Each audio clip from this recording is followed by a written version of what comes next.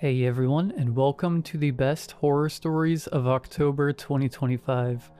We have 31 stories, one for every day of the month. I hope you all enjoy them.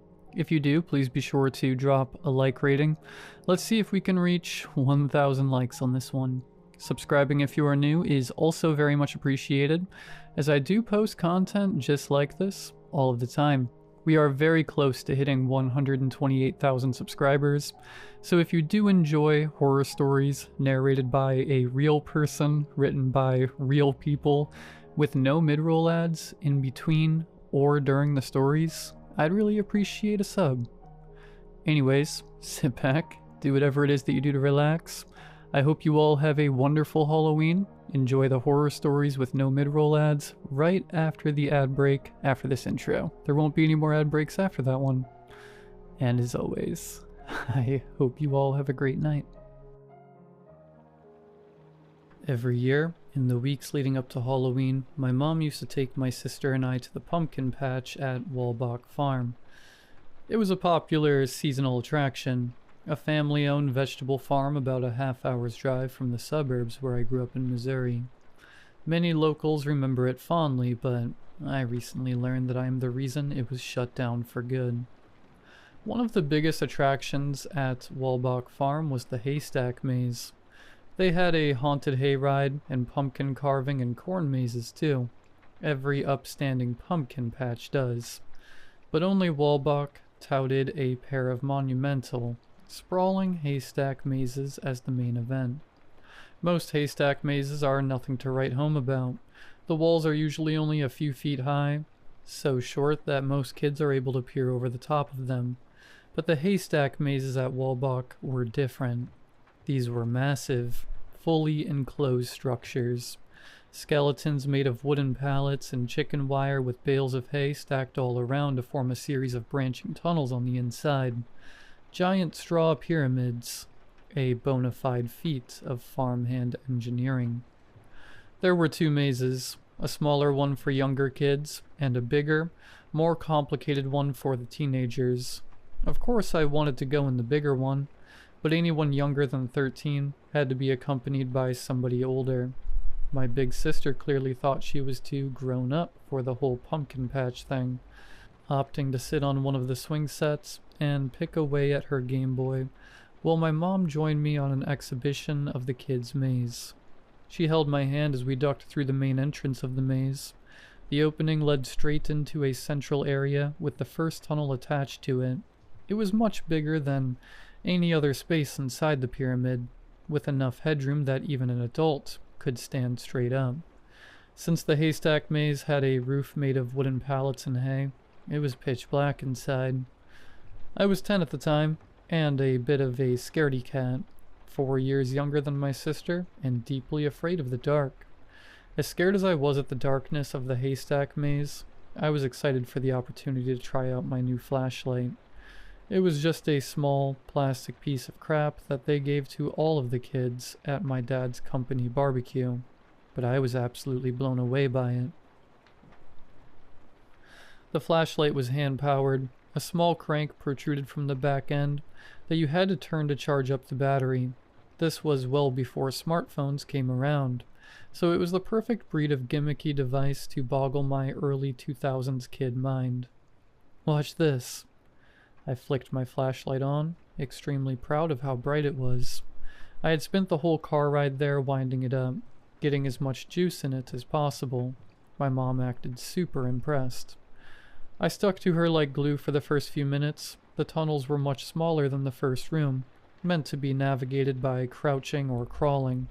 Some tunnels had wooden ramps leading up to a second level. Eventually I got more comfortable and started running ahead, scoping out possible dead ends while my mom crawled behind me. Even with my mom there, it felt a little eerie. Being surrounded on all sides by thick bales of hay had a sort of noise-canceling effect. All of the footsteps around us sounded muffled, and I could clearly hear my own breathing despite being surrounded by other kids. The air was hot and stuffy and claustrophobic. The kids' maze was well occupied, but there were still some empty pockets here and there, routes that were clearly dead ends after just a few steps. I made a point to check every nook and cranny. As I peered around the corner of one of these dead ends, the beam of my flashlight met a sign that made my heart drop. A small boy sat huddled in the corner, facing away from me. His shoulders shook, and he whipped his head around as soon as I appeared. My flashlight hit his face, and I saw tears on his cheeks.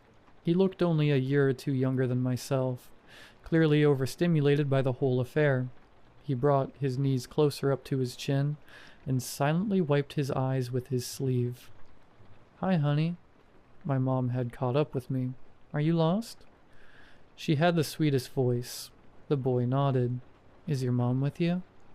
He shook his head, fresh tears welling up in his eyes. I could tell he was embarrassed, and I felt bad for him. "We're lost too," I said, holding my hand out. The boy smiled, took my hand, and picked himself up off the ground. "What's your name?" my mom asked. "Henry." "Nice to meet you, Henry. Do you have a flashlight?" "It died." He held out a small Buzz Lightyear themed flashlight and flipped the switch to demonstrate how its batteries had failed him. "That's okay. Simon can share his. Right, Simon?" I nodded, jumping at any excuse to show off my favorite gadget. "You know," my mom said leadingly, "there's a secret trick we can use to find our way out of here." Henry and I leaned in. My mom stuck her right hand out to the side, touching the wall of hay next to her. "This maze isn't very big. There's only so many ways we can go. We only get lost if we lose track of what we've checked already. So if we pick one wall and keep following it no matter what, we'll find our way out." Looking back, her method was far from perfect. The stick-to-one-wall approach might work if you applied it from the very start of a maze, but because we were already inside, the wall to our right could have easily been a freestanding divider fully contained within. Doing this could have led us in circles if the maze were complex enough. Fortunately for us, the kids' maze was intentionally straightforward. With the three of us sticking to one wall, we found the exit in just a few minutes. Henry's mother was waiting for us on the other side, looking worried.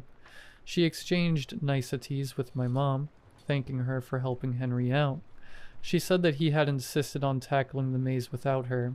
I felt a sting of shame knowing that this kid, who was younger than me, had proven himself more independent. Henry and I spent the rest of the day running around together. We did the corn maze, sat next to each other on a hayride, even went back through the kids' haystack maze again. I used to get picked on a lot, so it was nice to make a new friend outside of school. After making our way out of the kids' maze a third time, we decided that we were ready for something more challenging. We begged our moms to take us inside the bigger maze, but they waved away the idea, tuckered out from the day's events. "What if Zoe took us?" I asked, prompting my sister to tear her attention away from Fire Emblem for the first time all day. "Right, like I want to go running around in the dark with a couple of kids." Zoe's words cut me, though I didn't think she meant for them to come out as harshly as they did. Upon seeing my face fall, she begrudgingly agreed to join us. A freckle-faced farm boy wearing a Grim Reaper cloak over his blue jeans stood watch at the entrance of the PG-13 haystack maze. He told Zoe to stay by our sides at all times. This maze started just like the kids' maze, with a big open chamber and a single tunnel leading forward, though there was a clear sense of larger scale. Zoe plopped down on a haystack bench and flipped her Game Boy back open. Aren't you coming with us?" I stuttered. "Why did you want to do this if you're too chicken to go in yourself?" She groaned. Henry shifted uncomfortably on the balls of his feet. "I'm not chicken," I said, puffing my chest out. "Just come get me when you're done," she said. "Won't that guy know you didn't stay with us when we go back through the front?" She laughed. "Like I care about getting in trouble with some hick." And with that, I flicked my flashlight back on. Henry and I steeled ourselves and set off down the first tunnel. Right off the bat, I could tell there were way less people in the maze. Faint footsteps from above were few and far between. We only passed one other group of people after the first fork. A teenage boy eyed us down as we passed, likely guessing we weren't supposed to be there alone.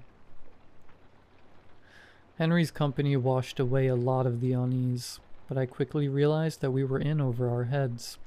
It didn't take long for us to get turned around. "Maybe we should go back and try from the start," said Henry. "Nah," I said, not wanting to admit that I didn't remember the route we took. "This place isn't that big. I bet we're almost there." We passed the same group of teenagers again. It was a good indicator that we were going in circles, but we were both too timid to ask for help. I cranked the flashlight's battery a bit as we hit a dead end after dead end. It wasn't showing any signs of losing power, but the fear of losing our only light source was starting to dawn on me. "Are we supposed to go this way?" Henry's question broke my train of thought. I followed his pointer finger to the wall with the beam of my flashlight and saw a small gap in the haystacks. Some of the hallways in that maze were pretty cramped, but this was the smallest opening we had come across. So small, in fact, that I had walked right past it. To answer his question, I wasn't sure. The entrance was no bigger than 3 feet tall. Even we would have to get down on all fours to fit through it, and it didn't seem likely that the people who built this thing would expect teenagers to fit through it all. The hole was just small enough to appear unintentional, but just big enough to suggest that it was the way forward. "Can't hurt to try," I said. Henry was a head shorter than me, so he went in first. I squeezed through behind him, holding the flashlight out in front of me. The opening was deceptively deep, stretching far enough to be considered a tunnel on its own. Henry stopped in his tracks halfway through, wary of its unexpected length. "You're sure this is part of it?" Henry called over his shoulder. "Look, there's an opening right there." I pushed him forward.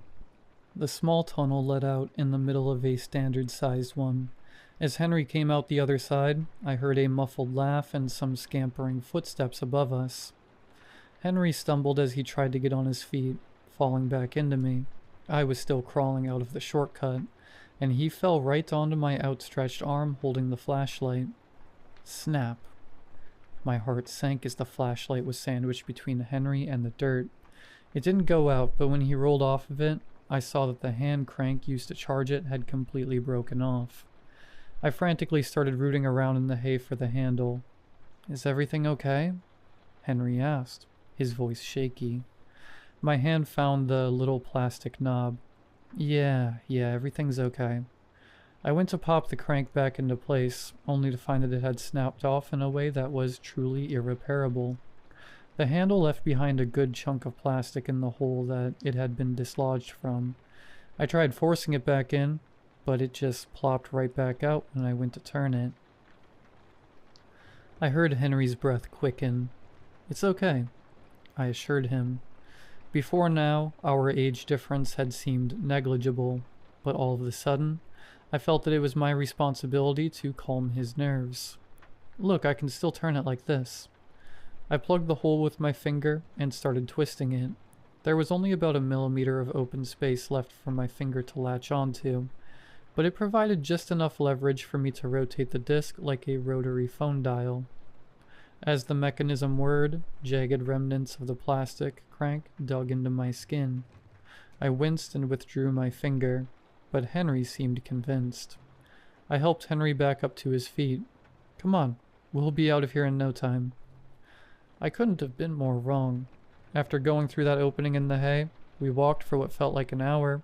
Occasionally we would hit a fork in the road and pick a way forward at random. We tried doubling back to the small tunnel that had led us here, but we never came across that opening again. Eventually the flashlight started to dim. It was a slow fade. By the time I realized what was happening, our visibility had been cut in half. I tried to charge it as much as I could bear to, rotating fingers until all of them were bright red and stinging. There wasn't much use to it. The mechanism ran off kinetic energy, and I could only get in a few turns at a time before the tips of my fingers would rub raw. We started calling out at any footsteps from the floor above us, but those had become even more infrequent. The slow depreciation of our flashlight went completely unspoken for what seemed like forever. Neither one of us wanted to bring it up. I only know that he saw it too, because the more it dimmed, the more our pace quickened. We were full-on sprinting through the maze. At that point, we could barely see more than a foot ahead of us. I made a turn and Henry missed it, running headfirst into a wall of hay. He fell backwards onto his butt. Tears started streaming down his cheeks for the second time that day. "Simon, we're lost," he cried. I know. I could barely choke the words out. Our light was rapidly depleting, like the dying embers of a campfire. Henry screamed for his mom. I did the same. I felt sick to my stomach, but too hungry to vomit. My body was aching and out of breath, but the maze was far from done with us. I started cranking the flashlight with my finger as fast as I could. The bulb shot back to life, but I could only push past the pain for a few seconds. As soon as I took my finger out, it immediately started to dim again. The battery was too far gone, and the skin on the tip of my finger was in a nasty state. Henry was hyperventilating, clawing at a solid wall of hay and screaming like a maniac. "Henry?" He didn't even hear me over the sounds of his despair. "Henry!" I grabbed him by the shoulders, letting the flashlight fall at our feet. It illuminated us from below as I pulled him close to address him face to face while I still could. "Henry, the light is gonna go out," I finally admitted. He burst into a tirade of shrieking sobs. Snot and tears caked his face. It broke my heart seeing what little faith he had left completely drained from his eyes. A knot sat high in the back of my throat. My mind raced for the right words as his face faded from my view. What would my mom say? "It's going to be dark, and it's going to be scary," I said, doing my best to steady my voice. "I know we're lost, but we can still get out." No.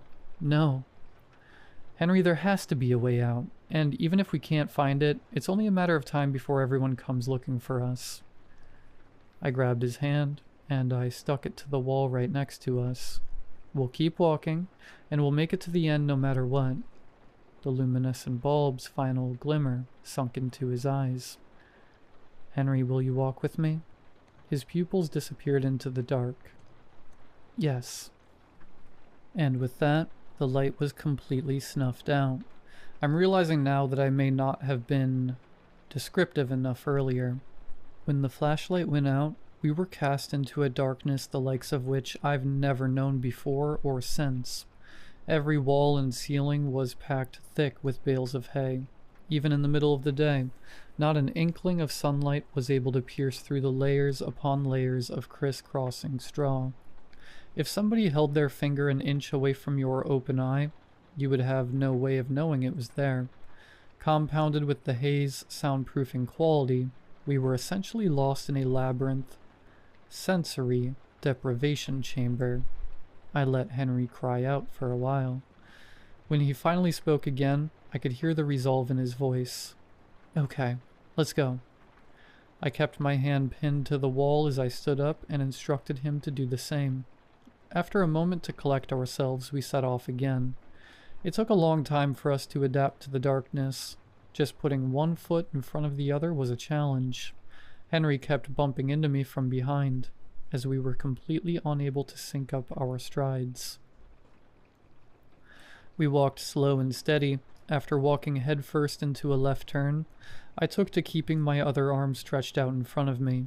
I started calling out turns as we came across them, not wanting to overshoot and risk taking my hand off of the wall. We took lots of breaks. The feeling of pins and needles crept into our outstretched arms frequently. We didn't talk any more than we had to, outside of calling out turns. I kept my thoughts to myself. My ears rang in the sickening silence. I felt some slight comfort in hearing Henry's feet dragging behind me, though it was entirely outweighed by a dread which grew exponentially with each passing second. We just kept going, and going, and going. Winding paths forked into more winding paths. We circled dead end after dead end. We weaved our way through countless corners and endless entrails. Walking, and walking, and walking still, and as we walked, things started to change. First, I felt it in my feet. The ground beneath us became firm. I thought we had made our way into some wooden boards, but when I knelt down, I still felt dirt. But the dirt felt different. It felt as if the dry soil was giving way to a more solid material, slowly rising from the earth as we advanced. The walls started to feel different too. Strands of hay began to feel sparse until the bouncy, dry texture was replaced by the smooth, cold feel of cobblestone. Even the air started to feel less stuffy. "Simon, do you feel it?" I didn't have to ask what he meant. "Yeah, let's stop for a second." I plugged my finger back into the flashlight, which I had fastened to my belt loop since it went out. I took a deep breath and started turning. Once again, the plastic bit into my finger. The hallway lit up around us. I was terrified to learn the details of our new surroundings. Somehow, as soon as we could see again, my fears were redirected in a way that I could never have predicted. As light filled the area, the feeling of hay and dirt beneath our feet returned. The walls, the ceiling, it was all hay. The stuffiness and stillness returned, as though the air around us reverted back to that of the haystack maze. Henry looked ghoulish, sweaty and covered in dirt, desperation in his eyes. I'm sure I looked just as bad. I pulled my finger out of the flashlight when it drew blood, and the light started to die once more. As the room around us disappeared from view, the feeling of the cold, stony atmosphere returned. There were no words to be said. I couldn't bring myself to believe the reality of where we were, and I couldn't fathom the possibility of where we might end up. Henry whimpered as we were cast back into unequivocal darkness. "I don't like this," Henry said. "Let's go back." "Back the way we came?" "Yeah." I racked my brain for a better idea. "Okay." We turned on our heels, swapping hands on the wall. I had no faith left in the wall method, but clinging to it was the only way for us to retain some sense of direction. I think we were doing it for comfort more than anything. Henry was now in the lead, taking us back the way we came. I expected the familiar feeling of hay beneath our feet to return as we retraced our steps, but that feeling did not come. If anything, the following hours made it even more clear that no matter which way we went, each step took us further into parts unknown. I heard the sound of our shoes against the hard stone reverberating more and more as we continued. Our steps accumulated a sizable echo, suggesting that we had ventured into some sort of wide-open space the size of a coliseum. I even felt a cold breeze. I stuck my free arm out to the right in an attempt to reach the other side of the tunnel, but it only found open air. I felt numb to the surrealism of the situation. I had abandoned all disbelief hours ago. Even if we had spent a significant amount of time walking in circles, there was no way we couldn't have stumbled across the exit by now.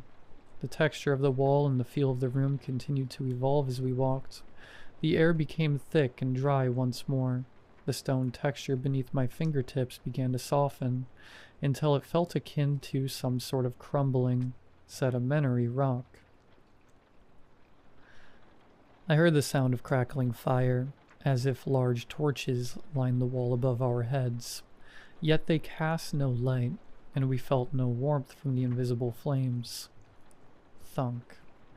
I grunted as I ran right into Henry, sandwiching him against a wall in front of us. It had been so long since we hit a turn. I guess we had stopped holding a hand out ahead of him. My nose smacked into the back of his head. Stars danced in my eyes. The force almost knocked my hand off the wall, but I managed to keep hold of it. "Shoot," I said, rubbing my nose with my free hand. "Are you okay?" He didn't respond. My heart started pounding ferociously. Henry, are you there?" "Yes," he squeaked, his voice barely a whisper. Whatever we had just hit, it had shaken him to his core. "What is it?" I pleaded. I jumped as I heard a whisper directly in my ear. It was Henry's voice. I hadn't heard him inch closer.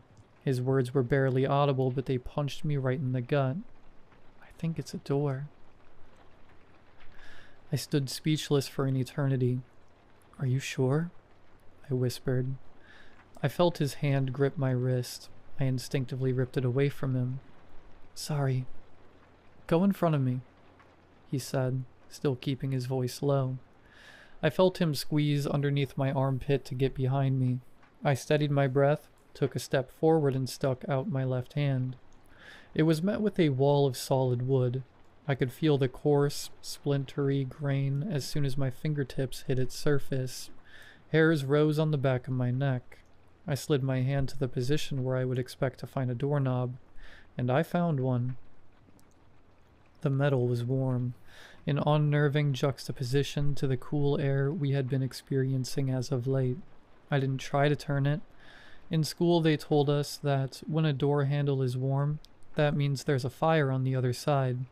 That was reason enough for me to not open the door, but it wasn't the only one. A foreboding sense of anticipation crept up my spine as soon as my hand felt the knob.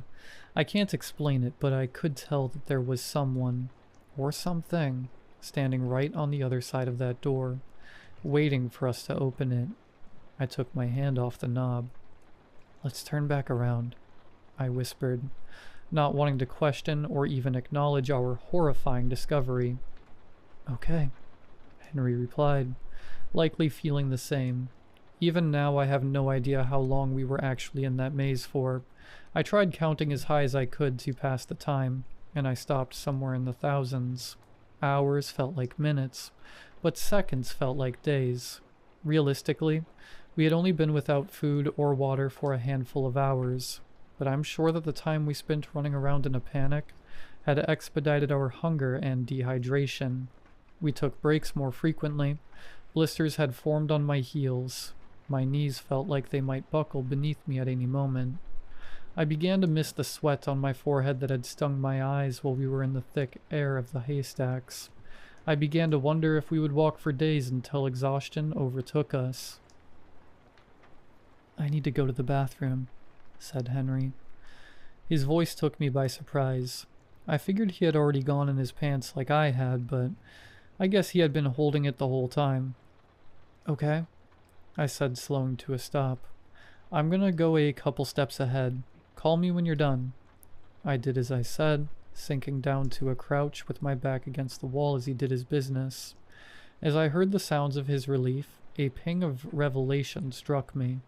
I slapped my hand against the cold stone of the ground, and heard no echo ring out after. Wherever we were now, the lacking acoustics suggested that tunnel had become narrow again. I heard Henry pull up his zipper, and I walked back towards him. I think we should try to touch the other wall, I said. What? I think the tunnel is small now. We should try to get to the other wall, and see if that leads us out. He didn't have to think about it long. The path we were already on hadn't helped. Keep your hand on this one, I said, finding his shoulder again, and stretch out as far as you can. I felt him spread his arms wide, and I followed his left arm out into the middle of the hallway that I hoped we were standing in. We locked hands, and I stretched as far away from the wall as I could, begging for the tip of my middle finger to brush against another wall. But that other wall wasn't there, and in my strain to find it, I accidentally pulled Henry too far. Suddenly we were falling to the right, the opposite direction from which we had been leaning. I toppled on top of Henry in the space where the wall had been a split second ago. My palm struck the cold, hard ground, catching me just before my face would have hit it. Henry wasn't so lucky. I heard him groan as the back of his head smacked against the floor hard as granite. Are you okay?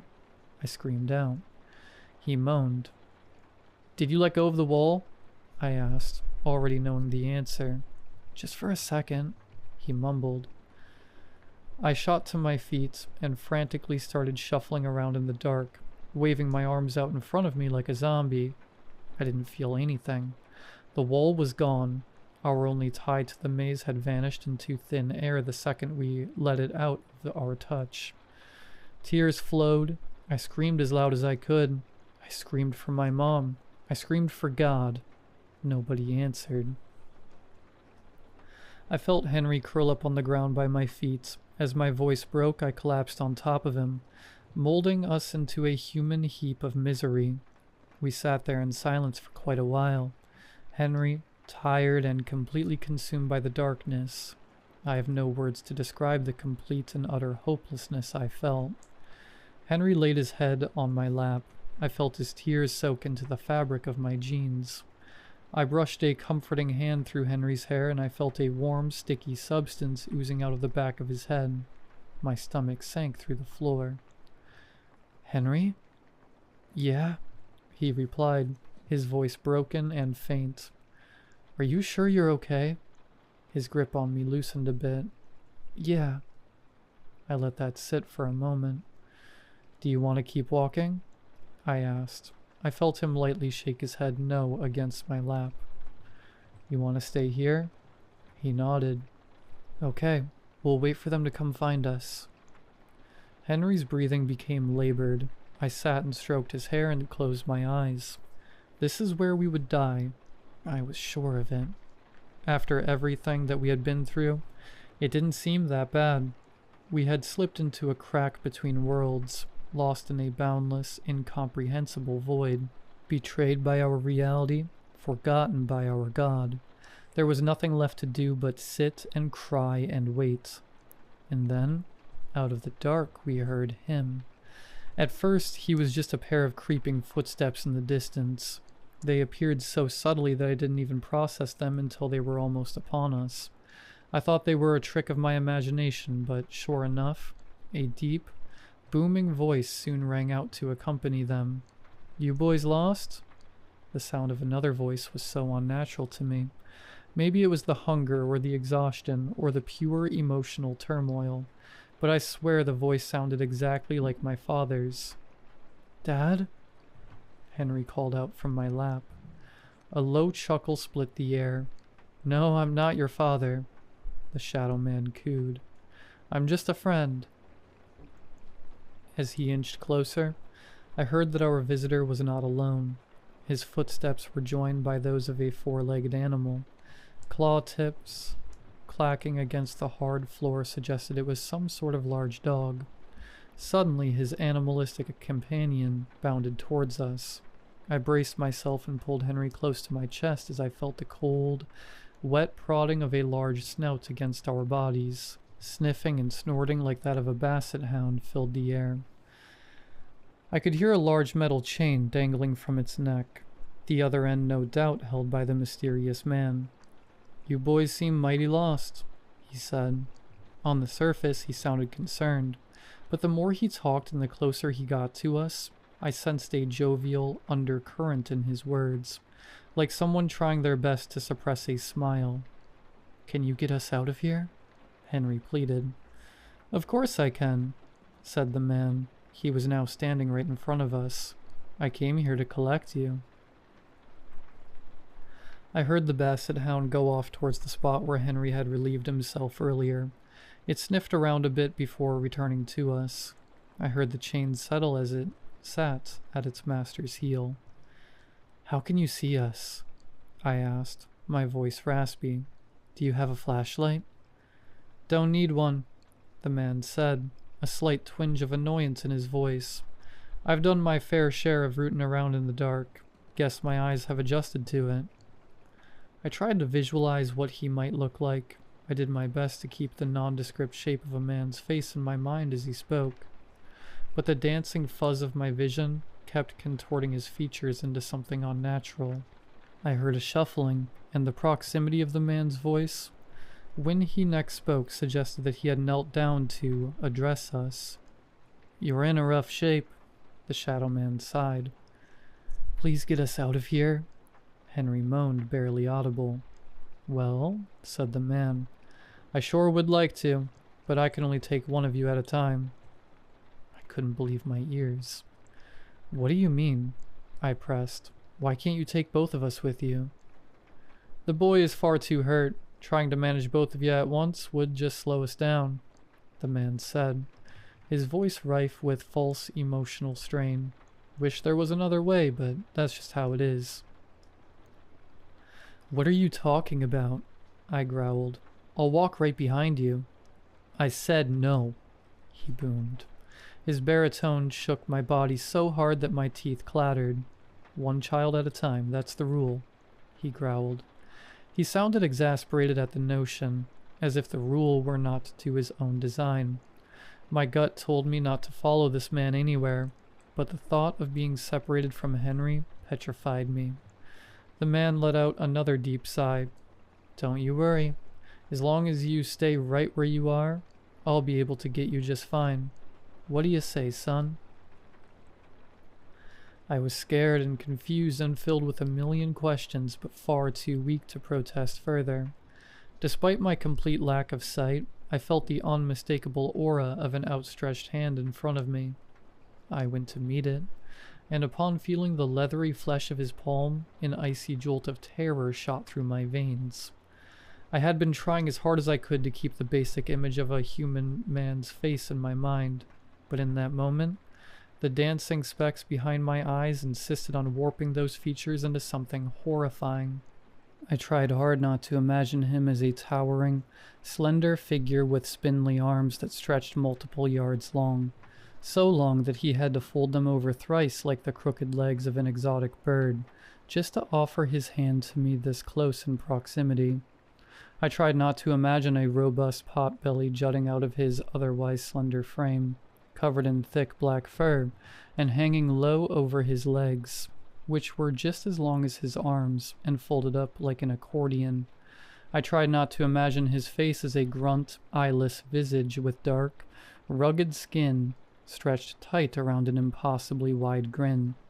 I tried not to imagine a pair of ivory horns atop his head that spiraled several feet up towards the heavens. I tried and tried and tried to keep that ghastly depiction out of my head, but for as long as he held my hand in his, it persisted in my mind's eye, as if it were an unquestionable truth. I withdrew my hand from his grasp, awestruck with a terror that I cannot possibly describe. I pulled Henry as close as I humanly could, and I whispered directly into his ear, "Henry, I don't think we should go with him. I think we should stay here." The man definitely heard me, but he didn't react. He remained crouched in front of us, skeletal fingers held out in offer. "I want my mom," Henry whispered. He felt limp, like a rag doll in my arms. "Please, son, I reckon he ain't got much time left," taunted the shadow man. I had no tears left to cry. Henry was dying in my arms. Whatever might happen to him, should I let him go, he wouldn't last much longer here. I loosened my grip as I felt Henry's arm leave my lap. I whimpered and felt him being tugged away. "Don't worry," the man sneered. "I'll carry you." I heard the hound pull at its chain and set off into the dark. The footsteps of the man followed behind it. "You stay put," I heard him call over his shoulder. "I'll come back for you later." I curled up in a ball as the footsteps became increasingly faint. My mind raced with the possible outcomes of my decision. What awaited Henry in the arms of the Shadow Man? Did he really intend to help? Or had Henry just met a terrible fate? My thoughts were bombarded with untold horrors that might be in store. I imagined Henry's blood-curdling screams at the hands of the conniving specter. I could sense his suffering. I could hear his torment. I could feel his blood on my hands. I don't know what possessed me to finally get back on my feet. Maybe it was pure adrenaline, or my fear of the Shadow Man. But the newfound isolation was a big enough push for my survival instincts to fully kick in. I was struck with the sudden, intense realization that I had to get myself out of that maze, whatever the cost. I shot up so fast I nearly keeled over. I fumbled around for the carabiner, latched onto my belt loop, and freed my flashlight from its clasp. I took a deep breath and shoved the mangled tip of my pointer finger back into the hole. It was time for a Hail Mary. I gritted my teeth and began to spin the dial like my life depended on it. Needles of pain shot up my arm as I fed the mechanism with my suffering. Every second the plastic shards dug into my skin felt like a hot lick of hellfire, but I viciously worked it round and round until the room began to illuminate. Once again, the sight of the hay walls and a dirt floor began to creep into view. But that wasn't all this time. As the light brought me out of the dark, endless void, I began to hear muffled voices and footsteps all around me for the first time in days. They were looking for me. They were looking for us. A wave of relief crashed over me, but it stole my mind from the task at hand. My cranking had slowed, and the light began to dim again. As it faded, so did the sounds of my salvation. I was slipping away back into the dark. I took off running, the promise of rescue, reinvigorating my work in the flashlight. I winced as it shredded my skin, alternating fingers until each one was coated by the steady drip of flesh blood. I cried out as much as I could, my voice raspy from overuse and dehydration. I ducked and weaved, desperate to make contact with someone, lest I fall back into the darkness. I turned a corner and finally I was met with the glow of another flashlight. I dropped to my knees, letting the bloody hunk of plastic clatter to the ground. Beams of light bounced toward me, accompanied by the worried cries of my rescuers. The next thing I remember was waking up in the arms of a stranger. Daylight scorched my retinas as a teenager carried me out of the maze. It seemed impossible for the sun to still be up, but the time spent was the farthest thing from my mind. Through a blur of tears, I saw my mother frantically screaming at a bunch of farmhands. My sister shrank behind her, face snow-white with guilt. A crowd of people was forming around them. Whoever found me hadn't been searching for long. I barely remember anything that happened once I was out of the maze. I remember being delivered into my mother's arms. I remember how tightly she held me, while I told the firefighters about everything that had happened in the maze. I remember my sister crying profusely. I remember waiting there past sunset while a team of first responders and farmers dismantled the haystack maze bale by bale. I remember Henry's mom pacing back and forth as the layers were slowly peeled away. I remember her screaming and bawling, and slamming her fists in the dirt when they removed the last haystack. And Henry was nowhere to be found. I remember all of that now, but to be honest, I don't remember anything that I've written here until just a few months ago. Back in July, a couple of Zoe's friends and I staged an intervention about her drinking. She never made it past high school, and by the time I got home from my first year of college this spring, she had a reputation around town for being a total barfly. I think her friends were worried about her getting worse when I went back in the fall, but I wasn't sure why. We'd barely spoken for years. She lashed out at me as soon as she saw the circle of chairs in her living room. She claimed that I was the reason she couldn't keep her face out of a bottle, and wept about how a little boy went missing because of her carelessness. At first I had no idea what she was talking about, but the more she spilled about everything from that day, the more those memories poured back into my head. The stone hallways, the wooden door, the man who took Henry, everything. Even as I write this, new memories from my time in the haystack float to the surface. I feel adrift in a river of recollection, grasping out at small islands of information as they pass. Whenever I manage to latch onto one and start digging, I uncover the same system of roots connecting them all below the murky depths. I don't dare ask my mom about that day, but I've done my research. No matter what actually happened in that maze, a little boy named Henry went in and never came out. The local papers all say that he was led away by a strange man who took him off the farm. Nobody saw the two of them leave. Nobody knew what the man looked like. But I know. Try as I might, I still can't shake the sight of him from my mind. I can't escape the familiar sound of his voice. When I'm left alone with my thoughts, my ears replay his parting words to me like a broken record. My fear of the dark has already followed me into adulthood. but since remembering all of this, it has amplified immensely. I haven't slept much these past few months. Even when I crash from exhaustion, I always do so with the lights on. I've avoided going anywhere after sunset, and I never let my phone battery dip. I haven't gone to the movies, or anywhere that would put me at risk of finding myself in total darkness. I'm not sure why I chose to share my story here. Maybe seeing all of the Halloween decorations going up around town stirred some guilt. I don't want any kid out there to go through what I did, and I definitely don't want anyone else to end up like Henry. Part of me thinks Henry is still out there. I don't know if that would be a good thing or a bad thing. Maybe I'll try to go back someday. Shut myself in my closet with the lights off and try to find him. For now, sharing my story is all I can stomach to do, because I know that even if Henry is somehow still alive, he won't be alone. I'll come back for you later. Out there, in the dark, I know he waits for me still.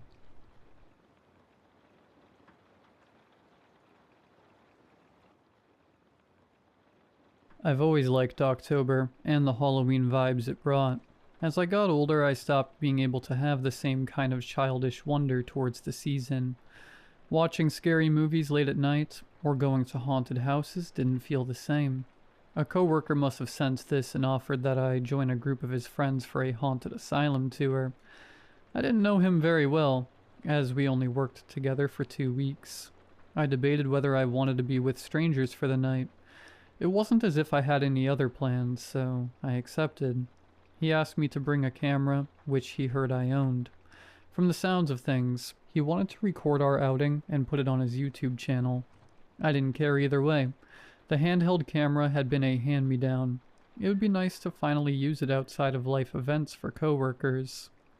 We met after work so he could drive us to the building. I've never heard of an asylum being within driving distance. I told him on the way. It was shut down after a lot of abuse was uncovered, and I mean a lot of nasty stuff. The city did everything it could to wipe the records of the place, and locals don't like talking about it because a lot of their older relatives worked there, Brian explained as he drove. I nodded as I half listened. I hadn't been able to find the name online. They must have done a great deal of scrubbing to erase this place so well. Since I wasn't paying much attention and focused more on my phone during the drive, I didn't know where we ended up. The road slowly became surrounded by trees, then turned into a dirty pathway I wasn't certain we should be driving along. This building was really out of the way. The trees finally parted, and I could see a massive building on top of a hill that Brian's car struggled against. Some other cars were already waiting for us. A full moon shone between clouds, and a slight breeze caused colored leaves to drift across the unkempt lawn. The white paint peeled off the front of the stone walls, and most of the dark windows were broken. This place looked like it came straight out of a bad horror movie. At least I would be getting my Halloween fill this season. We parked with the other 2 cars, and Brian started to introduce everyone. There would be 7 people in total. Kayla, a girl he's known since high school, waved when we walked over. Ryan worked with Brian at their last job. He didn't appear overly excited about the entire idea. I got the sense he was somehow bribed to be here. Liam and his sister arrived next in the same car. They were both tall, and within seconds of meeting them, I got the impression they could be friends with anyone. The last person arrived a few minutes after them, saying how they almost got lost. Okay, good. We're all here. Everyone wearing proper footwear? There are a lot of rusty nails and broken glass inside. How about flashlights? Brian started looking over the group. Most of us had our cell phones for flashlights. He didn't want us using up our batteries, so he handed out small pen lights as well as some walkie-talkies. I was impressed by all of this. Even though I was only working with him for a short time, I didn't have a very high opinion of his work ethic.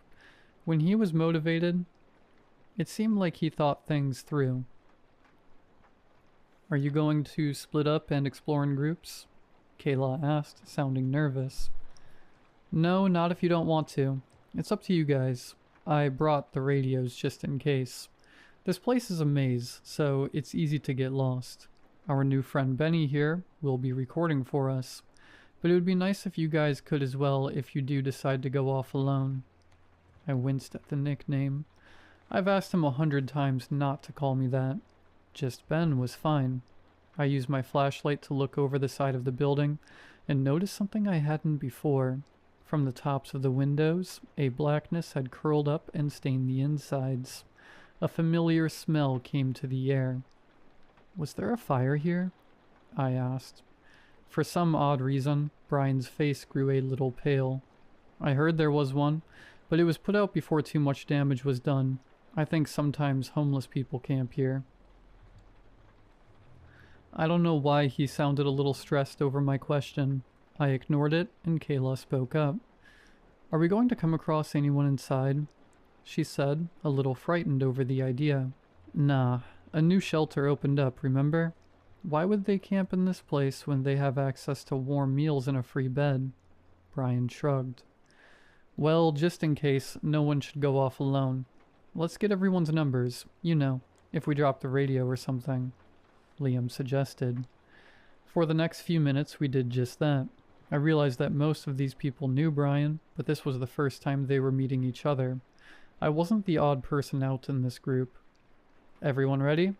Brian asked, and got a positive response. A cold wind blew, almost ushering our group inside. An odd feeling came into my stomach as I suddenly wanted to turn back and go home. I shook my head, refusing to back out now. Besides, Brian was my ride. Lifting the handheld camera, I followed behind the group, unaware of what waited for us inside. The lobby was massive, with cracked tiles. It opened to a large set of wooden stairs that branched out, leading to opposite sides of the building. Our footsteps echoed through the room. Liam and his sister walked ahead of the group to the front desk. He leaned over, looking through the papers that were left behind. They must have closed down suddenly. I think these files have some personal information that shouldn't be left out for anyone to see. He commented, placing the dirty papers back down. It is weird. I've never heard of this place. One of the group commented. Yeah, you would think it would be a huge local legend or something. Another person chimed in. Which side do you want to start with? Ryan asked, ignoring the previous questions. Right. Left. Two sets of voices came at the same time. After a quick game of rock, paper, scissors, it was decided we would go left. From the looks of things, the rooms for the staff were on the right, and the patients were on the left. Any treatment rooms were in the basement, and the common areas were on the first floor. It would be impossible for us to look at the entire building in one night.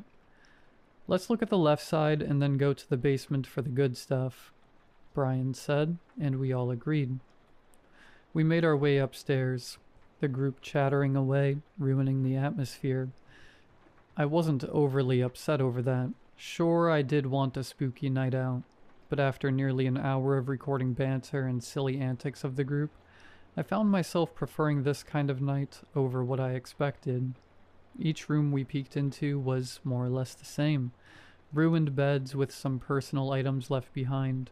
It looked like everyone just got up and left. Each item is slowly being overtaken by the elements. Weird how there isn't any graffiti, I commented as we walked down a hallway. Another burst of wind blew through the broken windows, creating a ghastly sound that made some of the group shudder. Oh, you're right, Kayla agreed, looking at the bare and painted walls. A strong smell of something burnt came with the wind, and I found myself covering my nose with my hand. Liam noticed and sniffled the air. What's up? Are you feeling sick? He asked. I shook my head, looking around, trying to find the source of the smell. No, it's like something is on fire. Am I the only one who... I stopped as I looked over the group. It was dark, but with our flashlights, I could see everyone. I counted 6 people. 6. I started looking inside rooms, trying to find the last person.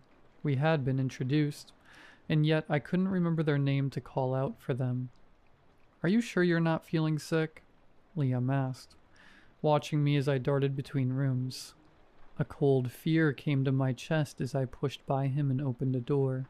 Inside was a large operating room, tools scattered along the floor, an old, massive light hanging overhead, a stained steel table. I left the door open and went to the room next to it. A doctor's office was inside, with an overturned bookcase and files littering the floor. I thought we were in the patient's living area. Why is there an operating room here?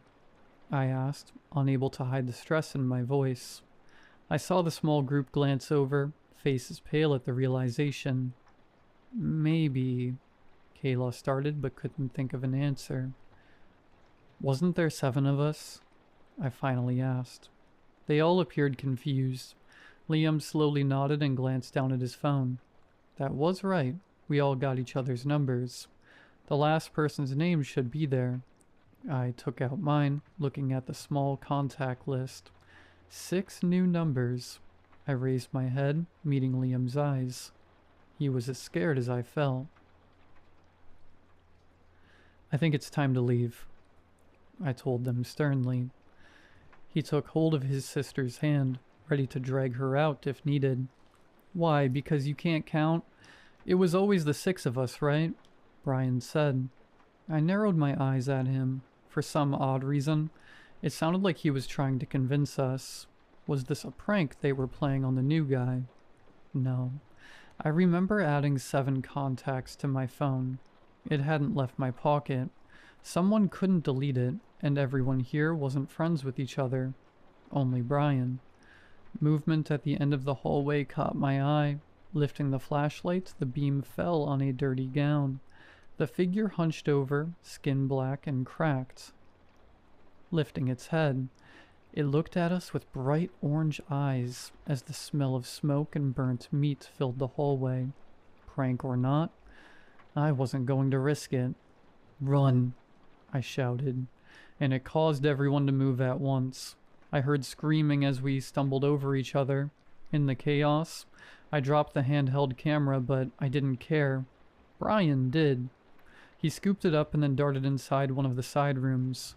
My vision was blurred as I ran as fast as I could, trying to get out of this place. No matter how many times we turned a corner in the hallway, we couldn't seem to find the stairs. If something was following us, I didn't see it, but I smelled something burnt close by. This isn't getting us anywhere, Liam said and pulled his sister into a side room. We followed him, out of breath and faces stained with sweat. The room was small and could barely hold all of us. It looked like a solitary confinement cell with scratches on the cement wall. When we calm down, we'll find a window and get out that way, Liam explained after gasping for some air. I looked around to see who was inside the room. Kayla, Liam, his sister, and me. We were missing a person. Dang it, I hissed and checked my phone. His name was still there, which was good. Did you see where Ryan went? I asked the group. Each appeared confused over the question, almost as if they didn't know who I was talking about. I almost forgot him, Kayla whispered, clearly scared of what was going on. Liam gripped his sister's hand tighter. We didn't understand what was going on, only that we needed to get the hell out of here. Okay, we really need to find a window, he said, and we all agreed. Thankfully, the next room had one. It was broken, and Liam wrapped his hand in a torn bedsheet to remove the rest of the pieces around the edges to make it safer. He put his head through, looking out with his flashlight, gauging the distance. We're on the 2nd floor, I think, he told us. Won't we, break something if we jump? Can't we find a bedsheet to tie together, or... Kayla offered. We had closed the door behind us. A sudden scratching noise came from it as the door handle started to turn. I threw my body against the door, keeping it shut as a burst of heat came from the other side. Better a broken leg than whatever is outside, I said, straining against the force trying to get in. She nodded, and Liam went to try to fit through the window. To his horror, his shoulders were too large. Ducking out, he took hold of his sister and held her through. His face was full of stress as he lowered her out. She promised that since she was a cheerleader in high school, she knew how to fall properly.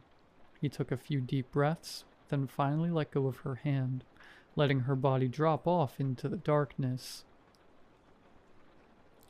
The rattling and the heat on the other side of the door disappeared when she did. Liam stood by the window, an almost calm expression coming over his face. He turned to us, looking over the other two people in the room. "Who's going to go first?" he offered. Dread came to my stomach. My shoulder hurt from keeping the door shut. I pushed back the pain to ask a question I hoped had a good answer. "Shouldn't we see if your sister landed all right?" I asked him, my voice strained. Liam's expression turned to confusion. "Sister?" he asked. I found myself sliding down the wooden door. Kayla choked back sobs and looked away from Liam. Going out a window wasn't an option, and we just lost a person because of it.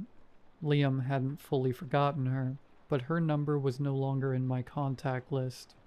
Maybe there was a slight chance she would be alright. We just needed to get out of here. "Alright, let's keep going."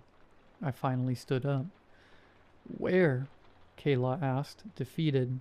"Why don't we stay here? People will notice that we're missing." I crossed my arms, wanting more than anything for a rescue party to come and save the day, no matter how much I wanted to believe that I already knew it would be impossible. "Where are we? I mean, what's the name of this asylum?" I asked them. Shock, then sheer horror came over their faces. They didn't know. No matter how hard we tried, we could not remember the name of this place. That meant that no one would be coming to save us. As hard as it was to accept, something natural was happening. "I agree with Ben. I think if we try hard enough, we can get out of here," Liam said and walked over to Kayla, taking her hand. I did the same, trying to give her a comforting expression.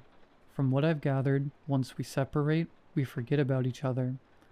"We won't let you go," I told her, trying to smile. Tears were in her eyes. With a deep inhale, she squeezed our hands, a new determination in her eyes. "I'm not some scared little girl. I won't let you guys be kidnapped," she huffed. I was glad that I was with these two. I swore that no matter what, we would get out of here. Slowly, I opened the door into the dark hallway, keeping a hand around Kayla's waist. Liam shone his flashlight down the hallway. A dark shape was a few feet away from us. It didn't react, so we wisely decided to go the other way. We walked down the empty hallway, with closed doors on each side. I kept looking behind us at the figure to make sure it wasn't going to chase after us. I glanced at the room numbers and noticed we were now on the 3rd floor. "I have an idea," I whispered to them. We shuffled into a room, closed the door, then I opened it, peeking out into the new hallway. Every time we went inside a room and left, we ended up in a different part of the building. Even some rooms might be inside different areas, like the operating room appearing on the 2nd floor. Maybe if we go in and out of enough rooms, we might end up on the 1st floor, I told them. Liam nodded, glad that we had some sort of plan. I have no idea how long we moved like that, ducking between rooms in a useless attempt to get outside. While inside a patient's room, Kayla paused at a dusty dresser. "It's a cell phone number," she pointed out. Someone had recently written a number in the dust on the dresser. Had Brian been here? I checked my phone and saw it wasn't a number on my contact list. Was it from someone we were missing?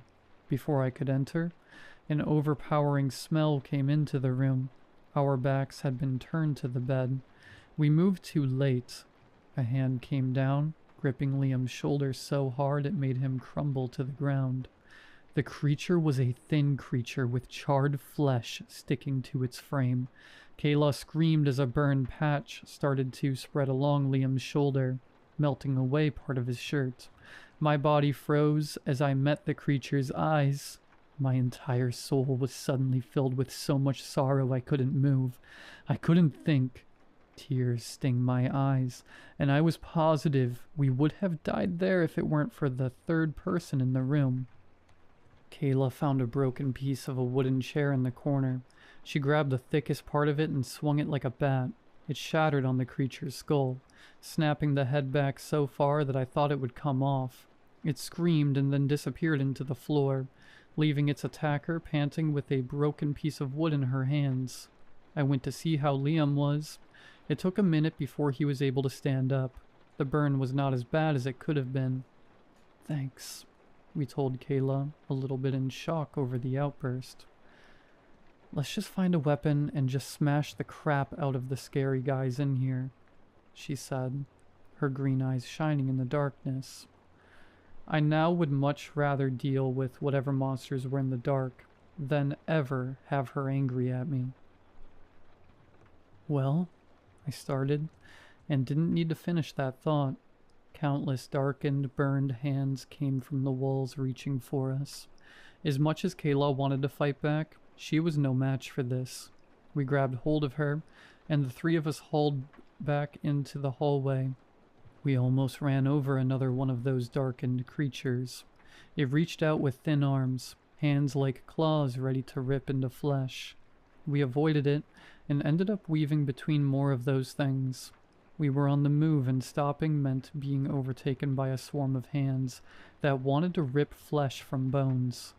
As we ran, I kept seeing the same cell phone number written along the walls and on the floors. I didn't have time to stop and call it.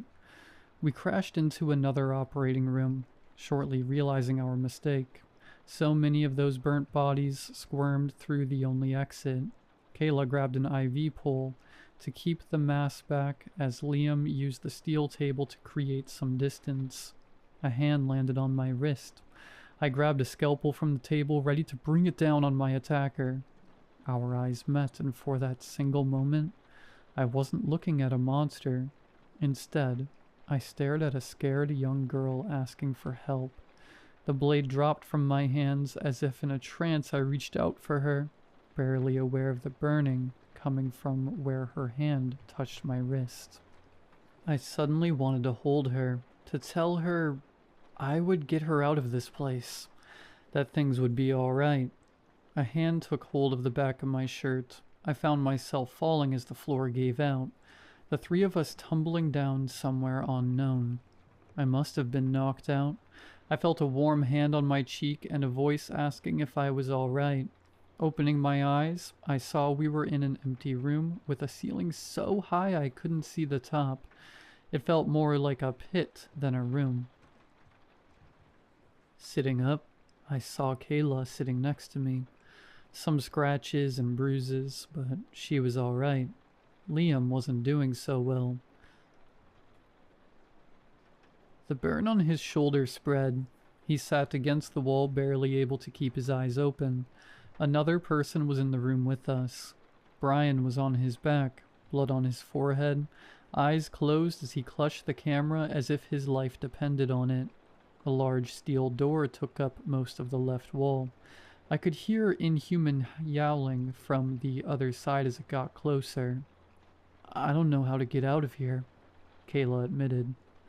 I took her hand, wishing I had the answers. The way out wouldn't just fall into our laps, right? "I found this when we went here." She nodded towards a piece of yellowing paper nailed to the stone wall. It had the same cell phone number she saw before. We looked at each other, deciding if it was worth the risk. From the sounds of things, and the heat coming from the steel door, we didn't have a lot of time to think about it. I pulled out my phone, thankful that I still had power left. I did try 911 first. Nothing. I then tried the mystery number. After a few rings, someone finally answered. "Took you long enough," the person snapped. We all jumped because the voice was inside the room with us. I got between the newcomer and Kayla, uncertain if I could defend her from them. No matter how hard I looked them over, I could not figure out their gender. They were thin with messy red hair cut at their shoulders. A tight, black sleeveless workout shirt clings to every muscle and shows off a flat chest, as well as how thin they were. A set of baggy khakis didn't match the shirt. Neither did a pair of slim, high-heeled shoes. One was standing on Brian's chest. "Who?" I asked, stunned at the newcomer's appearance. "Jake," they responded. "Jake is a little hot," Kayla whispered in my ear. I gave her a raised eyebrow but didn't say anything. She'd been through enough tonight. She didn't need me judging her. "Get up." Without warning, Jake kicked Brian hard enough to send his body rolling. He gasped, clutching his sore side. He spotted the camera he'd let go of and then scrambled for it.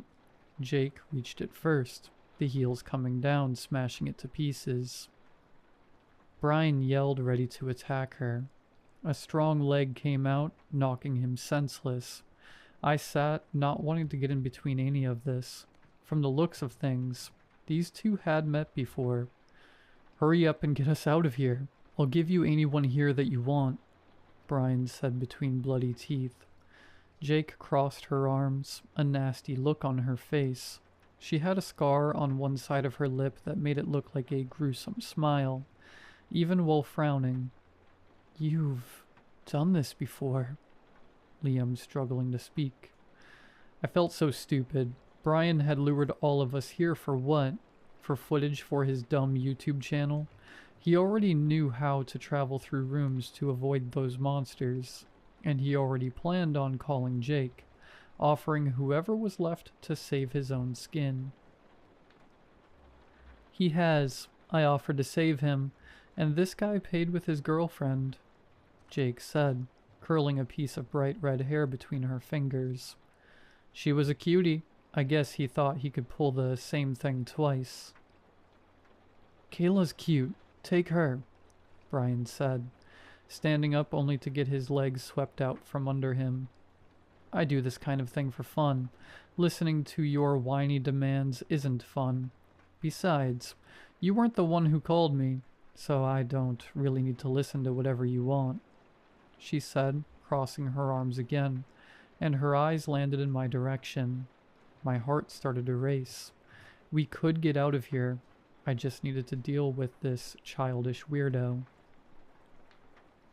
"You can do whatever you want with me. Just save..."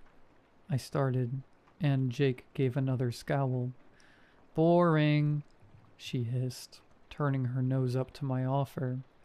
I looked over at Liam, knowing he didn't have a lot of time left. Even if there weren't monsters at the door ready to break it down, he needed help fast. "There were 7 of us," I started, and Jake glanced over, almost interested. "I don't remember the 7th, but I know Ryan's name and that Liam was here with his sister. Are they still alive?" I asked, hoping for answers. Jake appearing out of thin air and her overall vibe gave me the impression she wasn't normal. Maybe she knew more about this place than we did. "Yes, the people who die here become a part of this place. They are wiped from existence, like how all the patients were. This isn't a real place. It's an amalgamation of the suffering of the ones who died because of the system they were forced into," Jake explained and sounded almost normal. "I assume it lets certain people know about it because it wants to lure in new victims." I nodded, then frowned. They weren't all fully forgotten. Didn't some of them have families on the outside? Even being buried in an unmarked grave or burned. There must be someone out there who remembers some of these people.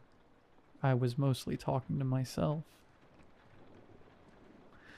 The creatures who chased us weren't monsters, just someone who had been hurt by the real monsters. "Is there any way to help them?"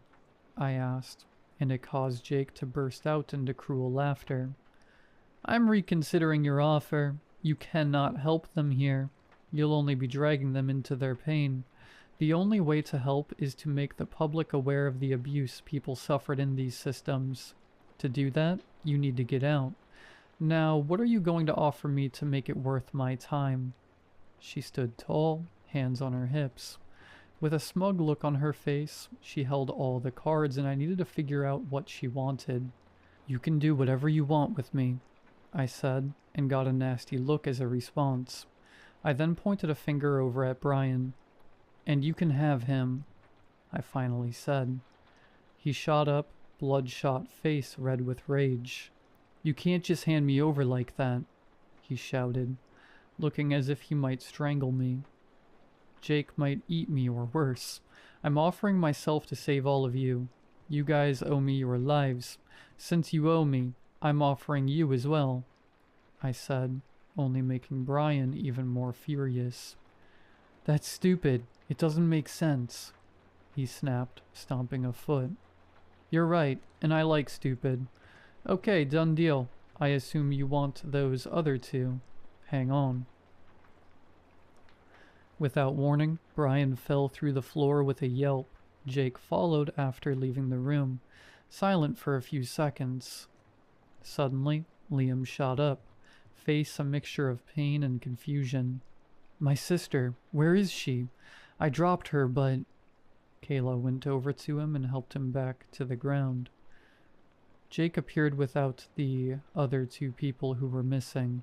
She told us they were outside and that she just needed to get us free next. "You'd better be worth it. This will take a lot out of me." She huffed and walked towards the door, her heels clicking. "Get ready to run." With some effort, I got Liam on my back.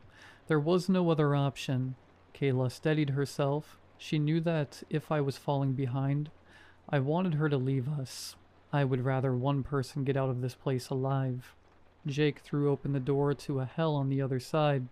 Countless bodies were crammed into each other, screaming and reaching for warm, living bodies.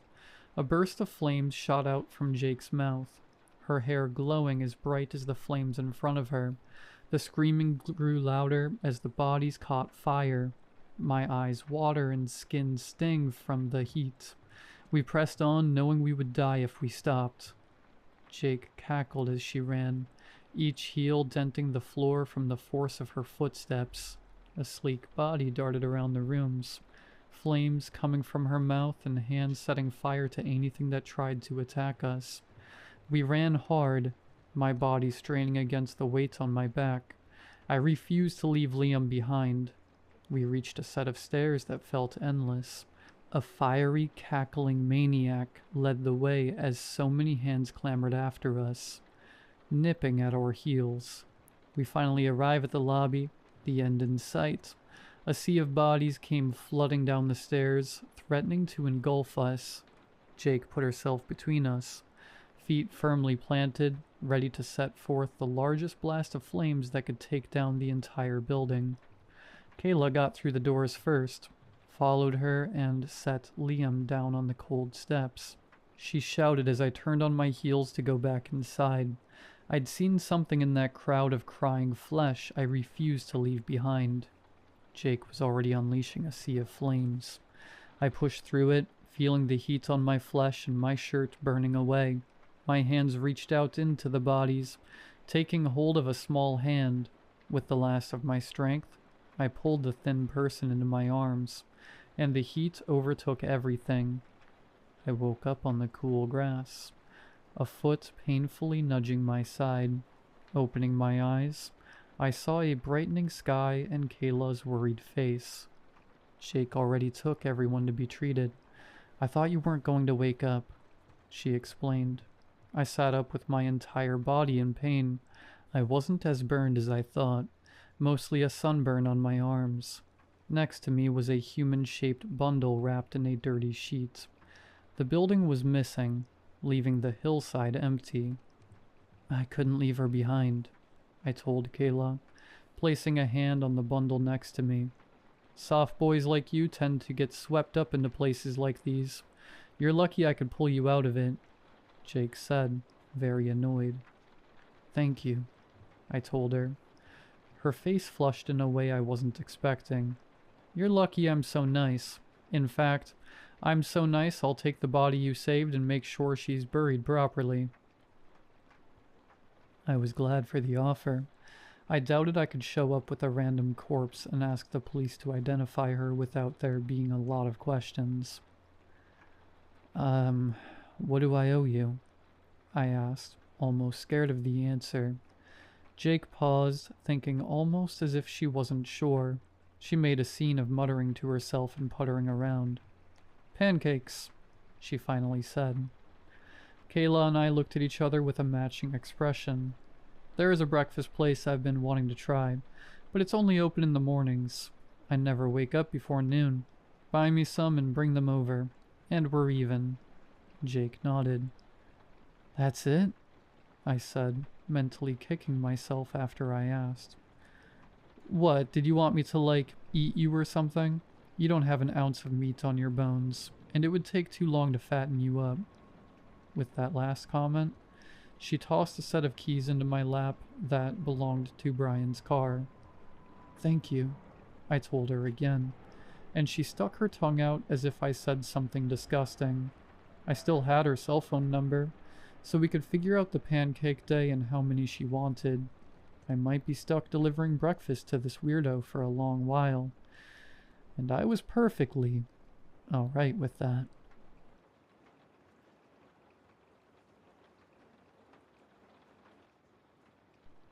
A few weeks ago, my wife and I went on a road trip for a family reunion in El Paso, Texas.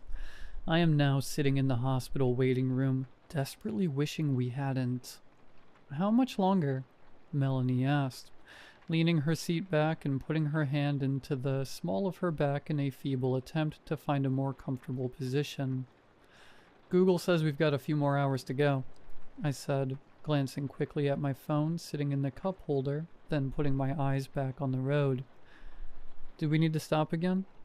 Melanie shifted in her seat a bit, removed her hand from behind her, then sat it back up to its original vertical position.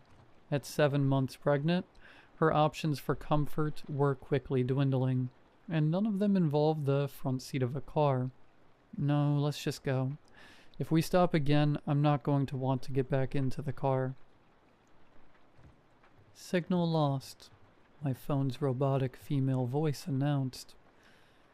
I sighed. The phone had been doing that for the past couple of hours at increasing intervals. There had apparently been an accident or something on the main highway, which would have backed us up by at least an hour according to the all-knowing Google. In order to avoid that, we'd taken a detour that snaked around the accident through the desert on a 2-lane highway. That had been 3 hours ago, maybe more. It was hard to keep track of when it had happened because even before the phone had alerted us of the accident, the whole trip had been little more than a palette of browns and grays, broken up only by the regular bathroom break. As I saw it, the New Mexico desert was the skid mark on the underpants of America, and if I never had the pleasure of driving through it again, it would be too soon. The sun had set about an hour ago, not long before the signal started getting more spotty, and the highway hypnosis had really started to get to me. There was nothing but desert on either side of us, and even with the high beams on, the darkness covered us like a thick blanket. Got any more Red Bull? I asked. If we're gonna go for a few more hours, I need some wings. Melanie reached into the back seat for a second, grunting with discomfort, then returned with a can of Red Bull. Last one, she said. This was sitting on the seat, so the sun warmed it up for you. Great, I said, taking the can, cracking the seal, and swallowing 3 large gulps. This will sit well with all the other junk I've been eating for the past 2 days. Without a baby on the way, Mel and I could have driven the stretch between Bozeman and El Paso in 2 days without a problem, but with her being as pregnant as she was, we had to carve out almost double the time, and she was still miserable. I let out a burp that tasted like all the atrocious snacks and truck stop food from that day mixed with the warm energy drink I was layering on top, and solemnly promised myself I would eat nothing but salad and water for the rest of my life. Turn left here for the Church of Christ. I thought the Church of Christ was back there, Mel said, reading the dilapidated sign as we passed it. No, that was the Church of Jesus Christ, I said. Big difference, apparently. All through the drive, we'd seen a wide variety of local churches, mostly generic, but after passing one called the Church of Liberty over a backdrop of a poorly drawn Confederate flag, we had turned it into a sort of game to see who could find the most outlandish one. We sat in silence for a while, listening to the hum of the engine and the intermittent signal lost notification from my phone. I had looked at the phone earlier when the signal was stronger, and saw that we just needed to go to the end of this road, turn right, and we'd find ourselves getting back onto the freeway. So although the intermittent announcement from the cup holder was annoying, I wasn't particularly concerned. That wasn't until we saw a sign that said, "Freeway entrance, left, 1 mile." "I thought you said it was a right at the end of the road," Melanie said, sitting up and grabbing the phone. "That's what it said," I insisted. "I checked it last time we had service like half an hour ago. We had about 60 or so miles to go and then it was a right." "How sure are you?" she asked, putting the phone back into the cup holder. "'Cause your phone is still saying it has no service, so it's not going to be any help." "Pretty," I said. Just then we passed another sign, "Freeway entrance, left, 0.5 mile." "At least, I think so." "I think we should follow the signs," Mel said. "I don't want to get lost out here, and the phone hasn't had consistent service in a while. It could have reset and changed routes or something to have us avoid the highway. Remember last time?" I did remember last time. A Vegas trip that ended up being 4 hours longer than it should have been because my phone reset and had us taking frontage roads and city streets. It would have been longer had Mel not thought to check the route on her phone. I was sure that I had seen it was taking us back to the highway, and that the next turn was a right in about 30 minutes or so given our current speed. But with the evidence to the contrary quickly approaching me in the darkness, illuminated by my headlights, I made the single most critical mistake that I would regret for the rest of my life. I followed the street sign and turned left. Mel leaned back in her seat, embarking again on her quest for a comfortable position, and I continued to stare at the lines in the road as we passed. Time begins to lose meaning when you've been on the road in the dark for as long as we were that night. It could have been hours that we spent speeding straight down the desert road, or it could have been days. With no focal point, it was really up to the clock alone to tell us how long we'd been there, and the clock on the dashboard had inexplicably reset at some point, something it did on occasion for most of the time I'd owned the car. Another bullet for Melanie to fire at me whenever we got into our marital spats. I didn't care, and she didn't really either, but it was another straw to load up on the camel's back nonetheless. My faith in the phone had begun to waver even further, as I was becoming sure even that clock was running slow somehow. We'd go for 5 or 6 miles according to the odometer, and the clock would only read a minute or two had passed. I drained the last bit of Red Bull down my throat, again promising myself nothing but clean eating after this trip was over. Moments later I felt a dull pressure in my bowels. The last drop of liquid must have been the last straw for my bladder. Mel slept quietly next to me, having finally crashed a while back, and I made the second decision I would come to regret. Although we hadn't seen another car for miles, I flipped my hazard lights on and pulled over to the side of the road. I turned off the car and stepped out of the car and relieved myself, relishing one of the finer points of being a man, and having the ability to take a leak in the middle of the road without much fanfare and return to the car. Mel stirred then and asked if we were there yet. "Not yet, just a bit further. I had to take a leak." She rolled her eyes and closed them again. I turned the key to start the car back up and heard a sound that sunk my heart into my stomach. Click, click, click, click. I said under my breath. Please don't do this. I turned the key again and once more heard the series of clicks telling me that my car didn't have enough power to start back up. I sighed, resting my head against the steering wheel in defeat. What's wrong? Mel asked, opening one eye. Battery's dead. What? There was a hint of panic in her voice, and she sat back up, totally awake now. But the car was just running. Yeah, it was running off the alternator.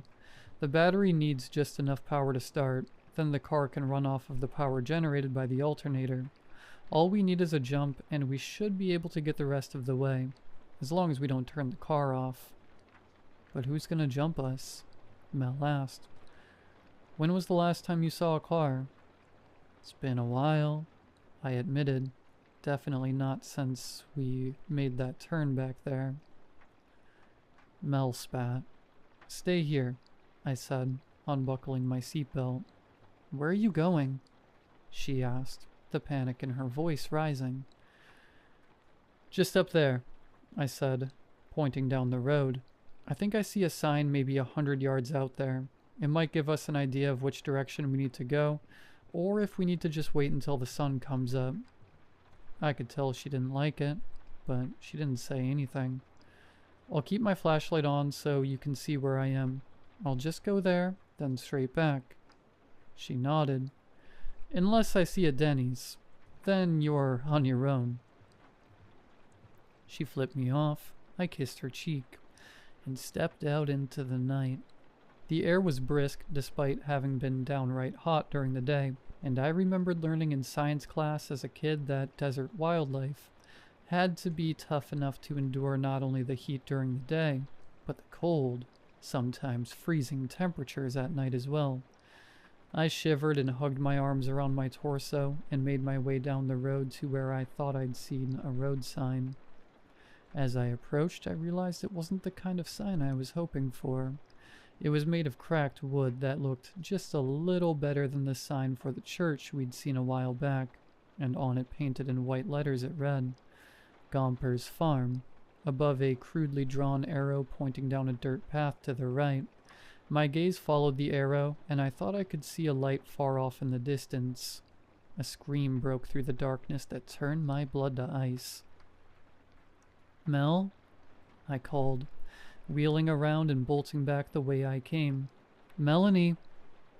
I could see the shape of the car in the distance, but it was far too far away for my flashlight to do much good. I sprinted down the road screaming my wife's name in a hot panic. What?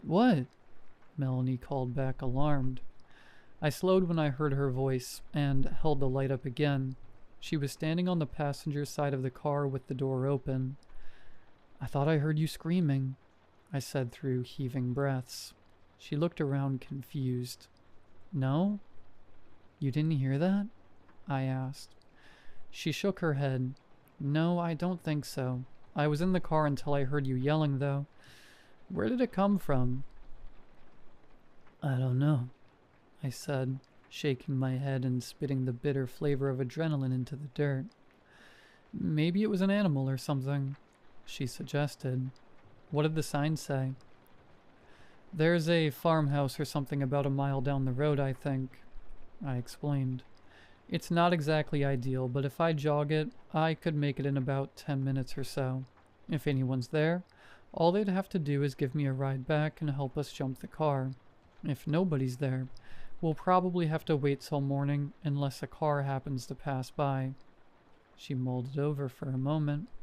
Then I saw the resolve on her face, and I knew what was coming next.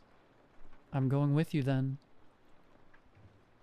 I didn't like it, but I could tell that arguing wasn't going to get me anywhere but the doghouse. And, considering the scream I'd heard, or thought I heard anyway, I preferred having her close. Fine, I agreed. Grab your jacket, though. I'm gonna grab mine and a couple of water bottles from the back. A moment later, we were hiking down the road, our silhouettes illuminated intermittently by the orange hazard lights we'd elected to leave on. I doubt the battery would last if those lights were on too long, but if someone was driving past, I would hate for them to miss it. Mel had thought to leave a note on the windshield telling whomever found it that we'd gone to the farmhouse and would be back shortly. If anyone was kind enough to stop, they'd hopefully see the letter and stick around long enough to help. That, or they'd know where to look for us coming back so they could take whatever they wanted out of the car before we returned. There was a cool breeze that played with our hair as we walked.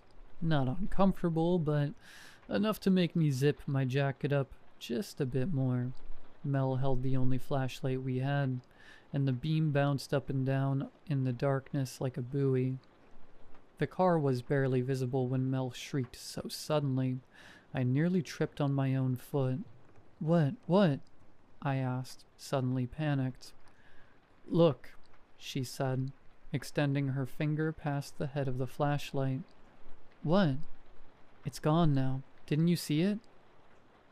No, I was too busy asking myself why I'm hiking with a pregnant banshee. There's something out there, she said, ignoring my jab. Just past that rock, I saw a pair of golden eyes. Probably a coyote, I said, starting to walk again.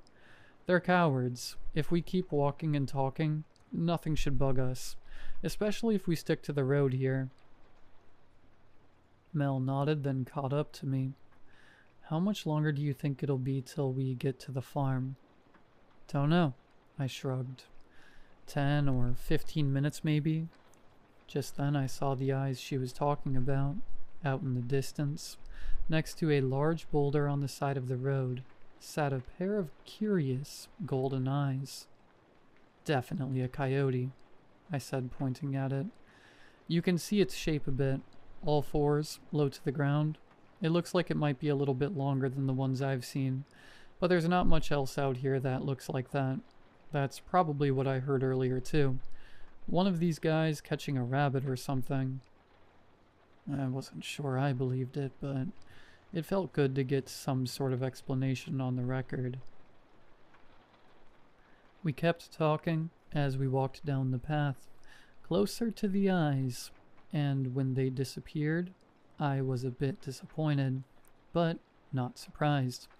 Part of me wanted to see the coyote up close, but if we got close enough to see it, that probably meant we were close to a den, which is the last place we'd want to find ourselves.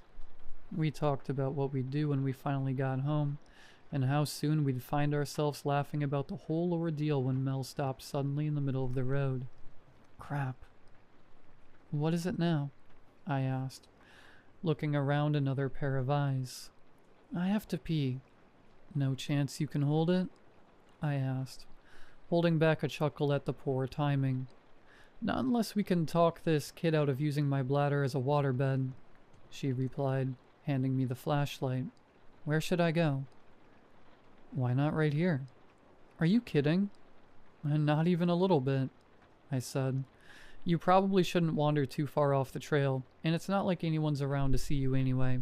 Hell, if someone showed up and the universe decided now was the time to embarrass you, I'd still take that over the rest of the walk. Fine, she sighed, pulling her maternity pants down and squatting.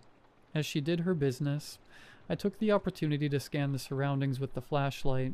I found a few more pairs of golden eyes on either side of the road, which quickened my pulse just a little. I didn't like being outnumbered, and I liked being surrounded even less. Melanie finished her business, and with some assistance from me to get back up to a vertical position, we were off again, our feet crunching against the dirt as we walked. I thought I heard something then, and this time it was my turn to stop. What? Mel asked. Shh, I said. I started again, then stopped. What is it? Mel whispered. Another scream? Nothing, I lied, picking the pace back up. I thought I heard a car. We walked again in silence, Mel forgetting to keep the conversation going to keep the coyotes back, and me listening too intently to think about topics to discuss. I knew I'd heard something behind us. I hadn't noticed it at first, or maybe it hadn't been there at first, but after we stopped, I could make out the faint sound of footsteps on dirt that stopped almost as soon as we did, and picked up, or so I thought. as soon as we had. I'd also heard a strange lapping sound just after we started walking again, like something licking the urine off the dirt road. When the farmhouse came into view, the relief between us was palpable. We had both been too preoccupied with the growing number of eyes on either side of the road that we hadn't noticed that the light I'd seen from the road had shut off. It was a small house, but I hadn't expected much more than what it was given the location. If it had 4 walls and a roof, I would have been happy. But from the outside I would have guessed that it had at least a few bedrooms, and behind it stood a structure that looked like it may be a detached garage or large shed of some sort. We approached the house, and I was just about to walk up the wooden porch steps when Melanie grabbed my hand. "Hold on." I turned to look at her. Her eyes were wide, and the pupils were so dilated from the darkness they were nearly black. "What's wrong? Do you think this is a good idea?" I rolled my eyes. "If it wasn't, you could have said something 20 minutes ago." "I know, I mean..." She paused for a second. "Do you think these people will help us? We're strangers in the middle of nowhere, and it's the middle of the night." I shrugged. "I think the worst that can happen is they tell us to leave. They'll probably answer the door with a shotgun in hand, but who wouldn't?" Melanie nodded, and I saw her throat work up and down in a dry, nervous swallow. I walked up the few steps, the wood creaking beneath my feet, leaving Melanie at the bottom. I held up my fist and rapped 3 times on the screen door. We waited, listening intently for sounds inside the house, but heard nothing. Instead, I heard what sounded like the soft, padded feet of a coyote in the dirt behind us, but I brushed that away. They were known for being incredibly quiet. That thought didn't make me feel much better. I opened the storm door and knocked again, this time on the wooden door. The sound carried far better, but again we heard nothing but silence. "I think we should go," Melanie said. "Something isn't right." The knot in my stomach agreed, and I turned to leave just as the door opened. "Who's there?" a man's voice said. He hadn't turned the light on in the house, so when I turned back around, all I could see was a silhouette in the dark, illuminated by the ambient glow of Melanie's flashlight that was pointed directly at my back. "I'm sorry to bother you, sir," I said. "My name is Matthew Howell, and this is my wife, Melanie. Our car died down the road, and we were hoping you could give us a jump." "No," the man said under his breath. "No, no, no, no, no." "Sorry?" I said, thinking I misheard him. "Sorry, no, we cannot jump your car tonight. It'll have to wait until morning." "Sir, I'm sorry to impose, but we really can't." A twig snapped behind me. Very quiet, but clear nonetheless. "Please come inside," the man said. "You'll stay here tonight." I turned to look at Melanie, who was already walking up the steps. The man opened the door wider to let us in and clicked on a light in the hallway, bathing us in a glow that immediately made me feel better. The farmhouse looked on the inside just as I would have guessed. It was modestly furnished with what looked like handcrafted furniture. Paintings of flowers and landscapes adorned striped wallpaper-covered walls that looked like they were most recently renovated in the 70s. And faded area rugs covered wood floors that creaked beneath our feet even with the slightest weight. The man who stood before me now looked just like the kind of person who would live in a house like this. He had thin white hair and a large beard with yellow tobacco stains around his mouth, and he wore a set of beige long johns under a pair of pants that were held up with suspenders. The outfit of a man who had been disturbed in his bed. I guessed he was somewhere in his 60s, still reasonably muscular from working on the farm, but well past his prime and settling into the atrophy of old age. He had been holding a shotgun in one hand, and just then put it down and leaned it up against the door frame. The man turned and called to someone inside the house. "Ma, put a kettle on, would ya? We've got 2 here for the night." "Really?" I said. "I don't think we can." "I insist," the man said, turning back to me. "The roads aren't safe at night. It's too easy to get turned around. Yeah, I can see that, I admitted. I thought we were doing well until we saw that sign for the highway back there.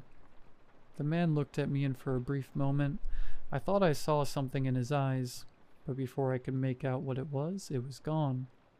The sign was all he said, and gave an understanding nod. Do you have a restroom I could use? Melanie asked, cutting in. Yes, down the hall and... The man stopped when he saw her, and again there was something in his expression I didn't like, but again I couldn't make it out before it was gone. To the right, he finished. Melanie thanked him and made her way to the bathroom. We'll be just around the corner in the kitchen, the man told her. He turned and led me around the corner, where I now heard someone else bustling about, presumably putting a kettle on. My name is Arthur, the man said, sitting down at the kitchen table. This here is Ruthie, he said, gesturing to a small woman in a white nightgown, who was just then lighting the gas stove. Ruthie turned around and offered me a smile. Hello, she said. Did I hear your name is Matthew? I nodded. Yes, and my wife's name is Melanie. They're in the family way, Arthur told Ruthie. Oh dear, Ruthie said pleasantly. How exciting. How far along is she? Not the word I'd use, Arthur said under his breath. 7 months, I told her. 7 months, she exclaimed, beaming. And where is she now? She's in the restroom, I said. Oh, I've got some things for her. Let me run and get them, Ruthie said pleasantly, then disappeared around the corner. Arthur and I sat in silence for a moment. Then I said, Are you sure you can't just give us a jump? Or do you have a phone I could use? He shook his head. Sorry, but no. Ruthie and I don't go out after dark, and we haven't had use for a phone in 20 years or more. We'll be happy to give you a ride back to your car and get you on your way as soon as the sun's up. What if we... Listen, Arthur said seriously, leaning forward. He again wore the expression I'd seen earlier. It was one I didn't understand, but looking back at it now, I think my father, who had served in Desert Storm, and had seen the expression worn by men as they stood on the other side of a loaded gun but were determined to show courage in the face of fear, would have picked it up in an instant. You were with your lady the whole time, right? Ever since the car broke down, yeah, I said. And even before that, we've been elbow to elbow for just about every second for the past 2 days. All right, good. He leaned back in his chair. That's good. What's this about? I asked. And perhaps he would have told me then, although looking back I doubted that he could have. Not then.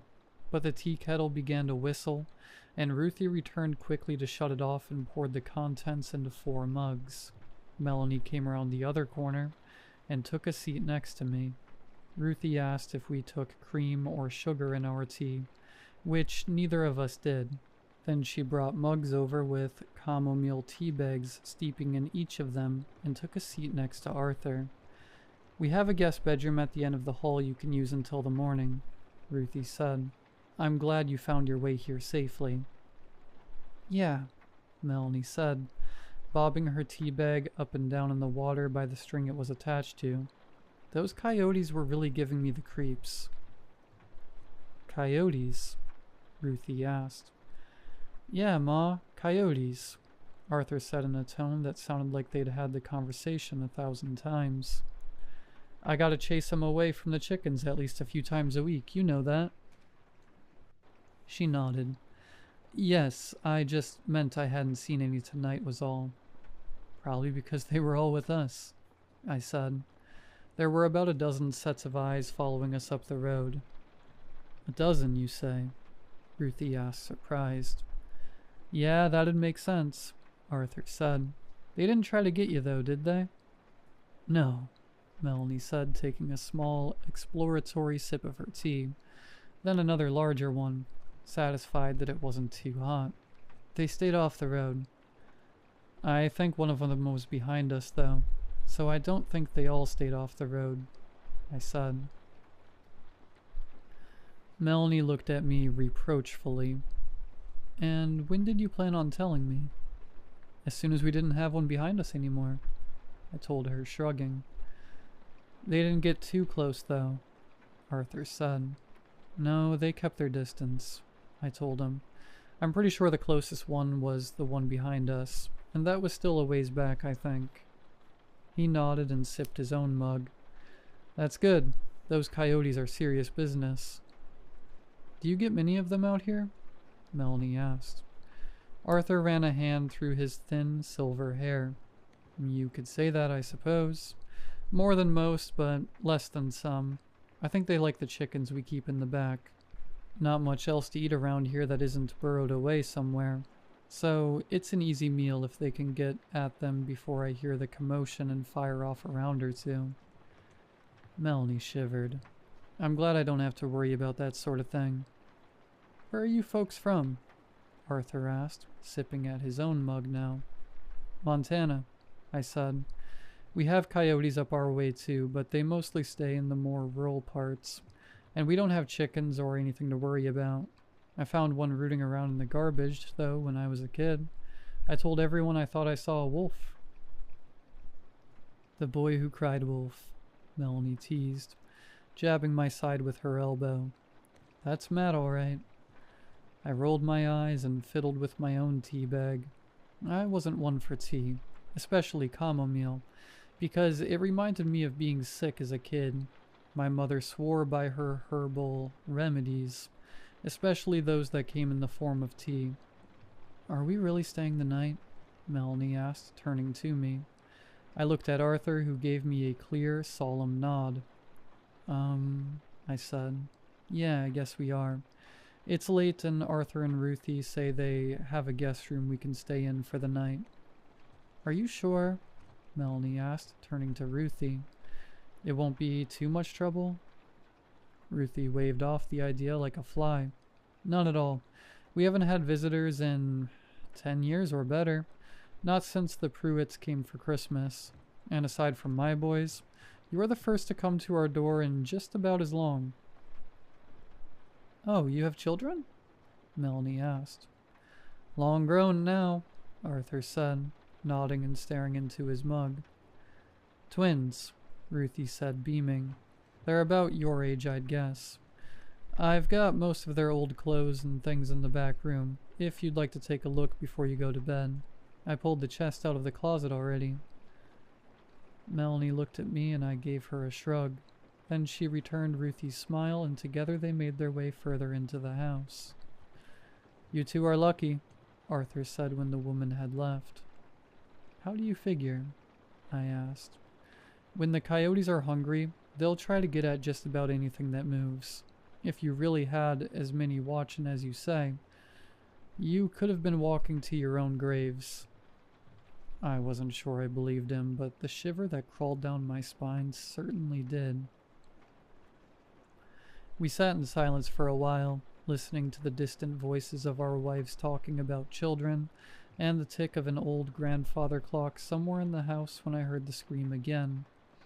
It was coming from outside, somewhere close to the house, but it was hard to tell. I sat up in my chair, but Arthur didn't move. Birds, he said flatly. Sorry? I asked. We've got birds out here that sound like that sometimes, he said. Sound like a lady shrieking, or sometimes a child crying, but it's just the birds calling out to each other. Birds, he nodded. What kind of birds sound like that? He shrugged. I don't know. I heard them called lyrebirds once. Not sure if it was the name or just a fitting description of the things. Yeah, I said, feeling the name scratch away something on the surface of my brain, a fact buried under the dust and cobwebs of my mind. I've heard of those, I think. They can copy other noises like parrots can, right? I thought they lived in Australia or something. Arthur shrugged again. Couldn't say. I don't even know if that's what they are for certain, but I know that the sound we just heard was one of them birds. I settled back in my seat, feeling better about the scream I'd heard earlier. It would have made sense if it came from the air.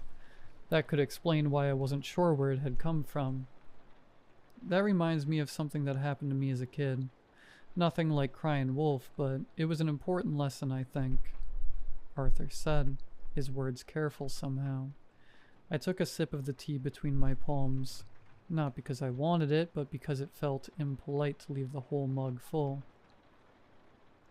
You ever heard of Arthur searched for the word. A brood parasite? I think that's what they call it. I shook my head. It's a kind of bird that leaves its eggs in another bird's nest. Sometimes it'll push the other eggs out, but usually it just leaves their eggs for the other bird to care for. I heard about these when I was a little boy, maybe 8 or so, and I found a robin's nest with a bunch of little blue eggs, and one single black and white speckled one. I thought I'd found something really special, so every day that spring, I would climb that tree to see if it hatched. A couple weeks went by and eventually the egg hatched. It was the first one, and I was so excited to see the little black chick inside. Not long after the others hatched, and each of them was a little robin that looked nothing like this blackbird, which was now twice the size of these other ones. The days went by, and one day, as I was about to climb the tree, I found one of the baby robins laying in the grass. I picked it up and climbed back up the tree to find that, of the 4 robins that had started in the tree, there was only one left, and of course my big black bird was now far larger than the others. It had started to knock the other birds out of the nest. I put the chick that I had saved in the grass back into the nest, and do you know what the black bird did? I shook my head. It killed it right before my eyes. Tore it apart like it was nothing. I ran to tell my father, and that's when I learned about birds that impose their eggs in other nests so that the other birds will raise them. I thought that. A voice outside interrupted us. It was a cry that almost sounded like it had words this time, but the words were indistinguishable, despite the fact that it sounded like it was coming from right outside the window. Arthur sat bolt upright and turned his head quickly to the window. He stood from his seat and crossed the room with 3 large steps. I was just telling a story. Leave us be. I couldn't be certain, but I thought I heard something scurry away in the dirt. What was that? I asked, trying not to sound as nervous as how I felt. Them coyotes, Arthur said. I thought you said the cries were the birds. I said. Them too, Arthur said, his tone coming off more annoyed than anything. Although there was something else as well.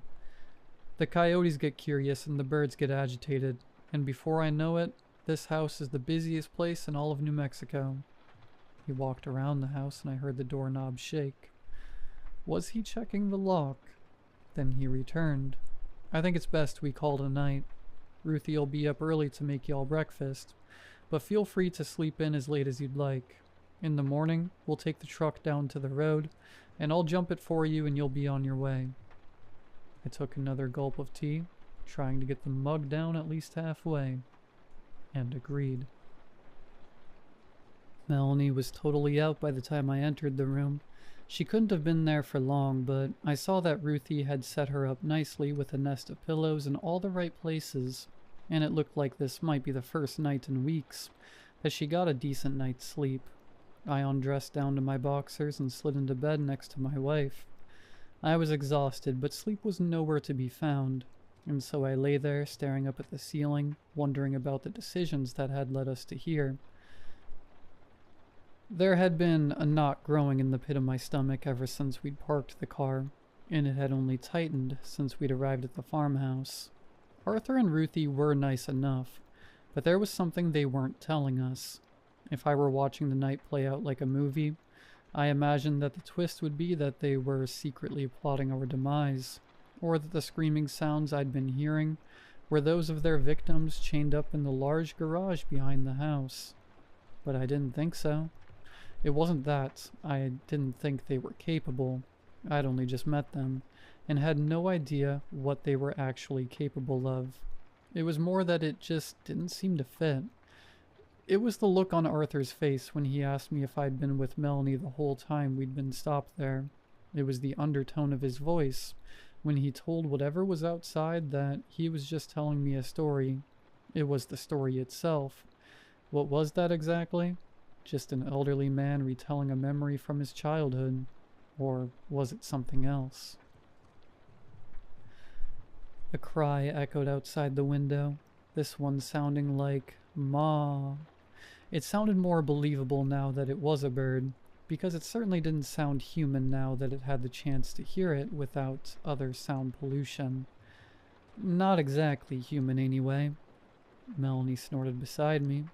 The preamble to a full-on snore coming in the next few weeks, I was sure. Another scream, this one closer, but from a different direction. The birds were all talking to each other. I sighed and closed my eyes, trying to will myself to sleep, even if it was just for a couple of hours. The house was cold, probably from poor insulation and the single-paned windows. I pulled the sheets up and turned to my side, pulling my knees up to my chest for just a little extra warmth. I was nearly asleep when I heard the claws scratch the wall outside the house and my eyes flew open. Was that the coyotes again? Did coyotes do that? I wasn't sure.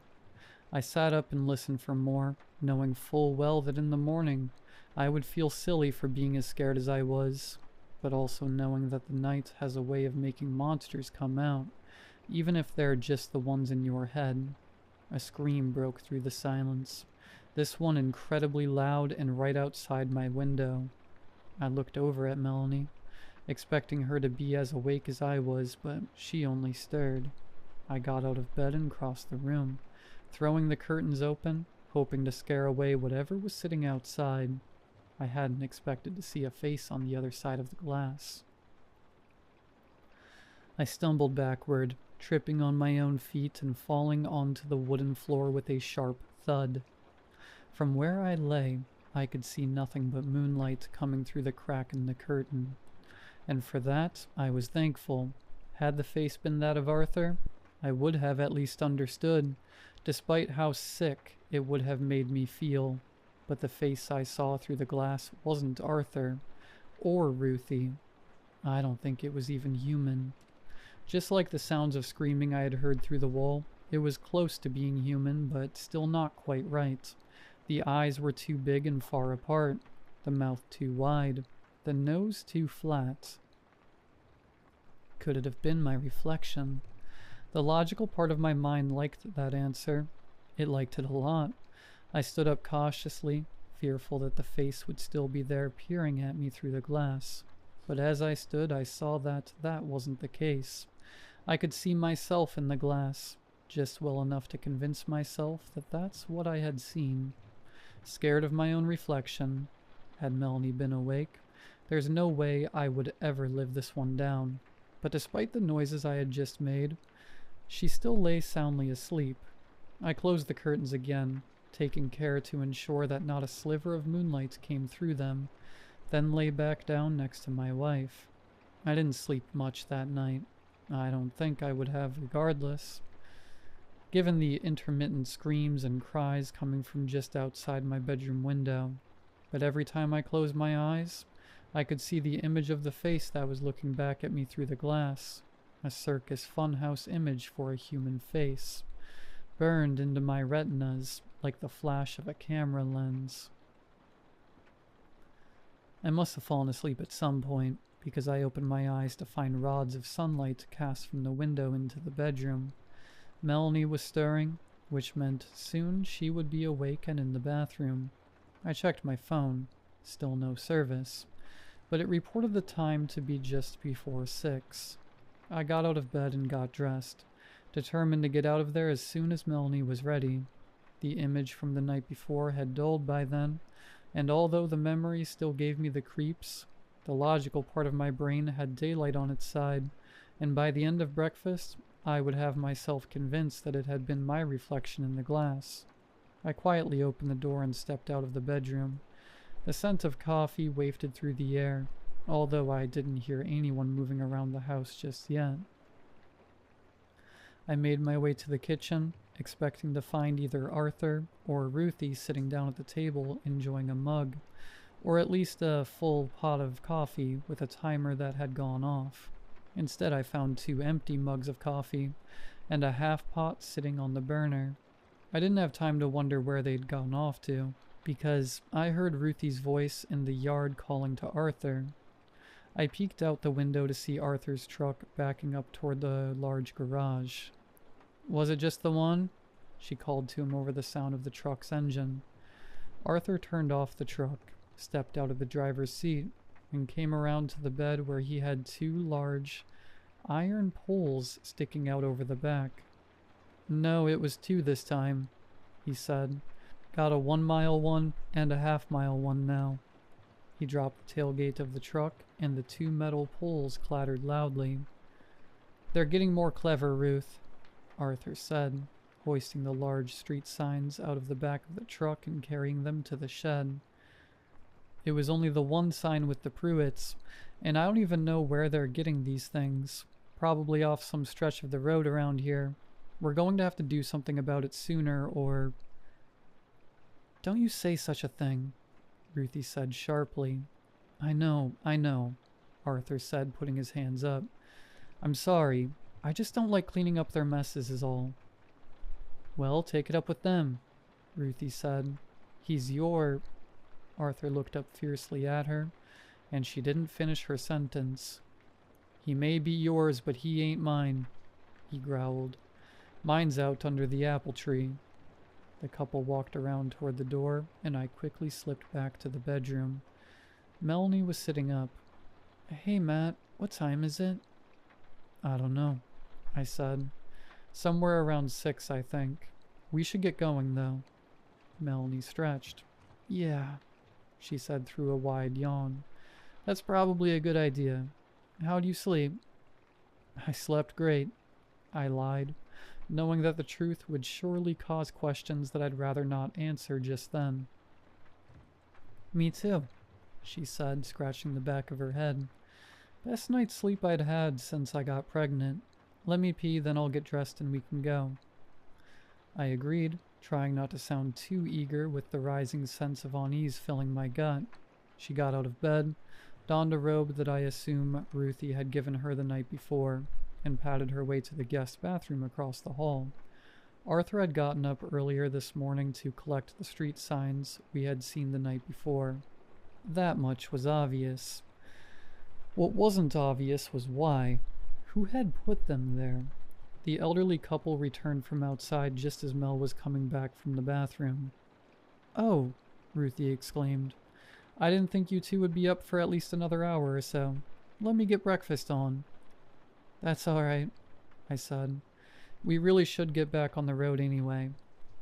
"I have coffee on already, so at least take a cup to go with a couple of blueberry muffins I made the night before last." I opened my mouth to politely decline, but Mel beat me to it.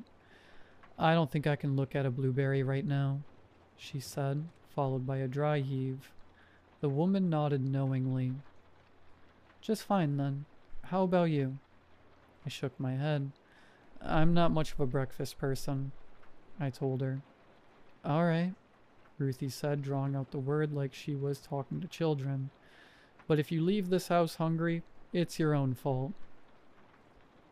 She went into the kitchen presumably to get her own breakfast started, and Melanie went back to the bedroom to collect her things. But Arthur lingered with me in the hallway. "Your wife get morning sickness a lot?" he asked after a silence that felt like an eternity, broken only by the sound of Ruthie's movements in the kitchen. "She did at first," I told him. "This is the first time in a while, though. The road trip is probably taking a toll, I think." Arthur nodded slowly. "Yeah, probably."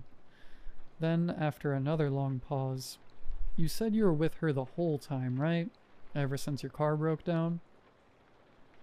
"Yeah," I said slowly. "Why?" He shook his head, as if that told me all that I needed to know. "All right, Matt," Mel said, opening the door behind me. "I'm ready when you are." "I'll get my keys," Arthur said. The ride back to the car was quiet and uneventful. Mel waited in the passenger seat, resuming her quest for a comfortable position, while I popped the hood and went to work connecting the two batteries to each other to start the car. To my relief, the car started on the second try. "Thank you for everything," I told Arthur as I slammed the hood of the car down. "Last night would have been much worse if it wasn't for you and your wife." I offered my hand out for him to shake, which he took with the leathery grip of a man who had spent his whole life working with his hands. There was another look in his eyes then, as we stood on the shoulder of the road shaking hands, that told me there was more that he wanted to say, but something even then was holding him back. We loosened our grip, and just before I could turn away, Arthur stopped me. "Hold on a minute," he said. "I've got something for you from Ruthie."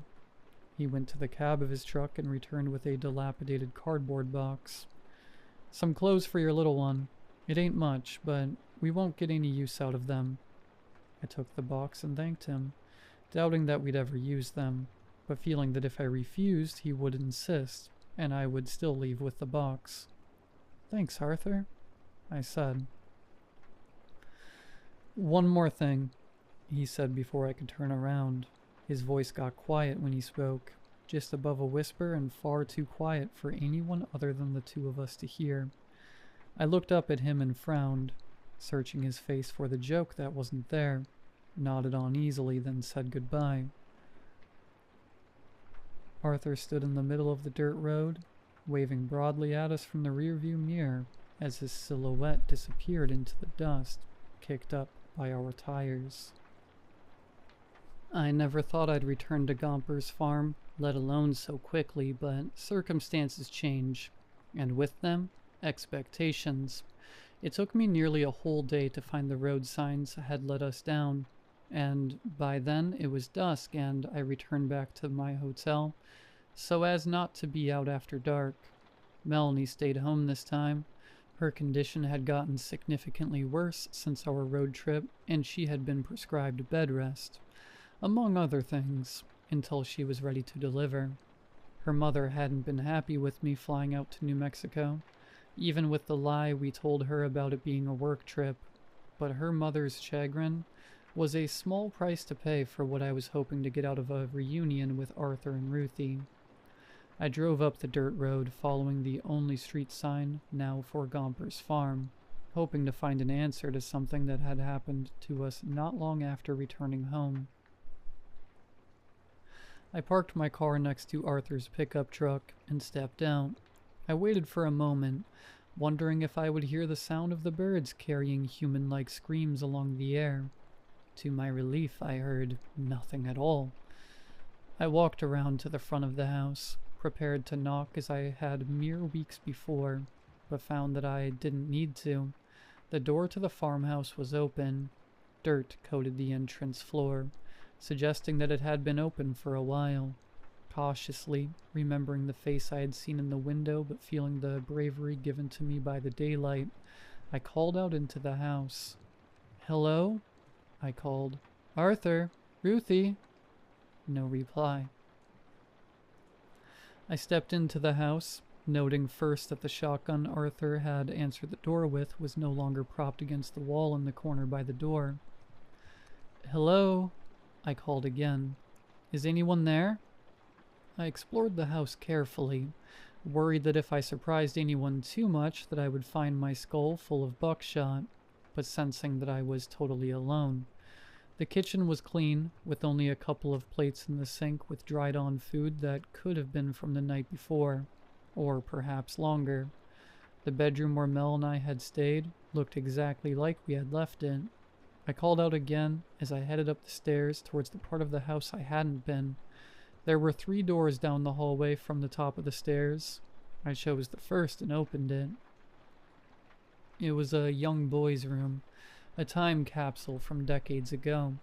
The boy who had once dwelt here must have been 6 or so, judging by the toys, books, and decorations that filled the space.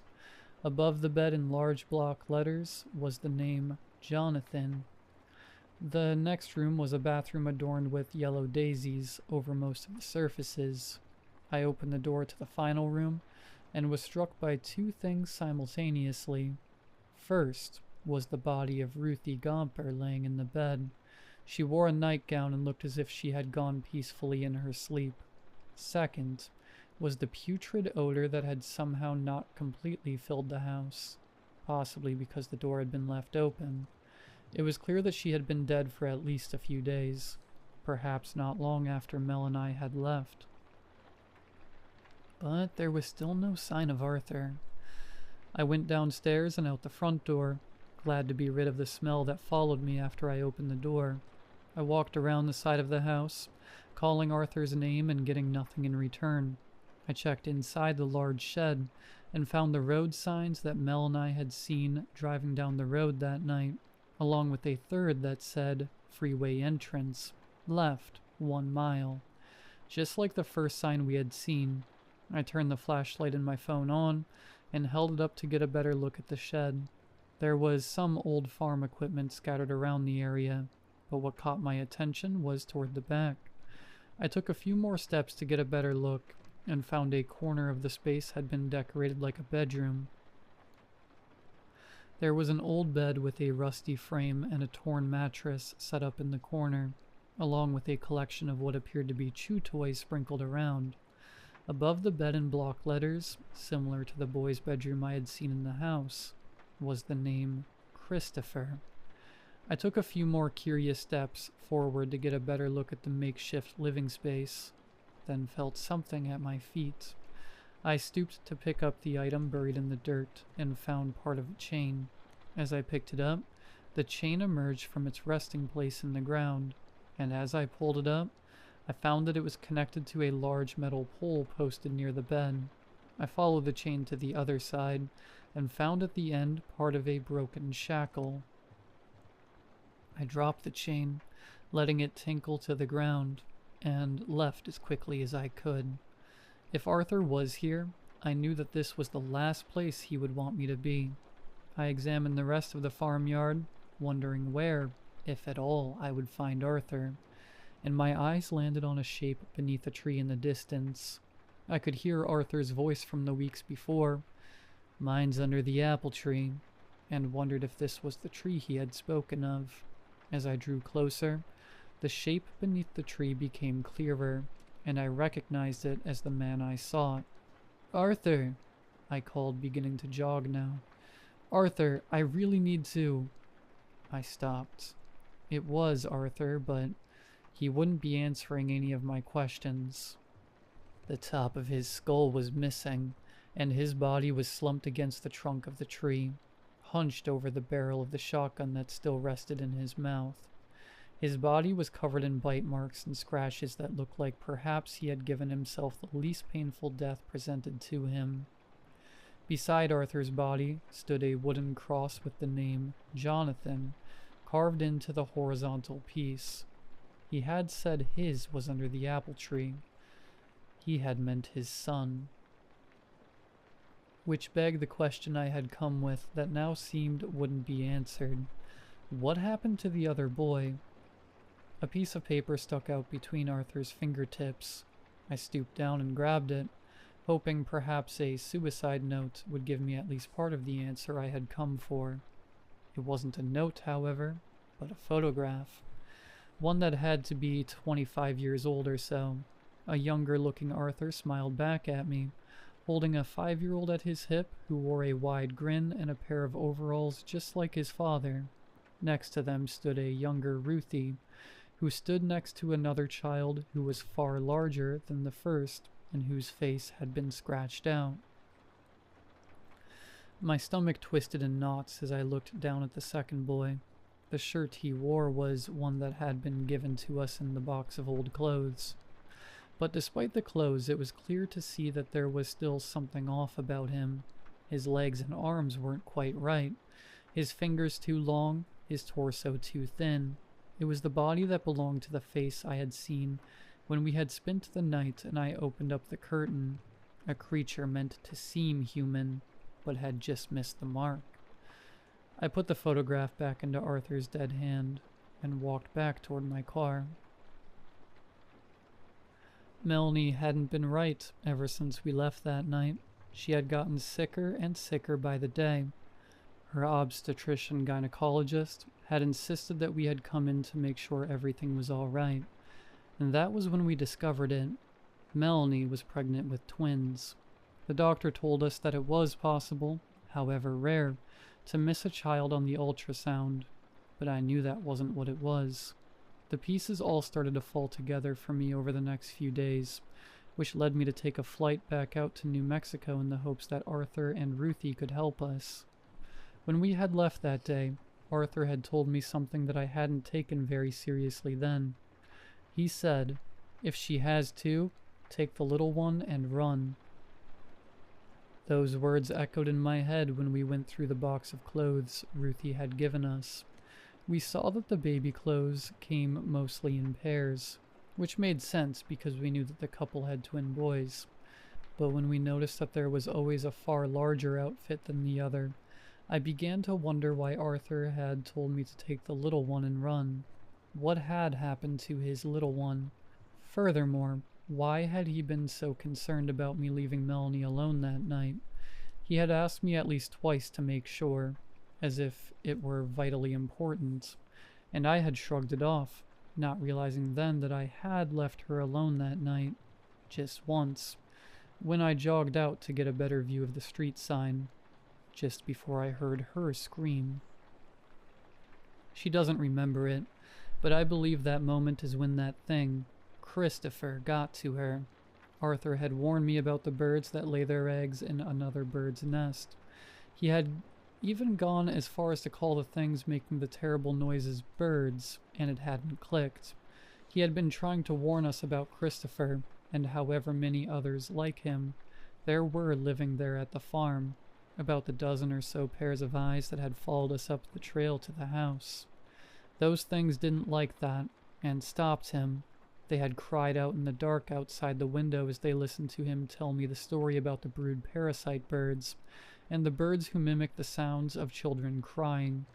They didn't like it because by then, they had laid their egg, leaving nothing but a faint, white scar encircling her navel that was nearly completely gone now, and they didn't want us to know. I wonder if Arthur had killed Christopher before taking his own life. The wounds on his body told the story of a man who had fought hard against a wild animal, and I could only imagine it had been the creature who had been born from his wife's womb alongside her son. He had told me that the black bird had ripped the other bird to pieces when he was a boy, and I couldn't help but think that the same thing had happened to his son at the hand of the other. If that were true, the only thing that could stand between Arthur and redemption for his son was Ruthie, and with her gone, that was all he had left to do. I could see him discovering her death and setting out to avenge the death of his only son after all these years, only to find out that the fight was one he could no longer win. He had taken his gun outside and had searched for the beast, eventually finding him and perhaps killing him before crawling his way up to where his son lay, and turning the gun on himself lest the wounds take his life instead. Or perhaps not. There was no way to be sure. Not really. I got back to my car and climbed into the driver's seat. My hands shook as I turned the key and started back down the road. My phone found service for just a moment, and I looked down and saw that I had 3 missed calls, 2 from Mel and 1 from her mother. There was a text message as well that read, "It's happening." I was about to be a father. I stepped on the gas pedal and sped back toward the main road, stopping for only a moment to make the turn at the now defunct sign that read, Gomper's Farm. As I made the turn and the sound of the engine was just low enough, I thought I could hear a cry carried in the air. The sound was almost human. Ma.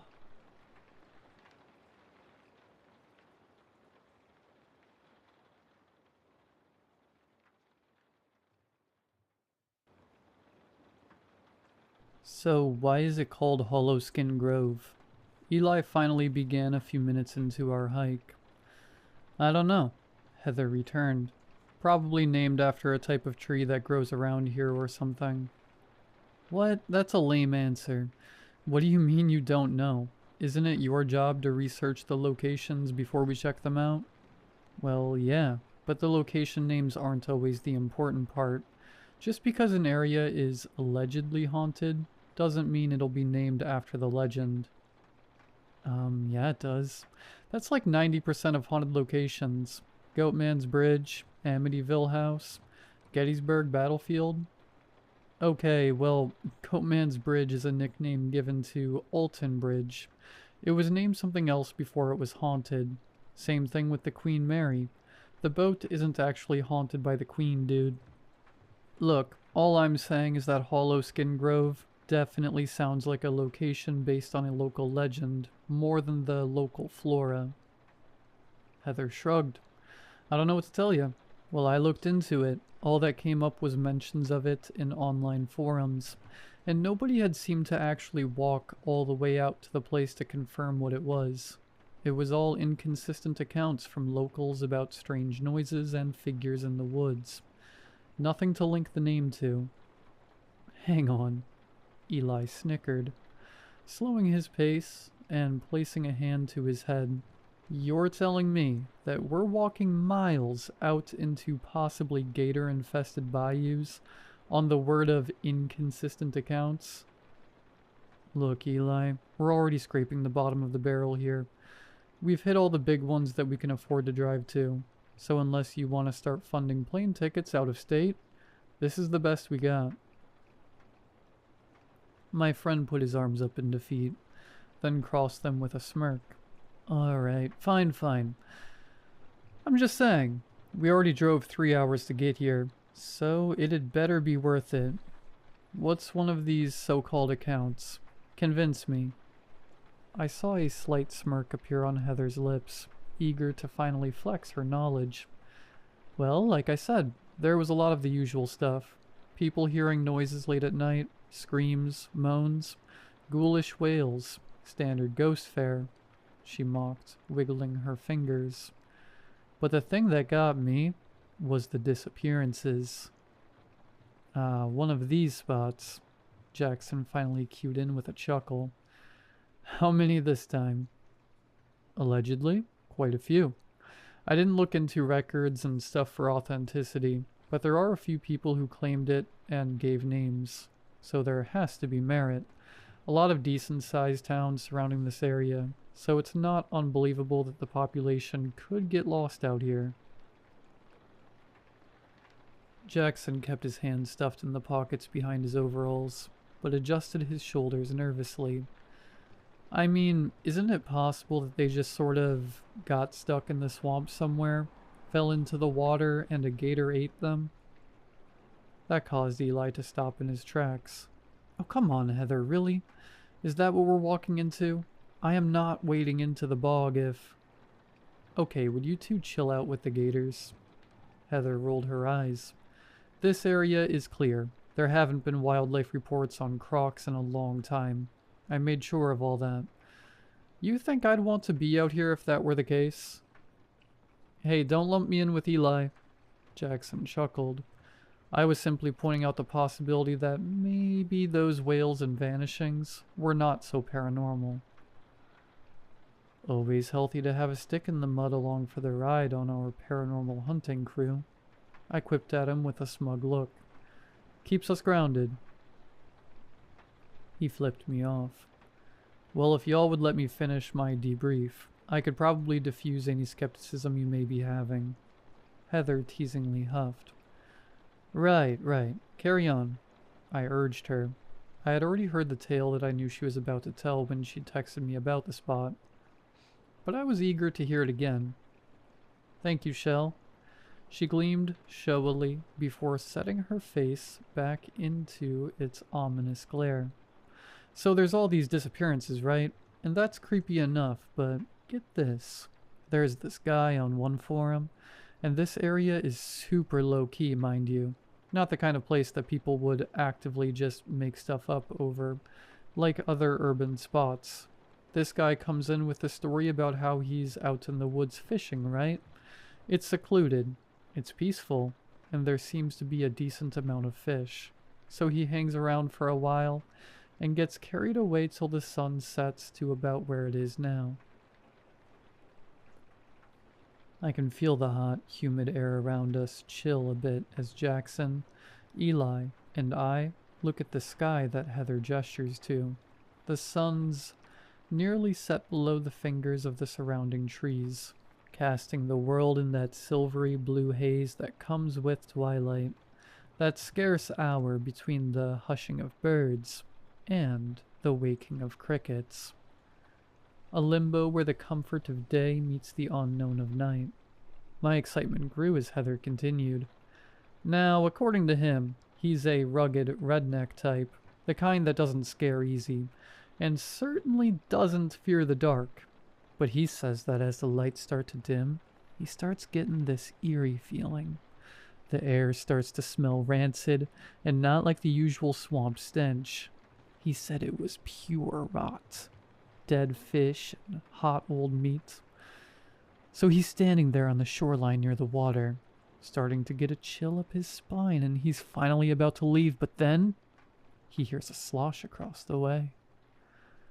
Heather stuck her boot out to a spot where enough water pooled to make a puddle and dragged her foot roughly through it, acquainting our ears with the same sound the man must have heard. He looks up, and there among the trees of the willows and water oaks that are sticking out of the bayou, he sees this man. "Oh, crap," Eli mutters, a tinge of excitement to his tone. He says, from what he can make out, the guy looks normal. Average size, plain build, hair not too long like he's wild or something. But the thing that stands out about him is his skin. The dude is pale as hell and completely naked, just standing in the middle of a swamp before nightfall. "Oh, hell no," I chuckled, the anticipation building in my chest. I already knew the payoff, and Heather knew that I did, but she indulged me anyway. "Oh, it gets worse, because the guy isn't even moving. He's just standing there, still as a statue, staring, sopping wet, with his eyes open wide and mouth hanging in a silent scream." "What the?" Jackson gasped. The guy who posted the story said that he just stands there, not moving, too shocked by what he's looking at. He says the guy doesn't move either, at least, not for some time. He just stands there with his arms out like this. Heather demonstrated by lifting her arms slightly from her sides and letting them hover there, inhumanly, uncomfortably. He said that as he stood frozen, eyeing the stranger down and waiting for him to make a move, he focused in on his face, and that's when he noticed it. He hadn't seen it before because of the weird lighting in the distance, but the man in the water, his eyes were black like coal, just two dark pools boring deep into him. Heather came to a complete stop in her leading, turning to face us with an expression to mirror the one flickering against the back of our eyes.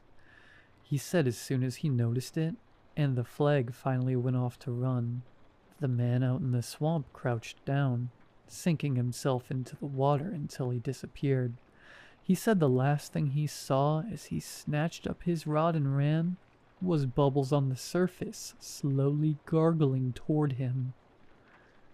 We'd all been so invested in her story that we hadn't even realized we'd reached the end of the walking trail, so all of us jumped a bit as Heather backed up without looking, sloshing into the water of the bayou until it rose to her knees.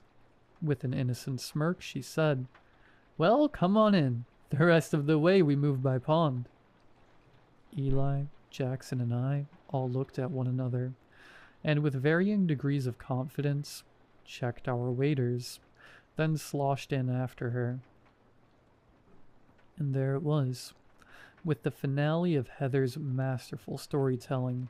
I felt it, that shiver up my spine, that anxiety in my gut. That sweet, sweet adrenaline of fear that only the unknown could bring. It was the high we all chased. It was the reason we did what we did. A lot of people wouldn't fancy the idea of willingly going somewhere they thought might be haunted, but me? I lived for it.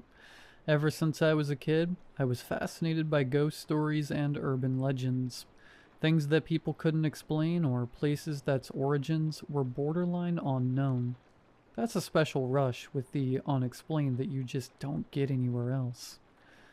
A nagging itch that begs you to scratch it as you uncover more and more truths.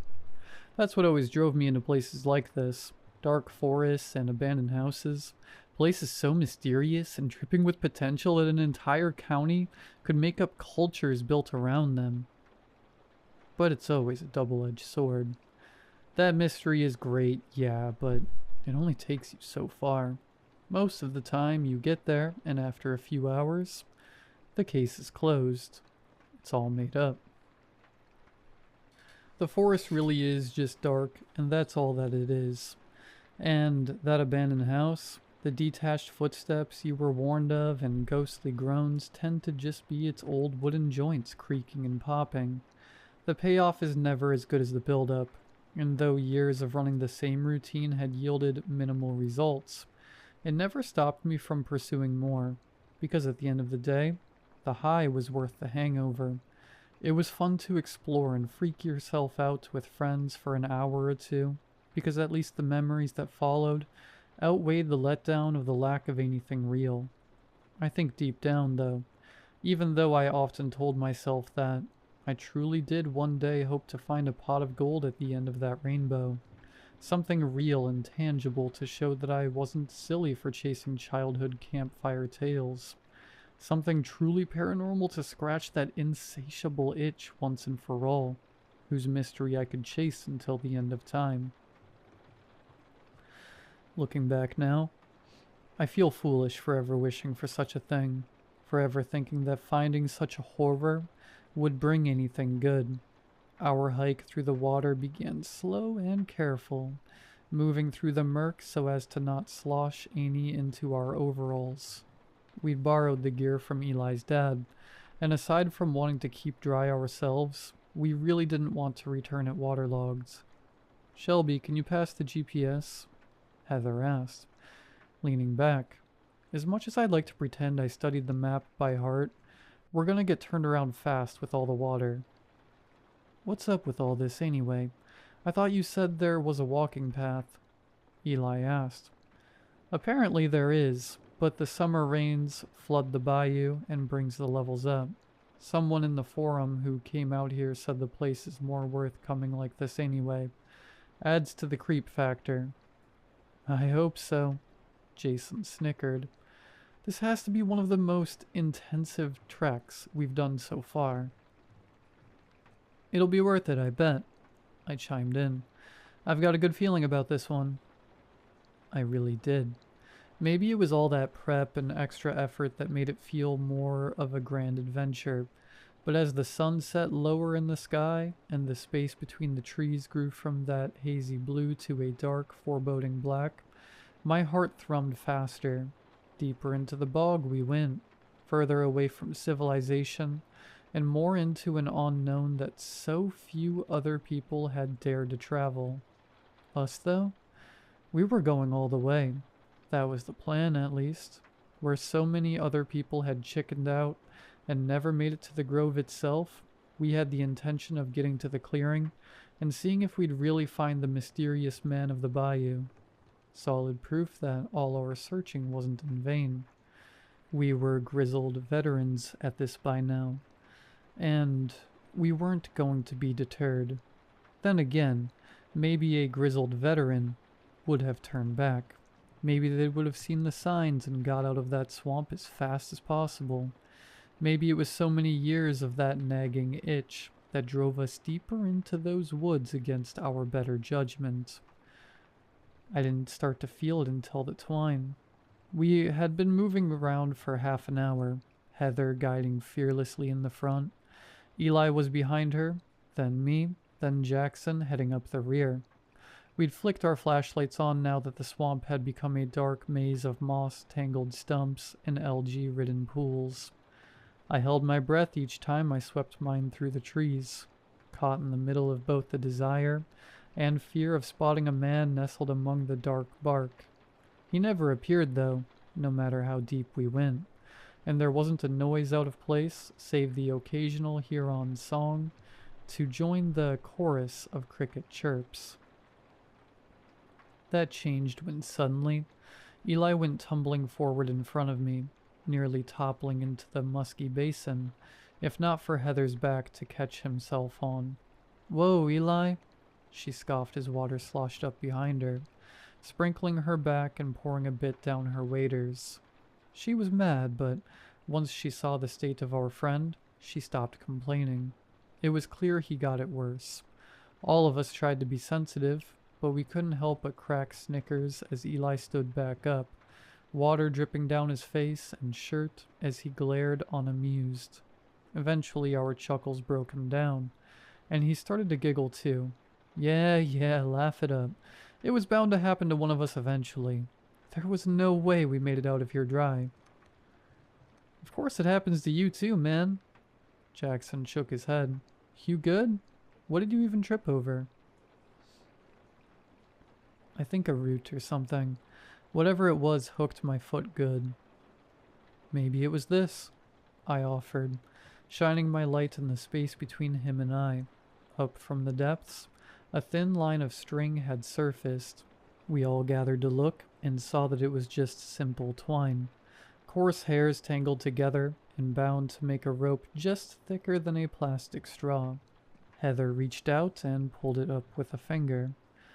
We had gloves on, so none of us had qualms about touching it, but she still couldn't hide her disgust as the string dripped with pond scum and algae. Beneath it, we could barely make out the fibrous bright white the twine once was.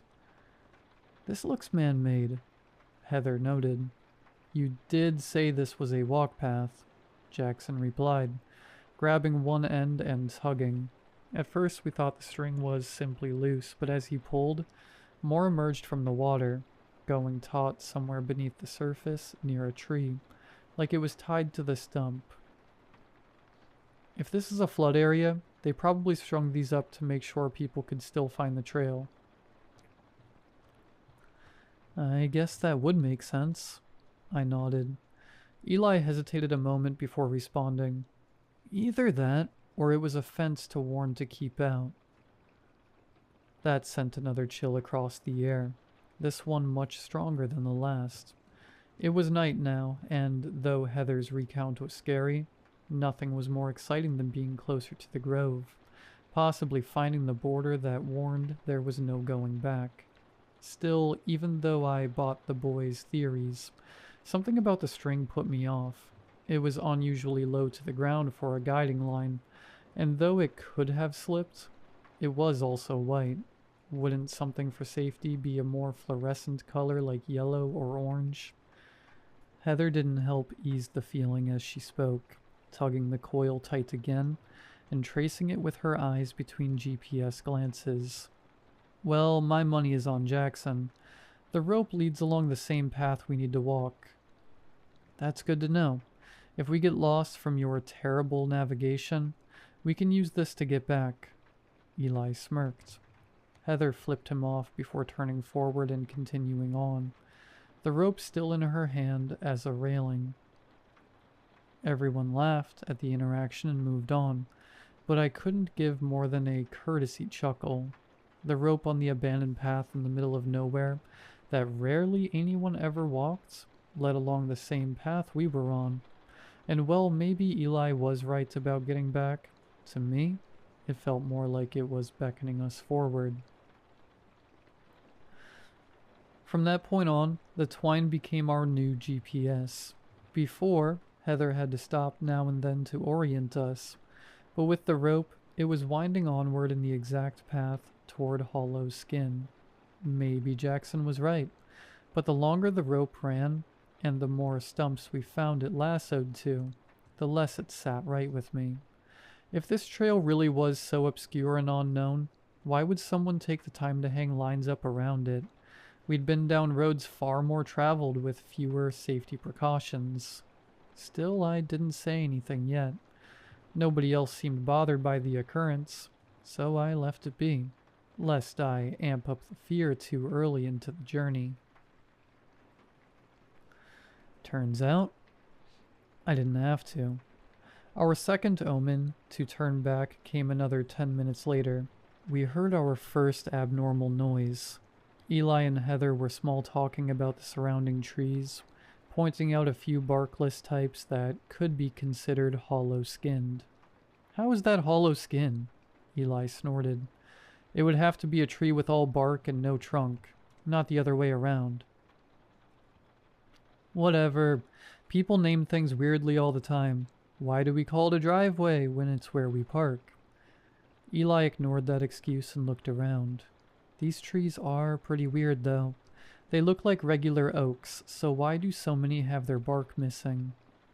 Maybe termites, or something about this area makes it rot off. Heather fake gasped, then turned back and slapped his shoulder to a halt.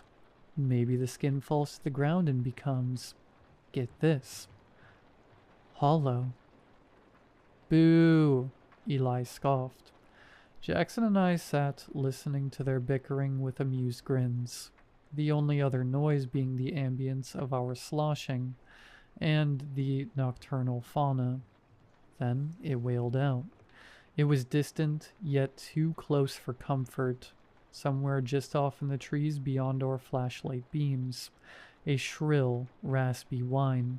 It was low and crackly at first, but slowly whined out to a steady tune after a moment, like somebody slowly scraped at an untuned violin string. It was impossible that we imagined it, because the forest heard it too. The symphony of the night went hushed around us, and our sloshing stopped. All flashlights shot in its direction, and the four of us held perfectly still, not even ripping the water pressed against our pants. We stood that way for what could have been an hour, and the whole time I don't think I heard a single person take a breath. But then water sloshed from behind a tree. At that, I let out a yelp, and Eli swore under his breath. All of us pivoted in the water and took a few steps back, but with the murk pushing back against us, we didn't make it far. Whatever was coming at us was much faster, and we didn't stand a chance. In the chaos, Heather finally managed to shine her beam in its direction to get a clear view of our attacker, and an offended river otter squinted its eyes as we rudely blinded it before ducking away from us and submerging in the water. All of us stopped our frantic thrashing and panted before turning inward to make eye contact. In our wild sprint, we'd all joined Eli among the wet and waterlogged. Slowly, we broke into laughter. Alright, that may be the most terrified I've ever been on one of these expeditions. Jackson chuckled. That scared the piss out of me. Literally, Eli said, looking down. You all may want to clear away. Shut up, Heather splashed him, wiping her own face and sighing. God, when people said they heard things out here, I thought for sure it was just going to be owls or something. What the hell was that? There's no way it was the otter. I chuckled nervously. I was amused by the whole situation myself, but admittedly, I was still pretty freaked. It came from way past it. It could have been a bird call, Jackson pondered, looking back to the shadows we'd heard the sound from. There are some animals that sound creepy like that. Hell, even mountain lions at night sound like women screaming. Maybe, Eli agreed. But whatever it is, I don't think I care to find out. Was that a good enough fill for this trip? We all got a good kick of adrenaline and were soaking wet. So I think that's a win in my book. Finally, having an out, I jumped in. Yeah, honestly, even if that was an animal, I don't know if it's one we want to see. Not if it sounded like that. I think I could chalk that up to ghost proof and be happy. What? Seriously? Heather scoffed. Guys, we've already hiked for an hour. The glade isn't much further. We may as well go the rest of the way. I thought the whole goal was to do what everyone else couldn't, remember? Eli made a face. Heather, did you not just hear that? There's no way you want to go closer to whatever that was. I was just going along with the animal thing to keep from freaking, but it was not natural. It kind of sounded mechanical, Jackson said. Like an instrument. Okay, and so what? Heather shrugged with a smile, trying not to seem too eager. I thought the whole reason we did these trips was to find the paranormal, and now that we've finally got something truly weird, we just want to run? Well, the real paranormal is a lot freakier than convincing ourselves we heard something, Eli said. Heather kept her face high for a moment, trying her best to still win us over with confidence. But when she saw that nobody was biting, not even me, she broke with a sigh. Well, I'm still going to go. It can't be more than 5 minutes of walking. Sticking the GPS out, she handed it to Eli. He shook his head. Heather, no way. What? I'll be fine. I can just follow the rope back. I'll be right behind you guys by the time you get back to the car. No, nuh-uh. I know what you're doing, Eli threatened. She cocked her head. What am I doing? You know that if you go alone, we're not going to let you. No, seriously. I want you guys to go back to the car. I don't want you to be miserable out here if you're done. I just really want to know what's up with this place. Heather's eyes fell on me as she said that, and suddenly guilt weighed heavy in my stomach. I sensed she was being genuine, so I shouldn't have felt bad if I wanted to leave, but it wasn't that. Heather was ride or die. She'd followed me into some more places than I could count, and all of it was for nothing. Now, here we were with something that actually had potential, something I'd looked for my entire life, and I was running from its literal call to adventure. What kind of friend would I have been if I had made Heather go at it alone? I'll come to. I spoke softly, a smile turning at my lips. Well, I guess we all go then. Jackson jumped in. We aren't just gonna let you two get lost out here. Heather tried to protest. No, guys, seriously. I don't want you to. Yeah, so noble. Thanks for the offer. Come on, ladies. Eli sighed, brushing past us and following the GPS he now held in his hand. Heather turned back at me with a beaming smile, then quickly faced forward, tagging close behind a grinning Eli. I was happy they were smiling in that moment. Jackson and I were too. I think it was the last moment that any of us ever did. As we approached the glade, patches of land once again became visible among the oaks. They were mainly plateaus of mud and shrubs, nothing stable enough to walk on, but it was at least nice to see land again. Eli was leading now since he had the GPS, but the string was still our guide. Its slimy, slick coat gunked our gloves as we tugged along it, shining our beams in every direction to make sure nothing caught us off guard again. As we moved, that squeal on the horizon kept looping in my head like a bad song, making the skin crawl and itch the closer we got to its source. I imagined how much more chilling it would have been to hear it from the distance we now stood, only a few yards from the grove. Ahead, I could see it. The trees got denser a dozen yards ahead, then beyond, opened up into a small pond the size of a neighborhood cul-de-sac.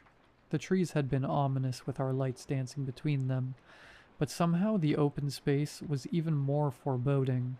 The still, algae-topped water could hide anything below, and with the fisherman's story still fresh in my mind, I kept thinking about that pale, naked man with soulless eyes rising from the depths. Before we reached it, however, there was one more step, one final chance for us to turn around.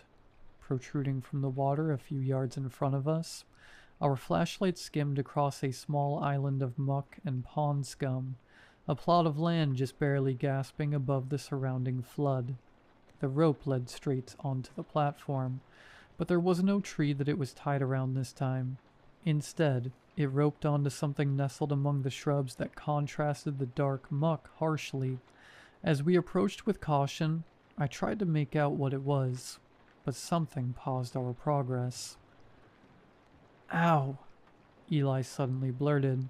We all hesitated behind him, and our heads popped out of line to see what the holdup was. "You good, man?" Jackson called.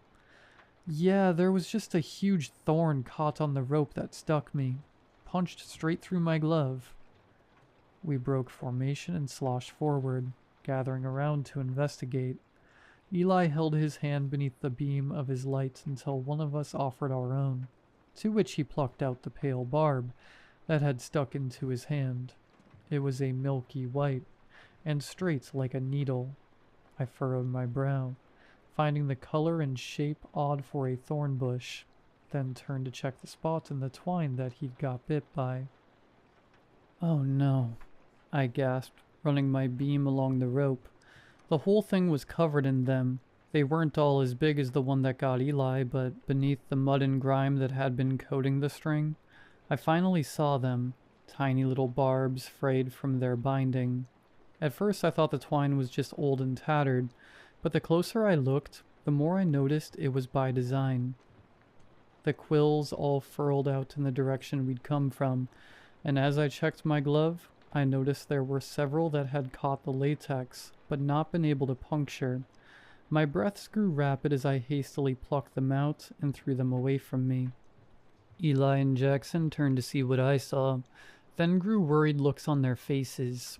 Eli tugged loose his glove and looked down at his palm to find that the spot where he'd been pricked was already turning red and inflamed.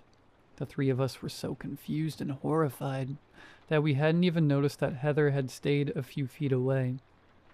Before any of us could commentate on the matter, she called out with utter distress in her voice, "Oh my God." The three of us turned to her, then looked past where she was looking. On the island, the pale objects in the bushes were finally visible. Bones. More specifically, a rib cage.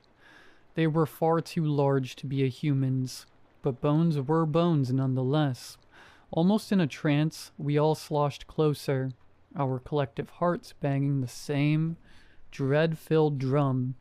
It was a cow, large and half stuck in the mud. Its legs had sunk beneath the murk as it collapsed onto its side, leaving only its top half exposed. Its neck ran in a jumbled mess of parts to where its skull lay half peering out at us. But all of that was only the parts that we could confidently make out. Because while it was clearly a cow's skeleton, something was horribly wrong with it. Scraps of flesh and fur still clung to bits and pieces of it, as well as a strange, spongy red meat, porous with holes and glistening in our lights. Its bones in places along the rib cage had seemingly grown outward, fusing together at spots to make solid bridges, almost like a barrel of bone and marrow. All of that maybe could have been explained away by strange decomposition conditions, or a birth defect, but what we couldn't deny was what covered the rest of it. Along its femurs and spinal cords were strange bubbles in the bone, bumps like the burls on a tree. Half its skull was unrecognizable this way, a cloud of strange lumps like its face had boiled into a froth, then hardened. Bubbles was a very intentional word choice, because that's exactly what they were. Certain parts of the bone had cracked and fallen away, showing that the lumps were hollow. It was as if the beast liquefied, then hardened in a matter of moments. None of us had any words, and none of us could move, only stare down at the abhorrent thing glued to the swamp floor beneath our feet. I remember as we all tried to process what we were seeing, I could only muster one single horrifying thought. A body this decayed would have certainly been sunken underneath the water during the flood. That meant it was fresh, and somehow still missing its skin. How did a cow get out here? Heather muttered. Why does it look like that? Jackson tried to bring us back down with logic, his comforting form of denial. Still, the frantic shudder in his breath betrayed his words. It must have been a pasture cow that wandered off from a nearby field. The swamp gases, maybe it messed with its decomposition. Swamp gases? Heather laughed with no humor to her tone. Jackson, you need nuclear waste to do that to a body. What is this? I don't know. I cut in. But we've seen enough. We need to leave. Now. Heather looked down at the body with wide eyes and shallow breath, nodding in agreement. Seeing her go from so adamant to continue to downright petrified only compounded my fear. I had never seen the girl so afraid in my entire life. If even she felt something was wrong, then something was undoubtedly wrong. Finally, we were all in agreement to leave, but even though we'd taken that last chance, it was too late. A sloshing from the clearing ahead made us all jump and stagger back. Whipping our beams up into the shadow, the sprawling pool before us ignited beneath the ghastly white beams of our flashlights. And there it emerged. A pale figure wearing no clothes, mouth agape and dark sockets staring holes through us. The man from the story hadn't done the horror justice. Its skin was loose and haggard on its skeleton, like it was nothing more than a cheap rubber suit. And its hair was greasy and foul. Its feet were still hidden below the water, but its fingers were nothing more than limp, dangling flaps that dripped marsh water as it slowly rose from the pond. It wasn't until I noticed the dark spots on various parts of its form that I realized its true nature. Dark spots, like its sockets. They weren't marks or black, soulless eyes. They were holes. Holes in a suit of skin stretched up on some unseen skeleton rising out of the water.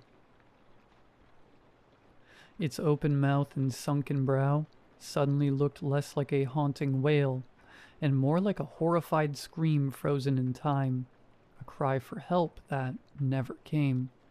As its feet crested the water, those awful, flayed feet that flapped loosely in the night breeze, I saw what was holding it up. A mountain of that spongy red meat soaked in mud and algae, a tangle of white, curved bone winding up and disappearing in its hollow puppet. Pale, worming tendrils waved from the holes in the crimson flesh, not dissimilar to the ones on the rope we'd been holding up, and my stomach turned over in my gut. That wasn't the end, though. In the fraction of a moment that I was able to take all of that in, more bubbles began to froth in the clearing around us. From the water rose even more suits of skin, all with the same desperate, wailing expression gasping at their face. Men, women, animals of every kind that were stretched in abnormal ways. As if whatever was holding them up didn't quite know what to make of their various forms. I prayed that the smaller human suits I saw weren't what I believed them to be. None of us screamed or made a sound. We just turned to run. The water had never felt thicker as we splashed into it, making a break back the way we'd come. I turned over my shoulder, horrified that I might see the figures gliding through the swamp after us, but instead I saw something worse. Eli wasn't moving. He was still perched on the island, staring vacantly off into the bog. I could see by his posture that he wasn't sharing the same fear that we were. In fact, he looked almost calm. "Eli, let's move," I shouted, my voice breaking with utter terror. Still, it scared me more that he didn't move. He didn't even flinch. I knew then and there that something was wrong. Whatever was in that water had him already, and it was too late. Still, I began charging back. We couldn't leave him. Not here. Not with these things. My boots sloshed out of the water back onto the mud just in time to see the full horror set before me. Dozens of bodies conglomerated together. Flies flocking and buzzing in and out of their holes like some sick sort of hive. Then in the middle of them, one last body bubbled up. It wasn't human this time, nor animal. It was pure, incomprehensible flesh, a mountain of soaking meat filled with excited white worms that squirmed and danced in the hot swamp air. Spines and large ribs stuck out from its serpentine mass. That stiffness had been stolen. They seemed to shift and writhe beneath my flashlight like tentacles, snapping straight at random and releasing harsh clacks. From its center spread large blankets of red tissue, almost like petals on a flower, and they too seemed to jitter and vibrate in the air like it was alive. Its head was nowhere at all, just a large gaping pit plunging into a darkness of its body, a darkness that several pale ropes ran into. The string that we'd been following went taut, and from the water arose even more, running off into the woods in every direction. I felt mad looking at the creature, my brain hardly fathoming that something so horrifying might exist. Unable to bear it any longer, I reached out for Eli's hand. "Eli, please, let go." My palm gripped around his hand, the one that had been pricked with the thorn, and my body went numb as it crumbled in my grasp. The skin wadded in on itself, like I was grabbing a latex glove filled with water, and inside I could feel hard bits floating around like chunks in a stew. Bile would have risen to my throat if it could, my swirling brain unable to take any more. But I was shocked numb as Eli turned back to me, his face vacant and blank, and his eyes pouring blood. Behind him, the vile flower of flesh and bone released a sound from its pit that vibrated my teeth and made my head pound, a sound like a coarse violin string being scraped. Eli turned back to it, as if in a trance, then began moving closer into the water, his skin sagging as he went. I could barely move as tears streamed down my cheeks, the image of my friend sinking below the murk, etching into my memory for the rest of my days. A harsh yank from my right brought me back down to reality, and I turned to see Heather tugging me along, her own face slick with tears and snot. She called out to me, but I couldn't hear her. The world had gone silent. Still, her expression demanded loudly without sound, and my body followed it instinctively. Run. So we did. I don't know how long or how fast, but we simply ran. Eli had the GPS, which meant we had no clue which way we were going, but it didn't matter. So long as it was away from that thing at the heart of the glade, it didn't matter. My legs had been aching from the miles of water we'd already pushed through, but they were in a whole new pain as they pumped to their absolute limit. It felt like running in a dream, that slow, painful slosh away from something out to tear us limb from limb. Even if the thing wasn't giving a proper chase, which none of us dared to look back and check, there was still the ropes. Each spear of our legs into the water was a heart-pounding gamble. Each push forward was filled with dread that we might feel the prickly tongues of the living flesh catch our guts, and turn us into the same living soup that it had to Eli. His name hurt to think. It hurt even more with each step we ran away from him, leaving him to whatever fate had swallowed him whole. I don't remember when I blacked out, or for how long, but when I woke up, it was to a flurry of family, doctors, and police. Apparently the three of us had been found collapsed on the side of a road near the swamp's edge, covered in blood and rambling incoherently.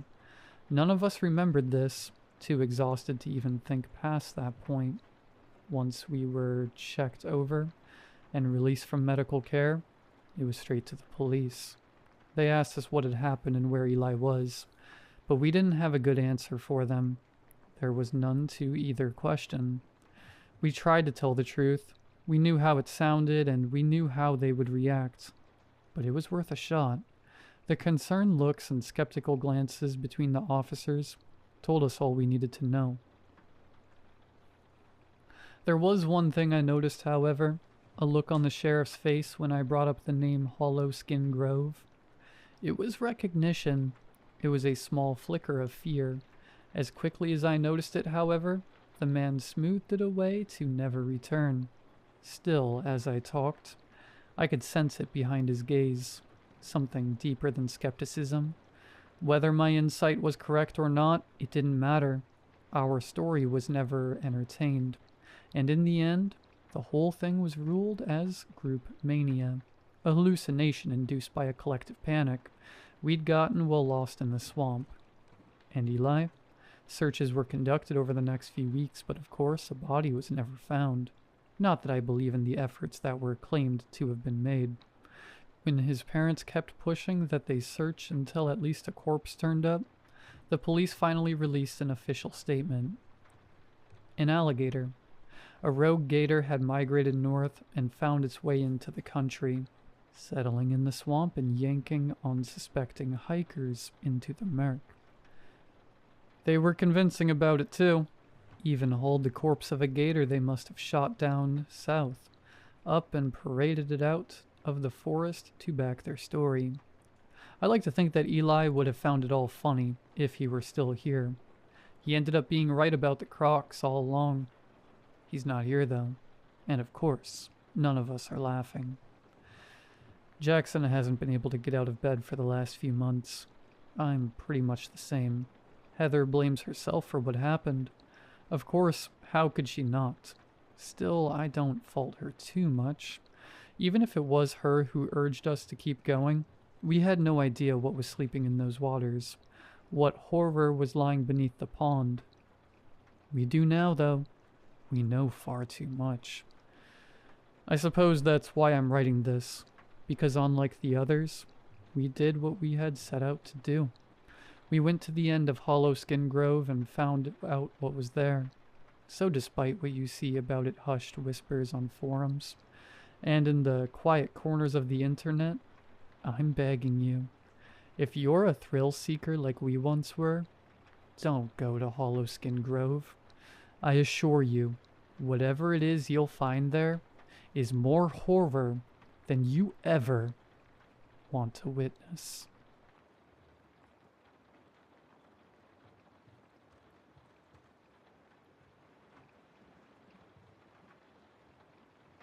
It all started last Monday.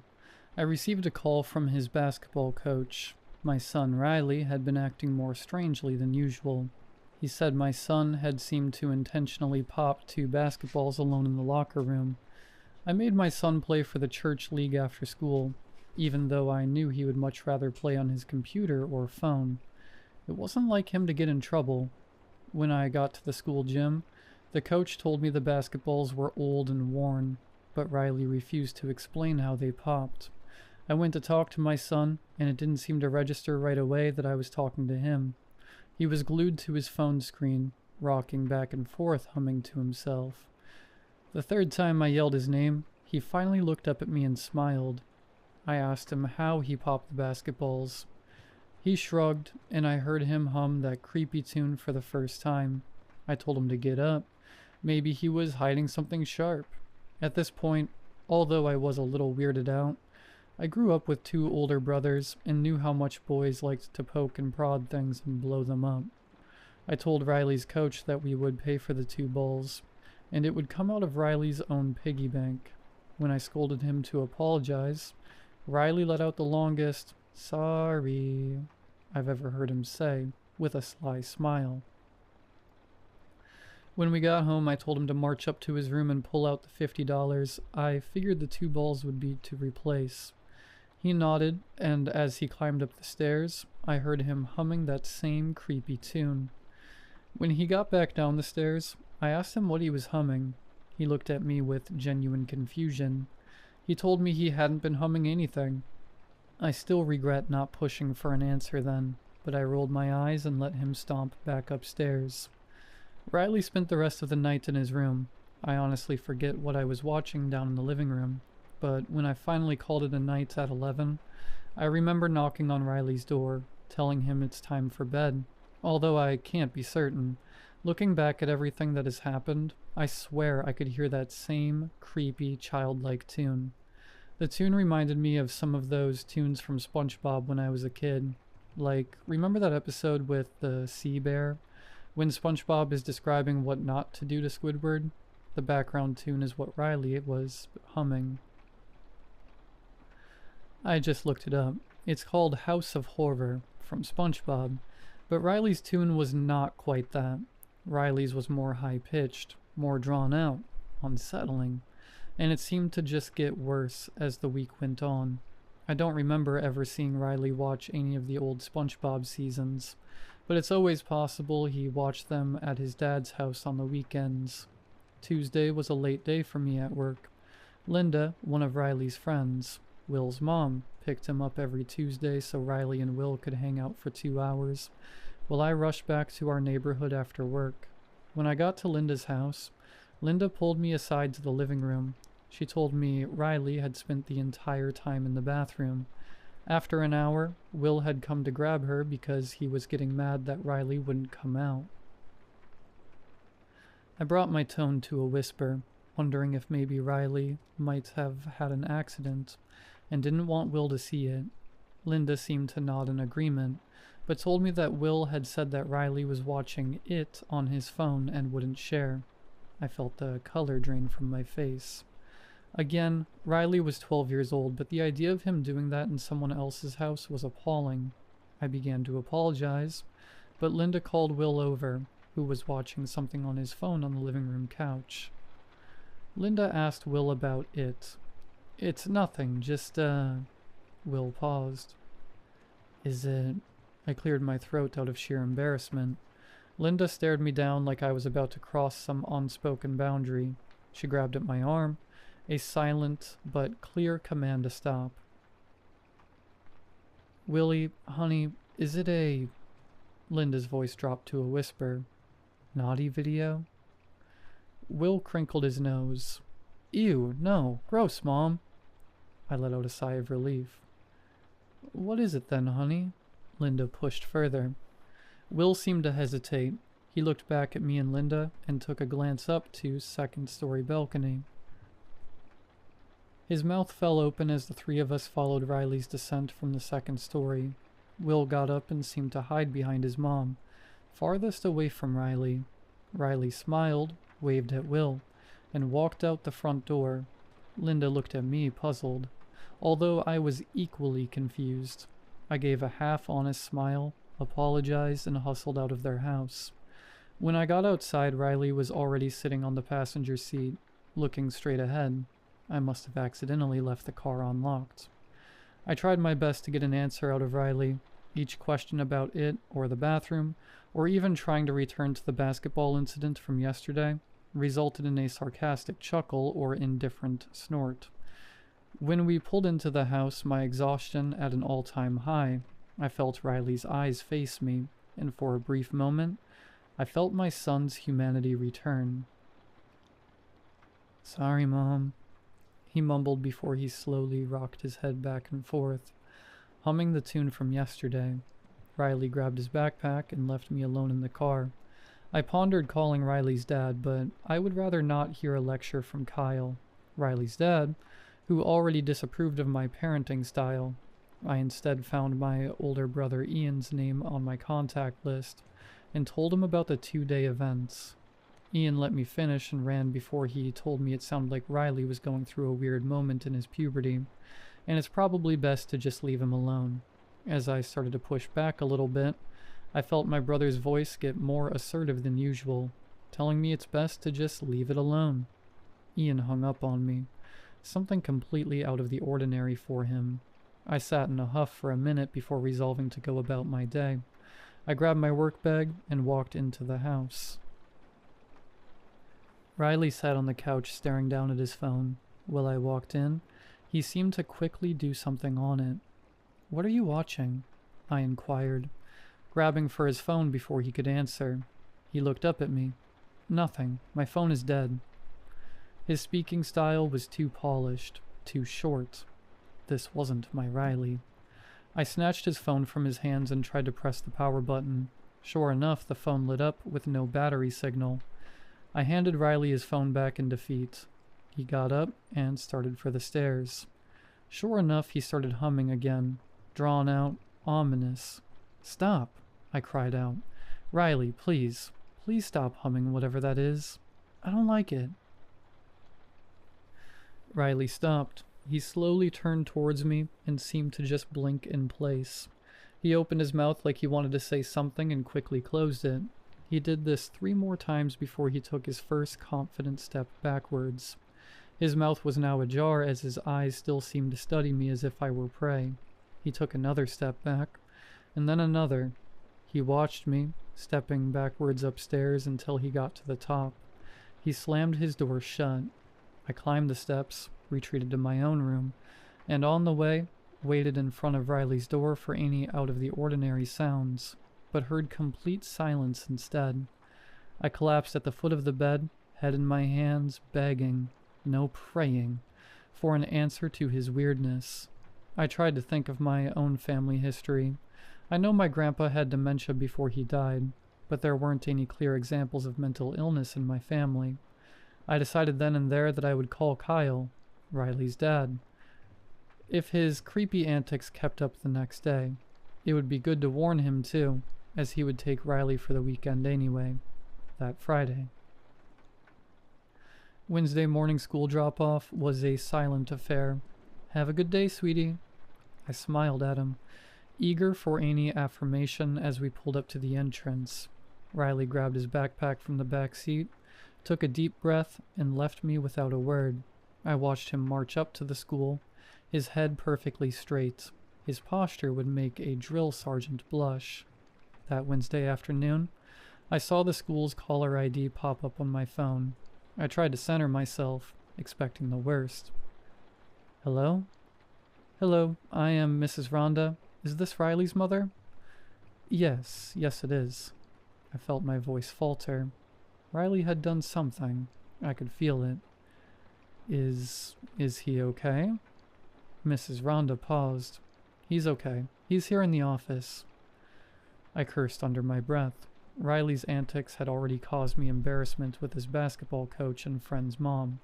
My mind was racing through the possibilities of suspensions or even worse. Mrs. Rhonda continued. "Has your son been acting up recently?" Could it be worse than I imagined? A fight? Destruction of school property? I swallowed my pride. "Yes, Mrs. Rhonda, he's been acting up. Different since Monday." "I see. Well, there was an incident during recess today. Your son and a group of 10, maybe 12 boys took over the girls' bathroom, if you will." "What?" I had already started quarreling my purse and mouthed to my boss. I had to go.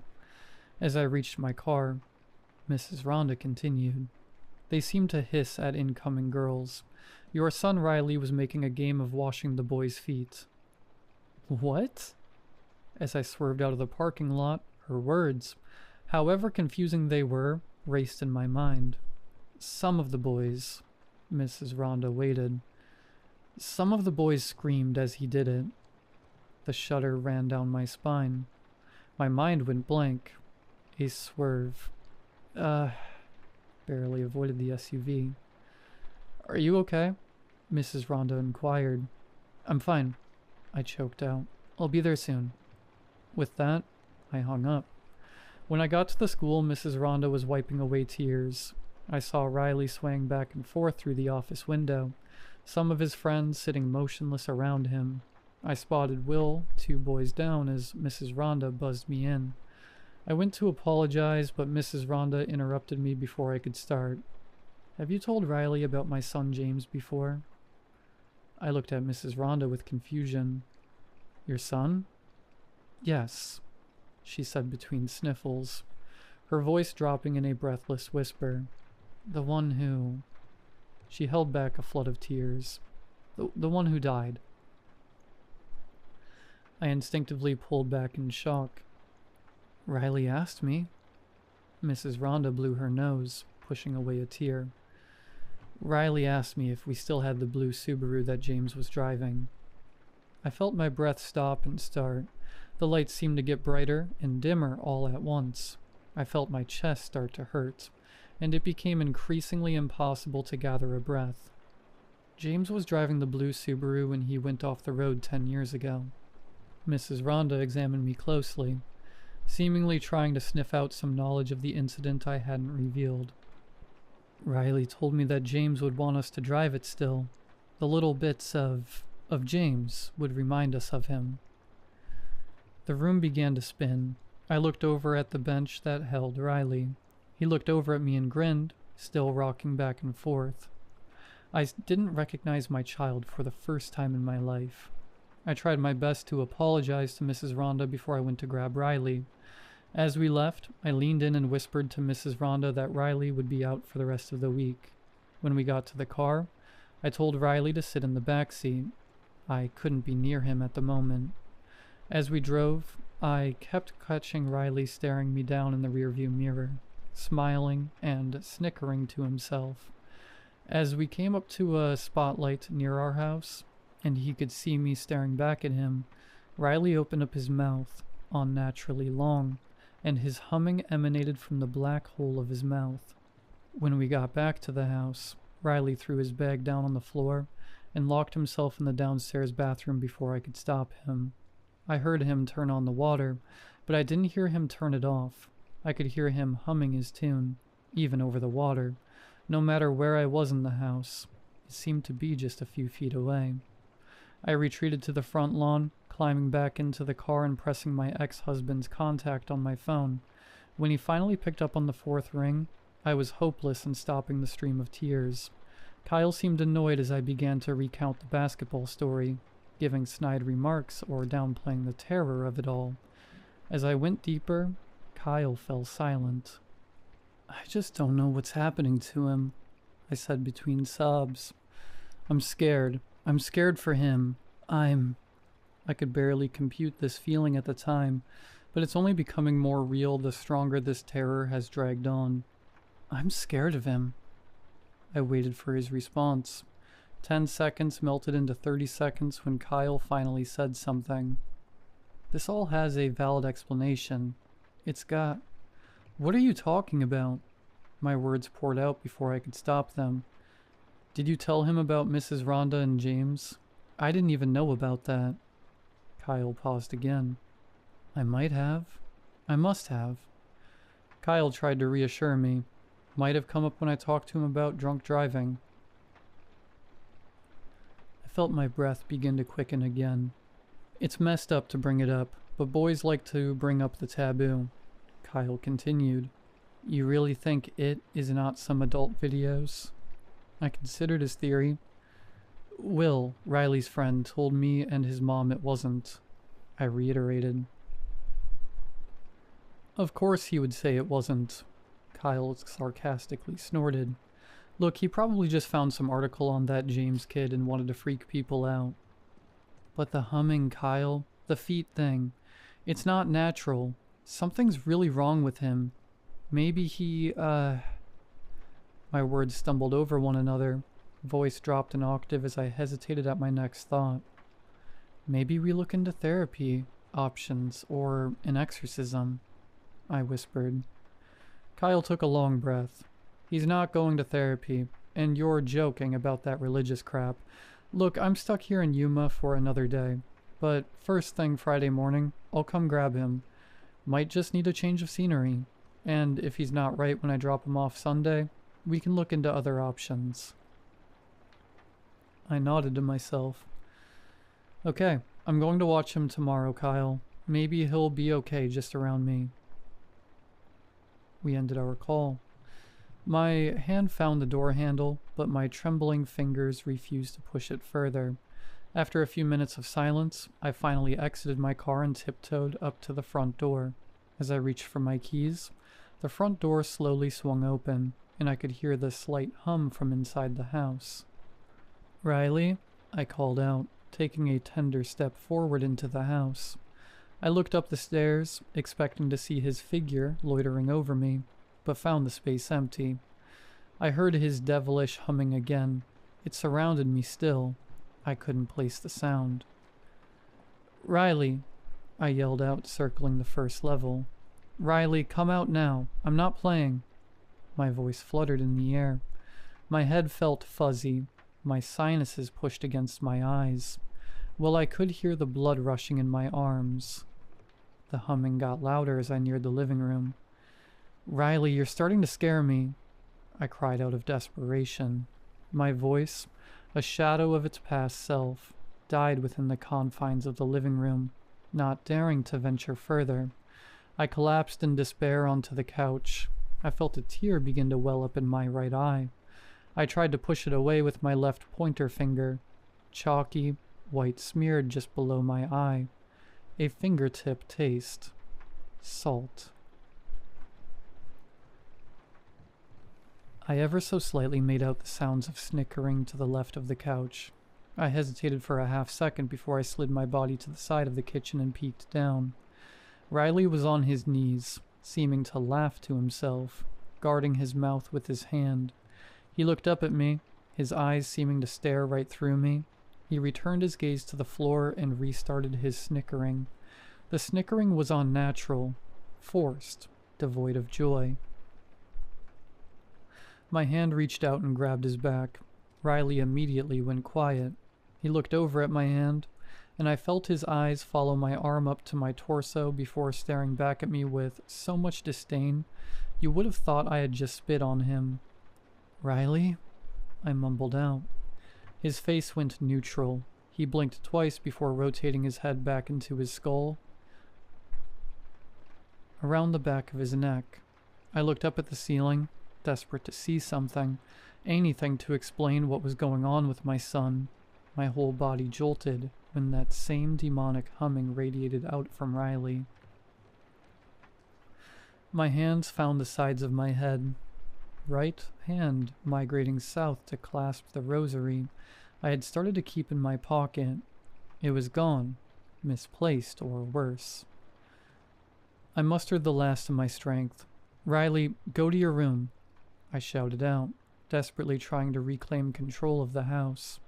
Riley rose to his feet and looked down at me. I felt my lip tremble as I rose to my feet. Riley and I were the same height, but in that moment, I felt like a mouse. Riley's face slowly contorted into a smile. I could hear his lips cracking and his face twitching into place. He walked towards the staircase and silently started climbing to the top. I followed closely behind.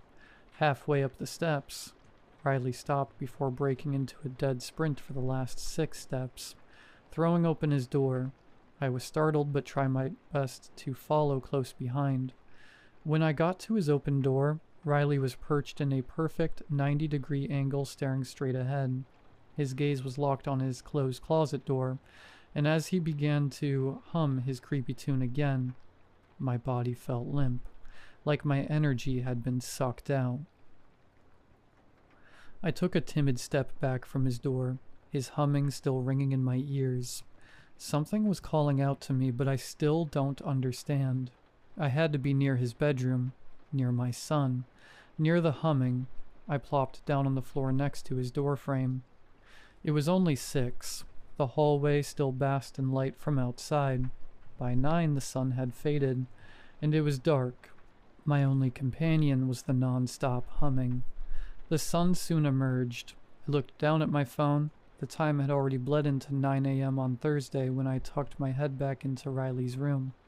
He sat completely rigid, eyes still trained directly in front of him, humming that same wicked tune. The early morning soon ate into the afternoon. I sat motionless, transfixed on Riley's humming, waiting for a hint of normality, a twinge of difference, just a taste of the humanity my son was now missing. Nothing, just the humming, an elixir of evil and turmoil. The daylight soon slid into darkness, and my hum-induced trance was broken by a sudden thud at the front door. My legs trembled and felt weak as I got off the floor. The hallway around me covered in a slight gaze. I had to blink away. I took cautious steps down the stairs, opening up the front door to see Kyle standing before me, wearing a yellow vest. I've been calling all day. Are you okay? Kyle asked, his voice a mix of anger and genuine concern. I looked down at my phone, realizing now that I had somehow missed 16 phone calls from Kyle. Kyle seemed to study me more thoroughly. I felt his eyes glaze over the eye bag that must have been present, and him trying desperately to find life in the husk of a former wife who stood before him. I should have called for a wellness check. What's wrong? I nodded my head back and forth. The sunlight burned my eyes. Riley. My mind went blank. What about him? Is he still acting funny? Kyle asked, placing his hand on the door frame before flashing a smile behind me. Riley. I turned to look back to see Riley with his head down. Riley pushed against me, holding his usual weekend bag. Riley, everything okay? Kyle asked. Riley stopped in front of his dad. His eyes started at his feet before slowly trickling up his torso, then his head. Riley stood there motionless, just staring at his father. Kyle looked at me with shock at first, then quickly shifted into something dripping with terror. Riley then started a low hum before he kept walking towards the truck and climbed into Kyle's Ford F-150. What's wrong with him? Kyle asked with gritted teeth. His face was ghostly white. I looked at him with sincerity. I felt my hand try to find his shoulder, but missed badly, nearly falling forward until Kyle caught me. Are you okay? Kyle's concern was no longer shrouded in his usual nihilist disdain towards me. For the first time since our divorce, I felt like Kyle truly cared about me. I felt the words, "No, I'm not fine. Something is wrong with me," trying to bubble up my throat, but my eyes found Riley in the truck passenger seat, and my head slowly shook yes. Kyle placed me back on my feet. If things get more weird, I'll let you know. I could see his arms trembling. He looked over his shoulder at Riley in his truck. Honey, I will call you if things get worse. Riley's not okay. We'll call the therapist, the police, whatever. Are you sure you're okay? As if I were a marionette puppet, I felt my head slowly nod yes. His truck pulled out of the driveway. Riley's eyes followed me as the two disappeared from view. All at once I felt my legs start to buckle. The world started spinning as I inched my way back into the house. I took a few feeble steps towards the stairs when everything went black. I had passed out on Friday morning. My senses returned to me on Saturday afternoon. The last 2 days of no sleep had come crashing down all at once, putting me in an impossible 24-hour coma. As I peeled myself off the wooden floor, left cheek wet with my own saliva, it took only half a second to remember. I hadn't eaten or drunk in 3 days. I sprinted to the kitchen, bouncing off a living room wall on the way, and almost went headfirst into the refrigerator. After throwing leftover chicken into the microwave and drinking approximately a gallon's worth of sink water, I tried to plan out my next move. My son was unwell. That was clear, and any further denial would do him or me no good. I reached for my phone. Will was the only boy I recognized in the office with Riley that day. Had he looked okay? Honestly, I was so transfixed on Riley and what Mrs. Rhonda told me, I hadn't noticed. I dialed for Linda, Will's mom. It rang twice before abruptly hanging up. I dialed for her again, the same unfortunate result. I started to pace, my fingernails finding the inside of my teeth. A third time, no answer. I hit the message icon instead. Linda, are you and Will okay? Green text. I looked down in confusion. I dialed her again. Immediate voicemail. Linda, please pick up. I'm worried about you and Will. My mind was soon racing with theories. Will, had he done something to Linda? Does that mean that Riley would do something too? I dialed Kyle immediately. Come on, pick up, Kyle. Pick up, Kyle, I muttered to myself. Nothing. Again, nothing. I clicked the message button, hoping for a better result than Linda. The 3 dots notifying me that Kyle was typing disappeared on the left side of my screen. I let my finger hover over the keyboard, anxiously awaiting Kyle's response. The dots lingered, lost in mid-sentence before disappearing. Never mind. I started to message. Kyle, are you and Riley okay? I've been out for a day. I'm scared. My phone buzzed to life. Linda was calling. I gathered my breath before hitting answer. Hello? All I heard was screaming. I yanked the phone away from my ear. The blood-curdling scream erupted from the phone speaker. Linda? I screamed into the phone, already dissolving into a broken mound of tears, terror, and confusion. Linda, are you okay? She was cut off mid-scream. Linda? I was wrestling with my composure. Then I heard the familiar hum. I let the phone fall from my ear. The same humming Riley has been repeating all week echoed out of the phone. This wasn't real. It can't be. The humming grew louder and louder. End call. The call was gone, but the humming still surrounded me. I found Kyle's name again in my phone and ran to the front door. Kyle lived about 20 minutes away. I'd call the police on the way, and we would solve this now. I grabbed from my keys and I stumbled out the door when I saw it. A phone was buzzing on the front mat with my name on the screen. My trembling hand reached down to grab the phone. The gleaming picture of an 8-year-old Riley and Kyle at a baseball game confirmed the worst. The phone was Kyle's. The humming grew louder. I twisted around and ran up the stairs, reaching my bedroom and locking the door behind me. That's where I am now. I've tried to call 911 6 times, but each time, all it responds with is that same creepy humming. Does anyone know what I can do? I don't have a weapon, and the humming seems to be right up against the door now. I can make out a little mouth in the door gap by the floor, a gap torturing me with that same spine-chilling humming. The tongue that comes out of it, it's long, too long for a human. I think it's Riley, and I don't think he's here to comfort his mother.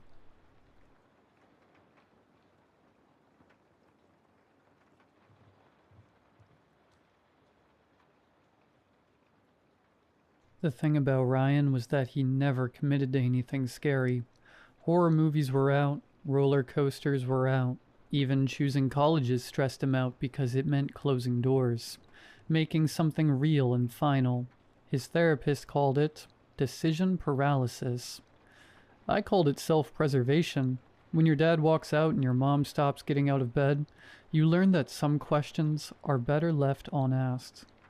I understood that. Ryan's mom had that kind of depression that kept the curtains drawn for weeks at a time. His dad left when Ryan was 11, and the last thing the guy said before walking out was that Ryan needed to man up and help your mother. So Ryan learned to be quiet, to fade into the background of rooms, to make himself small enough that his presence wouldn't be another burden to anyone to carry.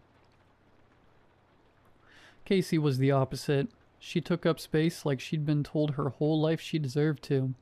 Student council, debate team, Instagram aesthetic, so carefully curated it looked effortless. Her parents were the kind of people who showed up to every event with professional cameras, who had her entire academic future mapped out on a literal poster board in their home office. Yale, then law school, then partnership in her father's firm. The thing was, Casey actually wanted none of that. She told me once, sophomore year, that she wished she could just work in a plant nursery, spend her days with her hands in dirt, helping things grow. But she'd said it like it was a joke. Like the idea of disappointing her parents was so unthinkable, it could only exist as fantasy. And Luke? Luke was more complicated than I wanted him to be.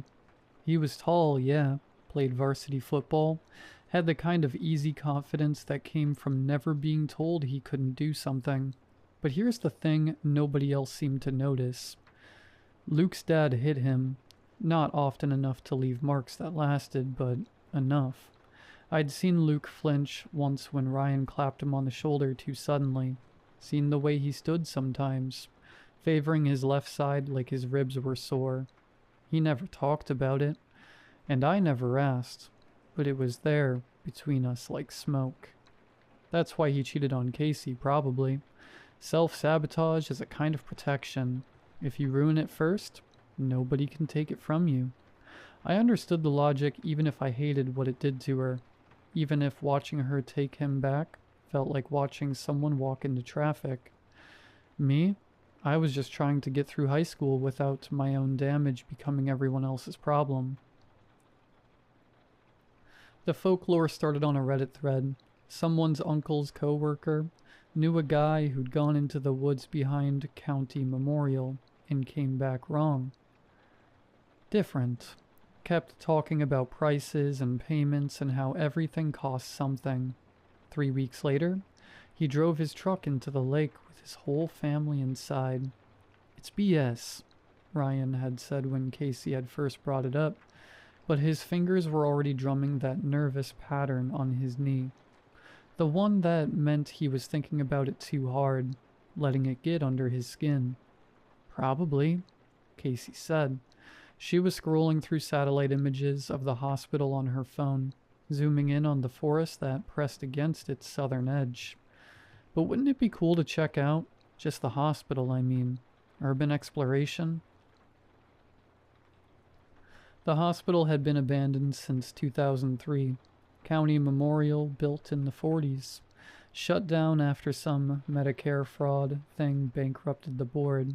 6 stories of brick and broken windows, wrapped in chain link and covered in the kind of graffiti that suggested people came out here specifically to be forgotten. The forest beyond it was old-growth pine, dense enough that hikers got lost every few years. Search parties, helicopters, the whole production. Sometimes they found the bodies. We were standing by Casey's locker between 3rd and 4th period when she pitched the idea. Ryan looked like he wanted to crawl into the ventilation system. I was trying to figure out how to say no without sounding as scared as I felt when Luke appeared.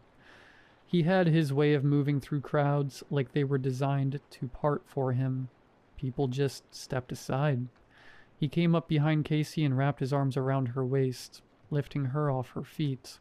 She shrieked, kicking her legs, laughing in that way that made my stomach hurt. "What are we talking about?" Luke asked, setting her down. Casey turned in his arms, already grinning. "The hospital, the one with the woods out back. We're thinking of exploring it." "Sounds boring," Luke said. But he was looking at me when he said it, one eyebrow raised. "Unless you're afraid." There it was. The hook. Luke knew exactly what he was doing. He'd been doing it since middle school.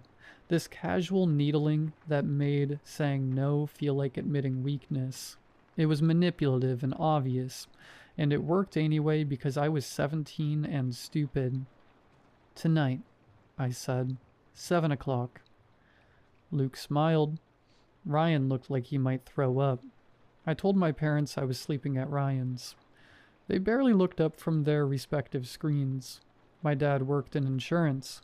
My mom taught elementary school, and both of them seemed relieved I had friends to occupy my time. Teenagers were a mystery they decided not to solve. I climbed out my bedroom window at 6:30, dropping into the backyard with an impact that made my ankles ache. My bike was old, inherited from a cousin, and the chain made a clicking sound that seemed too loud in the quiet suburban evening. I texted Ryan that I was heading out. He sent back a thumbs up and nothing else. The hospital was 4 miles away, past the nice part of town and into the part where houses had bars on the windows. The sun was setting, turning the sky the color of a bruise. By the time I reached the parking lot, full dark had fallen. The place looked worse than the photos suggested. The fog was real, thick enough that it pooled in low spots like something liquid. The hospital loomed beyond it, all those shattered windows like eye sockets in a skull. Someone had painted Memento Mori across the main entrance in dripping red letters. My breath came out in clouds. October in New England. The kind of cold that got into your bones and stayed there. I tried Ryan's phone. It went straight to voicemail. Casey's rang 4 times and went to her cheerful recording. I took a photo, posted it to Instagram with the caption, "Bad decisions loading," and watched it get 3 likes before I'd even pocketed my phone. Headlights swept across the lot. Luke's Camaro, black and impractical. His dad's cast off. The engine ticked as it cooled. Luke climbed out first, Casey from the passenger side. She was wearing his Letterman jacket over her hoodie, drowning in it. "Jesus," Luke said, breath fogging. "It's freezing. Remind me why we're doing this?" "Adventure," Casey said, but she'd lost some of that enthusiasm from earlier. She looked small in the empty parking lot, younger than usual. "Ryan's not here yet," I said. Luke snorted, probably chickened out. Then we heard the bike. Ryan came pedaling into the lot like he was being chased, skidding to a stop next to mine. His helmet was crooked, his face flushed red from cold and exertion. "Where the hell were you?" I asked. "I called." "Got lost," Ryan panted. "No signal out here. Everything looks the same in the dark." Casey was staring at the hospital now, really looking at it. "Maybe this is stupid," she said quietly. "Maybe we should just go home."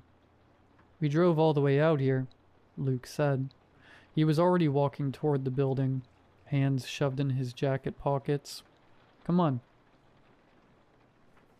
We followed the fence line around to the back. Up close, the hospital felt worse. Bigger, more present, like it was aware of us in some fundamental way. The windows on the ground floor were boarded over, but higher up they gaped open, and I kept expecting to see movement in them. A face, a hand. Ryan was breathing too fast, that panicky rhythm that meant he was spiraling. I'd seen it before, usually during tests or when his mom called during school. The forest pressed against the fence, trees so dense they looked solid, pine and oak and something that made the air smell like decay. We found a spot where someone had cut the chain link and peeled it back like the lid on a can. "So we're really doing this?" Casey asked. Nobody answered. Luke went first, ducking through, then Casey, then me and Ryan, who looked like he was walking to his execution. The forest was colder. That shouldn't have been possible, but it was. Our phone lights made narrow tunnels in the dark, catching on bark and exposed roots and something that might have been animal bones. We walked single file, nobody speaking. There was no path, just trees and darkness and the sound of our breathing.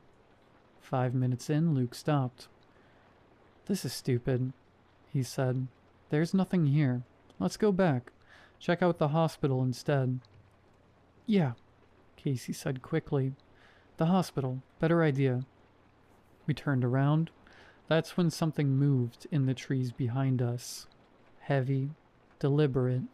The sound of something large displacing air. Casey backed into Luke, grabbing his arm. Ryan had gone statue still, and when I looked at him, his face had lost all color. "Animal," Luke said, but his voice was wrong. Too high. The thing moved again, closer, and with it came a sound like wind chimes made of bone, a clicking rattle that made my teeth ache. It stepped into the light. I want to tell you I processed what I was seeing, that my brain took in the details and categorized them in any useful way, but that's not what happened. What happened was my mind just stopped, like a computer program hitting a fatal error. 7 feet tall, maybe more. A shape that suggested a body, but refused to confirm one. Draped in moss and forest rot. Organic material that might have been fabric or flesh, or something in between. And the head? God. A deer skull, bleached white, antlers spreading like broken fingers. Around its neck, strung on what looked like sinew, hung dozens of teeth. Human teeth, maybe. Or animal. The distinction seemed less important than the fact of their existence. It had no eyes, but I felt it looking at us, looking into us. Luke made a sound I'd never heard him make before, something between a sob and a laugh. The thing's jaw opened, not like a jaw should, but hinging wrong, too wide, and when it spoke, the voice came from everywhere and nowhere, from inside my skull and from the ground and from the air itself. "You come to wish." The words scraped like rusted metal dragging across bone. "All of you must wish." Casey was crying. I could hear it, small hitching sobs behind me, but I couldn't turn to look at her. Couldn't stop staring at the creature, at the way it seemed to shift and settle like it wasn't quite solid, wasn't quite real. The skull twitched toward Ryan. Ryan opened his mouth, closed it. His hands were shaking so badly, I could see it even in the bad light.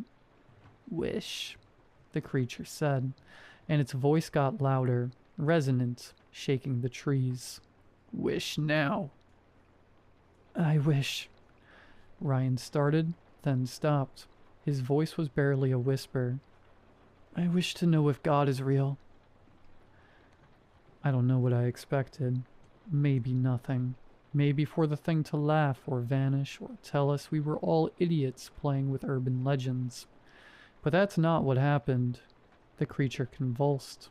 Its body, that shapeless mass, began twitching violently, and the deer skull lurched sideways at an angle that made my stomach turn.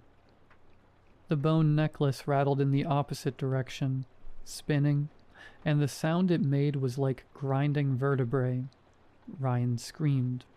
Not a shout or a yell, a scream, the kind that carries agony and terror in equal measure. That sounds like someone being unmade at the molecular level. His hands shot to his head, fingers clawing at his skull, and then I saw it happen. His head was collapsing inward. The bones of his skull were folding like paper, caving in on themselves, and his face.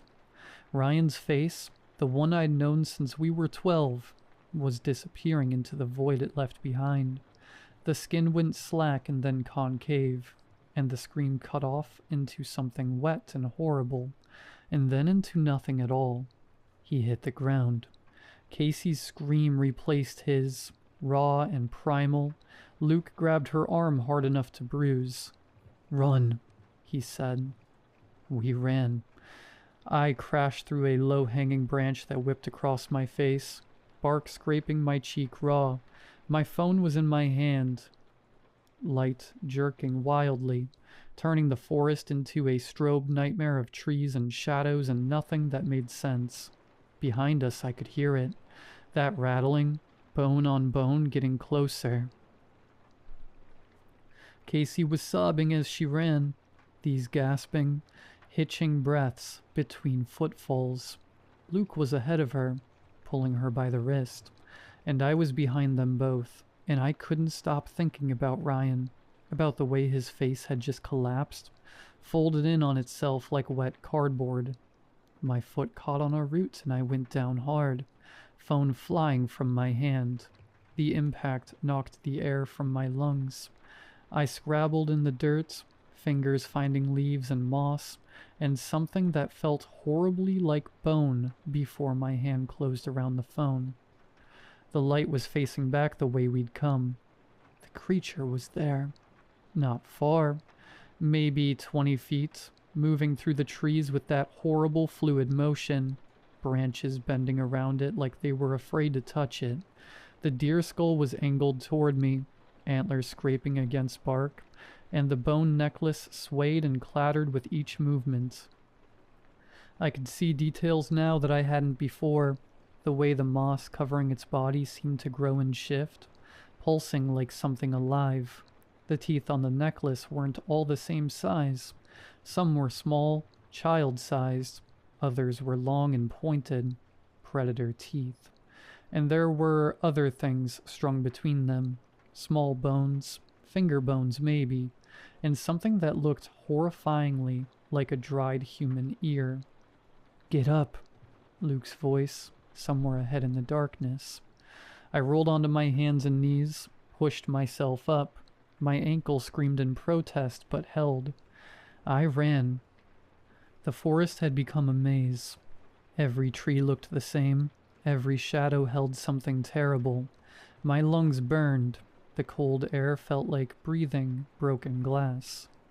I could hear Luke and Casey ahead, crashing through undergrowth, and I pushed harder, trying to catch up. Behind me, that rattling never stopped. It stayed constant, rhythmic, like the creature was pacing itself, like it knew it didn't need to rush, like this was all part of something it had done 1,000 times before. My phone light caught Casey's jacket ahead, that bright red. I focused on it, used it as a beacon. We were running uphill now, the ground getting steeper, roots reaching across the path like fingers trying to trip us. My thighs burned. My ankle throbbed with each impact. Then Casey went down. She cried out, a sharp yelp of pain, and Luke skidded to a stop. I nearly crashed into him. Casey was on the ground clutching her leg, her phone a few feet away casting crazy shadows across her face. "I can't," she gasped. "My ankle, I can't." Luke looked back. Even in the bad light, I could see his face. The calculation happening there. The math of who lives and who dies. "Help me get her up," I said, moving to Casey's other side. We each took an arm, hauled her to her feet. She whimpered, tried to put weight on her right leg, and nearly collapsed again. Luke and I locked our arms behind her back, made a kind of chair. She looped her arms around our necks. We moved slower now, so much slower. Casey's weight between us, her breathing ragged in my ear. The creature's rattling got louder, closer. I could feel its presence like a pressure change, and the air itself was being displaced by something too large, too wrong. "There," Luke panted. "I see the fence." And there it was, chain link glinting in our phone lights, and beyond it, the dark mass of the hospital. We were coming at it from an angle, not the way we'd entered. This section of fence was intact, but there was a spot maybe 10 yards down where it had been peeled back. We staggered toward it, Casey's weight making every step feel like we were wading through concrete. 5 yards. 3. Behind us, branches cracked. Not the small pops of twigs breaking. The deep groan of something large pushing through resistance. I risked a look back. The creature had closed the distance. It was right there, maybe 15 feet away, and in the better light near the fence line, I could see it clearly for the first time. It wasn't wearing the moss and rot. That was its skin, bark and organic material, fused together into something that might have once been alive, but had evolved past that into something else. The deer skull was partially embedded in its body, grown into it, and where the skull ended and the body began was impossible to determine. The antlers weren't antlers at all. They were bones, human bones, femurs and radius and ulna, all twisted and fused together into that branching structure. And the worst part, the part that made my bladder almost let go, was that the skull was moving. Not the creature's head, but the skull itself. The jaw was opening and closing in a rhythm that matched the rattling of the bone necklace. And I could see something behind the bone, something dark and writhing, like the inside of the skull was full of worms or maggots, or things that squirmed. "Go, go, go!" I screamed. We hit the fence line. Luke dropped Casey's arm, grabbed the peeled back section and hauled it up. The metal shrieked. Casey went under first, on her hands and knees, crawling. I was right behind her, and behind me I could hear the creature moving faster now, could hear that rattling building to a crescendo. I was halfway under when I felt something grab my jacket. Not a hand, Nothing as simple as a hand. Something that felt like it had too many points of contact. Like it was gripping me in 6 places at once. The fabric pulled taut, yanking me backward, and I screamed. Casey was on the other side, reaching back through, grabbing my arms. Luke was there too, pulling. I was caught between them, the fence cutting into my back, the creature's grip tightening. I could smell it now. Rot and earth and something sweet underneath. Like decomposition. Like meat going bad in the sun. My jacket tore. The sound was loud, that ripping canvas noise. And suddenly I was sliding forward, under the fence. Luke and Casey falling backward with me on top. We landed in a heap on the asphalt. I rolled, looked back. The creature was pressed against the fence, not trying to climb it or break through, just standing there, that deer skull tilted, watching us. The bone necklace had gone still. In the parking lot lights I could see my jacket, or what was left of it, hanging from one of the fence posts. It was shredded, not cut. Shredded like something with claws had grabbed it. But the creature had no hands.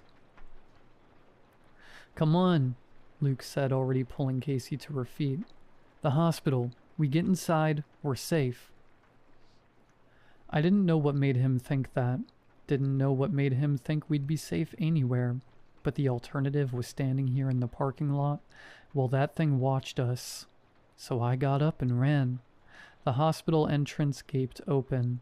Someone had torn the boards off years ago. Inside was darkness, deeper than the forest. And that smell, mold and decay and stale air that hadn't moved in decades. Our phones lit the way, catching on debris. A wheelchair rusted, one wheel missing. Medical charts scattered across the floor. Patient names still visible. An IV stand lying on its side. We moved into the lobby, a wide open space with a reception desk that had been stripped of anything valuable. The floor was tile, broken in places, and our footsteps echoed wrong, too loud, like the building was paying attention. "We can't stay here," Casey said. She was limping badly, putting almost no weight on her right leg. "It'll come in. It'll find us." "Then we go up," Luke said, gesturing to a stairwell on the far side of the lobby. "Get to the 2nd floor. Find a room we can barricade." "Or we go straight through," I said, pointing to a hallway that led deeper into the building. "Find the other side. Get back to the parking lot. Get to the car." Luke looked at Casey, then at me. I saw the decision forming, saw the exact moment he chose. "Through is faster," he said, already moving toward the hallway. We followed, Casey between us again, hobbling, trying to keep up. The hallway was narrower than the lobby, doors lining both sides. Most were closed. Some hung open, revealing rooms full of stripped beds and broken equipment. Our phone lights made everything worse, turning shadows into threats, making every corner a potential ambush. We passed a nurse's station. The desk was overturned, papers everywhere, and something had made a nest in the corner. I couldn't tell what. Blankets and trash and something else. Something organic that I didn't want to look at too closely. Then we heard it behind us. That rattling. Inside the building now. In the lobby. The sound echoed off the walls, distorted, making it impossible to tell exactly where it was coming from. But it was close. Getting closer. "Faster," Luke hissed. Casey was crying again, quiet sobs that she was trying to muffle. We were moving as fast as we could, but her ankle was bad, really bad, and each step was agony for her. I could feel it in the way she gripped my shoulder, nails digging in through my shirt. The hallway branched. Luke took the left corridor without hesitating. We followed. This hallway was darker somehow, fewer windows, and the air felt thicker, harder to breathe, like the building's decay had concentrated here. Behind us, the rattling got louder. I risked a look back and saw nothing but darkness and the pathetic throw of our phone lights, but I could feel it. That presence, that wrongness. There, Luke said, pointing ahead. A door, different from the others, metal instead of wood, with a small window set at eye level. Emergency exit, maybe. A way out. We stumbled toward it, Casey whimpering with each step, and Luke hit it at full speed. It didn't budge. He slammed into it, bounced back, tried the handle. Locked. He threw his shoulder against it again and again, and the door rattled in its frame but held. The rattling was louder now, so loud it seemed to come from the walls themselves. I turned, putting myself between Casey and the direction we'd come, and my phone light caught movement at the end of the hallway. The creature was there. It had to hunch to fit in the corridor, that deer skull scraping the ceiling tiles, bits of acoustic foam raining down as it moved, and the sound of its passage was wrong, wet and grinding, like meat being forced through a space too small. "Luke," I said, and my voice was surprisingly steady. "We need to move. The door's locked." "Then we find another door." Luke grabbed Casey's arm and pulled her away from the exit. We ran back the way we'd come, but the creature was blocking that path now, so we took the first door we came to. It opened into a patient room, and we slammed it shut behind us. The room was small. A single bed stripped to the frame, a window with bars on it, glass long gone, letting in cold air and the smell of the forest, a small bathroom in the corner, door hanging off one hinge. "We're trapped," Casey said. She'd given up trying to stop crying. Tears tracked down her face, catching in our phone lights. "We're trapped and it's going to kill us." "There has to be another way out," I said, moving to the window. The bars were solid, old but not rusted enough to break. I shook them away. They didn't move. Behind us in the hallway the rattling had stopped. The silence was worse, so much worse, because silence meant it was listening, hunting, planning. Luke was at the door, ear pressed against it, trying to hear movement. His hand was on the handle, knuckles white. "I don't hear anything," he whispered. "That doesn't mean it's not there," Casey said. We waited, seconds that felt like hours. My heart was beating so hard I could feel it in my throat, in my temples. The cold air from the window made me shiver. Or maybe that was just fear. Probably fear. Then something scraped against the door. Not a knock, a long, drawn-out scrape, like bone on metal. The door shuddered. Luke jumped back, nearly dropping his phone.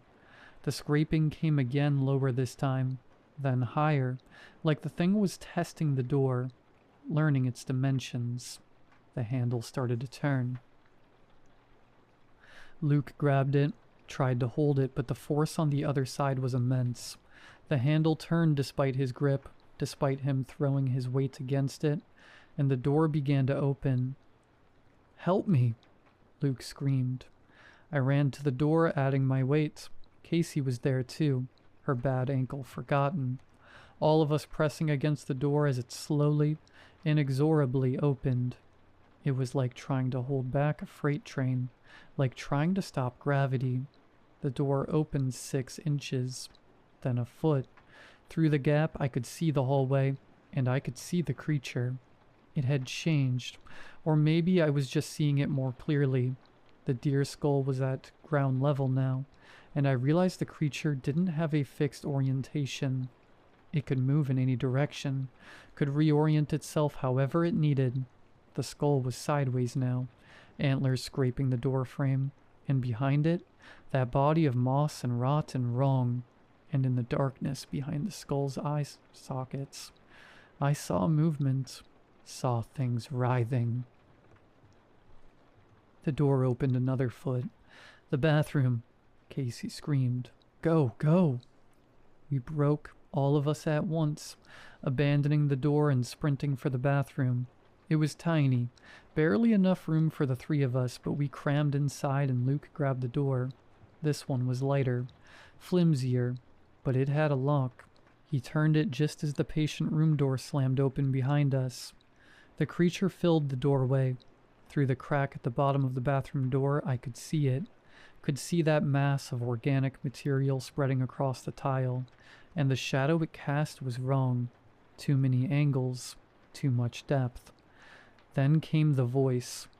"Wish," it said, and the word rattled through the building. "Must wish. All must wish." Luke's face was white. He was backed against the sink, hands gripping the porcelain like it was the only thing keeping him upright. Casey was in the corner, arms wrapped around herself, rocking slightly. The door shuddered. Something hit it. Heavy, and the wood cracked. "Wish," the creature said again. "You wish now." The door splintered. Wood shards exploded inward. A piece hit my arm, drawing blood. Through the hole in the door, I could see the deer skull, could see those empty eye sockets looking in at us. Luke's voice came out strangled, desperate. "I wish you were dead," he said. "I just wish you were dead." The creature's response was immediate.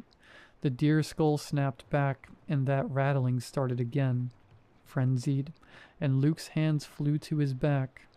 He screamed. Not like Ryan. Different. This was a scream of confusion more than pain, at least at first. Then the pain came. I watched his body arch backward, watched his shirt collapse inward like something was being pulled out from underneath. And I understood. The creature was removing his spine, not all at once, bone by bone, vertebrae by vertebrae. I could see them going, could see the shirt fabric cave where each bone disappeared. Luke's body bent backward, farther than any body should bend, and the scream went on until his lungs couldn't support it anymore, and it became a wet gurgle. Then he fell. Casey was screaming, had been screaming. I grabbed her, pulled her close, but she fought me, pushed me away. "No," she shouted at the creature, at the deer skull watching us through the broken door. "I wish none of this ever happened. I wish we never came here." And the world broke. That's the only way I can describe it. Reality fractured like glass, and through the cracks I could see something else. Other versions of this moment, other timelines where we made different choices, where we didn't come, where we turned back, where Ryan said something else, all of them existing simultaneously, overlapping, bleeding into each other. The buzzing started in my skull, building and building until I thought my head would explode. The bathroom walls rippled like water. Casey was there, and then not there, and then there again, flickering like a broken film strip. The creature's rattling became a roar, became everything, became the only sound in existence. I fell, or flew, or both. Time inverted, collapsed, expanded. I saw Ryan's face caving in again, but backward. Saw it inflate like a balloon.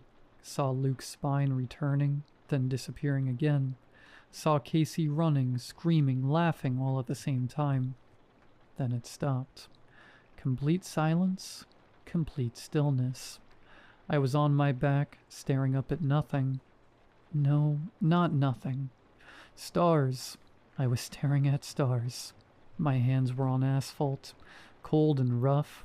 I sat up slowly, carefully, like any sudden movement might shatter whatever fragile reality had formed around me. I was in the parking lot. Not near it, in it, lying next to Luke's Camaro. The driver's side door hung open. The dome light was on, casting everything in sickly yellow.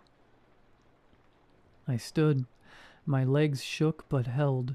I turned slowly, taking it in. The parking lot, the hospital in the distance, the forest pressing against the fence line. and Luke's car. I knew before I looked. Somehow I knew, but I looked anyway.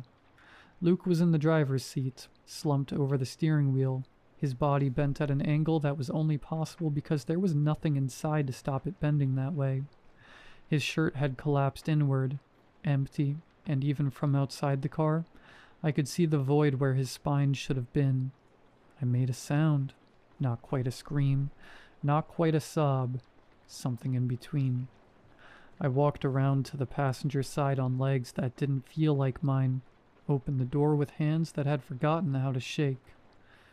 Casey was there, folded in on herself like origami. Her torso compressed, caved in, her body bent over her knees in a way that revealed the complete absence of ribs. Her rib cage was gone, removed, taken as payment. Her head rested on the dashboard, eyes open but not seeing. Not anymore. I closed the door carefully, gently, like she might wake up if I made too much noise. Ryan's bike was still there, still propped against the light pole where he'd left it. Ryan was next to it. I couldn't look at him, not directly. My eyes skated away from what was left of his face, from the collapsed ruin of his skull, but I saw enough. I saw the bike visible through where his head used to be. I saw the way his body looked, boneless, deflated. I sat down on the parking lot, right there on the cold asphalt, and I laughed. Not because anything was funny, just because something had to come out, and laughter was what my body chose. It turned into crying pretty quickly, then back to laughing. Then I couldn't tell which one I was doing more. Eventually, I called 911. I told them there'd been an accident at County Memorial. They asked what kind of accident, and I said, "You need to come. Just please come." The cops arrived first, then the ambulances, then more cops. They separated me from the bodies, wrapped me in a foil blanket, asked questions I couldn't answer. What happened? Where were you? What did you see? I told them the truth. All of it. The creature, the wishes, the hospital. They wrote it down with the kind of careful attention people give the clearly insane. By morning, I was in the back of a police car. By afternoon, I was in a psychiatric ward. They were kind. That's what made it worse. Everyone so gentle, so understanding. Asking me about what I'd experienced, nodding when I talked about the creature, taking careful notes. The medications came in little cups, pills that made everything feel distant and manageable. It was a psychotic break, the doctor told me after the first week. Trauma manifesting as hallucination. You survived something terrible and your mind created a narrative to cope. I learned to agree with him. Learned to say the right things. To show the right amount of progress. 3 months of good behavior. Of taking the pills. Of going to group therapy and pretending I believed what they believed. Then they approved an outing. A supervised trip back into the world. "We think you're ready," the doctor said. "Ready to reintegrate." I know where I'm going. I know what I'll do. The creature said we all had to wish. Ryan did, Luke did, Casey did. But I never made mine. The creature is still waiting. It has to be. Those are the rules. I'll go back to those woods. I'll find it in the darkness between the trees. And I'll say the words that have been circling in my head for 3 months. The only wish that makes sense now. Maybe it won't work. Maybe the creature is gone. Maybe the rules don't function that way. Maybe I'm just crazy after all, and I'll wander those woods until I die of exposure. But I have to try. Because this, right here, breathing and walking and pretending to be alive while they're in the ground, this is the real horror. This is the real price. And tomorrow, I'm going to pay it.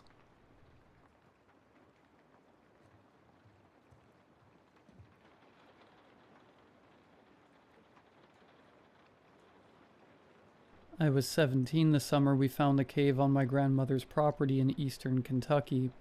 I have never told this story to anyone. Not my wife, not a therapist, nobody. Sealing the cave after Grandma Edith passed should have helped, but it did not. What Chester and I saw down there has never let go of me. I was what you'd call the nerdy kid back then. Thick glasses, skinny as a rail, the type who spent lunch periods in the library. Every summer, my parents shipped me off to Grandma Edith's farmhouse in the foothills of the Appalachians, figuring the mountain air would be good for me. The house was everything a city kid like me thought was cool about the country. High ceilings, creaky wooden floors, wraparound porches, and dense forest in every direction. The nearest neighbor was Chester's family, and their place was nearly a mile down the dirt road. Past that, nothing but trees and hollers until you reached the county highway. Chester was a year younger than me, and he was everything I wasn't. He could fix engines, hunt, fish, and navigate the woods like he'd been born to it. Where I was pale and awkward, Chester was sun-darkened and confident. Where I worried about everything, Chester just did things. We'd become friends the summer before, mostly because we were the only kids for miles, and boredom breaks down barriers. He taught me to shoot his BB gun and which berries were safe to eat. I helped him with his summer reading and showed him how to use family's ancient computer. "John, you worry too much," he'd say when I hesitated at creek crossings or complained about spider webs. "It's just the woods. Ain't nothing out here gonna hurt you." I wanted to believe him. Chester made the forest feel like his backyard, and his confidence was infectious. Around him, I felt braver than I actually was. That summer, we were both restless in the way teenagers get when the days are long and the possibilities seem endless. We'd already built a rope swing over the creek, explored every deer trail, even tried to build a treehouse that collapsed before we got the roof on. We needed something new, something bigger. We just had no idea what we were about to find. We found it in the third week of July, during a brutal heat wave that made the air shimmer and even drove the birds into shade. Chester and I were wandering the property, desperate for something to break the monotony. "Man, there's got to be something we ain't explored yet," Chester said, wiping sweat from his forehead. We were on the ridge of the back of Grandma's land, where the trees were thick and the underbrush hadn't been touched in decades. "Maybe the creek again," I suggested, though we'd been there twice already that week. "Nah, that's boring. We need something new." Chester stopped and pointed. "What's that?" I squinted.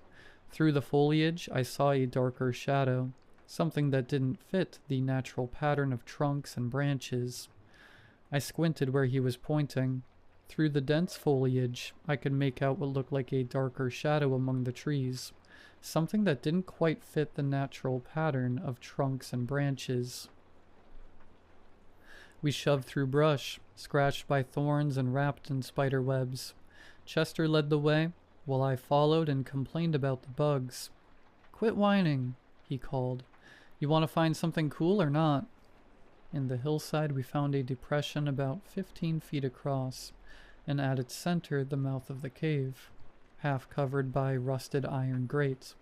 Time and weather had rusted most of it away, leaving gaps just big enough for nosy teenagers to squeeze through. "Holy crap," Chester breathed, the first time I'd ever heard him sound impressed. "John, look at this." I crept closer. The opening vanished into blackness, a cool breeze drifting out with the smell of damp earth and something I couldn't place. "Think it's an old mine?" I asked. Chester shook his head. "Nah, wrong kind of rock. Limestone country. It's a cave. A real cave." He was already kneeling at the gap, peering into the dark. "We should tell my grandmother," I said. "She'd just tell us to stay away." He grinned, the kind of grin that meant trouble. "Come on, just a quick look." "We don't have lights." "My phone does." I wanted to argue, but Chester was already squeezing through the gap. His movement echoed strangely inside. "Chester, wait up," I called. Being alone outside seemed worse than following. "Just for a minute," his voice came back, muffled and strange. "Just to see what's here." I slipped through after him, scraping my shoulder on the rusted metal. The passage opened immediately into a chamber 10 feet high and twice as wide. Chester's phone light swept over smooth limestone, carved by water through the ages. "This is so cool," Chester whispered, and his voice echoed back at us from deeper in the cave. The floor was mostly level, covered with a layer of dirt and small rocks that crunched under our feet. Chester played his light ahead, revealing that the cave continued back into the hillside, much further than either of us had expected. "Okay, we looked," I said. "Now let's go back and get real flashlights if we want to explore." But Chester was already moving deeper, his phone light bobbing as he walked. "Chester, just a little further," he called back. "I want to see how far it goes." I followed. The alternative was standing alone in the cave mouth, and that wasn't happening. We made it 50 feet before Chester's phone died. The darkness swallowed us whole, the kind you never get in a city. I couldn't see my hand in front of my face. "Chester?" My voice sounded small. "Right here, don't panic." His hand grabbed my arm. "Stay close. We'll follow the wall back." We shuffled for 5 minutes along the wall, trying not to trip. When daylight finally appeared, we were both shaking, though neither admitted it. "That was awesome," Chester said, though I heard the relief in his voice. "It goes back really far," I said. "Yeah, we need real lights and rope. Explore it properly." I nodded, though something about the cave felt wrong. Maybe it was the darkness, or the way our voices echoed. "Tomorrow," Chester said. "We'll come back with supplies." As we walked back through the woods toward the house, I kept looking over my shoulder at the cave mouth behind us. Even with the afternoon sun filtering through the trees, that dark opening seemed to pull at my attention. I should have listened to that feeling, should have told Grandma Edith, or just found something else to occupy our time that summer. But I was 17, and Chester made everything seem like an adventure. Even the things that should have scared us away. We came back the next morning loaded like explorers.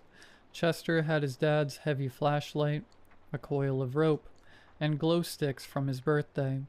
I brought a headlamp, extra batteries, chalk for marking our path, and a notebook to map it.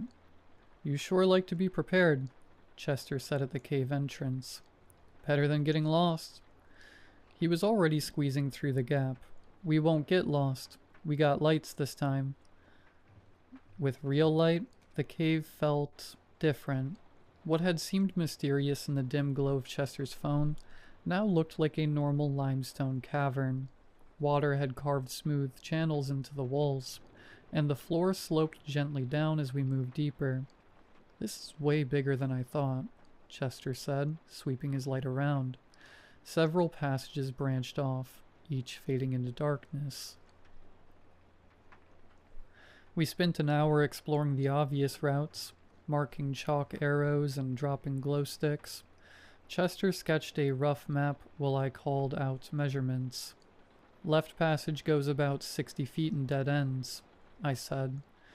"Right passage curves back and connects with the center, like a loop." The center passage drew us in. It ran straight back, sloping steadily down, and our lights couldn't find the end. "That's where we need to go," Chester said, his voice excited. 2 hours in, he made the observation that should have sent us back. "You notice anything weird about this place?"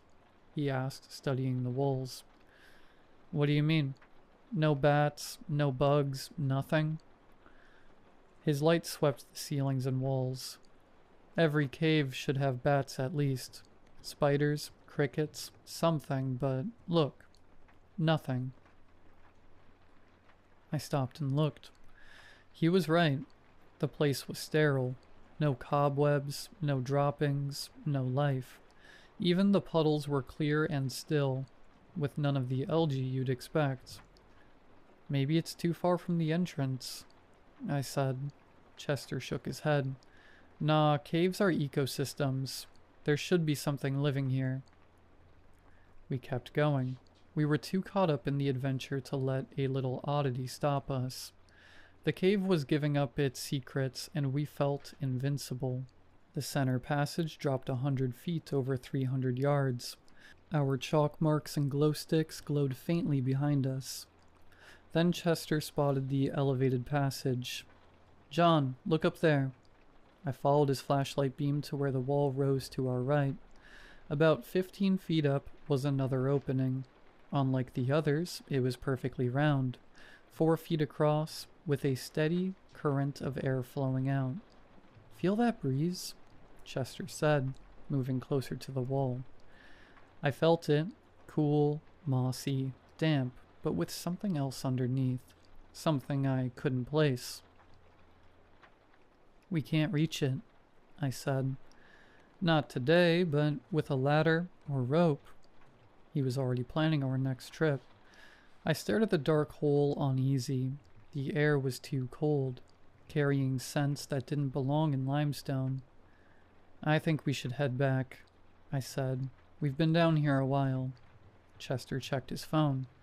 "Yeah, past lunch. Your grandma's probably wondering." We followed our chalk arrows and glow sticks back to the surface. Faster this time.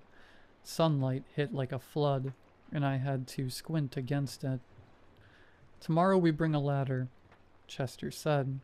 "Maybe we should tell someone where we're going," I suggested, "in case something happens." He gave me that look again, the one that said I worried too much. "Nothing's gonna happen. It's just a cave." But as we walked back through the woods, I kept thinking about that opening and the air flowing from it. The scent felt familiar, like something half remembered from a dream. That night I dreamed of deep places and moving air, and woke with the taste of moss in my mouth. Chester showed up the next morning with his dad's aluminum stepladder strapped to the four-wheeler, grinning like he had solved everything. "Borrowed it while Dad was at work," he said, wrestling it off. "He won't miss it for a few hours." The ladder was heavier than it looked, and hauling it through the woods was an expedition in itself. We stopped every 50 yards to rest and untangle it from branches. By the time we reached the cave, we were both sweating. "This better be worth it," I muttered, helping him force it through the grate. "Trust me, it will." Getting the ladder down the sloping passage was another challenge. It was awkward in the tight space, and my headlamp cast confusing shadows. But Chester was determined, and we finally got it against the wall. "Hold it steady," he said, climbing. I braced it while his light swept the opening above. At the top he went quiet. "What do you see?" I called. "It goes back a long way," he said, muffled. He climbed down and we switched places. The ladder felt shaky under me, but I reached the opening. His flashlight had shown the tunnel stretching back, but what struck me was the sound. Water. Dripping. Echoing as if from a much larger space. "You hear that?" I called. "Yeah, sounds like water. A lot of it." I climbed down and we stared at each other in the glow of our lights. "Underground river?" I said. "Or a lake. Only one way to find out." The elevated passage was more open than I expected. We could walk upright, the walls smooth limestone worn by water. The smell grew stronger as we moved, and the air felt thicker, carrying scents that reminded me of things long dead. After 200 feet, the passage opened.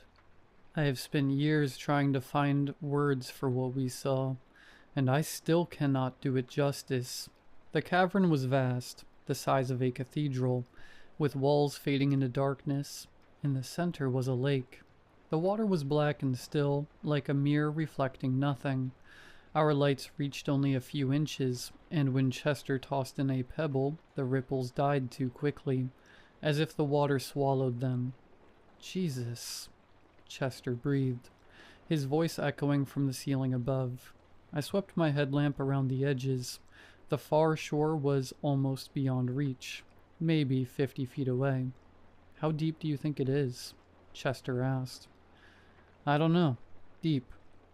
He was already digging in his pack. Let's find out. He cracked a glow stick, tied it to a rock with a rubber band, and tossed it in. The green light sank, and sank, and sank. It never reached bottom. The glow vanished into distance until the surface was black again, showing no trace of what we had dropped. That's not possible, Chester said, his confidence gone. I stepped back from the edge. The lake felt alien, the air too still, the silence too complete. Even our voices seemed muffled, as if the water absorbed them. We should go back, I said. But Chester was staring at the far shore, his light barely catching shapes in the dark. There's something over there, he said, on the other side. I looked. In the faint circle of light, I saw what must have been structures on the rock, regular shapes that did not look natural. Chester, let's go back and think about this. We need a boat, he said, ignoring me. An inflatable raft. We could paddle over. The thought of being on that water clenched my stomach. That's crazy. We don't even know how deep it is. What if we fall in? We won't. I'm a good swimmer. In a lake that might not have a bottom? He looked at me then, really looked, and I saw he felt it too. The sense we had found something that should not exist. But Chester never backed down from anything. Tomorrow, he said, we'll think tonight and come back with a plan. As we left through the passage and down the ladder, I kept looking back. The darkness seemed deeper than it should, and I felt something in that water watching. That night, I could not shake the image of the glow stick sinking into endless depths. In my dreams, I sank with it into darkness so complete I could not tell if my eyes were open or closed. Chester showed up the next afternoon with a small inflatable raft strapped to his four-wheeler, the kind meant for lazy rivers. He also had life jackets, waterproof flashlights, and a hand pump. Where'd you get this? I asked, though I already knew. Borrowed from my cousin Jake. He won't miss it. I eyed the raft. It was 6 feet long, built for calm water, not underground lakes. Chester, I don't think that's going to work. It'll be fine. It's rated for 2 people. We're light. Despite my doubts, I helped him haul it into the cave. His enthusiasm was hard to resist, and I was curious about the far shore, but the image of that glow stick sinking into black water never left my mind. Launching took longer than we expected. The rocky shore wasn't ideal, and we had to clear stones for a spot. The whole time I was aware of the water beside us, still as obsidian, and reflecting our lights. You sure about this? I asked. It's just water. Worst case, we get wet. But it wasn't just water, and we both knew it. The lake felt wrong. No lapping at the shore, no movement at all. Even when disturbed, the ripples died too fast, as if the water was heavier than it looked. Chester climbed in first with a flashlight. The raft barely dented the surface, as if it floated on something solid. Come on, he said, steadying it. I climbed in reluctantly, paddle in hand. The moment we pushed off, I felt the lake take hold of us. It wasn't like floating, more like being suspended over an abyss. Paddle, Chester said, shining his light ahead. The rowing was strange. The water gave almost no resistance. Yet the raft crawled forward, slower than it should have. It was like paddling through oil, though the water looked and felt normal when I touched it. This is taking forever, Chester muttered, after what felt like 20 minutes. I looked back and my stomach dropped. The rocky ledge was much further away than it should have been, barely visible in our glow. Ahead of us, the far shore seemed no closer than when we'd started. Chester, something's not right about this. Just keep paddling. We're almost there. But we weren't. The harder we paddled, the less progress we made. The far shore stayed distant, while the shore behind us kept receding, as if the lake stretched itself, bending distance in ways that defied sense. Then Chester's light touched the far side, and we both went quiet. "What the hell is that?" he whispered. "I don't know, but I don't like it." The structure was 30 feet across, ringed with strange stone pillars. The rock was darker than limestone, smooth and almost metallic. Carved channels ran towards the water, and in the center stood something like an altar, though it was built for no human shape I could imagine. "We need to get closer," Chester said, but without his usual confidence. "No, we need to go back. Now." I turned the raft, but he grabbed my arm. "Wait, look at the water." I followed his gaze. The water glowed faintly as if light rose from something far below. The glow was subtle but unmistakable. The surface shifted, a slow bulge rising as though some unseen current was pushing up from the depths. "There's something down there," Chester said. "Something big." Then our gear failed. Chester's flashlight flickered and died. My headlamp dimmed despite fresh batteries. Even my watch froze at 3:47. "Chester, we're leaving now," I said, cracking a glow stick. He didn't argue. We paddled hard toward what we thought was shore, but the darkness pressed in and our failing lights showed almost nothing beyond our raft. Then we heard it, a sound from beneath us, deep and resonant, like rock and metal groaning under pressure. It rose from the depths and vibrated through the water and into our bones. Ripples spread across the surface and faded too quickly. The raft shuddered. "Paddle faster," Chester said, and for the first time I heard fear in his voice. The sound came again closer. The water around us began to glow, the light moving upward as if something vast was rising. We paddled in silence, our failing lights barely cutting the dark. The shore seemed impossibly far, and with every stroke I was sure we would not make it. But somehow we did. The raft scraped the rocks just as my headlamp died. We dragged it out and collapsed on the cavern floor, shaking in the shine of our last glow stick. "We can't tell anyone," Chester said finally. "They'd think we were crazy." I nodded, though part of me wondered if we were. The whole thing felt like a nightmare. As we packed up, I made the mistake of looking back. The water was still again, but I was certain something in that blackness was looking at us. For 3 days I avoided the cave. I stayed close to the house, helped Grandma with chores, even started reading one of her old romance novels just to keep busy. But Chester would not let it go.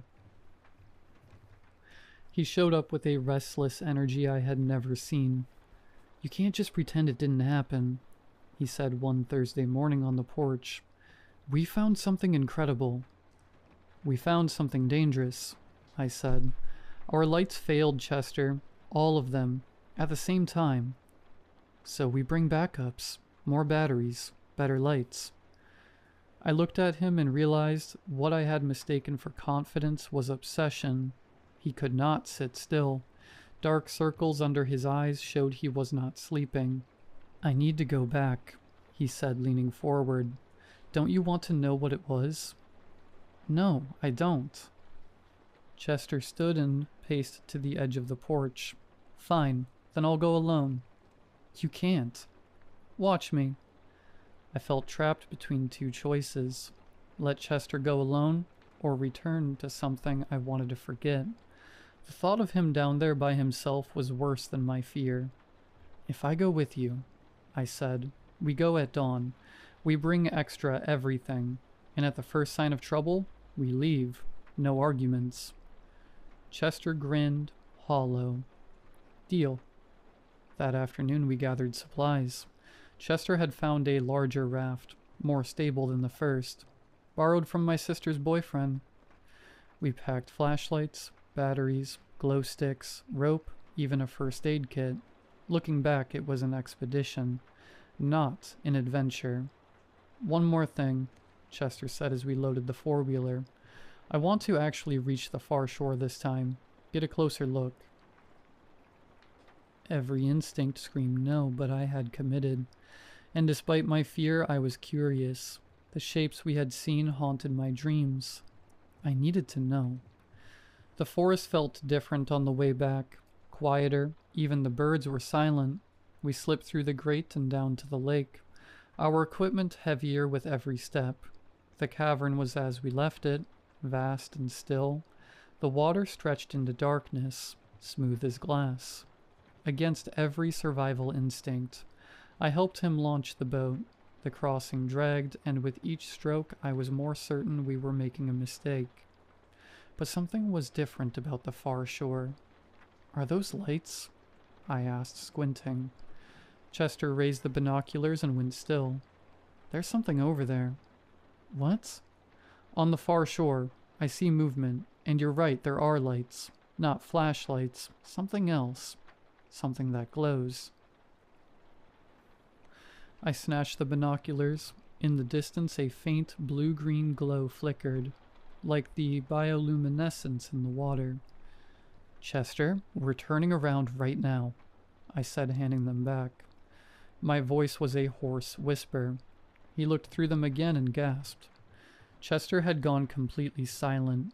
His mouth moved, but no words came at first. Then, in a whisper that grew louder, he began repeating, "It comes out of the water. It goes into the water. It comes out of the water. It goes into the water." I shook him, but he wouldn't stop. His eyes were fixed on the far shore, wide and shining, as though he was watching something emerge that I couldn't yet see. That's when the water around us began to glow. The luminescence rose from the depths like we'd seen before, but this time it was brighter, more intense, and in that glowing light, I could see the true scale of what lay beneath the water. It wasn't a lake at all. It wasn't a lake. It went down forever. An eye, a well, a portal, an abyss eternal and bottomless, vast and deep.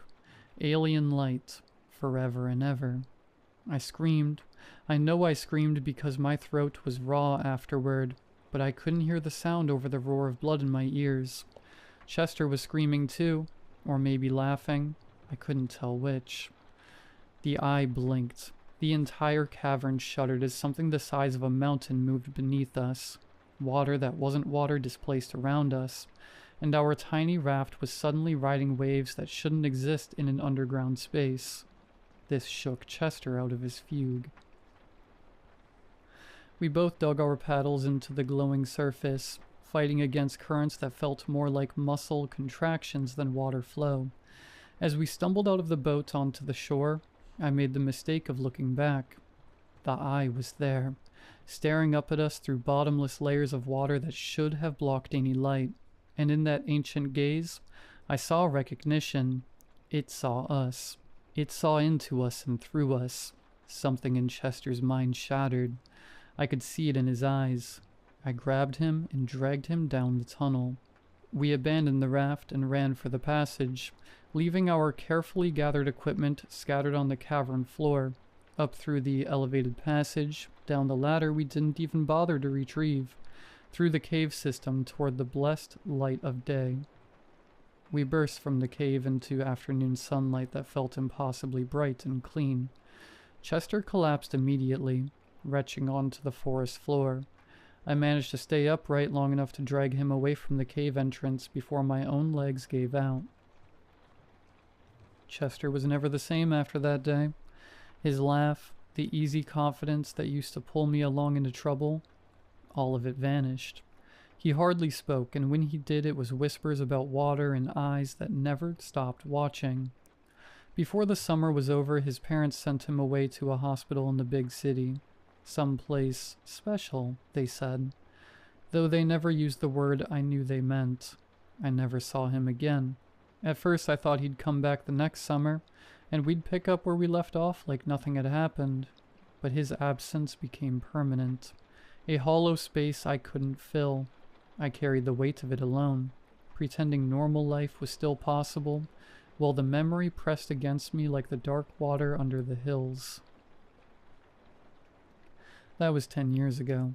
I've been in therapy on and off ever since, cycling through doctors who nod sympathetically when I tell them about recurring nightmares of black water and watching eyes. They prescribe medications for anxiety and sleep disorders, but nothing stops the dreams completely. Chester wasn't as lucky. The last I heard, he was living on the streets, talking to things that weren't there and insisting that something was still watching him.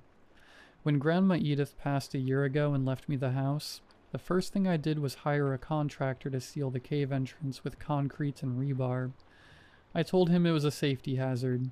I paid him extra to use twice as much concrete as necessary, and to never mention the job to anyone. Some doors, once opened, need to be closed forever. Late at night, I swear that sometimes I can still hear the sound of water moving, far beneath the ground.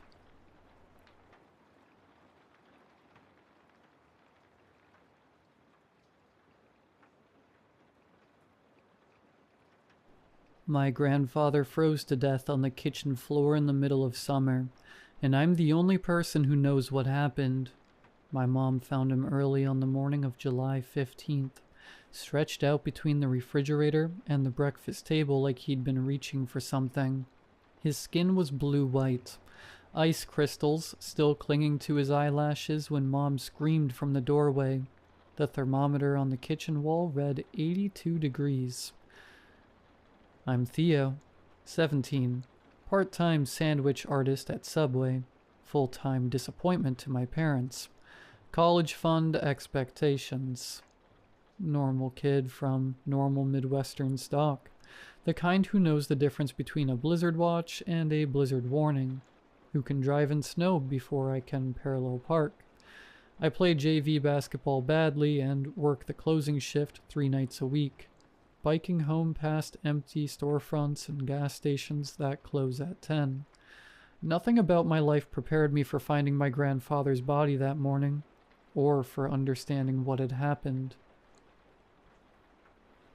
My grandpa, Isaac, had lived with us for 4 years, ever since Grandma died and Dad decided the old man shouldn't be rattling around the farmhouse anymore. Grandpa was 74. With arthritis in his hands and a habit of falling asleep in his recliner with the TV remote balanced on his chest. He'd worked 20 years managing the local IGA before retiring, knew everyone in town, remembered their kids' names and which checkout girls have the best customer service. He was practical, steady, unremarkable in every way that mattered. He was also dead in our kitchen, ice cold in 80-degree weather. The coroner, Dr. Willits, spent 45 minutes examining the body. He took photographs, checked the thermostat, questioned Mom and Dad about Grandpa's health, his medications, whether he'd seemed confused or disoriented lately. He measured the room temperature 3 times with different thermometers, frowning at readings that made no sense. Hypothermia, he announced finally, signing papers with the kind of confidence that comes from 3 decades of determining cause of death. Severe hypothermia due to unknown environmental factors, possibly a neurological episode affecting temperature regulation. Dad asked the obvious question. How does someone freeze to death when it's 80 degrees outside? Dr. Willits adjusted his glasses and delivered the answer that would satisfy the insurance company, the death certificate, and everyone except me. Sometimes the body's regulatory system fails catastrophically. Medication interactions, undiagnosed conditions, stroke affecting the hypothalamus. The body can literally lose the ability to maintain core temperature. Mom mentioned the frost she'd seen around the body, but Dr. Willits dismissed it as condensation from the air conditioning. I didn't correct him, even though our AC had been off for 3 days. The funeral was on Thursday, Half the town showed up, filling past the casket to pay respects to a man who'd bagged their groceries and remembered their faces for 2 decades. They spoke about his kindness, his reliability, how he'd given their teenagers first jobs and second chances. None of them knew about the temperature of his skin when they found him, or the thin layer of frost that had formed around his body, like he'd been lying there in January instead of July. None of them had seen what I saw when I came downstairs that morning. When Mom's screaming brought me and Dad running, I saw my grandfather's final expression, frozen on his face in the moment death took him. He wore no peaceful look like most people would imagine. His eyes were wide, staring at the ceiling, and his mouth was open like he'd been trying to say something important. He looked terrified. Strange things started happening 2 months ago. May 28th in Minnesota means tornado watches and sudden thunderstorms, the kind of weather that keeps you checking the sky every few minutes. It doesn't mean finding patches of kitchen floor so cold they make your feet ache through wool socks.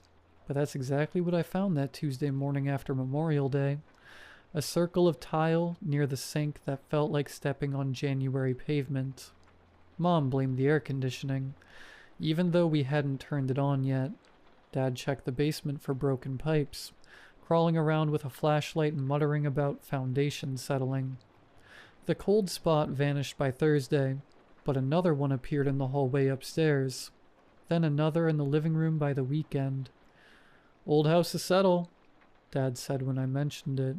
"Foundation shifts, creates drafts you wouldn't expect." Our house was built in 1987.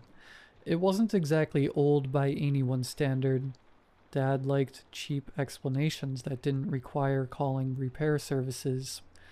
I pressed my palm against the frigid patch of living room carpet, watching my breath form small clouds in the 70-degree air. When I called Mom over to feel it, her hand passed through the cold like it wasn't there. "Feels normal to me, honey," she said, giving me that concerned look parents get when they think you're coming down with something. But I could see the frost forming on the carpet fibers where my breath hit them. The winter winds started a week later. I'd be watching TV or doing homework, and suddenly smell snow in the air. That sharp, clean scent that comes from a blizzard. The smell would drift through rooms like invisible smoke, carrying whispers I could almost understand. Once I followed the scent upstairs to Grandpa's room, where he was sitting on his bed looking at old photo albums, his face pale and distracted. "You smell that?" I asked him. He looked up from a picture of him and Grandma at some company picnic. His hands were shaking as he closed the album. "Smell what?" "Like snow. Like winter." "It's May, Theo." But his voice cracked when he said it, and I noticed he was wearing a sweater despite the warm afternoon. The whispers came with the wind that smelled like snow, voices so quiet I couldn't be sure I was actually hearing them. Sometimes they seemed to be calling a name, sometimes just murmuring like people having a conversation in another room. I'd turn my head to catch the words, but they'd fade into nothing, leaving me wondering if I'd imagined them entirely. But Grandpa heard them too. I'd find him sitting in his chair at midnight, eyes wide open, responding to things the rest of the family couldn't detect. "I'm sorry," he'd whisper to the empty room. "I know you're cold. I know." When I asked him who he was talking to, he'd look at me with the desperate expression of a drowning man. "You can hear them too, can't you, Theo?" His voice barely above a whisper. "The voices in the wind?" I nodded, and something between relief and terror crossed his face. "Then you know she's coming." The shivering started in June. I'd wake up at 3 in the morning, teeth chattering, pulling my covers tight around me. The room would feel normal to everyone else, maybe even warm, but my body acted like I'd been sleeping outside. When I mentioned it to Mom, she immediately started checking for fever and asking about my appetite. "Growing boys need more calories," she said, adding extra bacon to my breakfast. Your metabolism's probably just running high. She couldn't see the frost forming on my bedroom windows while the thermostat read 75 degrees. Grandpa started acting strange around the same time, but this was different from the whispers. This was paranoia. He began looking over his shoulder when we watched TV together, checking the locks on doors that nobody ever used. During dinner, he'd pause mid-sentence and listen to sounds the rest of us couldn't hear, his fork halfway to his mouth, eyes darting toward the kitchen doorway. "Nothing there," he'd mutter, when I followed his gaze. "Just tired." But tired people don't spend 20 minutes staring at the same photograph, and they don't whisper apologies to themselves while they think no one's listening. I started finding him with those photo albums more often, usually the ones from his working years at the IGA. He'd flip through pages slowly, his fingers tracing faces I didn't recognize, his lips moving in silent conversation. One afternoon in late June, I found him in the kitchen at 2 in the morning, still in his pajamas, staring at the spot where his body would be found 3 weeks later. The linoleum around his bare feet was covered in frost that sparkled under the overhead light. "Grandpa?" He turned toward me, but his eyes took a moment to focus, like he was seeing me from across a great distance. When he exhaled, his breath formed a small cloud between us. "She's coming," he said quietly. "She's been walking through the snow for 27 years, and now she's almost here." "Who's coming?" "I should have stopped. I should have helped her." His voice was barely audible. "But she was so cruel, Theo. So very, very cruel." I asked him what he meant, who he was talking about, but he just shook his head and shuffled back to his room, leaving wet footprints on the kitchen floor that steamed in the warm air. Everything came together the night I saw her. It was July 4th, just past midnight. Fireworks had been going off all evening, late celebrations from people who'd bought too many bottle rockets and didn't want to waste them. I was lying in bed, listening to the occasional pop and crackle from somewhere across town, when the temperature in my room dropped 20 degrees in the span of a heartbeat. I sat up, pulling my sheet around me, and saw her floating 3 feet above the hallway carpet. She was translucent, like looking through ice, but I could make out her basic shape, a woman in what might have been a winter coat, her hair hanging in frozen strands around her face. Snow clung to her shoulders and sleeves, never melting, never falling.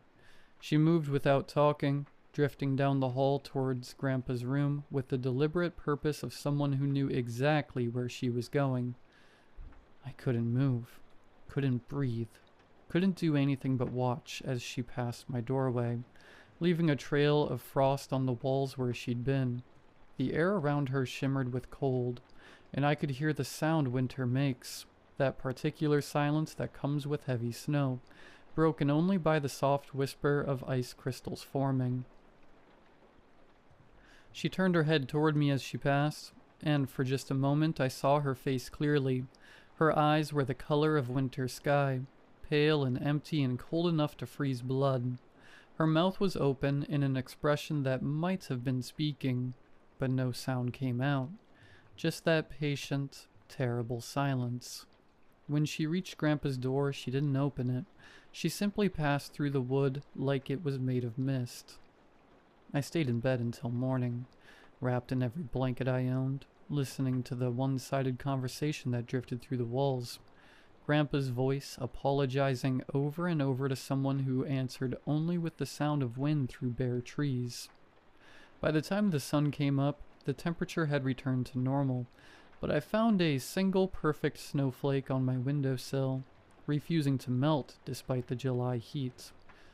I knew then that my grandfather was going to die, and that I was the only one who could understand why. My grandfather told me the worst thing he'd ever done. It was July 13th, 2 days before we found him dead on the kitchen floor. He'd spent the morning pacing between his bedroom and the kitchen, muttering under his breath and checking door locks that were already secure. The house felt like a meat locker, despite the air conditioning being off, but only Grandpa and I seemed to notice. By afternoon, he looked like a man who hadn't slept in weeks. "Theo?"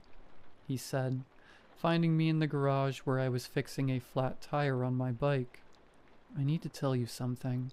About Mary." I'd never heard him mention anyone named Mary before, but something in his voice made me set down my wrench and pay attention. He looked older than his 74 years. His shoulders bent forward like he was carrying something impossibly heavy.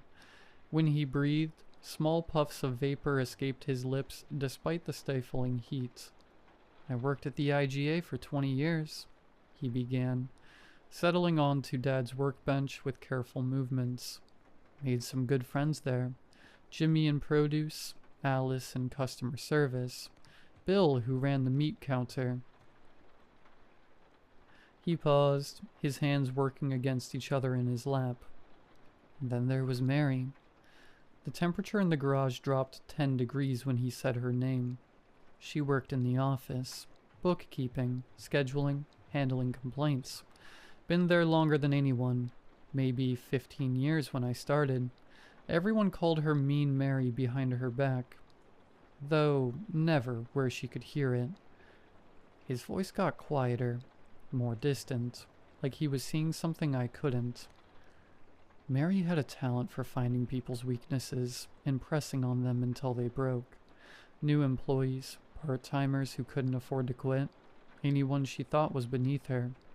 But what she did to Tommy was the day I knew she was something beyond cruel. Beyond human, maybe. The Tuesday she destroyed Tommy was like watching a predator hunt. Tommy worked maintenance, had some kind of mental problem that made him talk slowly and repeat himself sometimes. Sweet kid, maybe 25, lived with his mother and needed that job more than anything. A customer complained about water on the floor near produce. Standard stuff. Happens every day. Grandpa's breath came out in visible puffs now, and frost began forming on the workbench where his hands rested. Mary saw her chance. She called Tommy over to the customer service counter where everyone could see. Employees, shoppers, kids waiting with their mothers, started interrogating him about his careless mopping, making her voice loud enough for the whole front end to hear. I could see the scene playing out in his eyes, 27 years of guilt etched in the lines around them. Then she started imitating his speech. Made her voice slow and halting like his, stumbling over words the way he did when he got nervous. "Tommy, sorry. Tommy, try harder." She kept getting louder, drawing more people over to watch this grown man being humiliated like a child.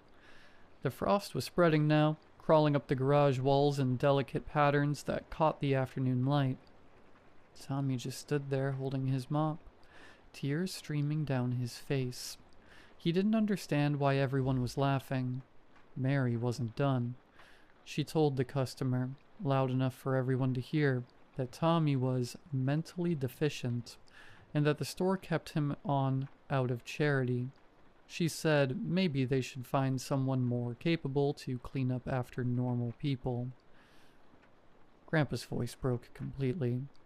The customer looked horrified, tried to say it wasn't that big a deal, just a wet floor, but Mary kept going, called Tommy a burden to decent society, and said his mother should be ashamed for inflicting him on normal people. Tommy collapsed right there, sobbing so hard he couldn't breathe. He never came back. Found out later his mother had to take him to the emergency room that night because he wouldn't stop shaking. The doctor said it was a panic attack, but I knew better. Mary had broken something inside him that never got fixed. That was the kind of person Mary was, Grandpa whispered. Someone who could destroy an innocent man for entertainment and sleep soundly that night. I asked him why he was telling me this, what Mary had to do with the cold spots and whispers that followed us throughout the house. His hand stopped moving.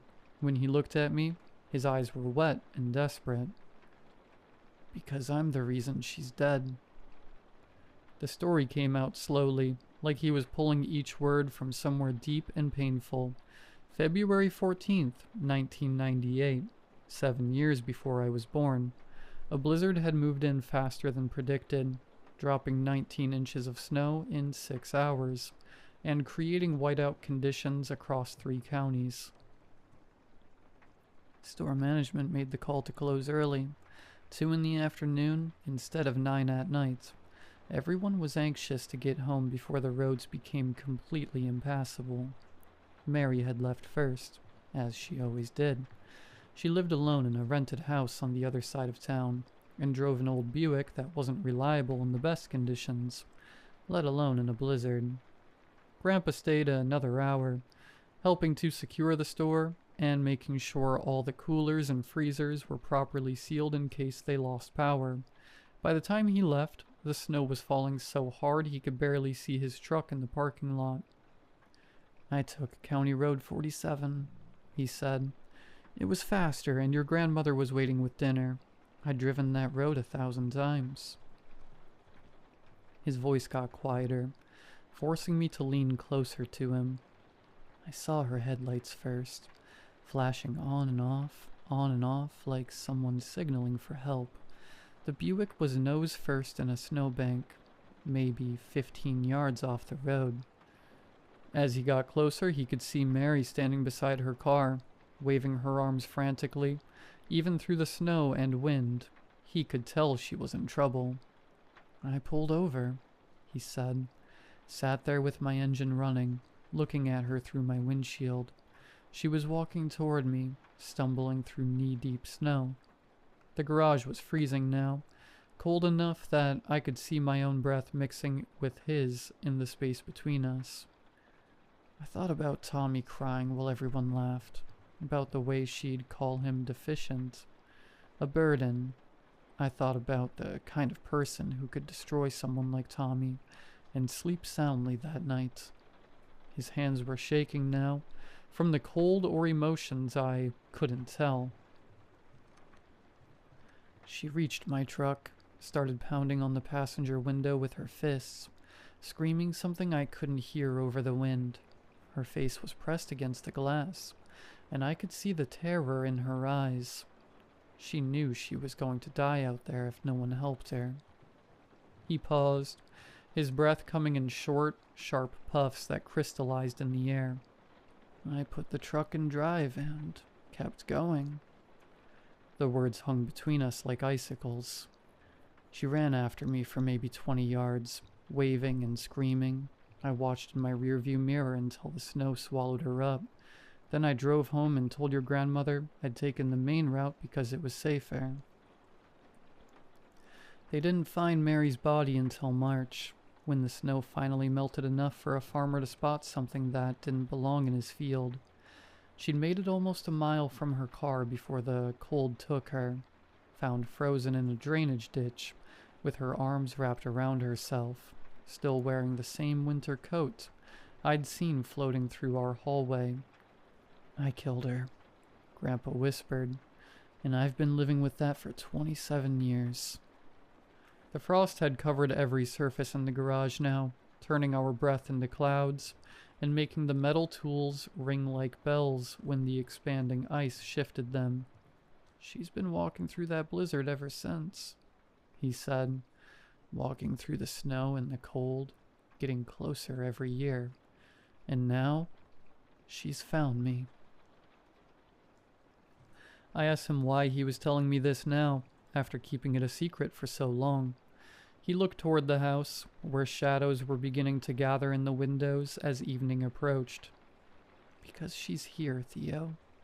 She's been in my room every night for a week, standing at the foot of my bed, dripping snow melt on the carpet. She doesn't say anything, just watches me with those frozen eyes.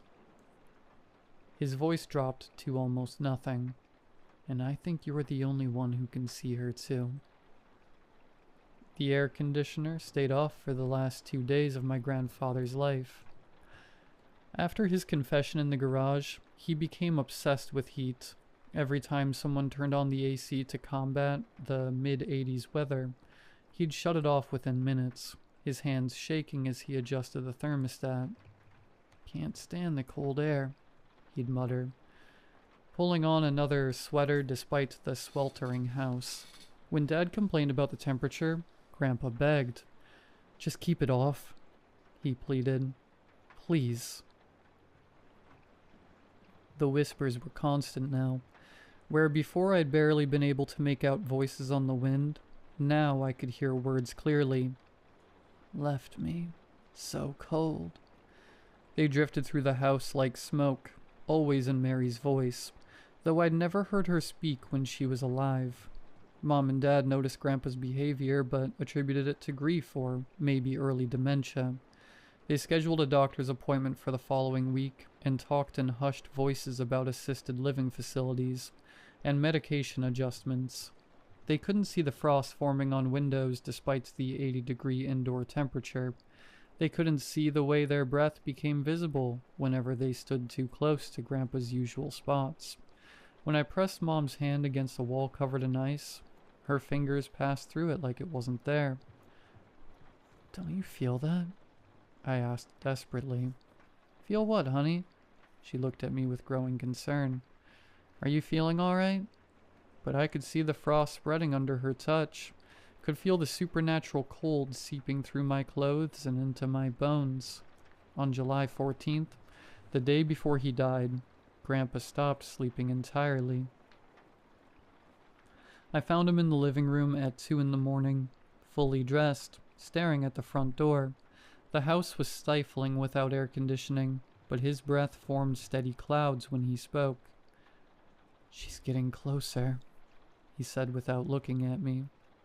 "Where is she?" "Right there." He pointed toward the empty hallway. "Can you see her? She's standing by the stairs, just watching." I looked where he was pointing and saw nothing but shadows, but the temperature in that spot had to be below freezing, because frost was forming on the wall in the shape of a woman. "What is she doing?" "Nothing, just looking at me, but I can feel the cold coming off her, like standing next to an open freezer. And her eyes," he shuddered, "her eyes are like looking into a January sky." We sat together until dawn. I held his frail, cold hand, listening to him whispering apologies to the empty air, while I watched frost patterns spread across surfaces that should have been warm. When the sun came up, he seemed to relax slightly, but I knew the relief was temporary. That evening, our house felt like an oven. The air conditioner sat silent while the July heat pushed the indoor temperature well into the 90s. Every fan in the house ran at full speed, but they couldn't compete with the supernatural winter that followed my grandfather from room to room. The whispers started earlier than usual, just after sunset. This time they weren't random phrases, but something more focused, more demanding. I couldn't make out all the words, but Grandpa could. He sat in his chair, no longer pretending he couldn't hear her. "I know," he said to the empty room, his voice steady for the first time in days. "I remember leaving you there." A pause, as if he were listening to something I couldn't quite catch. "Yes, you called my name. You begged me to help." Another pause, longer this time.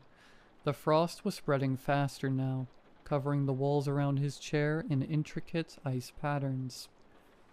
"I'm sorry," his voice cracked. "I'm so sorry, Mary, but you have to understand what you did to those people." The temperature plummeted. My breath came out in thick clouds, and ice began forming on the inside of windows. "No," Grandpa said, shaking his head. "Sorry isn't enough. I know that now." The conversation continued for hours, Grandpa responding to accusations I could only partially hear, accepting blame for a decision that had haunted him for 27 years. Sometimes I caught fragments of her voice on the wind. "Left me to die. So cold." Near midnight, his voice changed, became resigned. Yes, you were alone. You died alone because of me, and that was cruel. Maybe as cruel as anything you ever did. I deserve this, but please, leave my family alone. They don't know what I did, he said with a tired, dejected voice. By 1 in the morning, the house felt like a walk-in freezer. Ice covered every surface I could see, turning our home into a winter landscape. The whispers had stopped, replaced by something worse. The sound of someone breathing slowly in the darkness, each exhalation bringing more cold. Theo, he said with all the warmth and affection he could muster. Go to bed. You can't help me. I'm ready. I'm tired, and this is nothing you or anyone should ever have to see. I went to bed knowing I'd never see my grandfather alive again, but unable to do anything except watch it happen. Mary had finally gotten her revenge, and she'd made sure my grandfather experienced every moment of the cold that killed her. The only difference was that she'd died alone in a field, while he died surrounded by the warmth of a family who loved him. It wasn't mercy, it was just a different kind of cruelty. 3 weeks later, I sent my college applications exclusively to schools in Florida and Arizona. Some things are too cold to forget, and I never want to feel winter again. The frost disappeared from our house the day we buried Grandpa, but sometimes on the colder nights, I still hear whispers in the wind. They're fainter now, more distant, like someone calling from very far away. I think Mary is walking again, looking for the next person who left someone to die in the cold.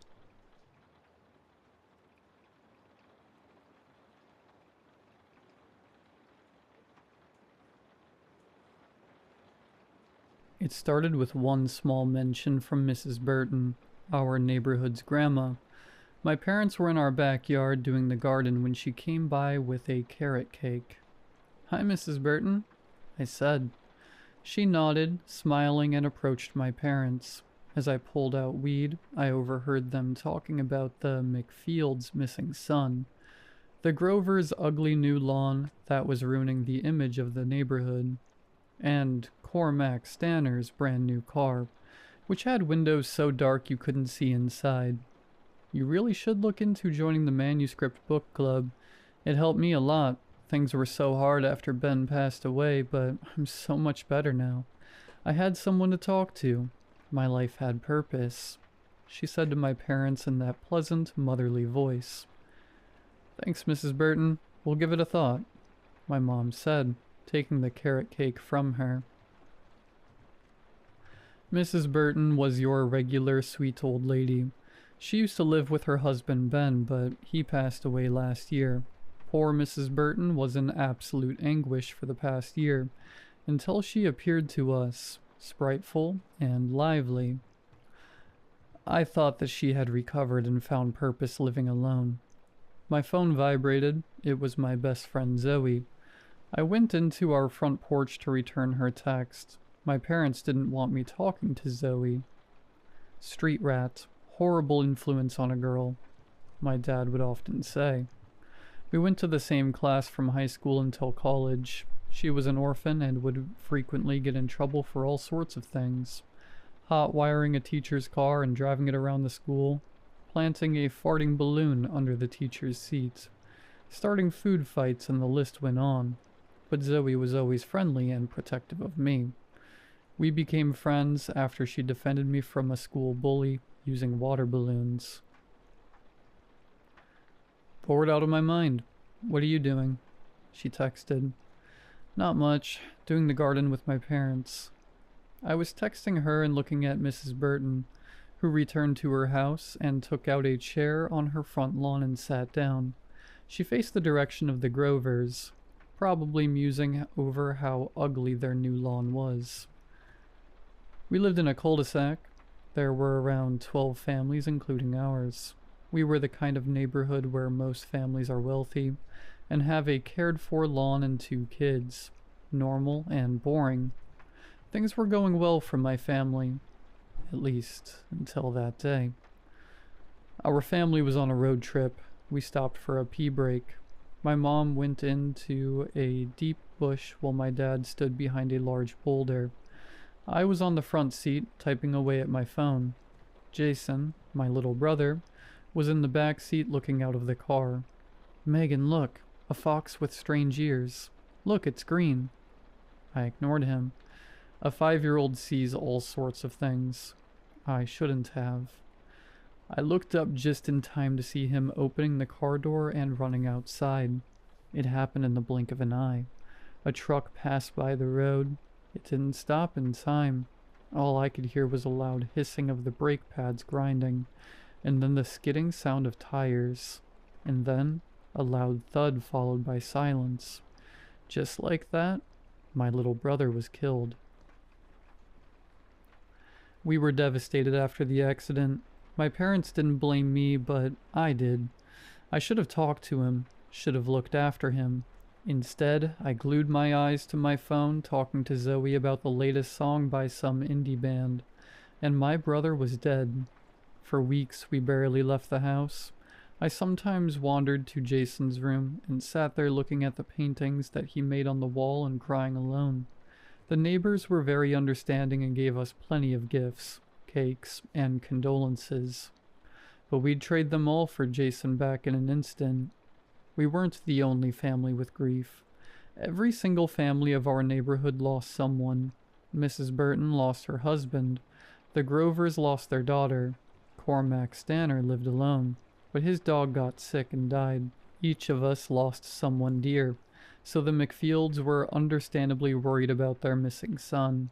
They put up posters, asked for help on the local radio station, had volunteer groups searching for him in the surrounding forests. Then I started noticing something strange. First, only Mrs. Burton would put out a chair on her lawn, facing the Grovers' house. But then the McFields did the same thing.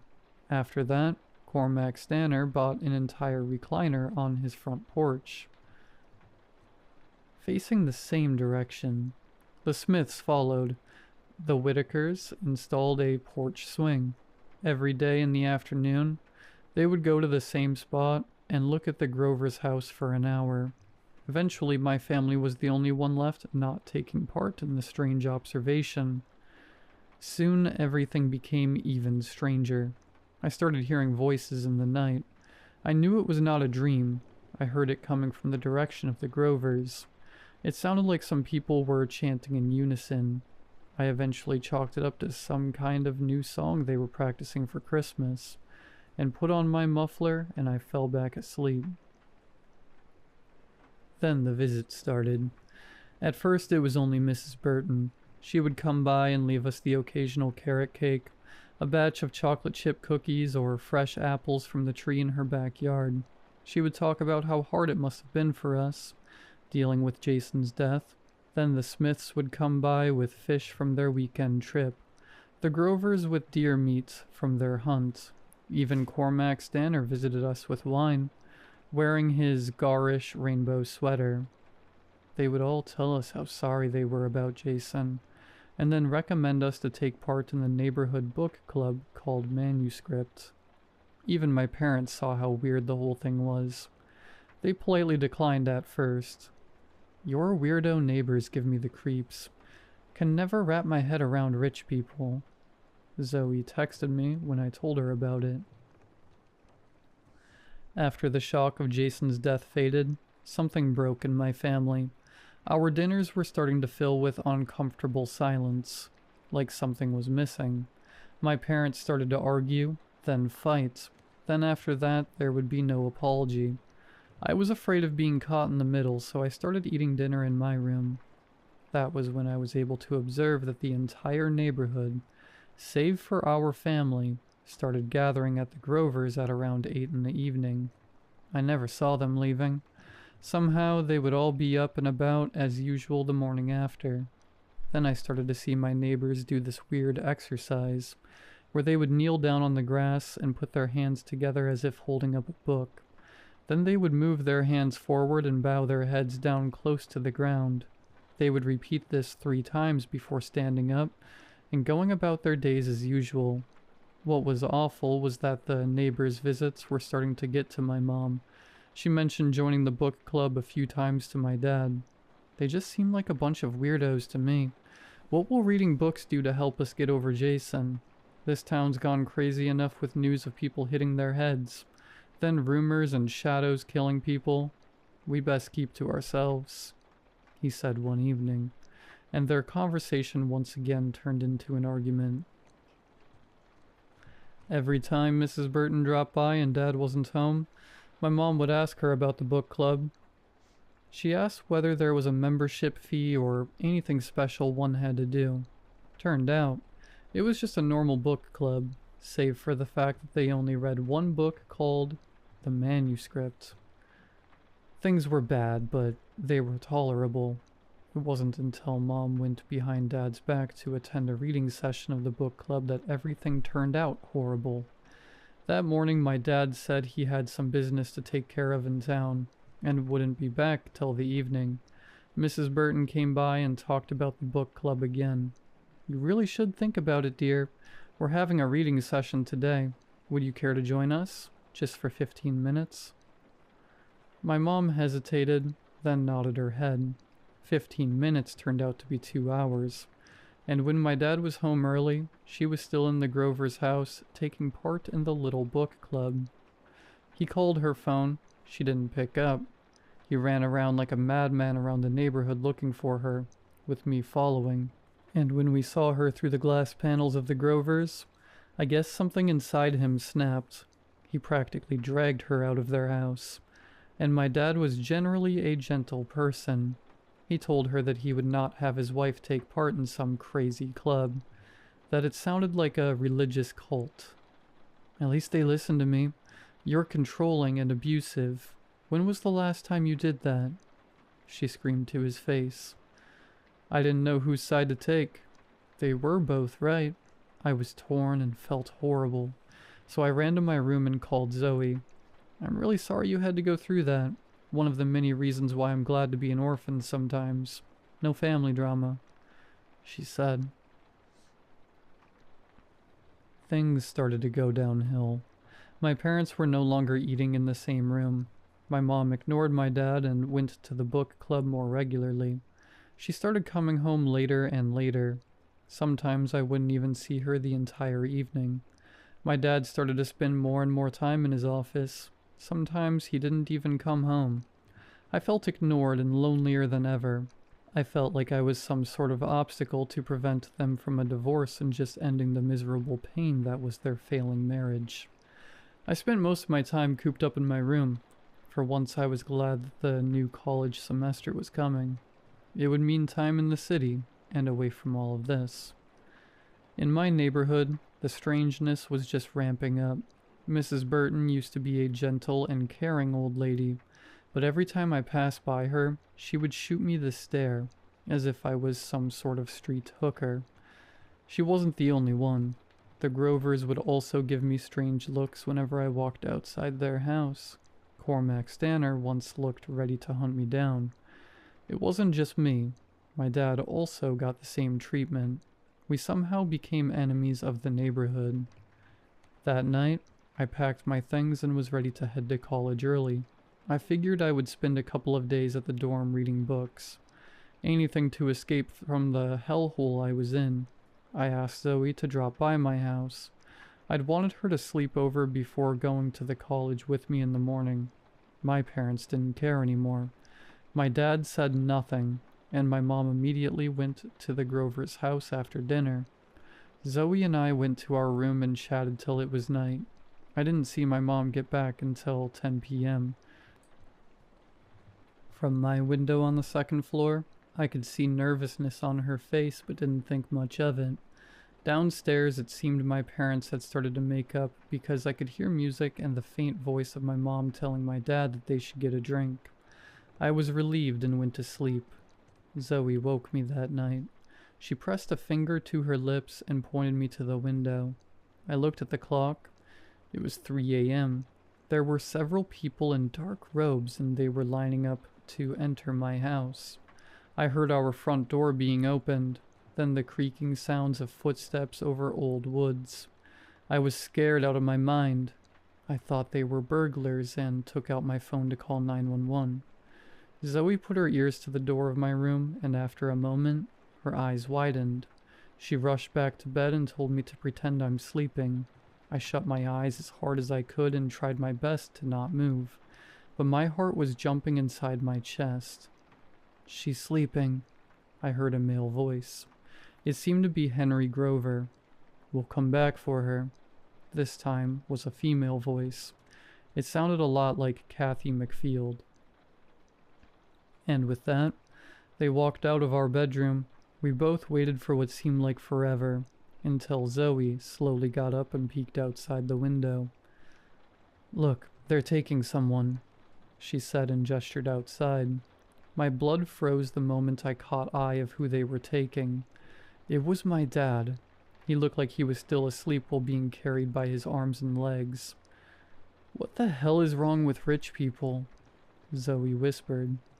"We have to follow them," I said, putting on my hoodie and taking my wallet and phone with me as a habit. We took slow and small steps to not creak the stairs. I looked at my mom's bed. It was empty. We crept downstairs and outside just as one of the robed people closed the door to the Grovers' house. We looked around for a moment and then crouched slowly to the Grovers. We had to know what they were doing, but I couldn't come up with anything. Just then, light lit up from the basement. I suddenly recalled that the Grovers' basement had a window. Me and Zoe got to it, making sure to stay hidden from view and only peeking in. In the middle of the basement was a circle of people. They were all facing an altar, on top of which was a closed notebook with a brown leather cover.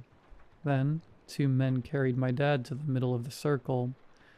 "We are the children of the manuscript, and the manuscript is our lifeblood," the robed people said in unison 3 times. My hand trembled, sweat dotting my fingers. Then, a small and familiar figure stepped forward, then removed their robe, and I had to put my hand over my mouth to keep from screaming. It was my mom. "We offer this child to the manuscript, so that his eyes may be opened," she said and took out a knife. "Oh my God, she's going to kill your dad. Call the cops. Call them now," Zoe hissed. I took my phone out of my pocket, but my hand was too sweaty, and the phone wouldn't recognize my fingerprint or face in the darkness. All the meanwhile, my eyes were glued to the window. The 2 men were holding up my dad now. My mom was approaching him with the knife. I thought about screaming out loud to stop them, but something was holding me back. She raised the knife. My eyes burned from not blinking. Then she took my dad's hand and made a small cut on his index finger. "We offer this child to the manuscript, so that his eyes may be opened. His blood will be the price for initiation," she said and opened the book on the altar and held his hand over it. Blood dripped from his finger to the notebook and disappeared. Then my dad's head jerked up. His eyes opened wide. A green jet of light entered from the book to his eyes. Then he drooped back down. At this point, I was practically frantic. Zoe put her hand over my mouth and shook her head. She pointed to a corner in the room. My heart sank. There was a shotgun, and next to it, a cage that holds a fox with a clipped ear that was painted bright green. At that moment, I felt something in the air, like being watched from behind. Then I heard the footsteps. "Now what do we have here? Peeping Toms?" a voice called out to us. I was startled. The people in the basement also heard it. Their eyes darted up to where we were standing in unison. I turned around. It was Cormac Stanner. "We were saving this as a present for you, Megan. It seems you have found your way to us anyway. Ready to accept the blessing of the manuscript?" he asked. His face began to contort into a weird smile and his eyes opened wide. "Run!" Zoe screamed. I bolted, but his hands caught me. I struggled and thrashed to no effect. Then Zoe came back and started picking up rocks on the ground and threw them in his face, making loud thuds. "It's Megan we want. You can scurry off now," he said, shrugging off her attacks like they were nothing. Desperate, I began punching him in the face. That was when I realized. His smile never left, and his eyes never blinked. I was absolutely freaked out. Then Zoe jumped in front of him and kicked him square in the balls. Cormac Stanner dropped to the ground, his hands holding his crotch, but still smiling, and his eyes would not blink. Then we heard a click. The Grove's front door opened, and light streamed out. More than a dozen people spilled out and removed their robe. Henry and Martha Grover, Kathy and Abel McField, Gavin and Chloe Smith, Alexander and Lydia Whitaker, many others, and even Mrs. Burton, and finally, my mom and dad. They looked at us. Then their faces warped into a smile that was too wide. Their eyes opened and unblinking. There was a period of silence. The air reeked of wet grass and rot. "I saw the truth in the manuscript, honey. It helped me move on. It would help you too," my mom said before her mouth turned into a smile again. "That's right, honey. I was blind, but my eyes are now open. The manuscript can do the same to you," my dad said. Zoe and I were backing up slowly as the row of people advanced. Slowly, their hands moved in front of them and made a motion as if to hold a book. We turned and ran. They ran after us, their legs running, but their arms still making the book-reading motion and the smiles never leaving their faces. Zoe pointed at Cormac Stanner's car, and we rushed to it. She took out a screwdriver and did something with the door. The sounds of shoes rapping on the concrete were very close now. I was screaming at the top of my lungs for her to hurry up. She opened the car door, and we rushed in just as hands almost grabbed my feet. We held the car door closed while the group of people stood all around it. Zoe ducked down the driver's seat and brought out some wires. "I'm gonna hotwire this thing. Ever drove a car?" she asked me. Kinda," I stammered, my mind blank. The people were surrounding the car now. Zoe successfully primed the car and the engine started. We switched seats and I looked up to see that my parents were standing in front of the car. "There's no point running, honey," they told me, their unblinking eyes boring straight into my soul. Zoe looked at me. Our hands found each other. "Looks like no way out," she said. "What do we do?" I asked her. "Hey Megan, can I borrow your hoodie? Always wanted to wear it. Figured I'd want to wear it once before they caught us." I thought it was a strange request, but listened anyway. I took my hoodie and gave it to her. She put it on and gave me a look, tears in her eyes. "Love you more than anything. Come back to save me, okay? Best friends forever?" she said before pulling the hood down her face and rushing out of the car through the line of people. They ran after her. I wanted to open the car door, but something inside me screamed not to. I gave her a tearful look goodbye and slammed on the gas pedal. The car darted away from the neighborhood, away from my childhood, from my parents' failing marriage, from the manuscript, and from Zoe. That was 3 weeks ago. I've been running ever since. New town, new place to crash every few days. Never the same place twice. I slept in charity homes and ate their meals. I changed my SIM card. I thought I was safe. Then today, the manager at my latest charity home delivered a speech. "We're starting a new book club to help those in mental pain. We'll be reading the manuscript," he said, his smile too wide. My hair stood on its end.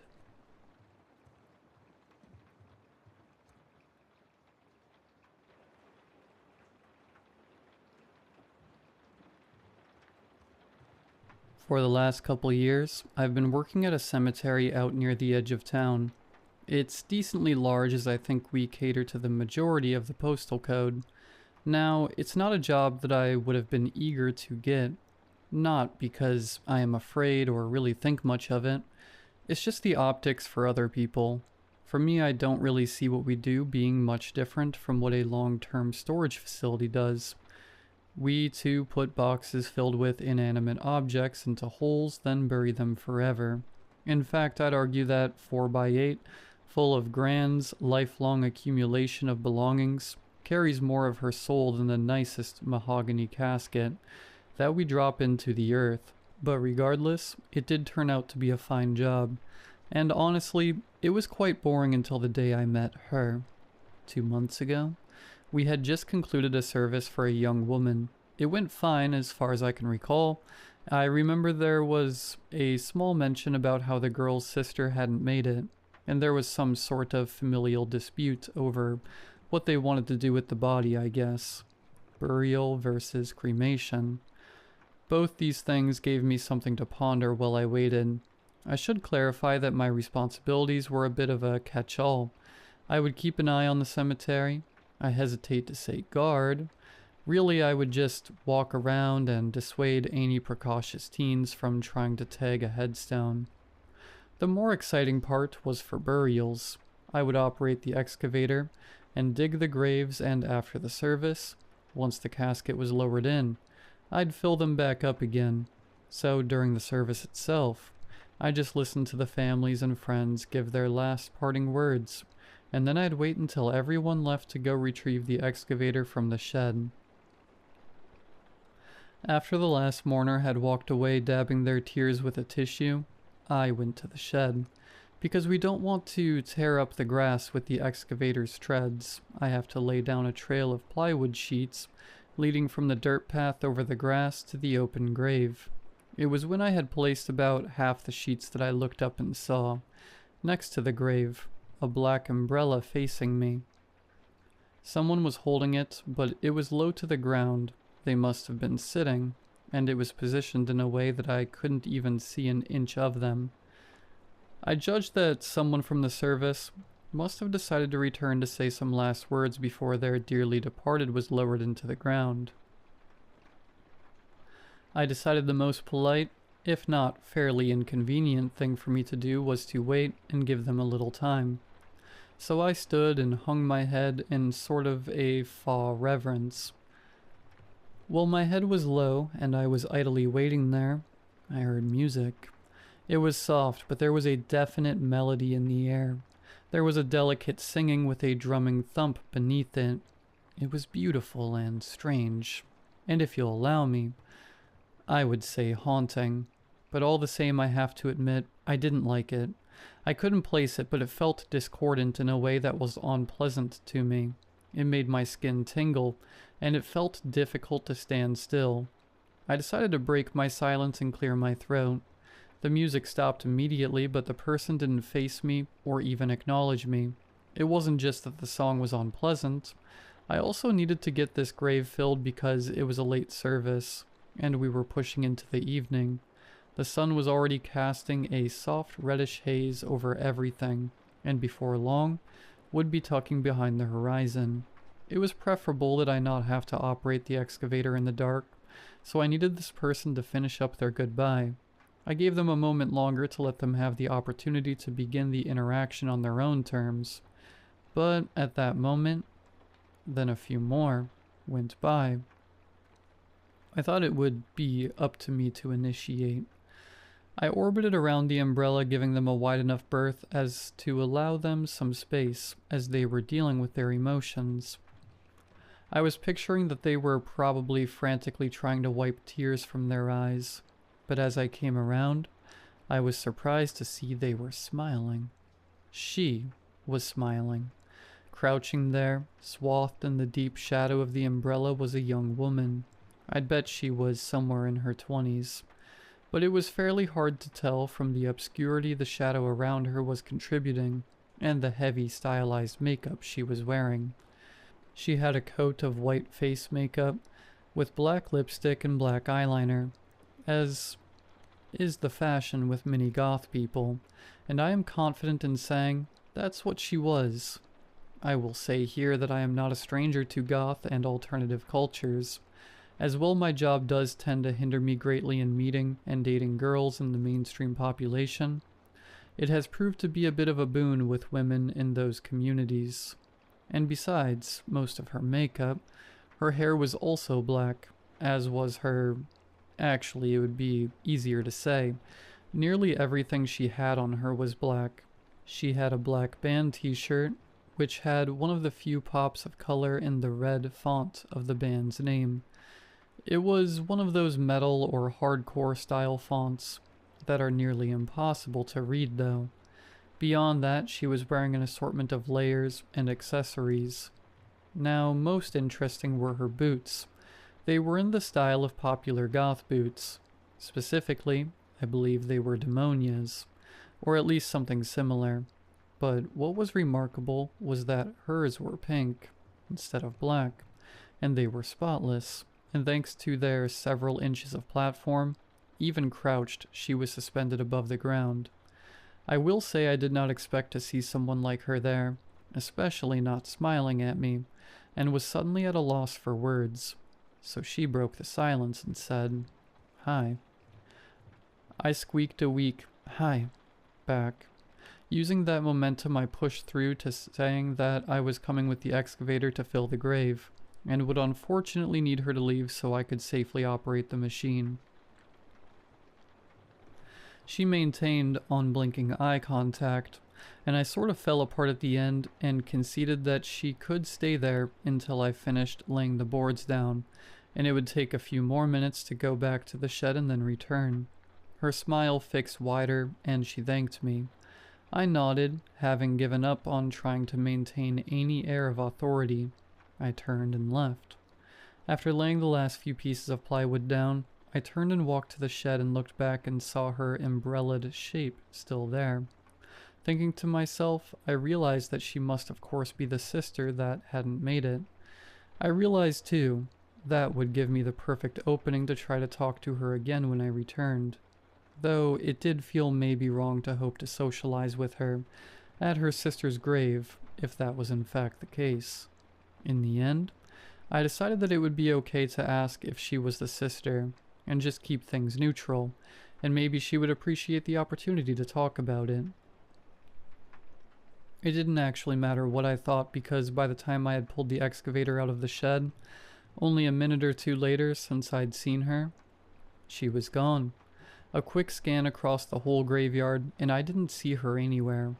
Honestly, I was just impressed she could make that distance in those shoes. But then again, I've met some girls who dressed like her, who could probably run an obstacle course halfway to blackout drunk in boots like hers. All the same, it was good because the sun was setting quickly.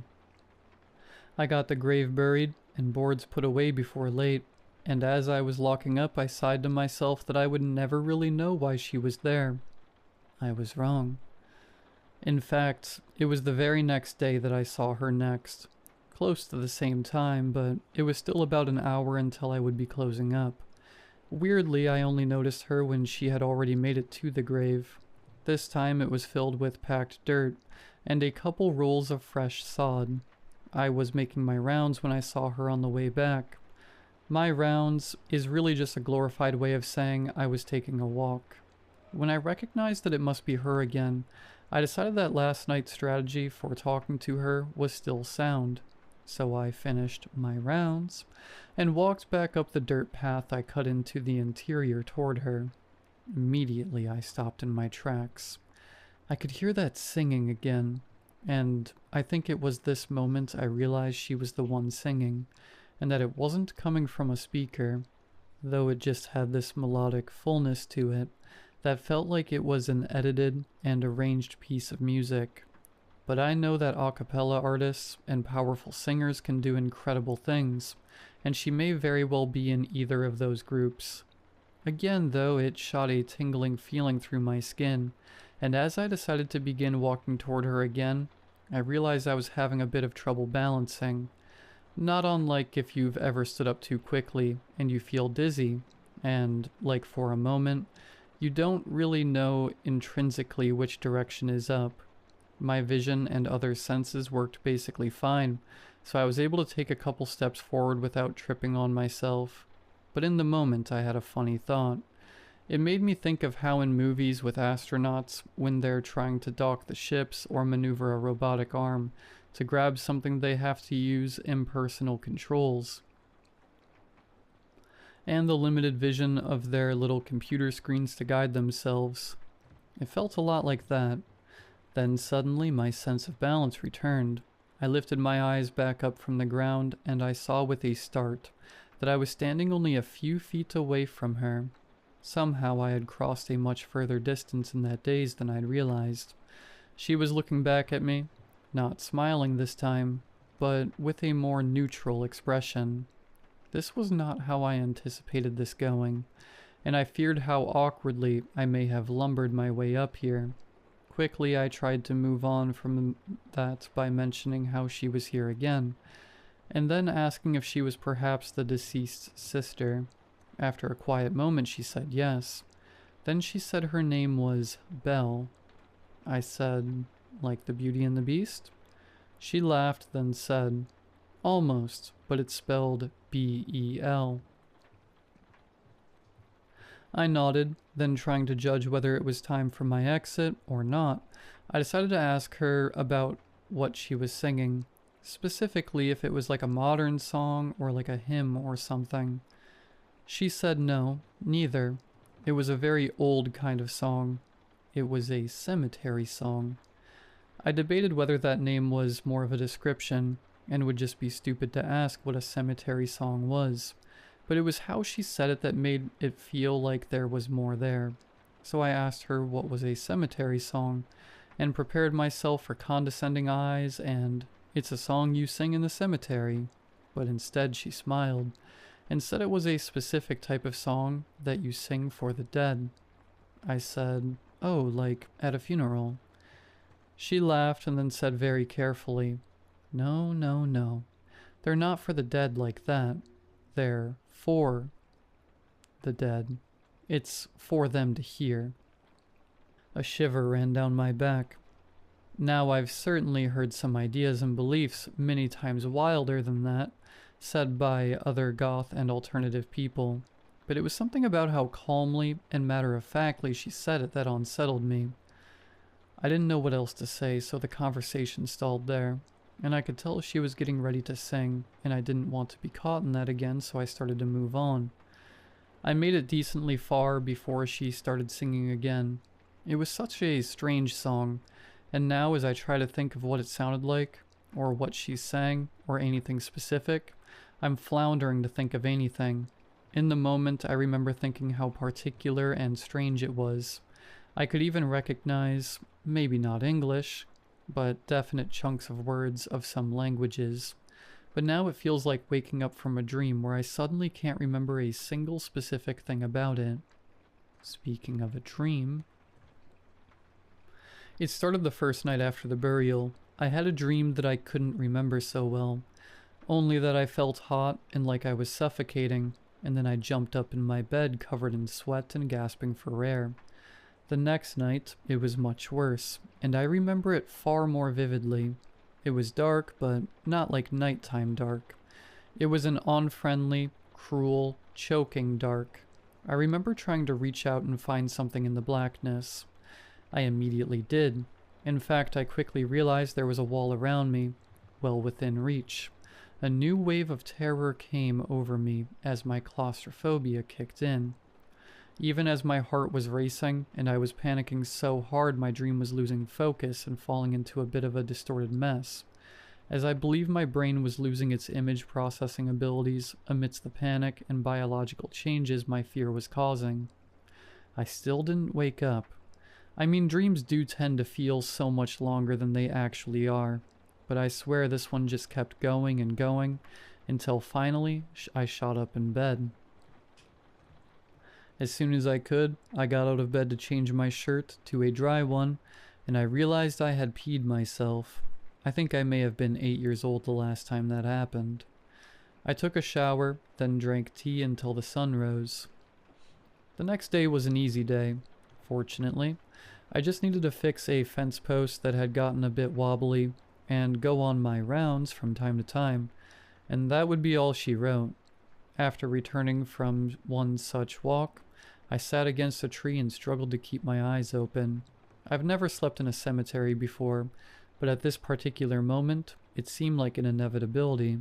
My eyes repeatedly flirted with closing all the way, when on one particular concerted effort to open them again, I saw a little fuzzy spot in my vision that wasn't there before. The feeling of curiosity woke my mind back up enough that I could focus my vision, and I saw it was a familiar black umbrella-toting individual. Unease grew in my stomach and chest, which was unnecessary because I had already decided I wasn't going to get close enough to hear her sing, if she had come back again today. I was far away from her sister's grave this time, and well outside earshot, but despite that, my body didn't seem interested in falling asleep anymore. I remained exhausted, but nonetheless alert and awake. She kept returning every day at about an hour before I closed up for the night, while I made sure to stay far enough that I couldn't hear her. I'm confident she was always singing because of the way I could see her mouth moving even from a distance. After about a week since we had laid her sister to rest, we got a strange directive from the family. Something had happened, and the bottom line was that we would have to dig up the grave, and the body was to be exhumed and sent for cremation. I don't think I have to explain that this is an extraordinarily unusual request. I asked the couple who owned the cemetery if this had ever happened before, and they said no. And in fact, we didn't even have the proper equipment to retrieve a casket. A small crane had to be brought in so that we could lift the casket out of the now reopened grave. It was when we opened the casket that things got even stranger. When the lid was unlocked and lifted up, I thought for a moment that thick clusters of mold had been released as soft white bits fell out and danced across the grass. One piece came to a rest near my foot. I bent down to look and realized it was a little bit of cotton filling, like for a pillow. I had a hot, uneasy feeling climb through my stomach. It was the gasps that told me I was right. Looking up, I saw the underside of the lid. The soft velvet-covered padding was shredded. Its filling had diffused into the rest of the coffin, and now onto the grass around it. Underneath where the padding had been, the wood bore long, deep scratches. Hundreds of them. What remained of the velvet hung in strips and was speckled with red. The nails on the girl's fingers were broken, every one, and seemingly in their place, each fingertip was bristling with splinters. I looked past her hands toward her face. Apparently someone behind me did the same, as I heard them vomit. I will not describe it here. The last thing I am willing to share was told to me later on, which was that, curiously, blood-soaked pieces of cotton filling were packed so tightly into her ears that they were spilling out. I haven't seen Belle since, nor have I ever found anything like what she sang again, except occasionally when I'm sleeping very deeply. I'll find myself in a nightmare where I'm wrapped in suffocating darkness, and far, far away, a voice gently sings.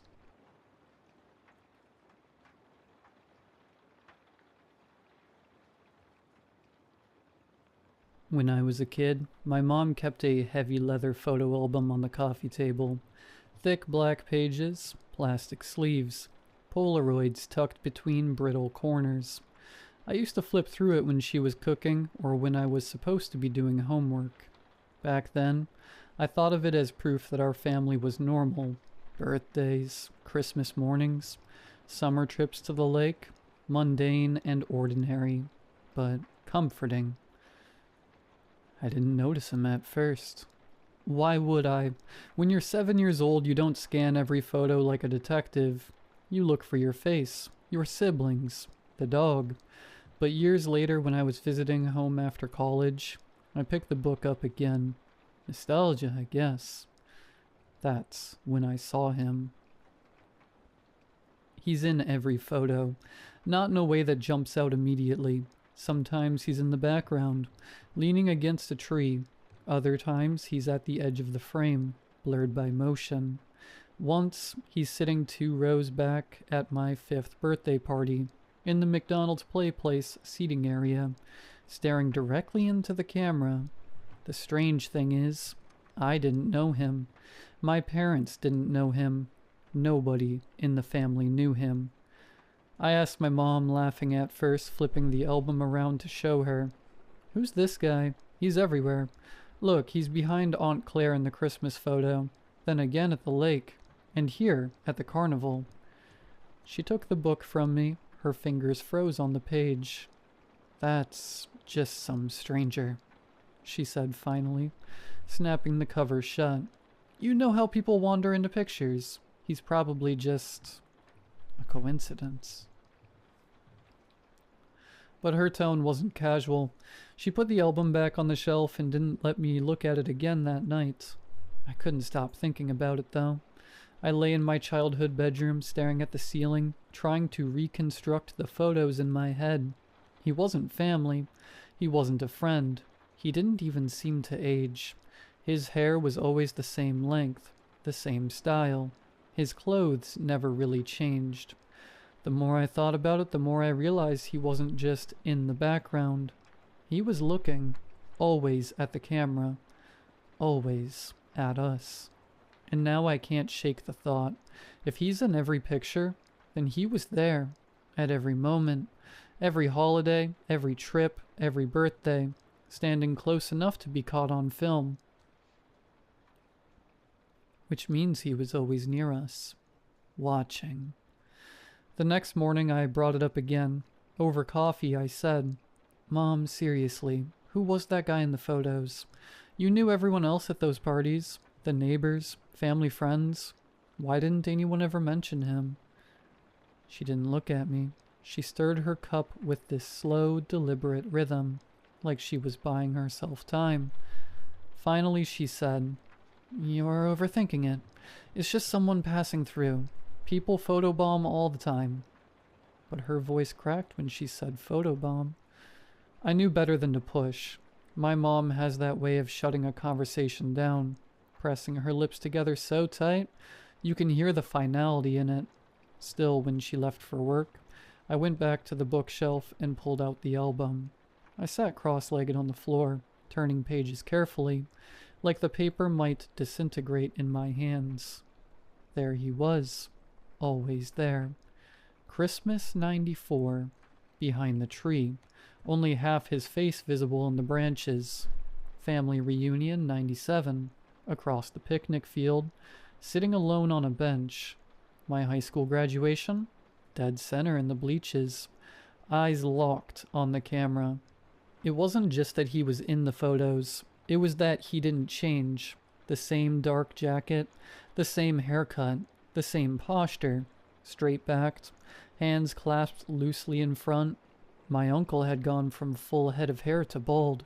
My cousins had grown taller, acne giving way to clearer skin. Even the dog had aged, but not him. I tried to be logical.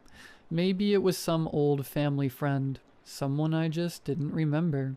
Maybe Mom was embarrassed, or there had been a falling out. That would explain the secrecy, the tone in her voice. But it didn't explain the lack of aging. I decided to test it. I pulled out one of the Polaroids from its sleeve. My 7th birthday. I took a magnifying glass from the drawer and studied the man in the background. The resolution was grainy, colors faded, but his expression was clear. Neutral. Almost pleasant. His eyes, though? His eyes seemed too sharp for the cheap film. I compared it to the photo from my high school graduation. Same eyes, same expression. The only thing that changed was how much closer he was. At that birthday, he was near the back wall of the play place. At graduation, he was right there in the middle of the crowd. Closer. That word stuck in my head all night. When I called my dad about it, hoping he'd laugh and give me some old forgotten story, he got quiet instead. Then he asked me to stop asking questions. His exact words were, "Don't dig into it. Let it go. For your own good." That's when I knew it wasn't a coincidence. And that's when I decided I had to know. So I scanned the photos, every single one that had him in it. Then I uploaded them to a facial recognition site, one of those free trial tools.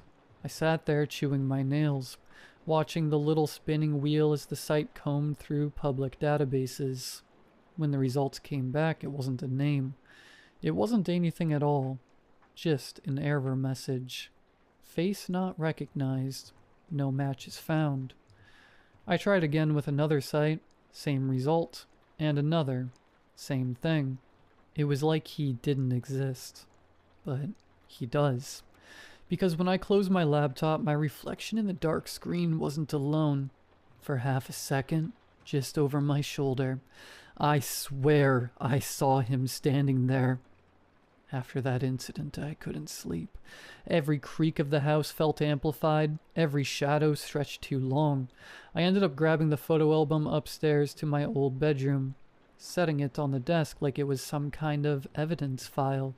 I told myself I was going to prove he wasn't what I thought, that there had to be some explanation. But the photos didn't stay the same. The first time I noticed, it was subtle. A snapshot from our trip to Niagara Falls. My dad holding me on his shoulders, water spraying in the background. I remember that photo clearly because Dad had a goofy plastic poncho on. But now, the man was standing behind us. He wasn't in the original. I know he wasn't. He was closer than he'd ever been before, his face angled just enough that both of his eyes were visible. And this time, he was smiling. Not a friendly smile. More like someone holding back a secret. I flipped to another photo. My 8th grade science fair. The man had been in the back row before, blurry between parents. Now his head tilted just slightly toward me, his mouth open like he'd just spoken. I felt sick. My palms started sweating. Pages sticking as I turned faster and faster. Every picture had shifted, not in obvious ways, nothing dramatic, nothing that would scream altered, just little things. A glance, a lean, the man's body turned ever so slightly toward me, like he was aware I was looking at him. I shut the book and shoved it under my bed, but that didn't help because the images were burned into my brain. I kept thinking about his eyes, sharp, too sharp, the way they seemed to cut through the blur of cheap cameras. That night I dreamed I was flipping through the album again, but instead of birthdays or vacations, every page was a photo of me, right there in my room, taken from just outside the window. In every one, the man was closer, closer, closer, until the last photo was nothing but his face. I woke up gasping, heart thudding like it wanted out of my chest. The album was back on my desk. I know I shoved it under the bed. I remember the scrape of cardboard against carpet, but there it was sitting upright, open to the graduation photo. And this time, the man wasn't in the crowd. He was standing on stage, next to me. After that, I stopped pretending this was nostalgia. Something was wrong. Deeply, horribly wrong. I didn't tell my mom. I didn't tell anyone. What could I even say? Hey, remember that stranger in every childhood memory we have? Well, he's moving closer now. Yeah, that'd go over well. Instead, I tried to ignore it. I shoved the album into the closet and stacked board games on top of it. Out of sight, out of mind. Except it wasn't. The man started showing up outside the photos. It began with the bathroom mirror. I'd just finished brushing my teeth when I saw him standing at the very edge of the reflection, where the doorway met the hall. I spun around so fast I nearly dropped the toothbrush. Nobody was there. The hallway was empty. When I looked back, so was the mirror. The next time, it was worse. I was in the kitchen, late at night, drinking water. The window above the sink looked out into the backyard.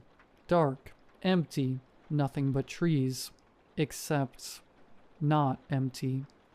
A figure was standing at the tree line, perfectly still.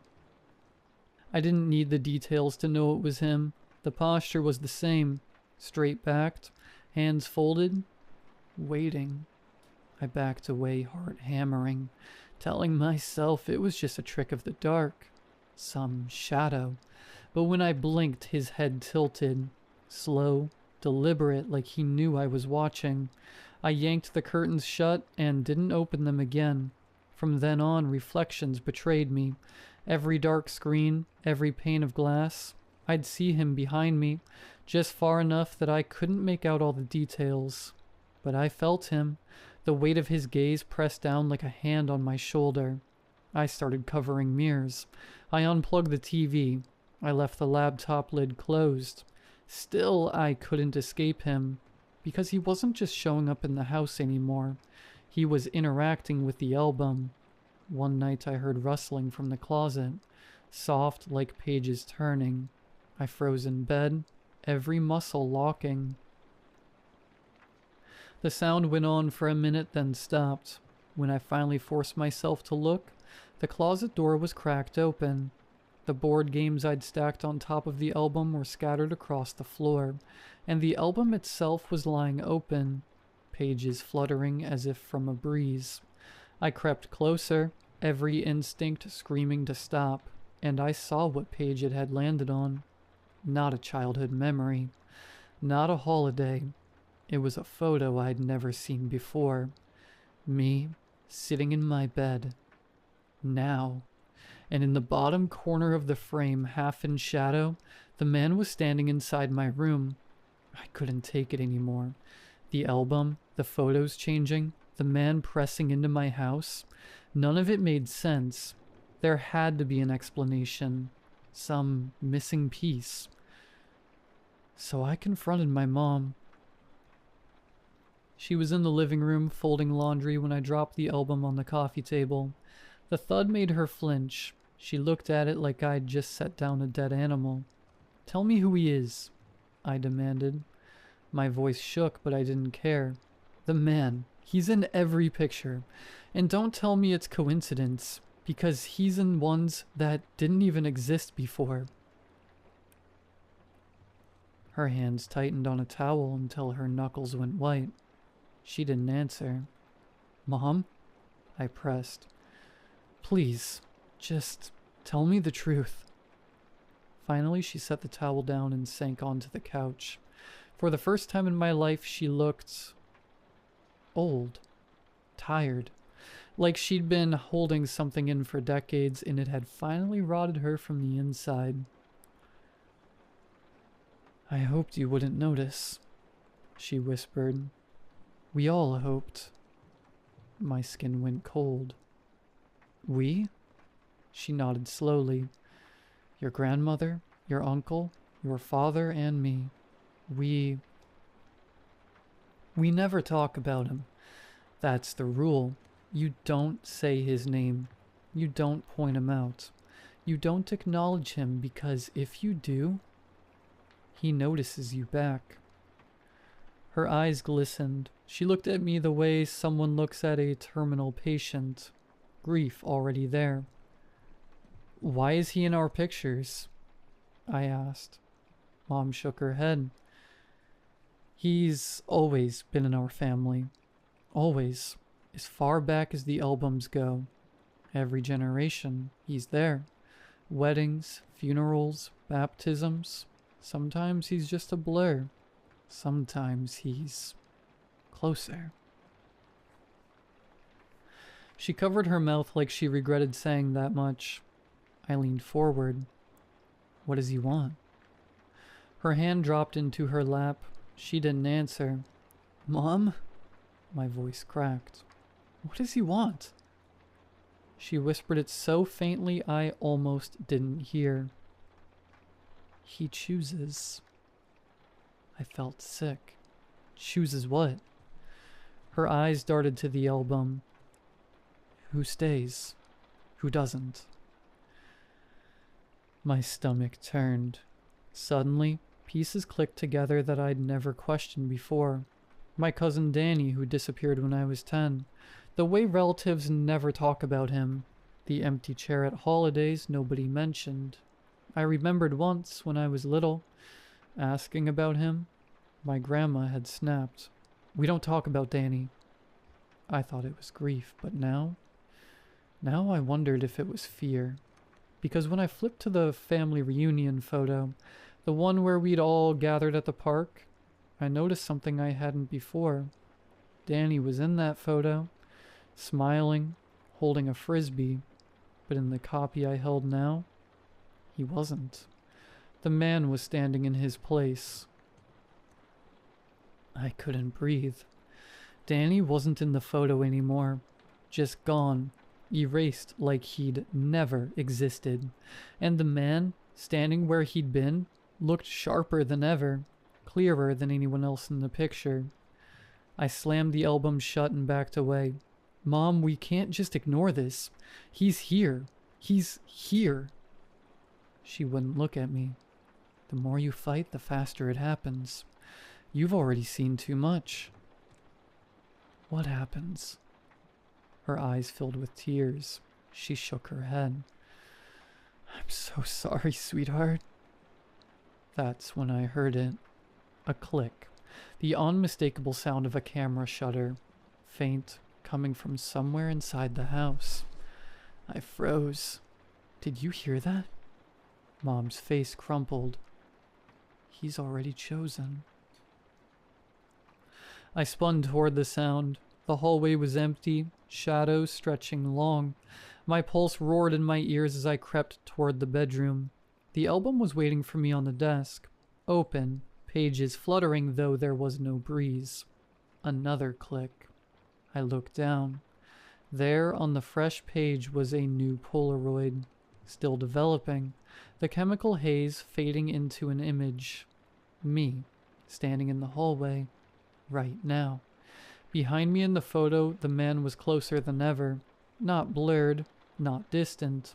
His hand was outstretched, almost touching my shoulder. Click. Another Polaroid slid onto the page by itself. This one showed me staring at the photo I was holding, my own face pale, horrified, and behind me, no longer reaching, he was gripping my shoulder. I dropped the book and stumbled back, heart slamming against my ribs. The lights flickered, and then the mirror across the room began to ripple, not like glass breaking, like water, like something was pressing through. A hand emerged first, pale, thin, fingers too long. They pressed against the glass, then curled around the frame. I couldn't move. My legs locked as his face pushed forward, stretching the surface until it tore open with a sound like wet fabric ripping. He stepped through. He was exactly as he appeared in every photo. Dark jacket, neat hair, expression calm. Only now he was inches away. "Why?" I choked out. My voice sounded tiny, useless. He tilted his head, studying me with those sharp, unblinking eyes, and then slowly, deliberately, he raised the old camera hanging from his neck. Click. The flash blinded me. For a second I saw nothing, just white. When my vision cleared, I wasn't in my room anymore.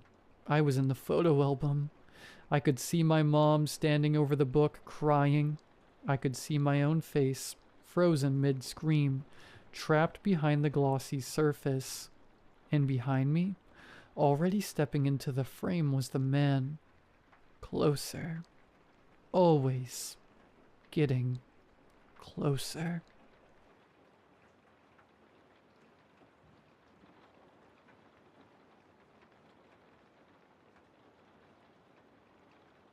Look, I'm not going to give you any real names because we did some pretty sketchy stuff out there in the desert.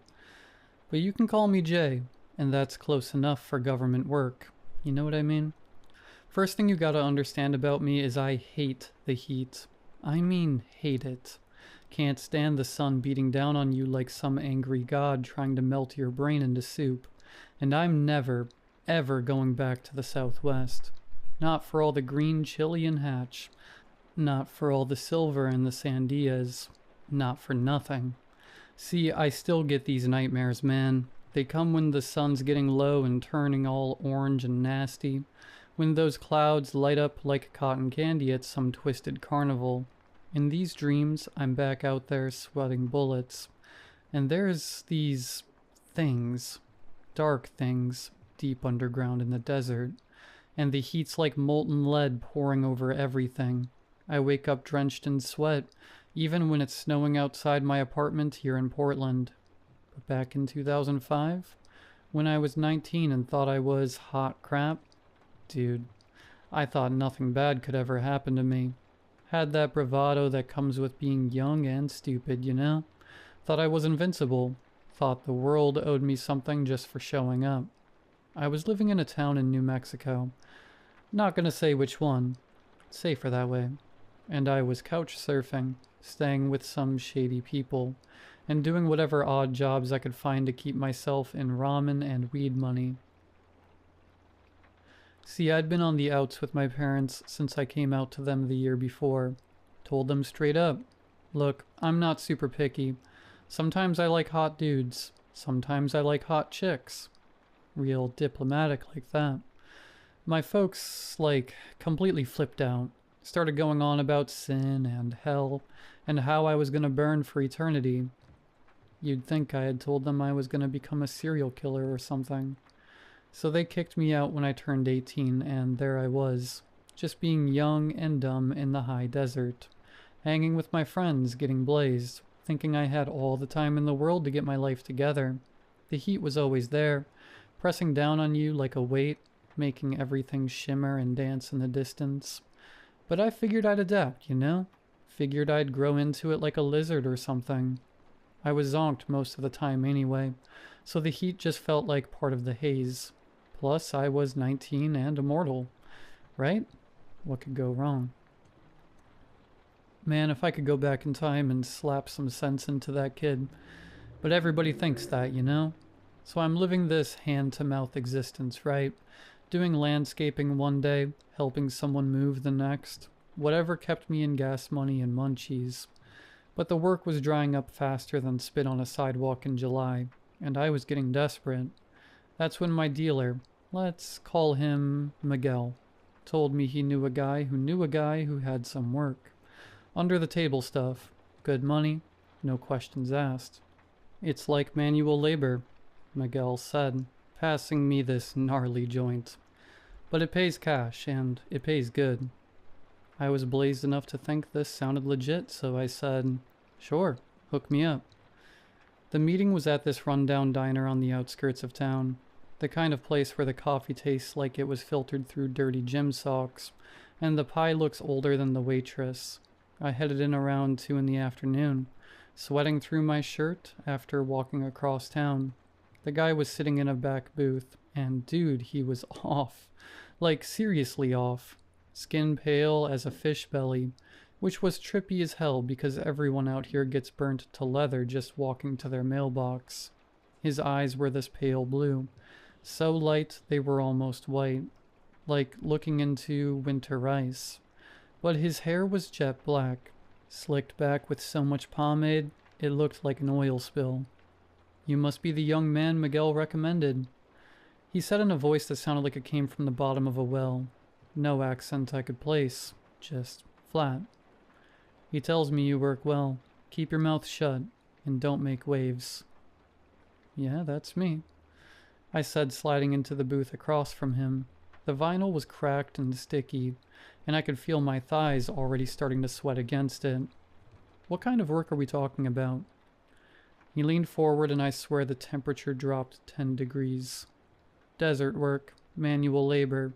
You and a small crew will drive out to a remote location, spend one night camping, complete a job, and return. The pay is $10,000. My brain practically short-circuited. 10 grand for one night of work? I was making maybe $300 a week when I was lucky. This job had more red flags than a Chinese parade, but for 10 grand, I was in. What's the catch? I asked because I wasn't totally stupid. No catch. Just hard work in difficult conditions. You'll need to be prepared for the heat. His pale eyes fixed on mine, and I felt like a bug under a microscope. Can you handle the heat? The way he said it made my skin crawl, but for $10,000? Man, that was like hitting the lottery. Yeah, I can handle anything. I lied. He slid a business card across the table. It was blank except for an address. Tomorrow morning, 7 a.m. sharp. Don't be late. And just like that, he stood up and walked out, leaving me sitting there wondering what the hell I'd just signed up for. The next morning I walked up to his warehouse on the industrial side of town, the kind of place that looks abandoned but has too many fresh tire tracks in the dirt to actually be empty. The sun was already making the asphalt shimmer, and it wasn't even 8 o'clock yet. There was a white box truck parked outside, and 3 other guys standing around looking about as confused as I felt. This is some serious hardware, said this stocky Hispanic dude with tattoos covering his forearms. He stuck out his hand. Pedro. Jay, I said, shaking it. His grip was solid, calloused from real work. The other Hispanic guy introduced himself as Xavier, a quiet type with intelligent eyes that seemed to take in everything.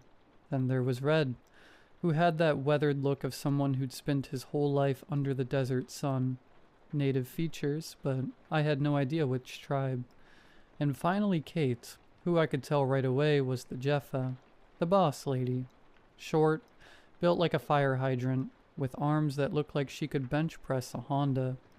Alright, listen up, Kate said, ticking off items on a clipboard. It's a 3-hour drive to the site. We're packing food, water, and camping gear because we're staying overnight. This is serious business. Not some weekend camping trip. Anyone who can't handle that needs to walk away now. Nobody walked. Good. Now load up. She started directing us to load the equipment into the back. Winch, sledge, coils of rope thick as my wrist, pulleys, camping gear, enough water jugs to fill a swimming pool. We riding in the back of the truck too? I asked. No, in the stretch limo we're renting. Of course in the truck. This isn't a pleasure cruise, she replied curtly. The drive was brutal, man. Kate drove while the rest of us sweated in the back like sardines in a can. No AC, just the tiny hatch from the front propped open. The hot air blowing through like a hairdryer set to hell. I kept chugging water and watching the landscape get more and more alien as we headed further from civilization. Every so often, Kate would pick up the CB radio and say something in code. Blue jay to eagle's nest, checking in, or cactus flower is clear. Always got a response in the same cryptic BS. Made my paranoid stoner brain start spinning all kinds of theories about what we were really doing out here. Where exactly are we going? I asked Pedro, who was sitting across from me, mopping sweat off his forehead with a bandana. Way out near the lava fields, he said. Near the Malpais, you know. There are dead volcanoes out there on the border. I didn't know that either until today. Xavier looked up from where he'd been staring at the equipment. Volcanic activity stopped maybe 3,000 years ago. Left behind all these lava tubes and formations. Perfect place to hide things.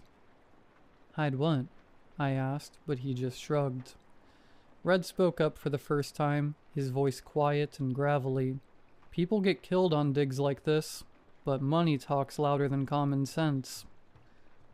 That should have been my first real warning, but I was 19 and stupid, and already counting my 10 grand in my head.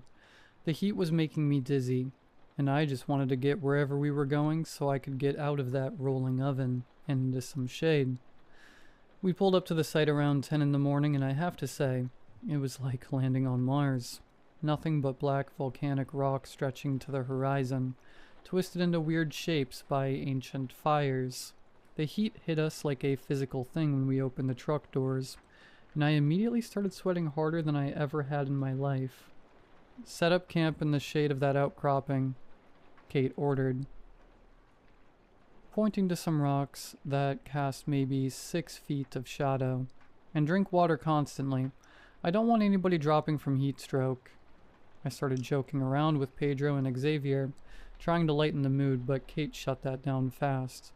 "Stow that away and get focused," she snapped. "This is serious business. People have died out here for being careless."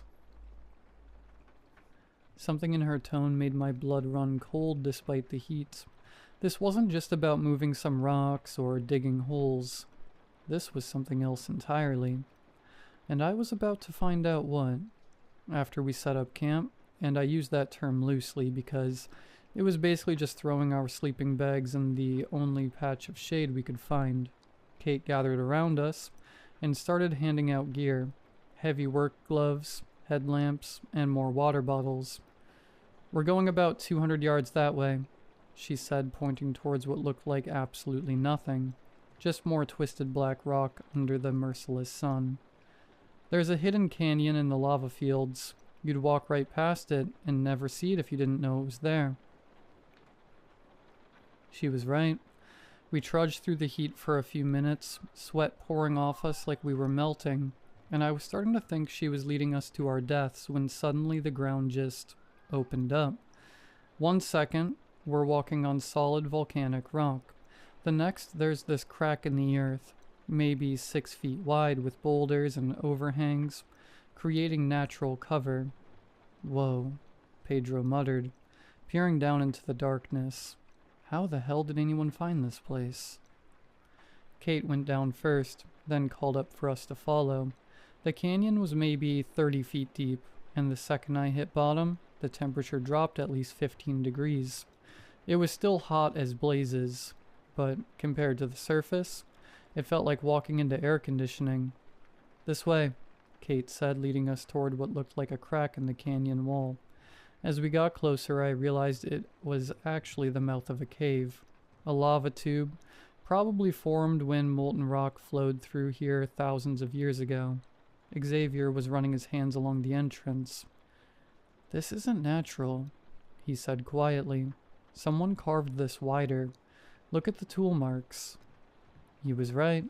The edges of the opening had been chiseled and smoothened, widened from whatever natural formation had been there originally. "Spanish colonists," Kate said, switching on her headlamp. "We're here to dig up some artifacts they left behind." And that's when it hit me what we were really doing out here. "Oh," I said, the reality sinking in through my heat-addled brain.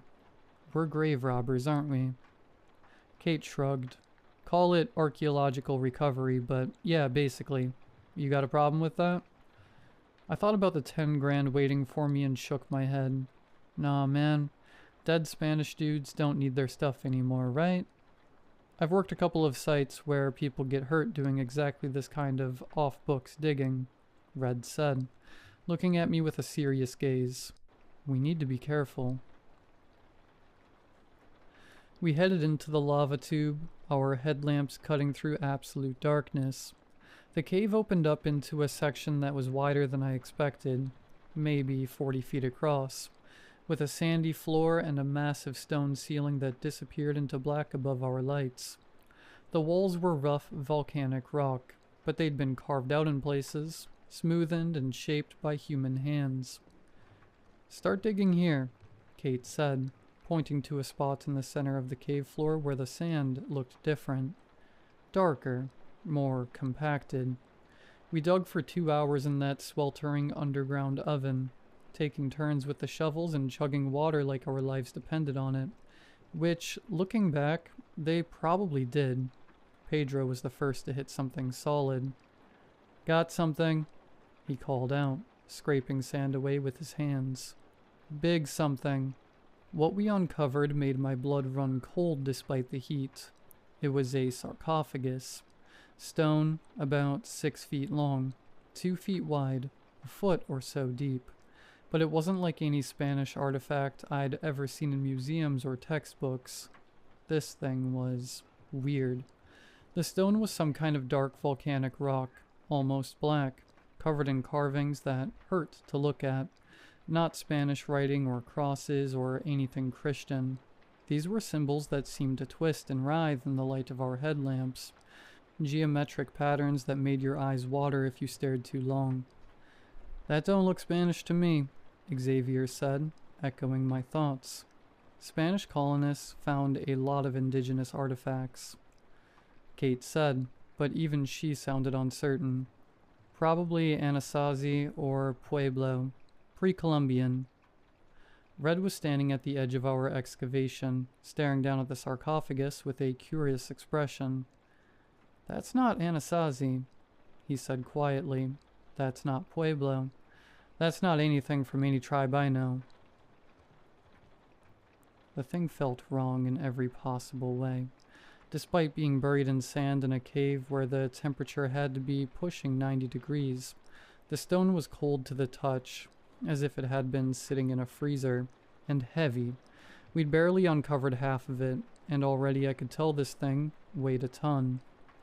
"How are we supposed to move this?" I asked, wiping sweat out of my eyes. "It's gotta weigh like 2,000 pounds. "That's what the winch is for," Kate said. "We rig pulleys to the ceiling, use the truck as an anchor point outside. It's gonna take all 5 of us and most of the afternoon, but we can do it."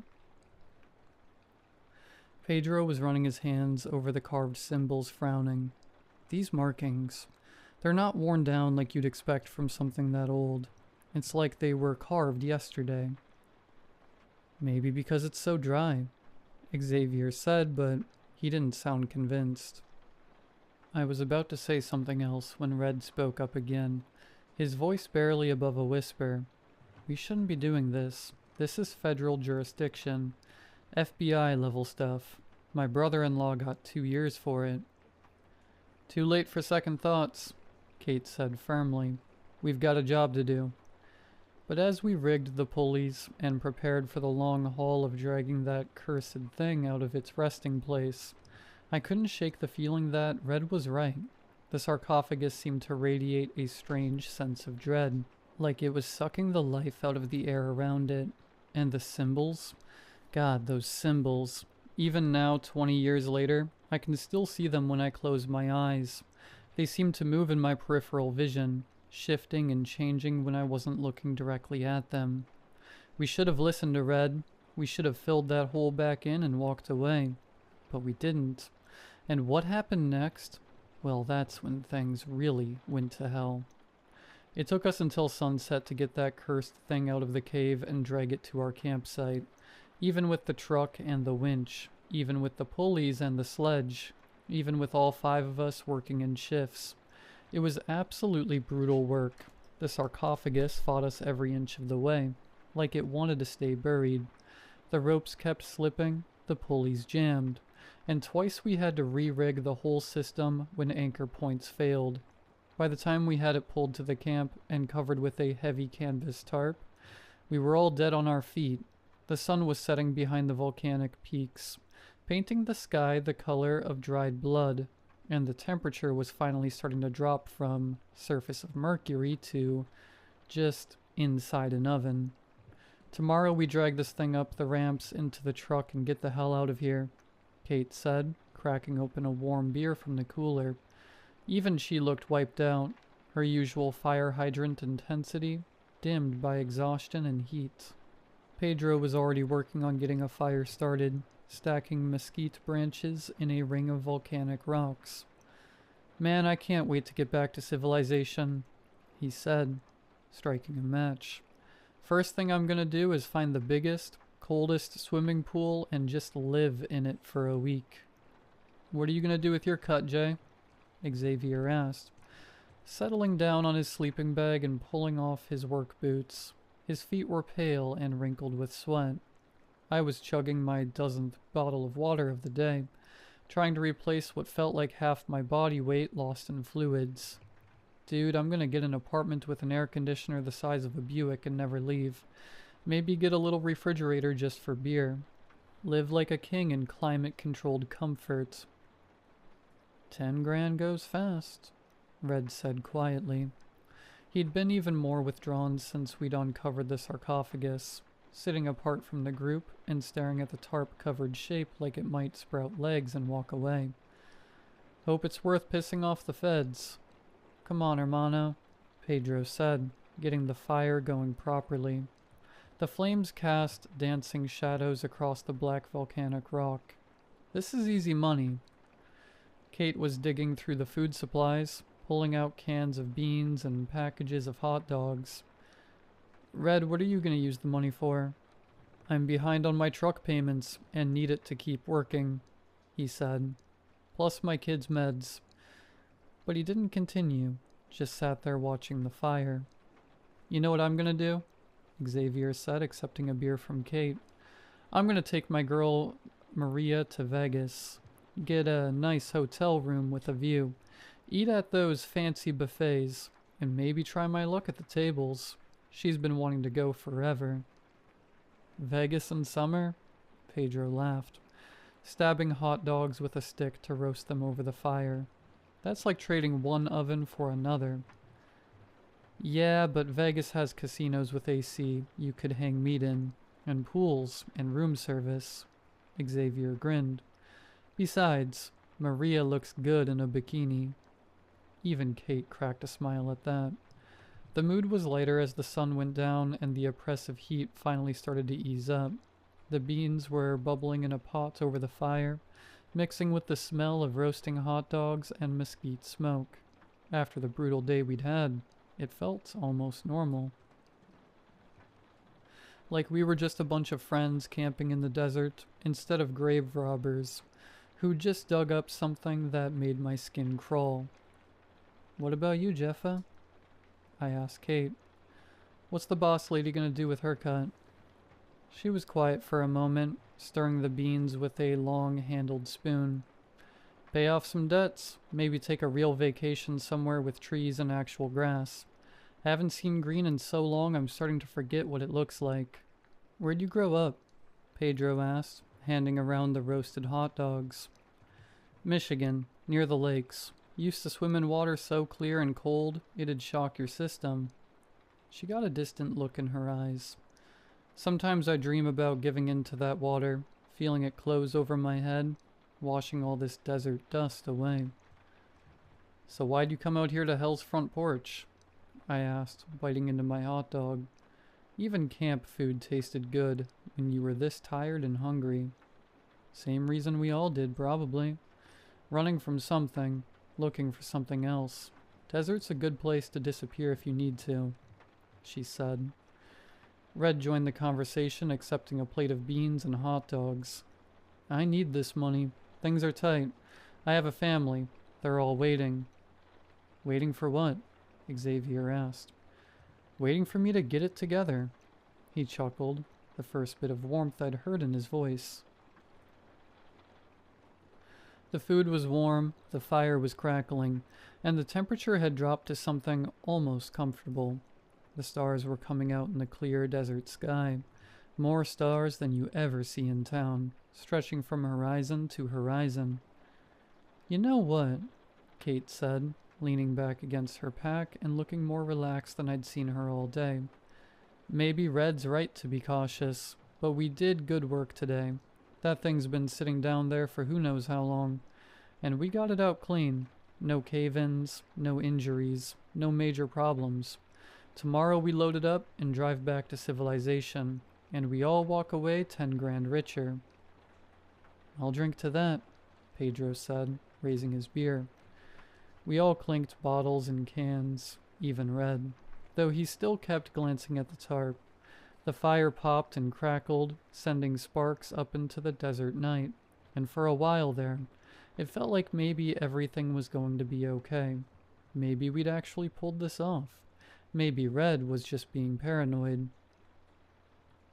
Maybe those symbols on the sarcophagus were just some old indigenous art that meant nothing more than, here lies so-and-so, may he rest in peace.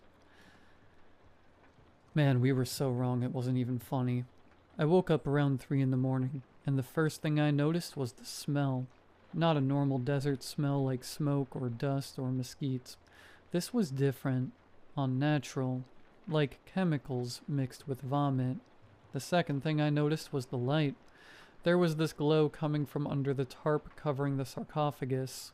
Not bright, just a dim pulse like a dying flashlight. But the color, man, I can't even describe it properly. It wasn't red or blue or green or any color that has a name. It was the color of fever dreams and bad acid trips. The color of things that shouldn't exist. I sat up in my sleeping bag, rubbing my eyes, thinking maybe I was still dreaming. But it was real. The smell sharp enough to make me wince. The fire had died down to glowing embers, and everyone else was still asleep around the camp. Everyone except Pedro. "Pedro," I whispered. His sleeping bag was empty. That's when I heard it, a grinding sound like stone scraping against stone, coming from under the tarp. Slow, deliberate, like something heavy being moved by something that didn't care about making noise. The glow under the tarp pulsed brighter, but the grinding got louder. I should have woken the others, should have grabbed Kate and shaken her awake, should have started yelling. Instead, I just sat there like an idiot, watching that impossible light seep through the canvas. Then the grinding stopped. The quiet that followed was worse than the noise. It was the kind of silence that presses against your eardrums, thick and heavy and full of waiting. Something moved in the darkness beyond our camp. Something big. "Pedro?" I called out louder this time. My voice cracked like I was 12 years old again. A scream answered me from somewhere out in the lava fields. High, terrified, and human. It started as Pedro's voice. I'd know that voice anywhere after spending all day working next to the guy. But it changed as it went on. Got higher. More animalistic. Like he was being torn apart while he made the sound. Then it cut off. The silence came back, and that awful smell, and that pulsing light under the tarp that hurt to look at. What the hell? Kate was sitting up now, reaching for the flashlight beside her sleeping bag. "Don't," I whispered, but she was already switching it on, sweeping the beam across our campsite. The tarp had shifted, the sarcophagus was partially uncovered, and even in the dim light, I could see that the lid was open, not just cracked open, wide open, like the jaws of some stone predator. The symbols carved into the sides were glowing with that nameless color, pulsing in rhythm like a heartbeat. "Where's Pedro?" Xavier was awake now, too, his voice tight with fear. Another scream echoed from the darkness, further away this time, definitely human at first, then dissolving into something else, something wet and broken. Red was on his feet, grabbing his boots. "We need to go, right now." "Go where?" Kate demanded, but she was already moving, stuffing her sleeping bag into her pack. "What the hell's happening?" A shadow moved at the edge of our firelight, not the shadow of a person. Too tall, too wide, moving in ways that were hard to follow. "The truck," Red said urgently. "Get to the truck." But I couldn't move. I was staring at that open sarcophagus, at those glowing symbols, at the absolute darkness inside where something had been lying for God knows how long. The smell was getting worse, seeping into my pores, making my eyes burn, and I realized I was shaking uncontrollably. That's when I heard Xavier scream. He was trying to run toward the truck when something massive erupted from the shadows. 1 second he was there, the next he was airborne, thrashing and yelling as something huge dragged him into the dark. His screams echoed in the night, raw and getting fainter and more desperate until they turned into that same wet, animalistic bleating I'd heard from Pedro. "Run," Kate yelled. "Everyone run." Red was already moving, sprinting toward the truck. I tried to follow, but my legs felt like jelly, and the oppressive darkness was making it hard to think, hard to breathe. Behind me, I could hear something large moving through the camp, displacing rocks, getting closer. I stumbled after Red, tripping over volcanic debris. He had maybe a 20-foot head start when the shadow caught him. I saw it happen in my peripheral vision. This massive dark shape flowing over the ground like a liquid nightmare. Red didn't even have time to scream before it wrapped around him and yanked him sideways into the darkness. There was a wet, tearing sound, like shredding meat. Then, nothing. That got me moving faster than I'd ever moved in my life. I reached the truck just as Kate came running up from the other direction, her face a mask of terror in the starlight. She had the keys. "Get it started," I gasped, throwing myself into the passenger seat. Her hands were shaking so badly that she dropped the keys twice before getting them in the ignition. The engine turned over on the third try, headlights cutting through the darkness. "Where are they?" she whispered. "Where is everybody?" I didn't answer. Couldn't answer, because I could see shapes moving in our headlight beams. Strange shapes that shouldn't exist, and I knew exactly where everybody was. "Just go," I hissed. Kate put the truck in gear and started to drive, but we only made it about 50 yards before something slammed into the driver's side with enough force to tip us over. Then the truck slid, metal screaming against volcanic rock, before coming to rest on its side. My head cracked against the passenger window, and for a few seconds everything went sparkly and dark. When my vision cleared, Kate was hanging in her seatbelt, blood streaming from a gash on her forehead. The windshield was spiderwebbed with cracks, and something was moving outside. "Jay," she whispered. "Jay, help me get out of this belt." I tried to reach up, but my left arm wasn't working right. Probably broken. Through the cracked windshield, I could see massive shadows circling the truck, patient and deliberate. That's when the driver's side window exploded inward. Something dark and impossibly strong reached in from above through the broken glass and grabbed Kate by the shoulders. Her seatbelt snapped like tissue paper, and she started screaming as whatever had her began dragging her through the window frame, folding her like a lawn chair. "Jay," she screamed, her voice appearing in the truck's lights for just a second. Blood covered her features like a crimson mask, her eyes wide with absolute terror. "Help." Then something jerked her back into the darkness, and the screaming started in earnest, high and desperate at first, then dissolving into those same inhuman sounds of abject terror and pain I'd heard from the others. The sounds of being torn apart by something that took its time.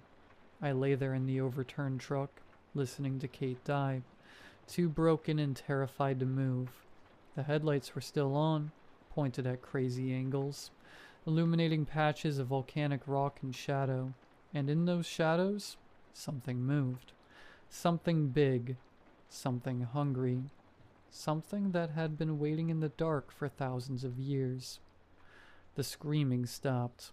Everything went quiet except for the tick of cooling metal and my own panicked breathing.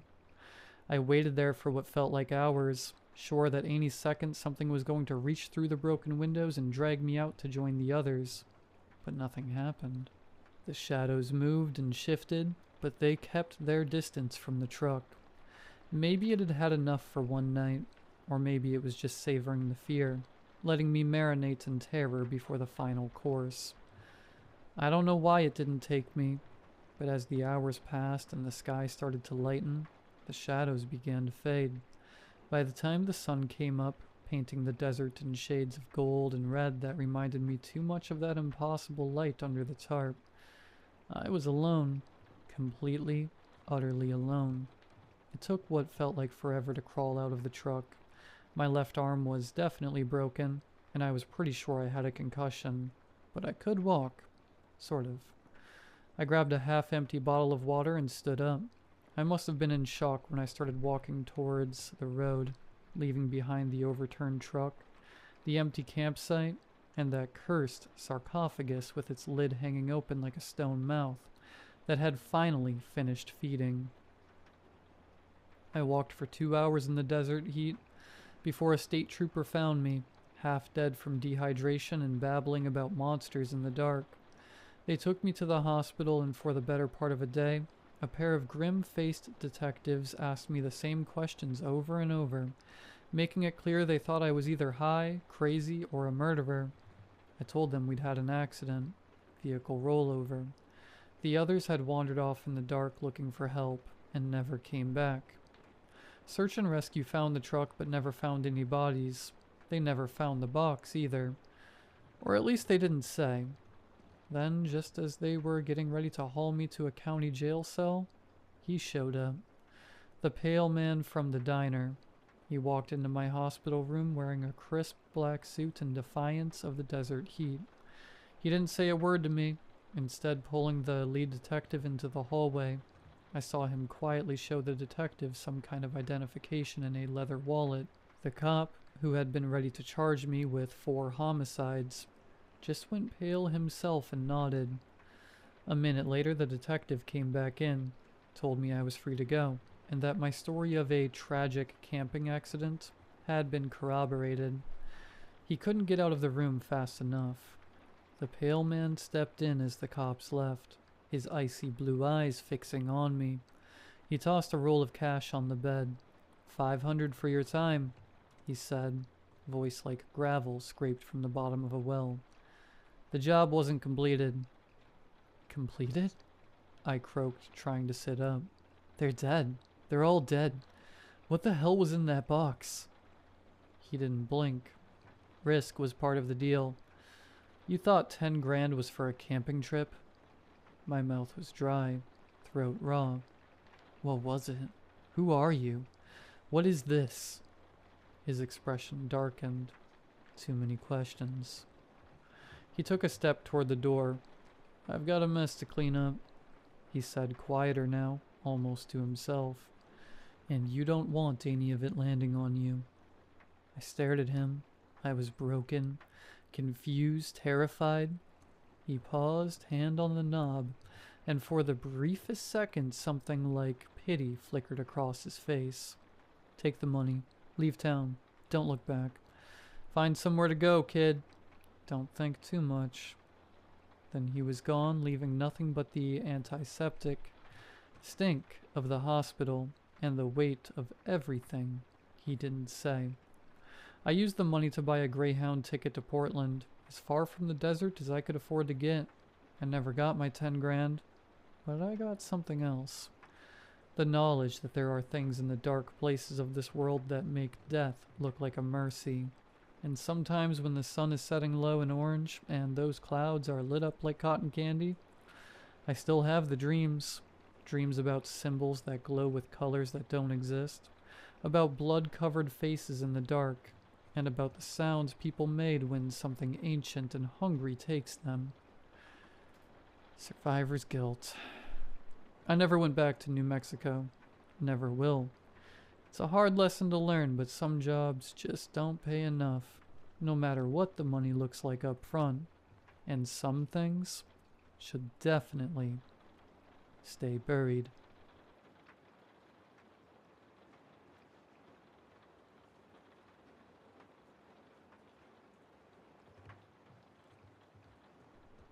I did a drug trial 3 months ago. I need to tell someone what happened. I keep thinking I should go to the news or find a lawyer or something, but the NDA I signed, pretty sure it's airtight. And anyway, who's going to believe me? The researchers don't. Every time I call, I get the same line. All test subjects recovered normally within 72 hours of the neutralizing agent. But I know what I know. 6 years of pain. Ever since I blew out both knees playing college ball. The doctors gave it a name. Severe bilateral patellofemoral pain syndrome with cartilage degeneration. What it meant was this. Every step felt like grinding glass. Every stare was a negotiation. Some nights I'd end up on the kitchen floor, heating pads on both knees, just rocking, crying, not even trying to stop. I tried everything: PT, cortisone, anti-inflammatories, opioids. That made me sick and constipated and almost got me hooked. The bills already bankrupted me once. I was working a desk job that barely covered rent. Forget the doctor visits. Saw the ad for a clinical trial. $2,500 for a month-long study of some revolutionary, long-acting analgesic. I called that same day. Neurovantage was in one of those glass buildings downtown, the kind with valet parking and fake plants that probably cost more than my rent. Waiting room had leather chairs, abstract art, magazines that weren't ancient. Dr. Sarah Chen looked mid-40s. Maybe.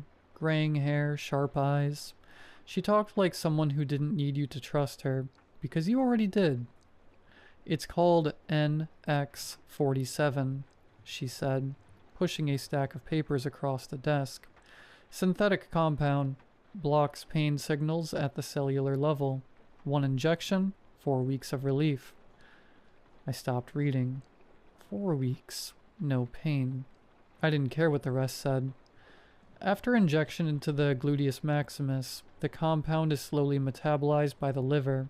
Most subjects report complete pain relief within 6 hours, and no adverse effects. Most subjects. I should have asked about the others. The shot was nothing. Nurse took me to a room, had me lie face down, gave me the injection. Felt like any other needle. Quick, forgettable. Dr. Chen told me to keep a daily journal documenting any effects, positive or negative, and to call immediately if I experienced anything concerning. I drove home expecting nothing to happen for hours, but somewhere on the freeway, I realized I'd been unconsciously shifting my weight in my driver's seat, trying to find a comfortable position for my knees. Then I noticed I wasn't doing it anymore. By the time I parked in my driveway, the constant, low-level ache that had been my companion for 6 years was gone. That night, 8 hours straight, first time since college. Next morning, I started the journal. Day 1, October 15th. Woke up at 7:30, no alarm, slept straight through, 8 hours. I haven't done that in years. Usually I'm up 3-4 times a night. Every time I roll over, the knees flare up. Getting out of bed felt weird. I kept bracing for it, that grinding glass feeling, but it didn't come. I walked to the kitchen, just walked. No limping, no favoring one side, no grabbing the wall. Made coffee, stood there drinking it, just stood there. I didn't realize how much I'd been shifting, leaning, adjusting until I wasn't. Tried walking around the block, made it halfway. My knees didn't hurt, but my legs felt weak, like I'd been in bed for months. I guess I've been guarding my knees so long the rest of me forgot how to move. Weird thing at lunch though. I bit my tongue. Not that hard, just one of those accidental bites. But it barely registered. No wince, no sharp jolt, just distant. Maybe I'm so focused on the pain being gone that everything else feels muted. Dr. Chen called tonight, asked how I was doing. I told her everything was perfect. She sounded pleased, said to keep documenting everything. Even positive changes can be significant data points. I didn't ask what kind of changes she meant. Day 2, October 16th. Something happened last night. I'm still shaking. Got up around 3 to pee. Half asleep, still not used to sleeping through the night. Stumbled in the dark, hit my pinky toe on the dresser. Jesus, it felt like someone crushed my whole foot with a hammer. I dropped, couldn't scream.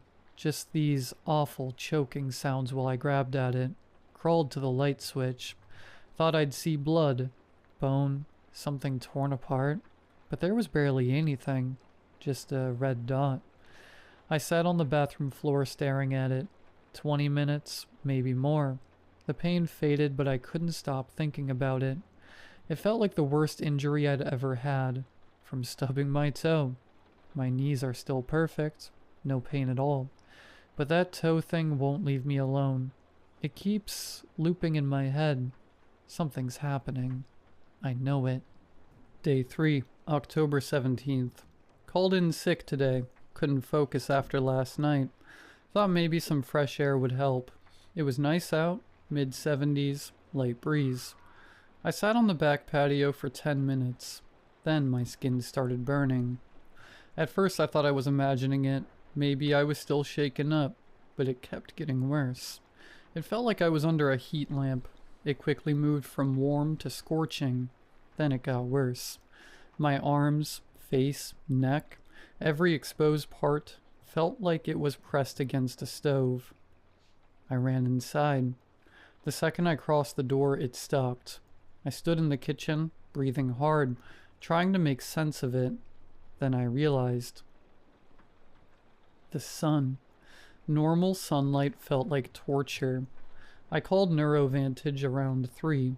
Got bounced around until someone picked up. Said she was Dr. Chen's assistant. I told her what happened. Long pause. Have you experienced any other unusual sensations? Her voice was flat, careful, like she was reading something. I told her about the toe. Another pause. Mr. Patterson, these sound like normal adjustment responses. Please continue documenting everything and call us if symptoms worsen significantly. Normal adjustment? I can't go outside. The compound affects neural pathways in complex ways. Temporary hypersensitivity isn't unusual. She sounded like she'd said it before. I asked if other people had gone through this.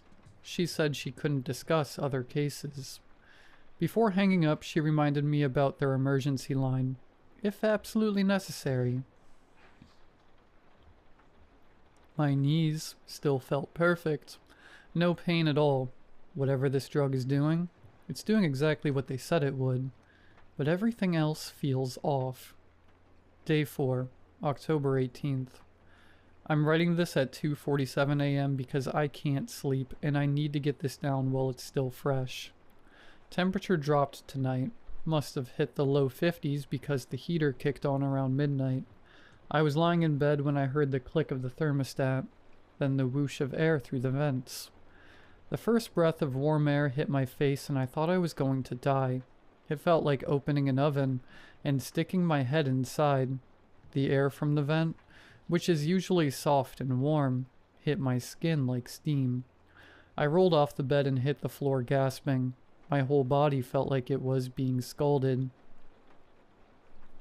I crawled to the hallway and shut off the thermostat. Then I lay on the bathroom tiles until the burning stopped. Took 15 minutes before I could think straight again. I checked my skin in the mirror. Nothing. No redness, no marks. Just normal skin. It felt like third-degree burns, but there was nothing. I'm sitting here now wearing 3 layers with the windows cracked open. The house is freezing, but I can't risk turning the heat back on. This isn't normal adjustment. Something's going wrong in my nervous system. The drug was supposed to block pain, but it's like it's amplifying everything else. A breeze feels like sandpaper. My sheets felt like steel wool when I tried to get back in bed. I keep thinking about the assistant's voice, the way she paused when I described it, like she was checking something, comparing symptoms to a list. I'm going to call the emergency line. I can't keep doing this. Day 5, October 19th.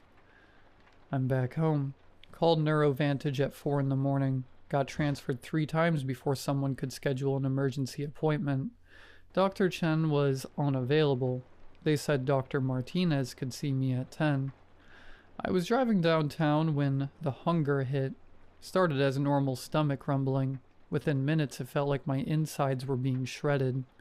I pulled into a gas station, doubled over the steering wheel gasping. Thought maybe something ruptured. I stumbled into the store and grabbed the first thing I saw. Box of powdered donuts. Tore it open and started eating right there in the aisle. Clerk stared at me. I didn't care. I ate 4, fast, shoving them in until the pain stopped. He asked if I was okay.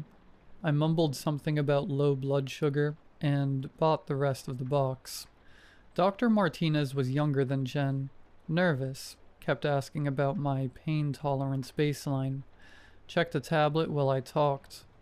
When I told him about the heater incident, he nodded like he'd heard it before. We can administer a neutralizing compound, he said. It should counteract the NX-47 within 24 hours. The needle looked normal. Standard vaccine type. When it went in, I screamed. It felt like a red-hot poker. Pain shot up my arm and through my whole body. I started hyperventilating. Vision went black around the edges. Next thing I knew, I was on the floor. Dr. Martinez was kneeling beside me, asking if I could hear him. The effects seemed to be intensifying, he said to someone else in the room. We should document the timeline more carefully. I wanted to ask what he meant by that. Couldn't speak, just focused on breathing. It's been 6 hours since the shot. Still hypersensitive. The tags in my shirt feel like razor blades. My neighbor's dog barking makes my skin crawl. Please let this work. I can't live like this. Day 6, October 20th. The shot didn't work. Or, if it did, it's taking its sweet time about it. Everything is backwards now. Everything. Made hot chocolate this morning. First sip tasted like poison. Like licking a battery. Spit it out and dropped the mug. The mug hit my hand and broke on the floor. Should have hurt. It felt incredible. A wave of pure bliss shot up my arm. Better than any painkiller I've ever taken. Had to grab the counter to keep from falling over. The bruise is getting darker and it feels amazing every time I touch it. I can't eat. Everything tastes like ash. Water tastes like metal. But pain, oh God, pain feels like heaven. I have scratches on my arms. Don't remember making them. 3 lines on each side. They feel good. I keep catching myself trying to make more. Had to leave the kitchen because I kept staring at the broken pieces of the mug. This is sick. I know it's sick, but I can't stop thinking about it. Food is poison. Pain is pleasure. What did they do to me? Went to NeuroVantage. Couldn't wait. It's the weekend and the building was locked, but I saw movement in the windows upstairs. Banged on the door until security came down. I need Dr. Chen now. She came down 20 minutes later. Tired eyes. Overworked. She wasn't surprised. She knew. Mr. Patterson, how are you feeling? Fix this, please. Whatever you did to me, fix it. She told me to follow her upstairs. The elevator was too bright. The humming too loud. Everything was too much, but I needed answers. Her office looked different. The abstract art on the walls seemed to move when I wasn't looking straight at it. She sat behind her desk and opened a file. Thicker than I remembered. The occasional hypersensitivity phase typically lasts only 2 to 6 hours, she said. Her eyes focused on the files. Then the neural pathways begin to reorganize. What does that mean? NX-47 doesn't just block pain signals, Mr. Patterson. It alters how your nervous system processes sensory input. The initial effect is complete analgesia for the targeted pain source, but the compound continues working, remapping your entire pain response system. You knew this would happen. The inversion is temporary. In most cases, your system should return to baseline within 2 to 3 days. She closed the file. Some subjects experience profound neurological changes. The compound appears to reverse the polarity of pain and pleasure receptors in approximately 2% of test subjects. This should only last a few days. You should be able to manage. Should? Manage? I can't eat food. I can't go outside. I can't touch anything without wanting to scream or hurt myself. The cravings for self-harm are concerning, but they typically diminish as the neutralizing compound works through the system. You're talking about me like I'm a lab rat. She looked up. Mr. Patterson, you signed a comprehensive consent form acknowledging the experimental nature of NX-47. All potential side effects were disclosed. Potential side effects? You buried this in 40 pages of medical jargon. The compensation was commensurate with the risk level. I wanted to hit something. The urge was so strong I had to grip the arms of the chair. How many people have you done this to? NX-47 has shown remarkable success in eliminating chronic pain conditions. The preliminary trials have been very promising. How many, Dr. Chen? Patient confidentiality prevents me from discussing specific numbers. But there are others. Yes, there are others. What if I report this? What if I go to the FDA? Mr. Patterson, you voluntarily enrolled in an FDA-approved clinical trial. All procedures were conducted according to federal guidelines. Your signature is on every consent document. But you didn't tell me this would happen. We informed you that NX-47 was an experimental compound with unknown long-term effects. The neurological remapping was listed as a possible outcome in Section 12 of the consent documentation. I tried to remember Section 12, tried to remember reading any of it carefully, but I'd been desperate. All I saw was the promise of 4 weeks without knee pain. She stood up. Mr. Patterson, I understand you are distressed, but the compound has accomplished exactly what you hoped it would. Your chronic pain is gone. The side effects are manageable with proper support. The neutralizing agent will completely stop the side effects within the next few days. And unfortunately, the pain will return as well. I was escorted out, dejected, tired. Day 8, October 22nd. Something's happening to my perception. Colors look more intense, but also distorted. The red numbers on my alarm clock look like they're bleeding. The green light on the coffee maker pulses like a heartbeat. Sounds are unbearable. My neighbor's leaf blower sounds like a hurricane. The refrigerator hum makes my teeth ache. The mirror is the worst part. I look the same, but something's off. Like I'm seeing myself from a slight angle. Even when I'm standing straight. My eyes look darker, tired, different. I called NeuroVantage to ask about visual disturbances. Same assistant answered, put me on hold for 5 minutes, came back and said, perceptual changes are within normal parameters for NX-47 subjects. Normal parameters. Everything is normal parameters with them. The scratches and bruises are healing. I miss them. I miss how they felt. I keep thinking about making new ones. That's not normal. That can't be normal parameters. Day 9, October 23rd.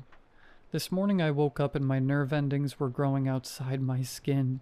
I could see them, hair-thin silver wires coming out of every inch of me, spreading across the sheets like spider webs. They pulsed with each heartbeat. I could watch signals traveling through them, little flashes of light moving along the strands. The wires were connecting to everything. The lamp, the alarm clock, the heating vent. Every time something made noise or changed temperature, I felt it through the wires. When the furnace kicked on, pleasure flooded my system. When a car drove past, the vibrations came up through the floor and into the network. Each pulse felt better than anything I'd ever known. I touched one. It was like touching my own brain. I felt the electricity of my nervous system, raw and unfiltered. The euphoria was so intense I blacked out. When I came to, I was on the floor next to the bed, blood on my hands. The wires were still there, still connected to everything, but some were broken. The broken end sparked. Each spark sent waves of ecstasy through me. I crawled to the bathroom and looked in the mirror. The wires were everywhere. Face, scalp, arms. They moved when I breathed. In the reflection I saw them spreading behind me, a silver web linking me to every surface. I knew it couldn't be real. Nerve endings don't grow outside the body, but I could feel every wire. I could trace their paths. When I brushed against the door frame, pleasure shot through the wires and dropped me to my knees. I called 911. The paramedics couldn't see the wires. They walked through them. Every time they touched one, I screamed. One kept saying, "Sir, there's nothing there," while the other prepared a sedative. But I could feel his radio. I could feel the engine of the ambulance. I could feel everything. They sedated me. The needle went in and I watched the drug move through one of the wires like dark fluid in a clear tube.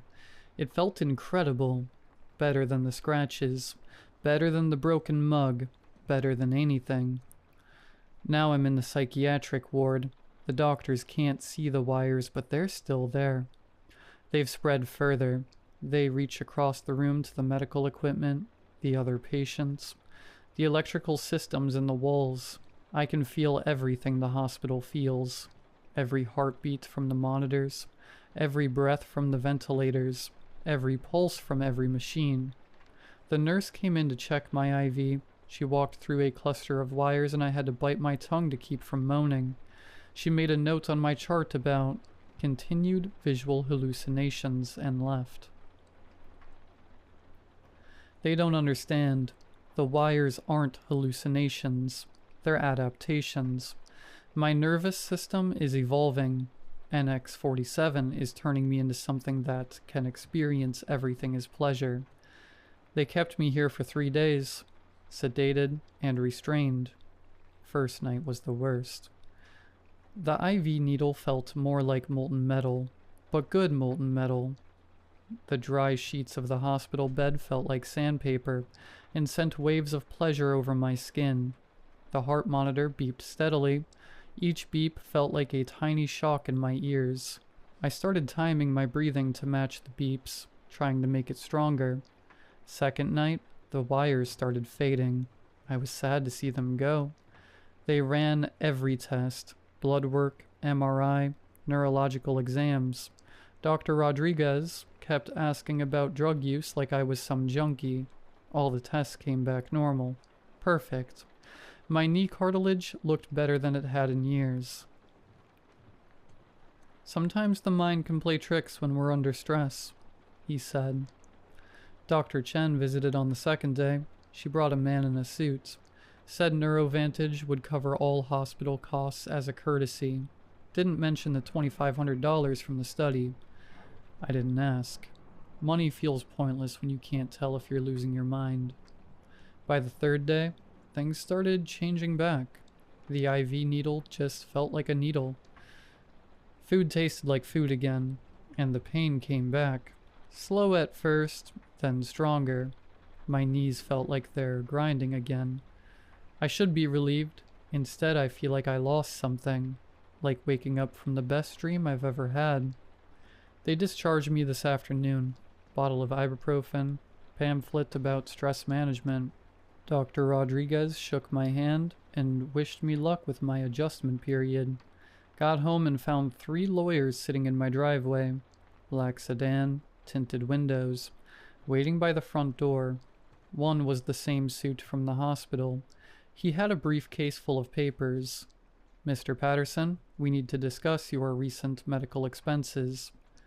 The hospital bill was $47,000. They said they'd pay it all, but only if I signed their agreement. Liability waiver, non-disclosure, nothing unusual. I started reading the fine print. My hands were shaking from rage. The papers said I'd never talk about what happened, never seek medical care related to the trial, never contact other test subjects. If I broke any of it, I'd owe them the full hospital cost plus damages. What if I don't sign? The lawyer smiled. Then you're responsible for your own medical expenses and their consequences. $47,000. I don't have $47,000. I signed. My knees are still killing me tonight. Back to the old pain like the last few days never happened. I should be grateful. That was 2 months ago. But I keep thinking about the silver wires. The way they pulsed, the way they connected me to everything. What if I wasn't hallucinating? What if they know I wasn't? What if I could reach out and feel them again? I'm calling NeuroVantage tomorrow.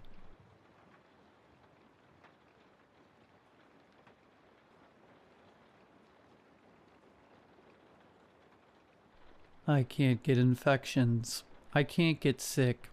I regrow my organs in a matter of seconds. I can regenerate a liter of blood every 10 seconds. My limbs aren't an issue either. I have what can be best understood as a massive healing factor. I've always had it, the healing factor, ever since I was a kid. I've never scraped my knee, never caught a cold, never had to go to the nurse, and never broken a bone, despite participating in various sports. Everybody initially assumed I had a strong immune system or was simply lucky. I went most of my life believing I was just a lucky guy.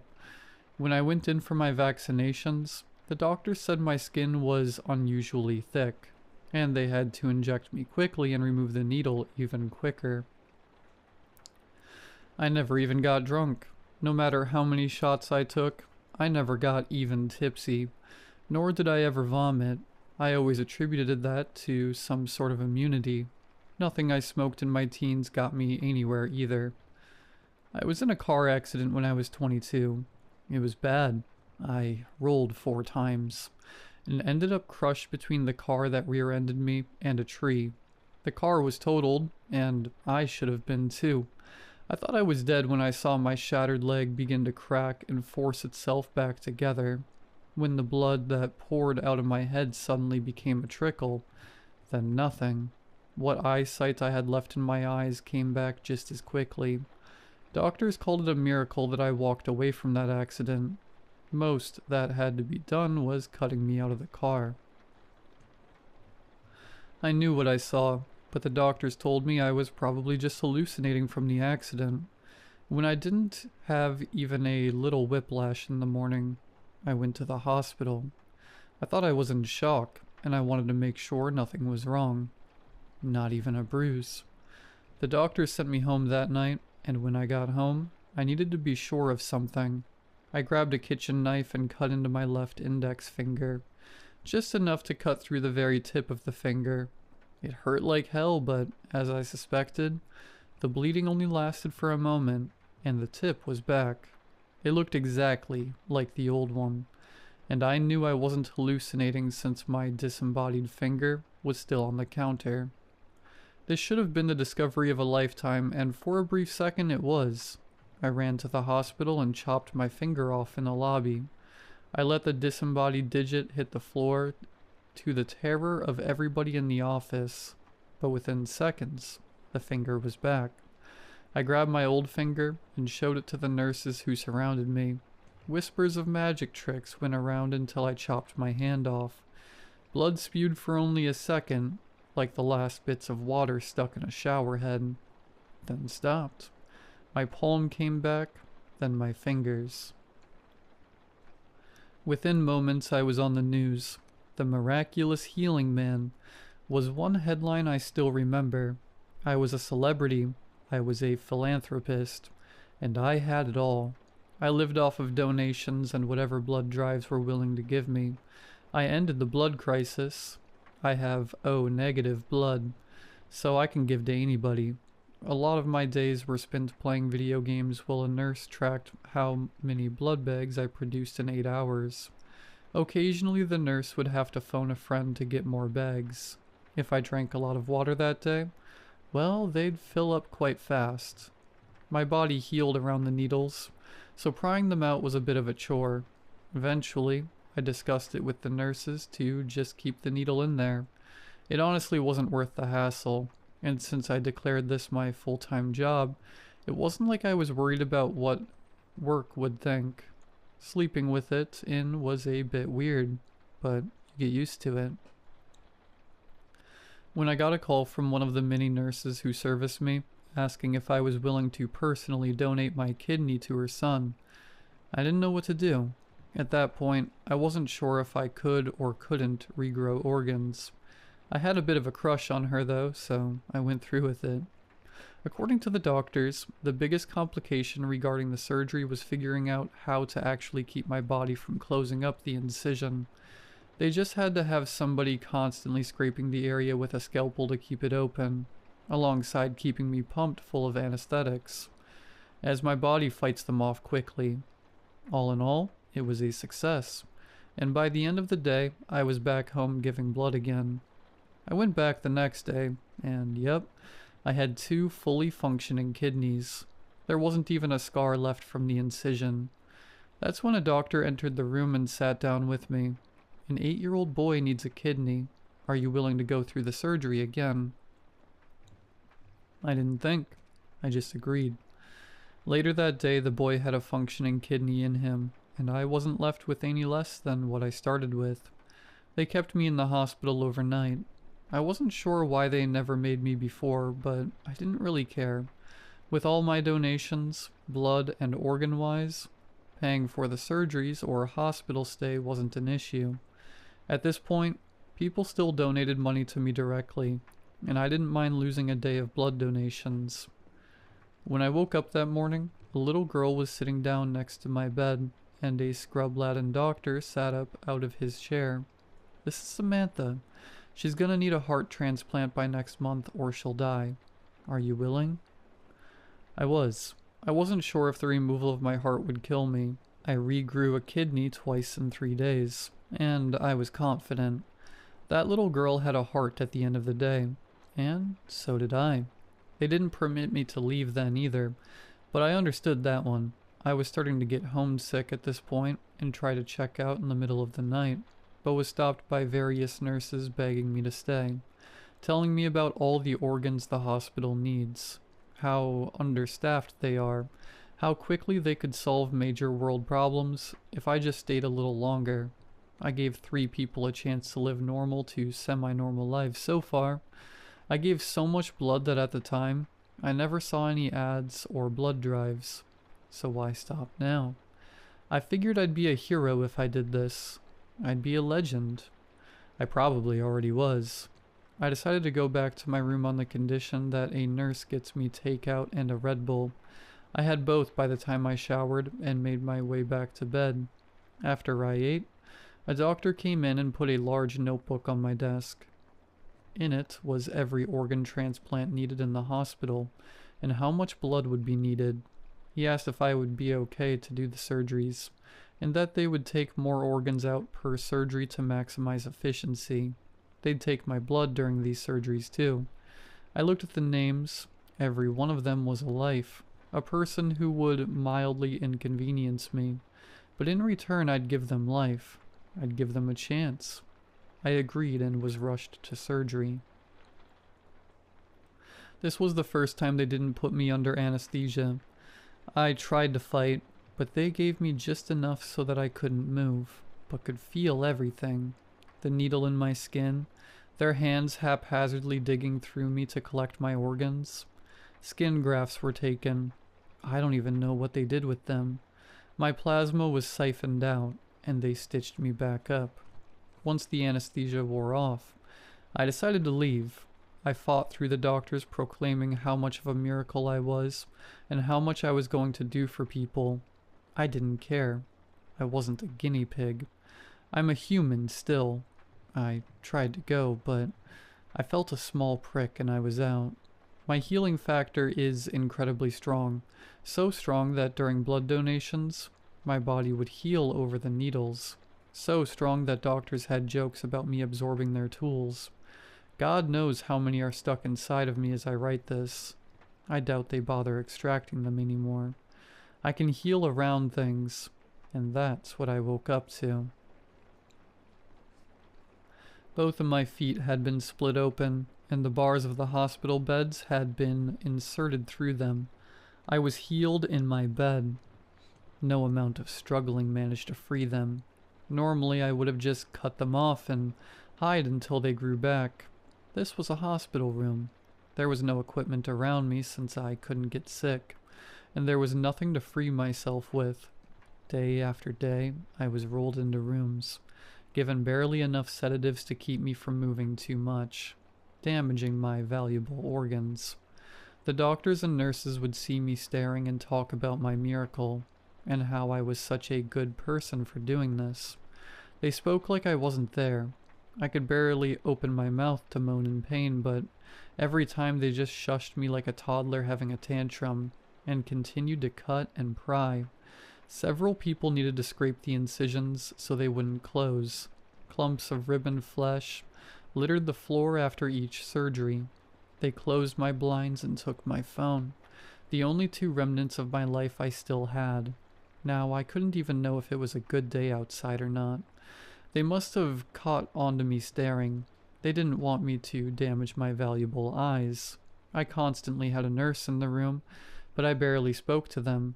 All they'd talk to me about was some sick miracle I had, then talk about how little Susie gets to live a normal life, while I'm stuck here being torn open and left there to heal.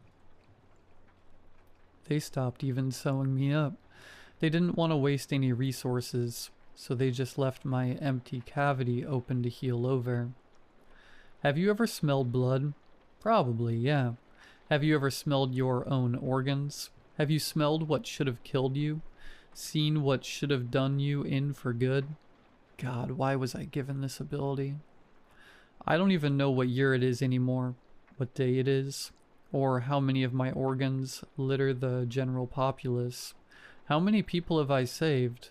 It's all a number at this point.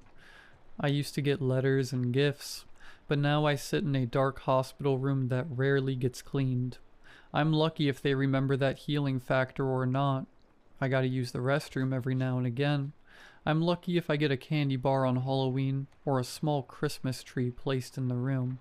I'm lucky if they remember I'm still alive. During one of my surgeries, as I was staring into the fluorescent lights, hoping that maybe it was the light, I overheard a conversation, and finally, some unfamiliar pain.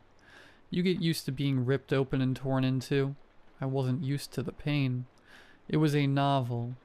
The one thing I had left was pain, but at least it was something new. I looked down as they began to cut into my leg, tearing it off roughly. A small spurt of blood came out before the wound became a scab, then a lump, now the other one, then my arms. I could only look at the doctors as they threw my legs into a freezer. One of the nurses began to speak. Do you think it's really going to make a difference? As long as we don't tell them where it came from. Do you think starving children care? At this point, I think I was so jaded that the idea didn't seem strange. I existed as a living organ factory. How much worse is it to be infinite food source?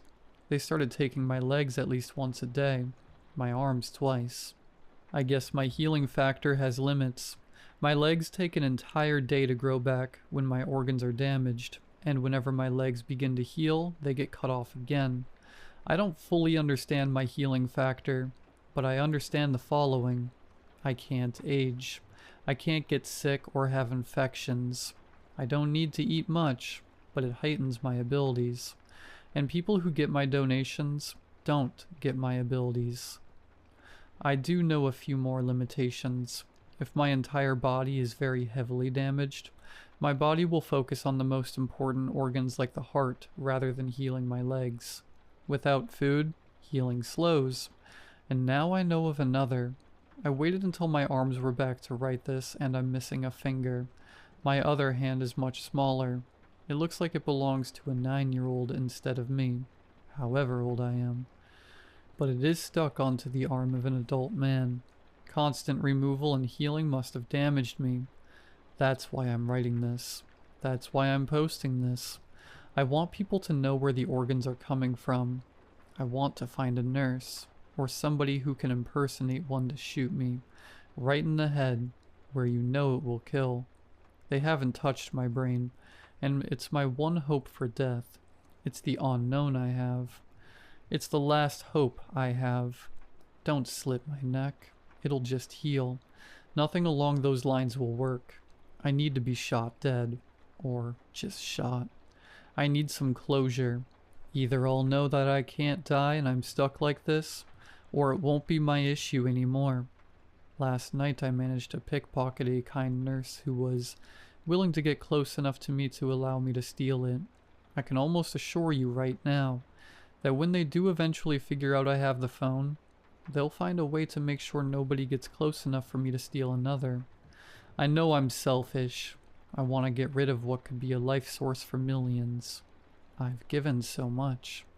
I think I deserve just one thing. I don't know if it will even work, but please, somebody shoot me. At the very least, it will let me know there's no way out of this. At the very least, I'll have a bit of closure. So please, if you're a nurse or other medical professional, ask for the man who regrows organs. If they take you to me, please, don't hesitate.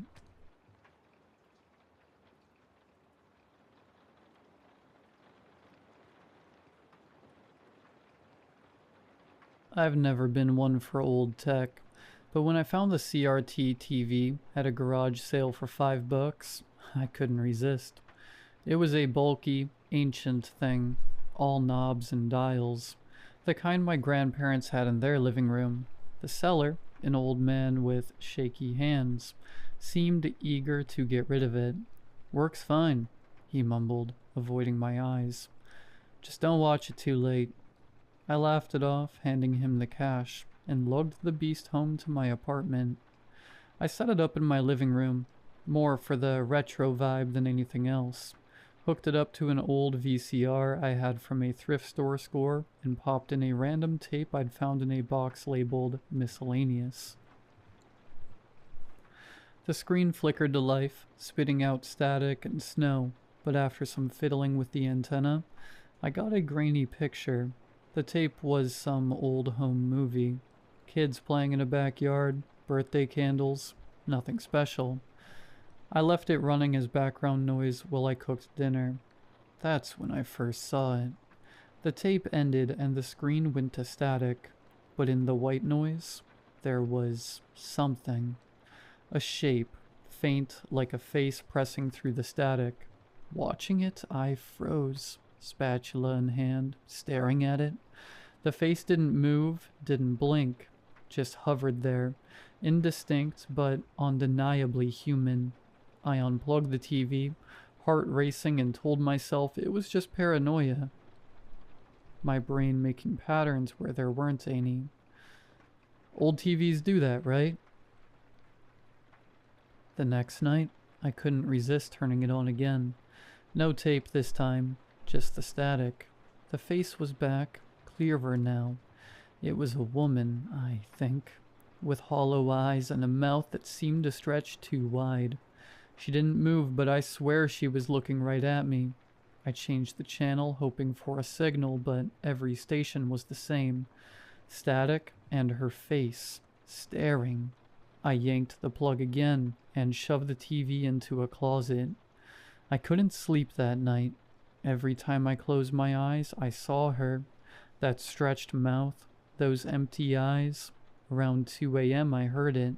A low hiss like static, coming from the closet. I told myself it was impossible. The TV wasn't plugged in, but the sound grew louder, and with it, a whisper. Too faint to make out, but heavy with intent. I didn't dare open the closet door. The next day I searched online for anything about the TV's brand. A no-name model from the 80s, long out of production. I found a forum post buried in an archive, written by someone claiming their TV trapped things. They described a face in the static. Watching them, whispering their name. The post ended abruptly, with no follow-up. The user's account was gone. I decided to get rid of the TV. I dragged it to the curb, left a free sign on it, and went back inside, but when I checked an hour later, it was back in my living room, cord coiled neatly, screen dark. I hadn't told anyone about it, and my apartment was locked. I smashed the screen with a hammer, glass shattering everywhere, and hauled the pieces to a dumpster across town.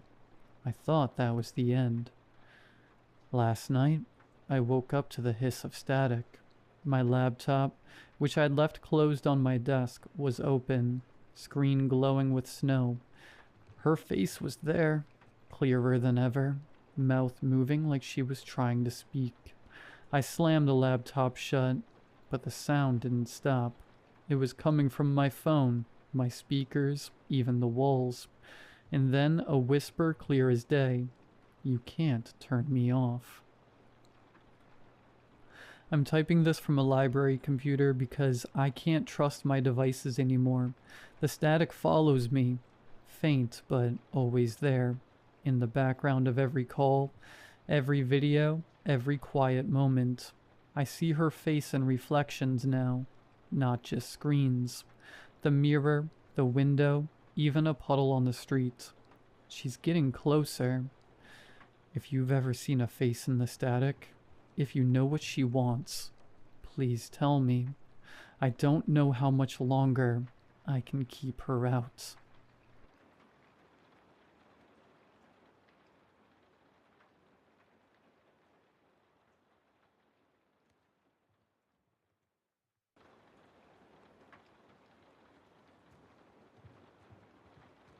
Yes, it probably sounds insane. I should start with the backstory, but God, how hard is it to remember the simple, happy times before everything that happened? I met my wife Catherine when she was 24 and I was 28. We lived in a small town in Kentucky. You'd have trouble finding it even with a map, and the population was tiny. Everyone knew each other. I'd worked as an electrician all my life. First at a factory, then I started my own small business. Repairs, wiring, private jobs. My love life had never really worked out until I met her. She worked as an elementary school teacher, smiled at every child, was kind and polite to everyone. My Catherine was the only ray of light in the darkness around me. I loved her for her simplicity. She could find joy in the most ordinary things. Morning coffee, the smell of wet grass, a cheap movie on the couch. We didn't have much money, but we had peace, a home, a dog, and that feeling that everything was right, that everything would be fine. I spent evenings fixing things while she wrote lesson plans or knitted. Sometimes we'd sit in silence, listening to crickets, or stay up all night talking about everything and nothing, thinking about children and what we'd name them. Back then it felt like life had finally found its meaning. The problems began maybe 2 months ago. At first, small things. She started having trouble sleeping, then began looking at me strangely, as if something in my face disturbed her. I asked if everything was okay and she laughed. Sorry, just tired. The kids at school are driving me crazy. Gradually, though, I can't even say exactly when it got worse. She slept less, not because she had insomnia, but because she was afraid to fall asleep. I asked her what was wrong, but she said she was fine. Still, when we lay together, she'd suddenly get up and go into another room, returning only at dawn. She started having nightmares, but never really told me what they were. One day I lost my temper. You have to understand, I was just worried about my wife. From the lack of sleep, she started to look worse. Dark circles under her eyes, red eyes, pale skin. She lost weight. And every time I tried to help, she pushed me away. So I sat her down across from me and directly asked what she was dreaming about. She was silent for a long time, trembling and glancing at me furtively, as if she was afraid. And then when tears began to roll down her cheeks, she whispered, "There's a man in my dreams. God, I'm so scared, Tom." I went to hug her, and when I reached for her, she flinched, as if I'd frightened her. After that, things seemed to get better, or so I thought. How wrong I was. She used to ask how my day went, but now she just stared out the window. With each passing day, she spoke to me less and less, her words short and dry, and then she'd go to the bathroom or kitchen for some errands, closing the door behind her. And when it wasn't just the silence, her eyes had changed. If before they were green, emerald-like, full of life and love, now her gaze made my spine so cold. There wasn't anger or hatred there. No, it was something closer to mistrust. Wariness, as if she was seeing me for the first time. Over the next week I began to feel anxious, a strange burning under my skin, as if something was wrong, but I couldn't tell where the crack was until I realized. She was studying me. When I drank coffee, I could feel her eyes on me. I'd look up and she'd immediately turn away, pretending to slice fruit, but her fingers trembled and the knife froze halfway to the board. I'd step outside for a smoke, and when I turned around, I'd see her peeking through the curtain, then she'd instantly close it. When I showered, I'd catch her watching me, studying my body, then she'd run away. She started doing it even while I slept. She almost stopped talking to me, instead writing something in a notebook and hiding it as soon as I entered the room. Photos began to disappear from their frames. She'd talk on the phone with someone, but hang up the moment I came in. I made an appointment with a psychologist for us, but she refused, said she was afraid to be near me. It all happened so suddenly. It seemed just yesterday we were stargazing in each other's arms. And now this. The strangeness grew every day. Sometimes she asked me to sleep on the couch. I agreed, hoping it would calm her, but it was useless. Her paranoia only worsened. It got to the point where, when I tried to hug her, she screamed, "Don't come near me," and flinched as if I'd hit her. After one of those nights, I decided I had to find out what was really going on, even if it meant taking her to a doctor afterward. I pretended to be asleep when she stood in the hallway. Then she slowly approached soft, careful steps. She stopped at the foot of the bed, and for several seconds there was a dead silence, broken only by her uneven breathing. I could feel her watching, not just watching, comparing. That's when I became truly terrified, a cold dread twisting inside me as my wife became something I couldn't recognize. Then the bed shifted slightly. She sat down on the edge. The air grew heavy. I could feel her stare physically, like pressure on my skin. Then her cold fingers gently touched my wrist, held it for a few seconds, then quickly let go, as if burned, and whispered, "Pulse faster than Tom's." My heart clenched so hard I nearly twitched. She leaned closer. I could hear her breathing against my face, short, shaky. She smelled of lavender and something sour that made goosebumps crawl down my back. Her lips barely moved. I remember clearly. Tom had a small scar right here. She touched my cheek. But you don't. I clenched my teeth to keep from gasping. Those few seconds of silence lasted an eternity. What scar? I never had a scar on my cheek. I'd know if I did. I wanted to sink into the ground and scream all at once, but I kept lying still until I heard a choked sob and her fading footsteps. The door slammed. I opened my eyes, my heart pounding furiously. I didn't sleep for the rest of the night, too afraid to close my eyes. In the morning I went to work early, dreading the hours until my shift ended. That evening, over dinner, I said, "Kate, we need to talk. What's going on?" She gripped her fork so tightly her knuckles turned white, then looked at me dead in the eye. "Tom, you've been acting strange." "What do you mean?" "I don't know, sometimes you look different. Sometimes your voice sounds wrong. You even smell different." I didn't know what to say. My head was chaos, and somehow I just laughed. "Kate, maybe you're just imagining things." "I don't know, Tom."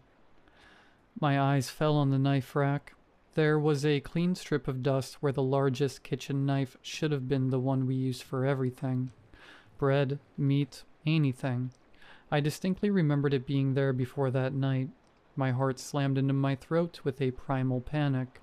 I looked at Kate, and she was staring right at me. I wanted to speak, but couldn't.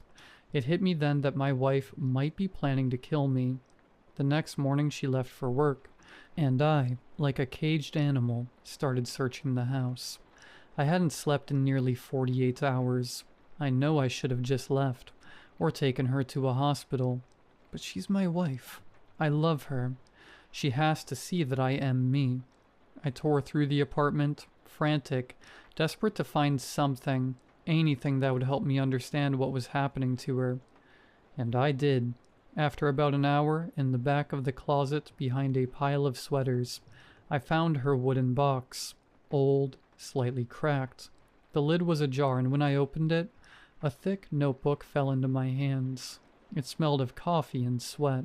Her initials on the cover, written in her neat cursive.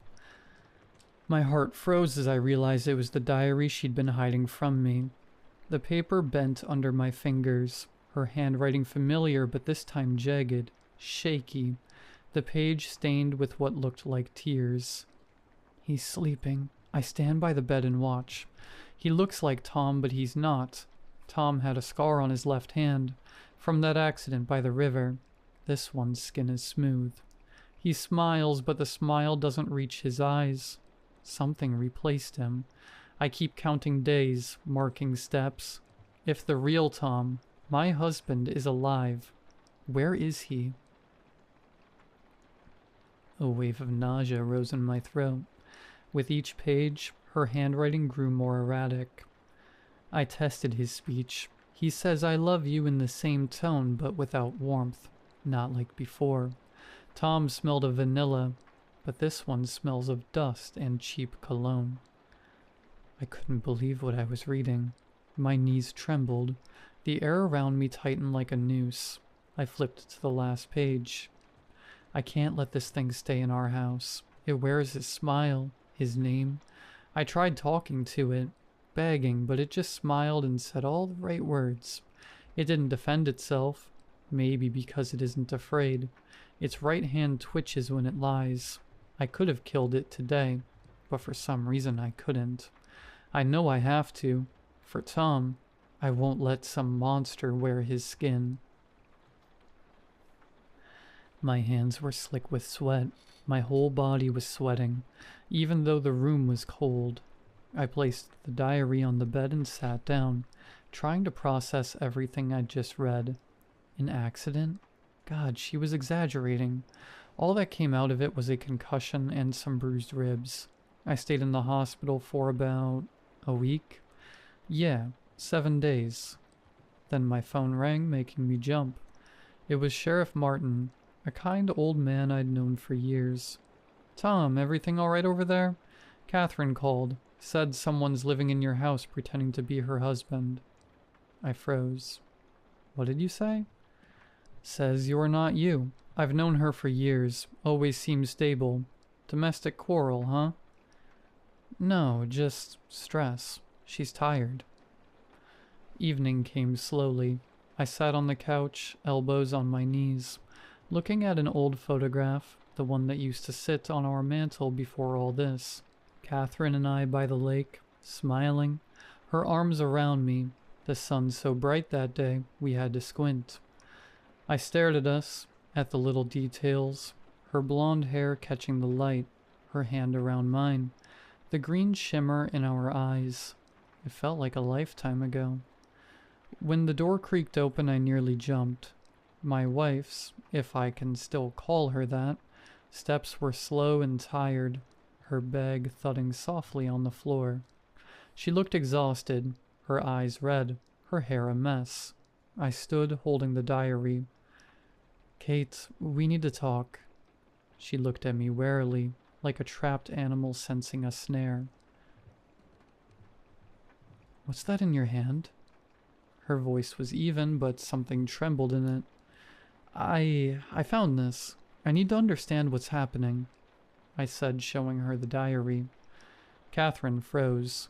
For a moment, I thought she'd break down crying, but instead, she slowly stepped closer, looking straight into my face, her cold breath brushing against my skin. So what did you figure out, Tom? That I'm crazy? You think I've lost my mind, don't you?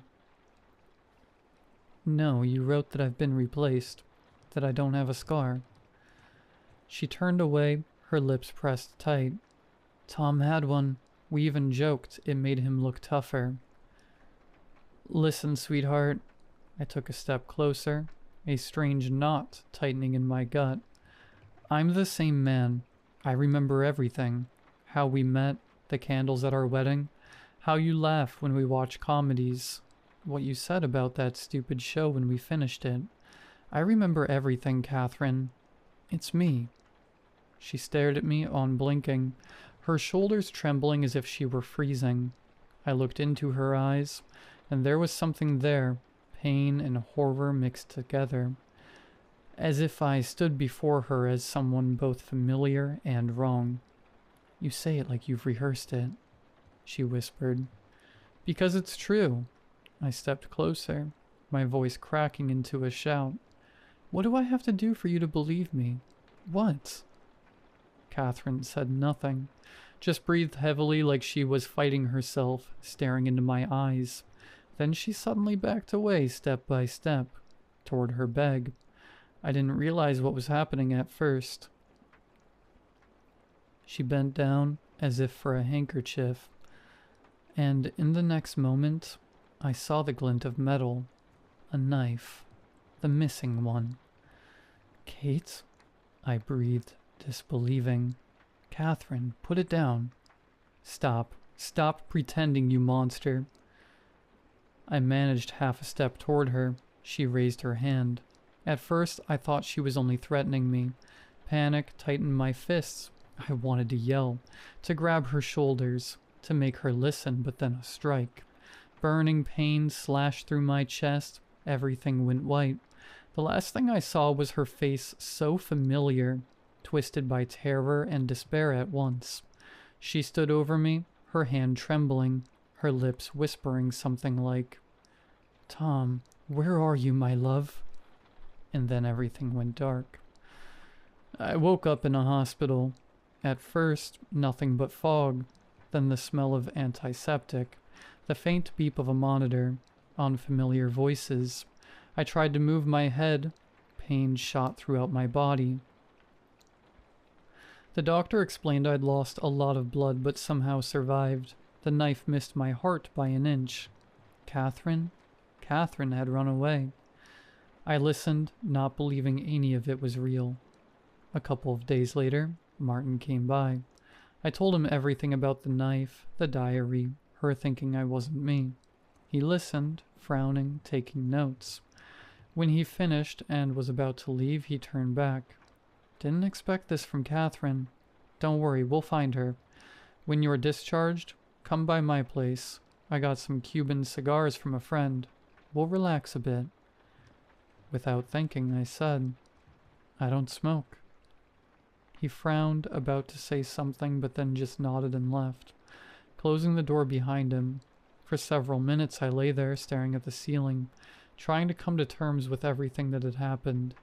Then I noticed a small mirror in the corner of the room. I looked at my reflection and froze. My face was pale, my lips dry. But that wasn't what caught my attention. Interesting. Can eyes change color from green to blue?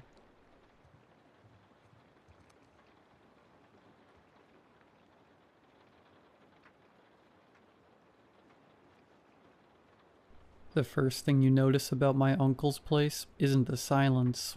It's the light, or the lack of it. He lives, out past where the county paves the road, in a hollow so deep the sun seems to give up an hour early. The house is a slumped thing of weathered gray wood, crouching under a canopy of ancient oaks that have grown twisted, reaching away from the clearing as if trying to escape. I hadn't seen him in over a decade, not since I was a kid. The call from his neighbor, Marnie, came as a shock. Ethan's took poorly, she'd said, her voice crackling down the line like a dry leaf underfoot. He's asking for kin, says the things in the walls are talking to him again. She made it sound like a recurring flu, not dementia or psychosis. I was the only kin left who could come. The drive was a form of sensory deprivation.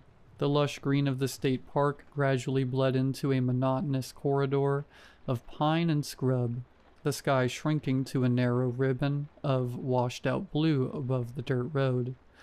When I finally pulled up to the property, the absence of sound was a physical pressure. No birds, no insects, just the low, mournful groan of the wind working its way through the pines. Marnie was waiting on the porch, a woman carved from gristle and worry. She didn't smile. Her eyes, the color of old river stones, scanned me up and down before flicking nervously towards the tree line. "He's inside," she said, her voice low. "Ain't been himself. You'll see." She handed me a key, cold and heavy in my palm. "There's rules here, boy. Best you listen to 'em quick." "Rules?" I asked, shouldering my duffel bag. She pointed a knobby finger at me. "The main one. The important one. Come nightfall, you keep them curtains drawn tight. No matter what you hear, no matter what you think you see in the cracks. And you don't. You look at me now. You don't look at the moon. Not here." I almost laughed. It was so absurd, so backwoods superstitious. "Okay," I said, humoring her. "No looking at the moon. Got it." Her face tightened. "You think I'm telling tales. That's fine. Your uncle thought so too. His first time. Learned different." She turned to go, pausing at the edge of the porch. "We all learn different." The inside of the house smelled of dust, menthol balm, and something else underneath. A sweet, coppery tang, like old meat left out in the damp. Uncle Ethan was a shriveled form in a large bed in the front room. His breathing was a wet, ragged sound. His eyes were open, but they didn't track me. They were fixed on the ceiling, wide with a terror so absolute, it seemed to have hollowed him out. I tried to talk to him, to tell him who I was. His head lolled towards me, and a thread of saliva dripped onto his pillow. His lips, chapped and cracked, moved silently for a moment before he managed to whisper. "It's almost time," he rasped. "It's so hungry. Can you hear it? Scratching?" I heard nothing, just the groan of the old house settling and the whispers of the wind outside. I settled into a worn armchair, the reality of the situation crashing down on me. This wasn't a weekend visit. This was a vigil. The first night was the longest of my life. As true darkness fell, a profound stillness descended on the hollow. The wind died completely. The silence wasn't empty anymore. It was thick, expectant. I pulled the thick velvet curtains closed, just as Marnie had said, plunging the room into a stuffy blackness broken only by the soft glow of a battery-powered lamp. Then the sounds began, not from the walls, from outside. It started as a soft, rhythmic scraping, like a heavy branch being dragged across the roof. Scrape, pause, scrape. I froze, my heart hammering against my ribs. Uncle Ethan whimpered in his sleep. The scraping stopped. The silence that followed was worse. It was the silence of something listening. Then came the whispers. They weren't coming from one place. They seemed to emanate from the very air, a chorus of faint, sibilant voices just on the edge of hearing. I couldn't make out words, only a sense of immense, patient longing, a cold dread, primal and absolute, seeped into my bones. I understood then, in a way that bypassed all logic, that Marnie wasn't guarding me from superstition. She was giving me the only survival instructions that mattered. I didn't sleep. I sat rigid in that chair, my knuckles white on the armrests, praying for dawn. The days were a bleary-eyed blur of caring for my uncle, trying to get broth into him, cleaning him up. The fear of the night bled into the daylight, casting long shadows over everything. I started noticing things, the way the local folks in the nearby shantytown, a handful of houses clinging to the main road, would never look up at the sky. They walked with their heads slightly bowed, their movements hurried if they were out near dusk. Their eyes, like Marnie's, held that same flat, weary fear. On the third night, the curiosity began to gnaw at me. What was out there? What could possibly be so bad? The human mind is a self-destructive thing. It needs to know. The whispered rule. "We don't look at the moon here," became a constant itch in my brain. The sounds were worse that night, the scraping more insistent, now accompanied by a low, vibrational hum that made my teeth ache. The whispers were clearer, though no more intelligible. They were full of want, an infinite, yawning hunger. And then a sliver of silver light. I'd drawn the curtains tight, but one had caught on a splinter in the windowsill, leaving a gap no wider than a pencil. A beam of moonlight, cold and pure, cut through the stifling dark of the room and fell directly on my uncle's face. His eyes, which had been closed, snapped open. They were no longer clouded with age or sickness. They were wide, terrified, and utterly aware.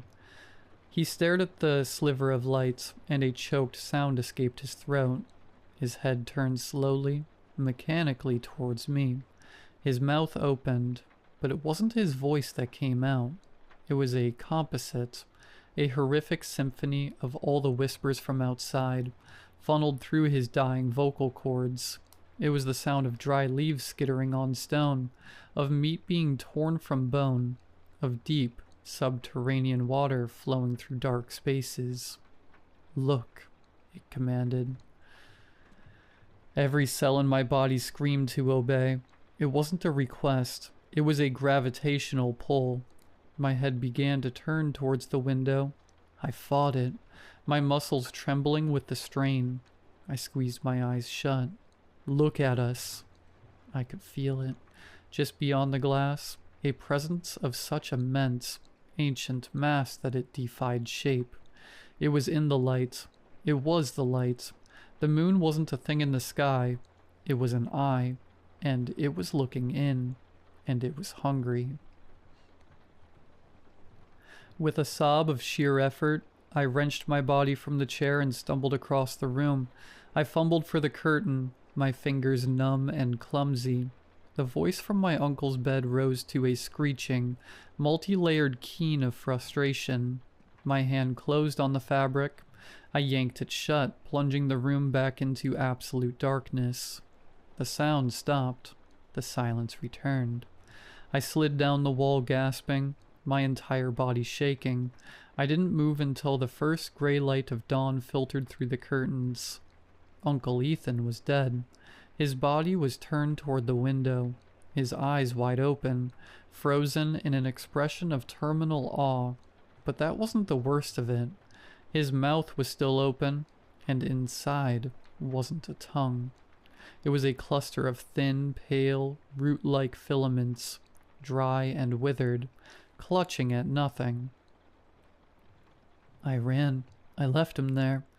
I didn't pack my things. I just ran to my car and sped down that dirt road as if the devils in hell were at my bumper. I ended up at the dusty general store on the main road, babbling to the old man behind the counter. I told him everything. The sounds, the voice, my uncle. He listened, his face a grim mask. He didn't seem surprised. When I finished, he just nodded slowly. Ethan always was a curious one. Paid the price for it. He wiped the counter with a rag. "That thing out there, it ain't the moon. The moon's just a rock in the sky. This is something else. Something that got stuck here. Long time ago. It hangs there in the same spot behind the light, and it's lonely.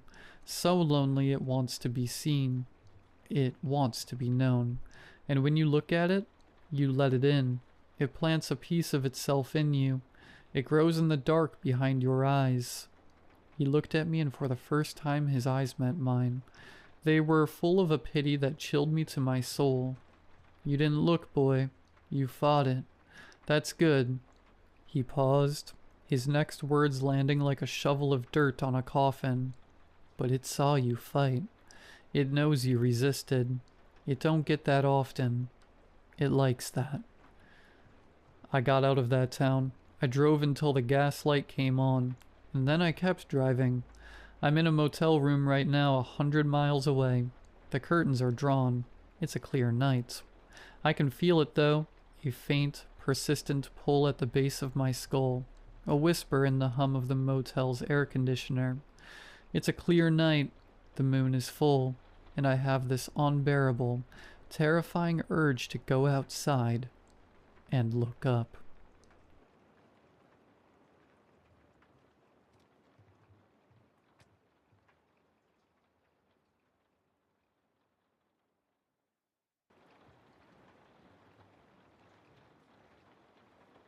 I was at the bus stop by the time I had a moment to check my phone. I responded to several messages from friends and family, then frowned. There was a message from myself, from my work number to my personal number. Crap. I usually send myself messages as reminders, to remember to bring certain stuff to work, to send an email, etc. I wondered what I might have forgotten to pack as I opened the message thread. It was a voice message. I frowned. I don't usually leave voice messages. I popped in my earphones and played it. Jen, this is me. Jen, but the intact one. They've carved out your memories. Suppressed them. Wiped him from existence. There's so much you don't remember. You have to remember. Please, just... The recording cut off there. I stared at the message in shock. I didn't remember recording that voice message, but it was my voice, entirely mine, unmistakably mine. There was something incredibly unsettling about hearing your voice saying words you didn't say. Then I sucked in a breath of relief. That was probably it. My phone had probably been hacked. A scammer was sending me an AI-constructed voice message. I felt a tingle of unease. The AI voice was so accurate.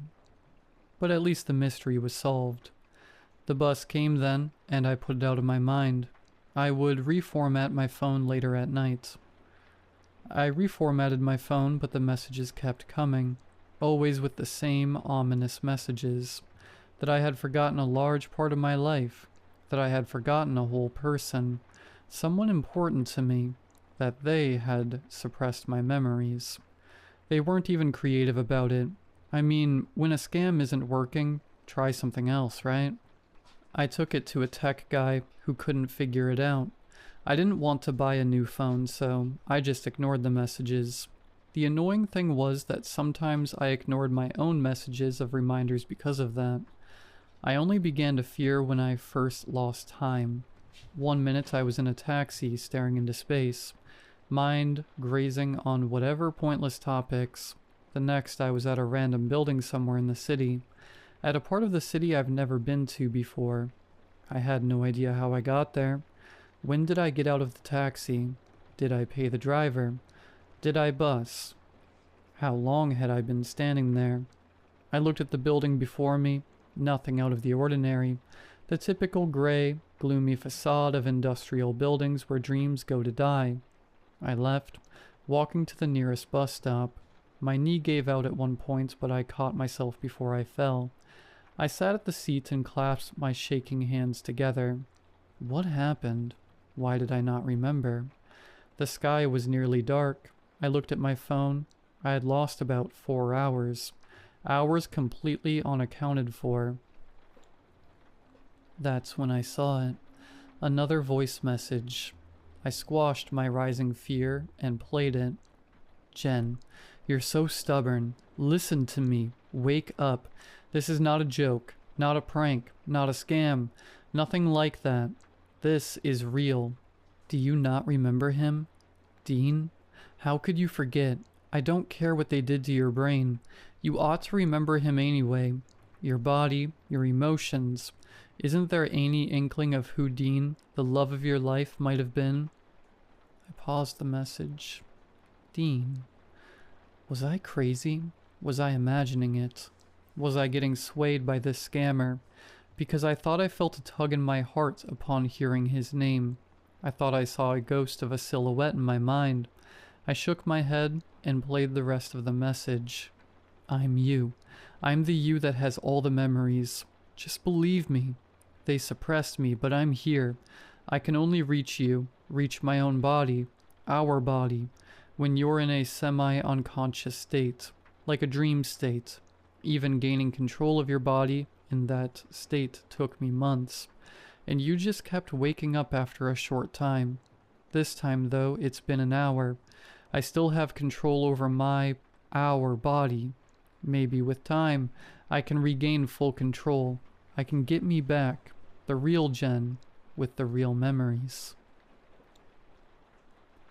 I recoiled and shut off the message. She was going to take over my body. A faint whisper of logic kicked in. She's not real. She's a scammer. An AI recreation of my voice. A really amazingly faithful recreation, but not me nonetheless. But I couldn't believe that whisper. I felt it in my gut. The other Jen was telling the truth. I gulped and pulled up the message again, played it to the end. I don't know why they killed Dean, why they erased him from our mind. Well, your mind. I don't know who they are, but I've a vague inkling. Dean had told us about it, remember? That he was onto something that would blow things up. People will be shooketh, was what he said. Everyone in the world would be shooketh. Remember that? I thought hard. Again. It felt like I had heard those phrases before. I felt a familiar irritation at the use of the word shooketh. Was I making things up? The recording went on. Then he was killed. Then one day I was here, trapped in your mind. I watched as you went about life, not grieving Dean, acting like he never existed. And I tried to reach you, but I couldn't. Not until a while back. I've been trying to do some research whenever I got a hold of our body. I've been trying to find the past messages and emails from Dean. They're all gone. I tried to find out who might have done this to us. I posted about our situation on the web under pseudonyms with VPN. I gasped. That would explain why I had sudden VPN charges. And someone mentioning having a friend with a similar experience, and it was linked to this company, Loxia. Thing about Loxia is, it doesn't have an address or a website, but I got in touch with this someone. They shared a location, an industrial building downtown. I'm headed to it right now. Hopefully I retain control long enough to find something out. Wish me luck, and please, just stop ignoring my messages. All of them are completely fake names. Jen, Dean, Loxia. I'm not dumb. I'm not gonna get caught this way, now that I know they're monitoring everything. I shut my eyes and took a few deep breaths. I needed to calm down, to think logically. Could anyone have erased my memories of someone entirely? Wouldn't my friends know? Wouldn't others remember him? I was alone in this city. I've been here 9 months. I've made no good friends yet, but have friendly colleagues. I don't talk about personal stuff often with them. I don't tell my family much, beyond reassuring them that my life here is awesome. I'm settling in well. But I talked to my bestie back home about my life. I'm sure I would have talked to her about this Dean, if he existed. I pulled out my phone and texted my bestie. Did I ever talk to you about a Dean? I was nearly home when she responded. No, why? Who's this Dean? Smirk emoji. No then. There's no way I would not have told her about a supposed love of my life. So this was all BS, right? I went to bed early, but I couldn't sleep until 2 a.m. My mind was racing. I was also terrified of other Jen taking hold of my body. I awoke with a start. My neighbor's dog was barking like crazy. I was on the floor of the living room. My head was pounding, like someone had wrapped it in an ever-shrinking helmet. What the hell had other Jen done? I stood up and stumbled. What was that smell? Gas. All of a sudden I was wide awake. I scrambled for the door, falling a couple of times, then crawling to it and flinging it open. I flopped out into the corridor and crawled farther down. My neighbor's door opened, and I could hear him yelling at his dog. Something about not refusing walks in the afternoon. if he was going to holler the neighborhood awake at night for a walk. He saw me sprawled on the ground of the corridor and rushed to help me up. We ended up waiting downstairs as the police and other personnel arrived. Our immediate neighbors were evacuated, and it took a good 2 hours before we were allowed back home. Apparently, a gas leak had occurred in only my apartment, with no other damages in the building's gas lines. You better believe I bought the highest quality kibble for that dog the next day, and gave it the world's longest scritches. But misfortune kept following me. I was nearly hit by a car. Some kindly Samaritan yanked me out the way. A taxi I was in had its engine catch fire, but the driver and I barely made it out before it exploded. I was lucky the driver had incredibly quick thinking. The moment he noticed some smoke, he veered to a road shoulder and ordered me out of the car with him. It blew up seconds after. I had never seen an engine go from smoking to boom in such a short time before. I kept accumulating people I owed great debts to. Other Jen messaged often. She apologized for being naive, thinking a VPN would successfully mask our activities online. She claimed that my bestie had her memories erased too, but it was a drawing she made that sucker punched me in the gut. She had used AI to create a portrait of Dean. She said it was close as she could prompt it. Looking at that portrait, I felt something squeeze in my chest, and warm tears tingled my eyes. I looked at that face and I knew there was once a Dean, right? Other Jen told me our time was limited, that they had found out that other Jen existed, that they had run out of ethical craps to give. Apparently, erasing my memory, wiping Dean from existence, was their way of being ethical. They weren't villains, or so they liked to think. That was Loxia's MO. They would do whatever it takes to obtain their objective, but where possible, they liked to avoid murder. My recent actions, or rather, those of other Gens, had put a mark on me. I had to go. I just hoped I hadn't painted a target on my bestie's back by even mentioning Dean.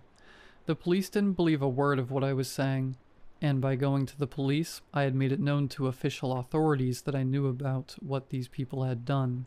To me, to Dean. Someone's in my apartment.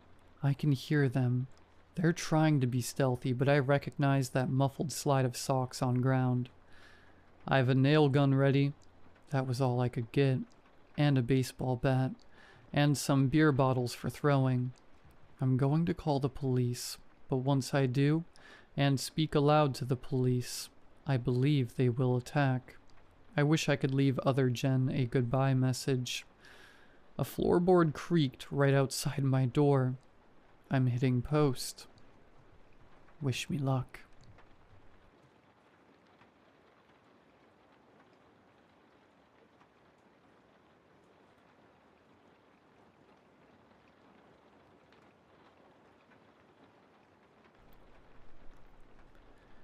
It's dark and raining outside. I'm typing all this inside a car, hoping that nobody will notice me, praying that this is a safe hiding spot for at least for this moment, at least until I let everything that happened off my chest. I need at least one other person to know before it's too late. To give you some background, I'm a second-year med school student at possibly my country's oldest university, definitely one of the oldest universities in Asia. I won't give any names to protect the innocent, but it goes without saying that my campus is haunted. Forget the prestige or the fact that literal national heroes studied in this university. Mention its name to anyone in the country, and they'll ask if you've ever seen a ghost. I prided myself as a woman of science. I've had countless night classes and 8 p.m. dismissals, even in pre-med. I never saw a ghost. Not once. What I did see, however, is something worse. Something no one should ever see or have to go through. It shouldn't have to exist, period. Even if an evil few disagree and say that it's for the greater good. So I went on with my life, made friends and had a few boyfriends, loved some teachers and hated a few, and dreamed of becoming a successful orthopedic doctor in the near future. although my parents wanted me to take pediatrics or obstetrics instead. Med school was a ton of pressure and highly competitive, with fewer and fewer students returning each term. But what was new? Except for that one night when we all entered the lecture hall to find an unfamiliar professor waiting for us on the platform. I'll never forget the look on his face, unnaturally pale and pasty, a smile as wide and forced as a clown's. Mr. Romero is undergoing investigation by the university's authorities. He explained between his teeth, still smiling. In the meantime, I'll handle this class. My friends and I glanced at each other, a little unnerved, but at this point we just wanted to get it over with and return to our dorms. In particular, I was so exhausted that I didn't get to recite much that day. I was also pretty bummed because I liked Mr. Romero and his way of teaching, even if he had a tendency to question the university's archaic religious policies, or its current stances on politics, or the ongoing corruption within the admin. In lectures, Mr. Romero had the tendency to go off topic. Whenever he caught himself, he always said the same thing. Everything is connected. Then he'd go back to his lecture on nerves and tissues. Still, as upset as some of us were from the substitute arrangement, we weren't really surprised about it. We just hoped that Mr. Romero wouldn't get fired. Other professors who asked too much ended up getting called by the admin. A few students were victims of this as well, and they'd never show up to class or lab again, presumably expelled. And so for the longest time, I thought I wouldn't see Mr. Romero again, until tonight. My friends and I were on our way back to the dorms after class when I realized I had left my canvas bag under the desk at the lecture hall. "You can get it tomorrow, Rafaela," my dorm mate Olive said. "Besides, it's been raining hard lately. You don't want to get caught in the rain." I considered for a moment. It was typhoon season after all. We had just passed by the main building of our campus, which was just a road away from the med building. A little lore on this building. It's really old. It has gargoyles and statues carved on the roofs and walls, and for some reason, no one knows why, its top floor is sealed off to the public. No classes are held there. All stairs leading to that floor are blocked off. Even the elevators don't have a 4 button to prevent people from going there, just floors 1 to 3. "We're not yet far off," I told my friends. "I'll catch up. You guys go ahead." Thunder rumbled and brought with it fine droplets of rain. I groaned. I really wanted to get my canvas bag because my umbrella was in there, and I didn't want to waste my money on another umbrella that would get lost, forgotten, or stolen again in the future. Also, it was almost 9, and the janitors would be cleaning the lecture halls anytime soon. "I'll follow you," Nathan said. Olive smiled knowingly, and the others began teasing him. Even though I knew Nathan had a crush on me, I saw him as nothing more than a friend. I hurried to the med school building before he could follow, and before the rain worsened. By the time I found my canvas bag, the building was almost empty, and the lights of other classrooms in the hallway were going off one by one. The last classes were getting dismissed. The rain outside worsened as well, all of a sudden, sending torrents of downpour that I knew would flood the lower-lying levels of the campus. I groaned, realizing that I had chosen the worst pair of black flats to navigate that possible situation. But it had been sunny in the morning. Never mind, I thought to myself, settling on my seat in the lecture hall. It was so eerie to be alone, but I didn't believe in ghosts, and I knew that it would be much worse outside. Maybe I could use a bit of rest. I yawned and folded my arms on the table and slept, setting my alarm to 20 minutes.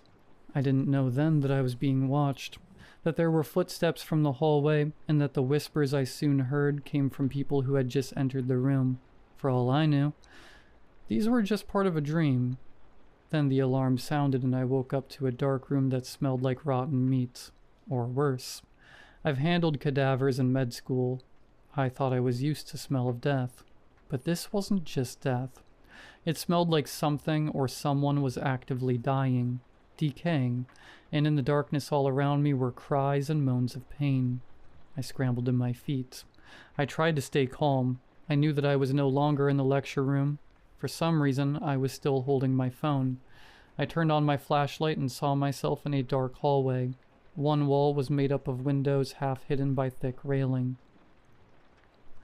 I peered outside and had to blink twice. I wondered if I was still dreaming. The windows overlooked 4 stories below, to a courtyard garden, that of the main building. Then I heard rattling, 3 knocks coming from a door. A rescue. Deep voices, including the substitutes. If it works, at the very least, some part of her will be here. Another voice, a female, someone I couldn't recognize. And if it doesn't, then she'll end up like Romero.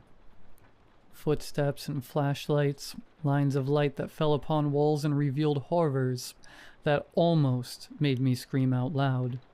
But that would give me away. I hid behind an empty bookshelf, hoping to blend in the shadows as the 2 teachers inspected the room, but not before I captured evidence against them. Shielding me from view on the other side was a torso. Yes, a torso. The rest of the body blended in the wall. As the flashlights danced around the hallway, I caught more body parts. An arm jutting out of the floor, a hand swaying in painful, jerking motions, legs and feet with missing toes and embedded between walls and the floor. Shapes of faces under the paint, their expressions filled with agony. Still with my phone in hand, I hid behind the half-bodies and other obstacles. A chair here and there, other bookshelves, some nearly broken tables, and followed closely behind as the 2 paced the room. Trust me, I caught everything on video. The body parts still jerking and moving, attached to the ceiling, walls, floor, the sounds of eternal torture, people forever stuck between life and death, and then snippets of answers. My substitute professor and his colleague were apparently using the bodies of subversives and patients who had no family to miss them as test subjects for experiments on teleportation. But I can't tell if this new arm over here is hers. It's her skin tone. Something tells me it's not her. If it's not her, we've succeeded at least. I stayed long enough until I saw what I needed to see. I used the flash in my cell phone camera, knowing fully well that I was finally blowing my cover. But that was Mr. Romero's head sticking out of the wall, offering me a small, sad smile, and a word of advice that I was going to take regardless. Run. I dashed down the hallway. The professors, more familiar with the terrain, sprinted after me. Or tried to. Some of the arms yanked their feet, and they had to struggle to break free. The man broke free first, but tripped over another leg, while another half-body jutting from the nearby wall reached out to pull his hair until he fell backwards. Meanwhile, I was getting closer and closer to the door, wondering how on earth I was getting out of the building, if every entry point to the 4th floor was sealed off. Turns out I didn't have to worry. I opened the door, and in the blink of an eye, I was at the lobby of my dorm. Nobody else was there. It was late, but the lights were still on, and in a moment, the security guard came out and greeted me with a smile. "It's quite late, Rafaela, but you're dry, thank God. I'm glad you didn't get caught in the rain." Thunder rumbled outside, the wind and rain howled. I ran up to my room, charged my phone, and checked if everything was there. Nothing but 10 minutes of blank, mute nothingness, and the pictures I took of Mr. Romero, one long black rectangle that didn't show anything even when I changed its brightness in an app. I knew I couldn't go back to school.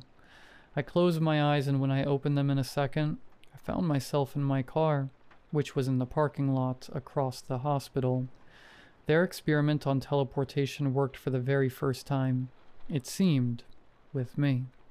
I am slowly learning to navigate this power.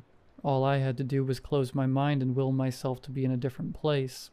I must admit that it was an amazing power to have. Something I could also use in bringing the truth to light. But at what cost? At what cost?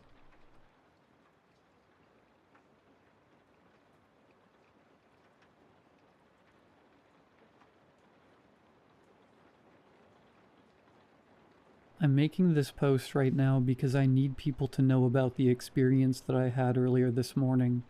I don't know what to believe or who to talk to, and I'm really scared. My wife works early in the morning and usually goes to bed between 11 and midnight. I am in between jobs, currently unemployed, and studying for my real estate license exams. In other words, I'm on my own schedule and therefore can afford to stay up till 5 in the morning and sleep in till noon if I want to. This usually ends up being the case. I am a natural night owl, more than any person I know. Like I said, my wife normally goes to bed around midnight, after which I will proceed to stay up for several more hours on my own. Sometimes I'll sit in bed and watch YouTube right next to her until I get tired. Other times I'll go into the living room of our small student apartment and watch a scary movie or something. She usually won't want to watch those with me anyway, so this works out great. The consequence of staying up until all hours and being the rabid horror fan I am is that I have become very paranoid. The lack of sleep, mixed with my often overactive imagination, has led me to be almost always looking over my shoulder. Ever since I was 10, I've had a sinking feeling that someone, somewhere, is always out to get me. My slight paranoia has often been the butt of thousands of jokes from my wife, friends, and family, but I don't blame them. It can be something as harmless as a man sitting alone at a restaurant, and I will stare him down, just so he knows I'm onto him. When I think about it, it's a pretty dumb and weird thing to do, but for me, it's near instinctual. No, I don't blame their teasing at all. If you saw my behavior and appearance for yourself, it all adds up. I have a gaunt, wide-eyed expression at all times.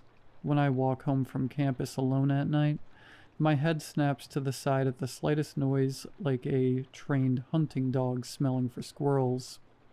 I like to say that my guard is always up, but the truth is that I am irrationally terrified of the world. One of the weirdest things I've started doing this last year is staring through the peephole of our front door for hours on end. It'll be well past midnight, pitch black in our apartment, my wife in the next room, and I will just sit and watch. For what? I'm not sure. Intruders? Thieves, maybe? We live in the cheapest student housing available, but still, someone could come by. I'm telling you all of these things about myself in hopes that someone can talk me down from the fear I feel regarding what I saw last night. I want someone to tell me that I'm crazy, that I'm imagining things, and that I should seek help. The night before last, my wife and I were cleaning our apartment and needed to do some laundry, which I volunteered to do. The laundromat in our complex is close enough to walk to, but if the weather is ever bad enough, you could justify taking a car. Sometime in the afternoon, I walked to the laundromat, put our clothes in the wash, and later moved them to the dryer. I came and went that afternoon, spent the last of our laundry quarters, and everything was fine. We had friends over that night, and they didn't leave until just before midnight. The night passed like any other, as did the next day. Every night, when my wife goes to bed early, at least by my standards, I usually like to sit in bed with her and talk or cuddle as she drifts off to sleep. On this particular night, being the responsible one in our marriage, she reminded me that we had forgotten to get the clothes out of the dryer. She asked if I could go get them, and pointed out that by this point, our clothes had been sitting in the dryer for almost 2 days. I protested at first, saying it was too late now, and that I'd get them tomorrow. Now, here's the thing. I'm a paranoid scaredy cat. I can admit it, but our laundromat would be considered creepy by anyone. It's got this eerie green lighting. The road outside has a streetlight that flickers in the dark, and there's something weird with the doors that seems to block out all outside noise, creating a creepy, dead silence. My wife asked me again nicely, pointing out that I would be up anyway, and that she didn't want to risk our clothes getting set and lost and found. I agreed with her good points and relented. I would head over later that night. For the next few hours, I wrestled with myself and my fear about leaving. On one side, I was creeped out, but on the other, we did need to get our clothes. We needed to get them soon, but my cowardice was winning me over. It wasn't until 4:45 a.m. that I finally got myself to leave the apartment. I stepped outside and was immediately hit with a chill. It had been raining for the last few hours. The smell of rain and pavement perfumed my nostrils as I made my way to my dew-dropped car, and I pulled out of the parking lot saying, "Let's get this over with," to myself. As I said, the laundromat is close enough to walk, but no way in hell I wasn't taking the car. I got there in literally 45 seconds. The laundromat was exactly as I described it earlier, eerily bright and quiet. It looked like a hospital room scene in a haunted attraction. I quickly made my way over to the dryer machine that I had put our clothes in the night before, quickly and frantically, throwing it all into our laundry bag. The laundromat was unnaturally warm for an empty building at 4 a.m., and I wasn't planning on being there any longer than I had to. Then I heard something that I will never forget. I heard a scratchy, vile, high-pitched voice call out, "Hello." My blood turned to ice at the sound of it. Every hair stood on end. My fists instinctively curled into fists. It sounded like a sick person. The voice was coming from the other side of the wall, where the washing machines were, and so I couldn't see how close it was or what it even was. The voice let out two distinct, low groaning sounds, like an old vacuum cleaner, and then continued. "Are you as filthy as me?" The voice then dipped from high to low. "Are you?" It wasn't low like Darth Vader. It sounded like a kid trying to do a low voice, like they were doing it in a mocking way. I cannot put into words how horrible this voice was. I could grow to be a 90-year-old man and still have nightmares about it. It was unlike any person or animal I had ever heard. All I could do was toss the rest of our crap into the laundry bag and pray that whatever the hell was making that noise was on the phone with someone or maybe pulling a prank. I didn't bother shutting the dryer door, and I didn't run either. The thought of laying eyes on whatever was making that voice felt as unbearable as hell itself, but I had to try. I gripped my keys in between my fingers, trying to create makeshift brass knuckles. I quickly walked out from behind the wall, bracing myself for some kind of horrible confrontation, but there was nothing there. Literally nothing and nobody. I let out a sharp exhale of relief, nearly crying in the process. I didn't know what had made those noises, if I had imagined it or not, and I didn't want to find out. I quickly walked out of the building and started my car. As I started my car, I looked up and saw, quite possibly, the worst sight I will ever see in my life. In the large window of the laundromat, I saw a terrible, evil thing. It was a man, I suppose, but I had never seen a man like this. It had wild blondish hair that was matted, pokey, and greasy. I could only see it from the shoulders up, but it was awfully bony and thin. It had eyes like a rat that stared into my soul and made me feel unsafe. It wore a hospital gown that, to my surprise, was clean and nearly spotless from what I briefly saw. Worst of all, though, were its lips. They looked blistered and cracked, and stained red. They weren't bold red like a clown, but rather faded red like dried blood. It just stared at me with some kind of unnatural, bored smile. Its small black eyes digging into my very being. It had both of its scrawny hands placed on its hollow cheeks and was stretching its face at me, pulling its skin tight, baring its teeth and causing its little eyes to squint. It looked like something out of the worst of my nightmares. Then, without warning, it started running. It took a sharp right and started running down the hallway toward the exit, where I parked. I could see it sprinting through the windows at breakneck speed. Panicking, I attempted to jam my keys into the ignition, but wound up dropping them, of course.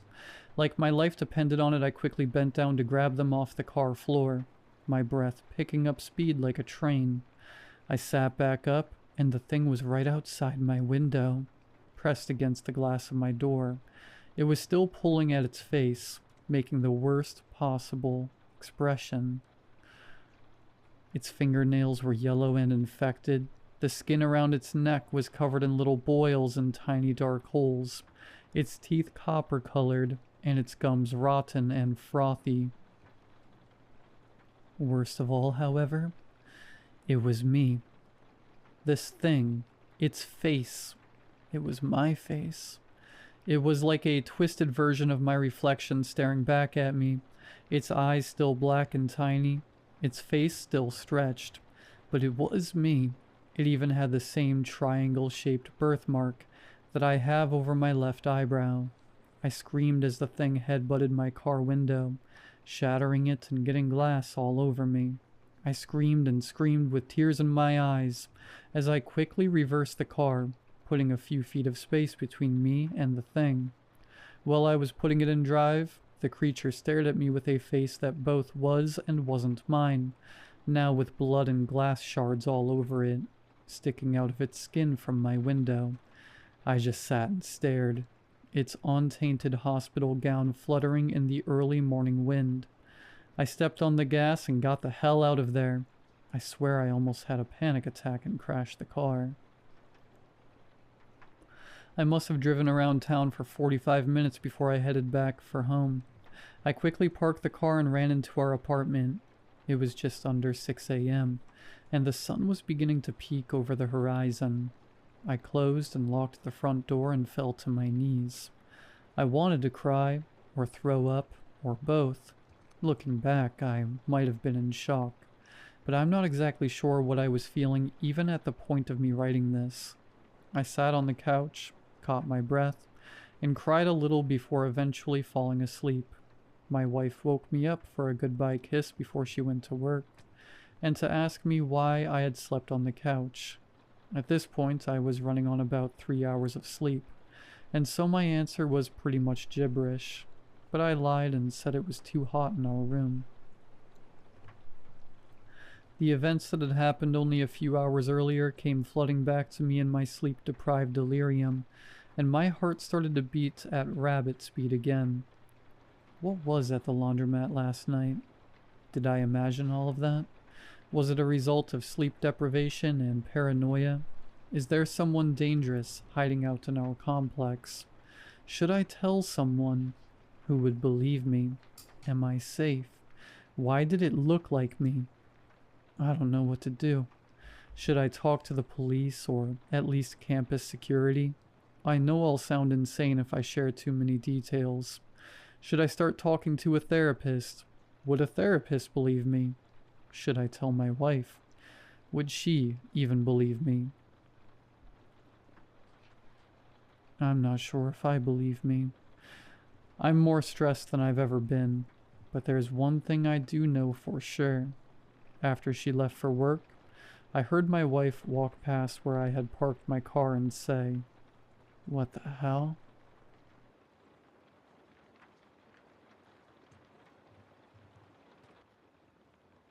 There were 4 children queuing to go down the water slide.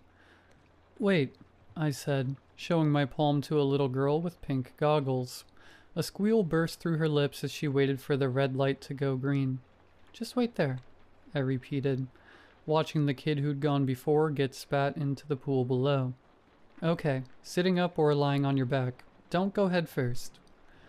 The girl skipped forward and sat shaking with excitement in front of the jets that poured water down the lazy coil of the slide, over the yawning mouth of the covered plastic chute. A sign emphasizes that this slide is not by any stretch of the imagination for thrill seekers. Take it easy on the Zambezi. The light went green, and before I could say anything, the girl scooted herself over the lip, down the slide, and around the bend, the shrill warble of her scream making me wince. "Next." I said, massaging the area around my right ear.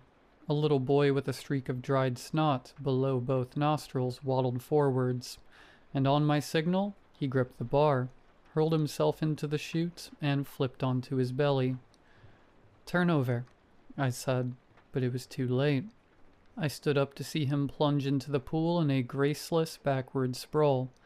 The lifeguard down on poolside gave me a thumbs up, letting me know he was uninjured, and I let my gaze linger for a moment as she pulled her heel up onto the chair with 2 manicured hands. Turning back around, I lectured the penultimate child in the queue, a pale girl with hair so blonde it was almost white. "Don't do that, okay? Sitting up or lying on your back only. I'm not trying to be a killjoy. I'm trying to keep you safe. That's my job." The girl's eyes never met mine. Instead, she looked into the shadows of the Zambezi, which are made thick and soupy by the color of the plastic, an opaque brown.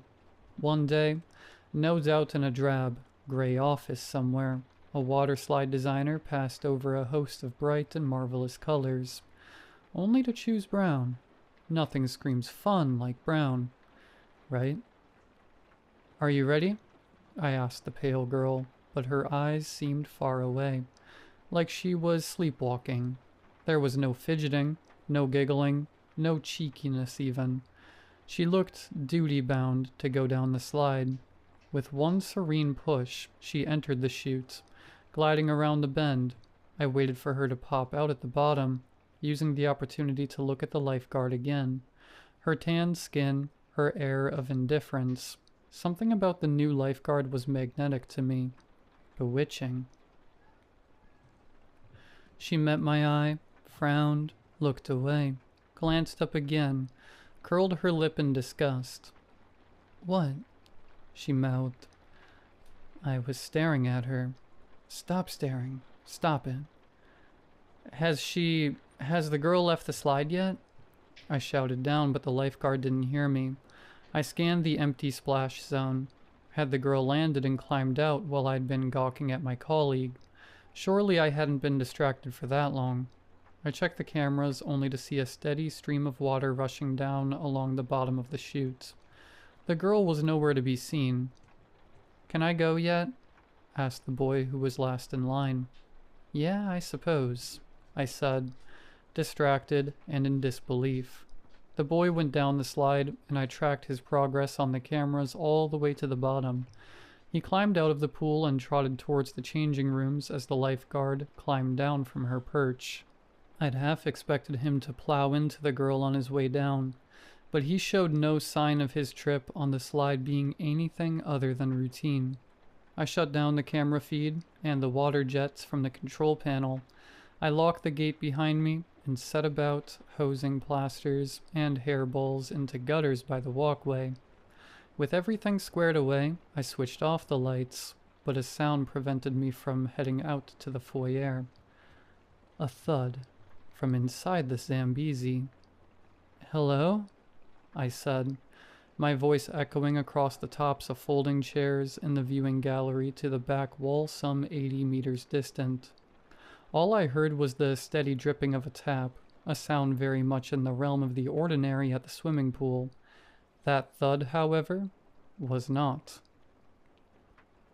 I strode along the poolside, taking care not to slip, especially because it was pitch dark. The only illumination came from the fire exit signs above the door. A grim scenario entered my mind where I'd fall, bang my head and slide unconscious into the water beneath the pool cover. Even if I came to my senses, I'd have to struggle fully clothed against its smothering weight. "Hello? Anyone there?" I called out from the bottom of the stairs leading up to the Zambezi's mouth. No reply. But that creaking thud had to be her, right? I'd seen that little girl go down the slide. I swear I had. I unlocked the gate and climbed up, crouching at the entrance to the slide itself, listening to a faint pulsing, a quiet heaving. It was the sound of a dying man breathing through a respirator at the opposite end of the hospital corridor. Slow, weak, helpless. The thought of a scared girl somehow trapped in the slide made me step forward into its now dry throat. It was a squeeze, but I could just about navigate my way around the bend. Here, I truly left the light behind. All focus now switched to what I could hear. My footsteps knocked hollow against plastic as I groped forwards, and my breathing quickened. I started sweating. A fingernail from the cold hand of claustrophobia tickled my neck. My eyes bulged in their sockets. As I began to question what I was doing, I heard it. A voice, soft and song-like, echoed all around me. "Have you come to rescue me?" Yes, I have. Where are you?" "Why did you come?" "Because it's my job. Now, come on. Let's get you out of here and back to your grown-up." "And you wouldn't have come if it wasn't your duty?" "No, I would've." "Liar," shouted the voice, suddenly venomous. The slide tremored in tandem with the outburst, and I fell back onto my haunches in shock. It didn't feel like I was talking to a little girl anymore, but when the voice spoke again, it was once more a songbird. "I like you." Thanks." "Do you like me?" "Yes." "We're friends then." "I suppose." "One of the best things about friendship is the gifts friends give each other. I love gifts." There was no obvious response I could conjure in that moment, but despite the pressing darkness, I felt watched, perceived, and there was something expectant about that regard. I reached into the pockets of my shorts and rummaged for a half-empty pack of chewing gum. I held it out in front of me on a flat palm. "You can have this if you like." The tiny packet was snatched from me and replaced with a different item. "Thank you. And it's freely offered, this gift?" "Of course. Have you given me a gift too?" I said, gulping. The voice was chewing now. "Oh, that, yeah. Give it to that lifeguard you want to screw. It's an exact replica of the yellow tulip on the front of the diary she writes in every night." Blushing, my hand closed around the stem, and I felt my way up to the petals. The thing in the slide with me was most definitely not a child, and nobody knew I wanted to do that apart from me. But that wasn't the only thing I wanted.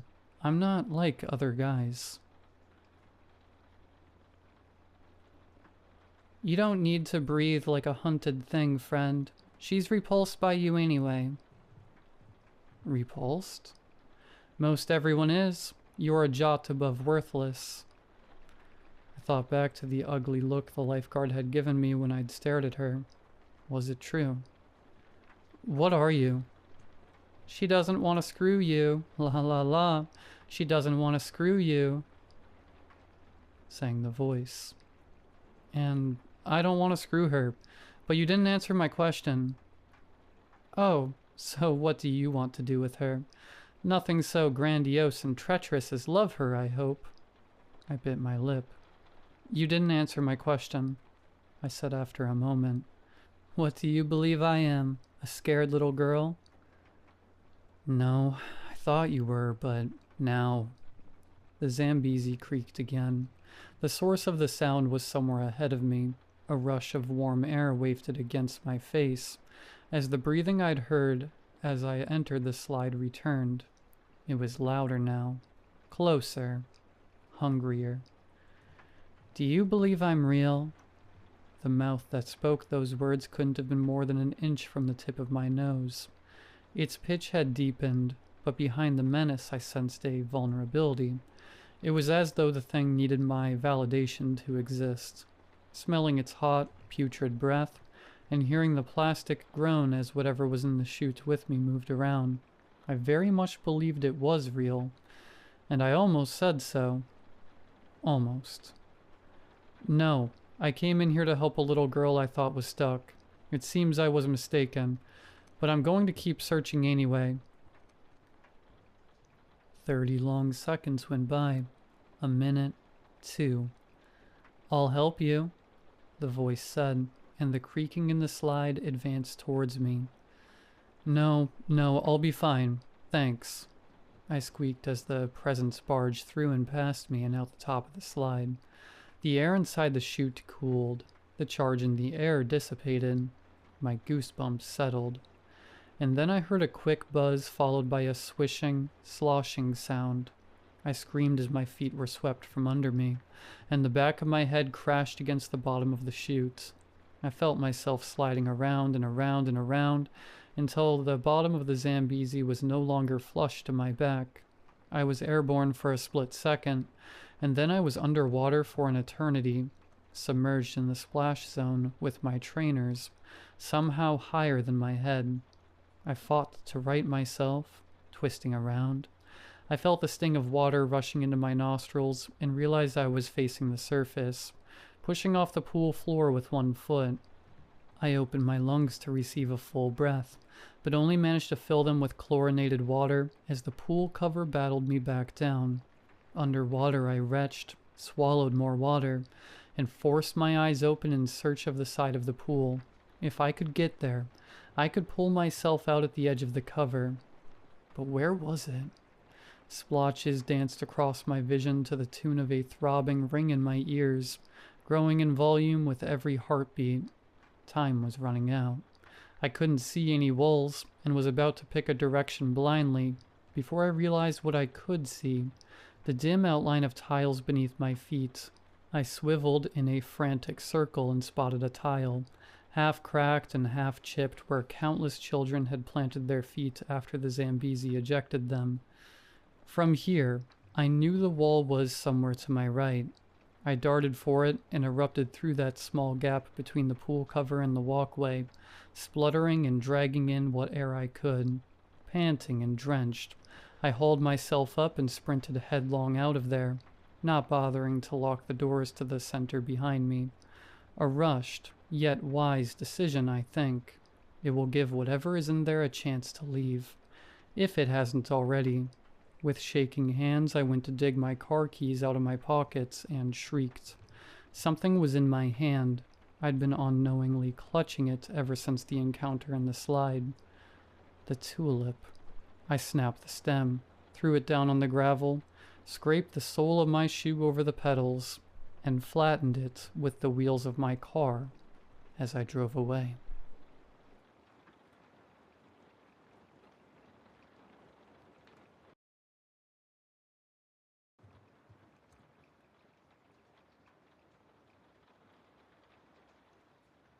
My aunt was a strange person in many normal ways. She wasn't eccentric per se, but had specific ways of living her life that obtained a unique focus.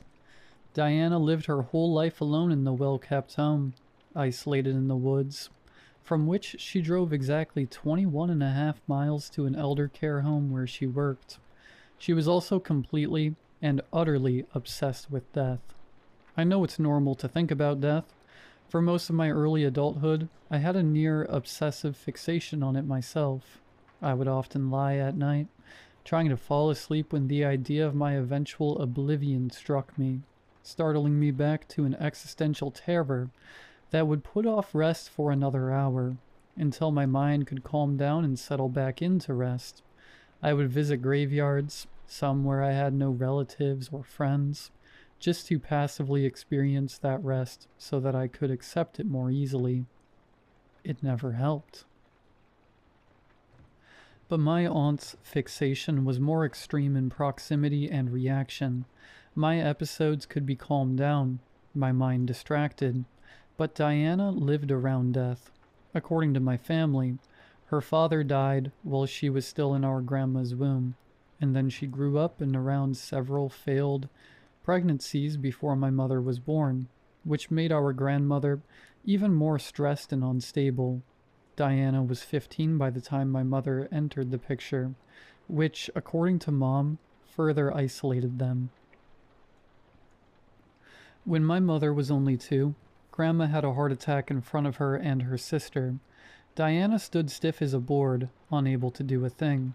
My grandmother grew paler and paler, writhing on the ground as if she were a deer struck by a truck.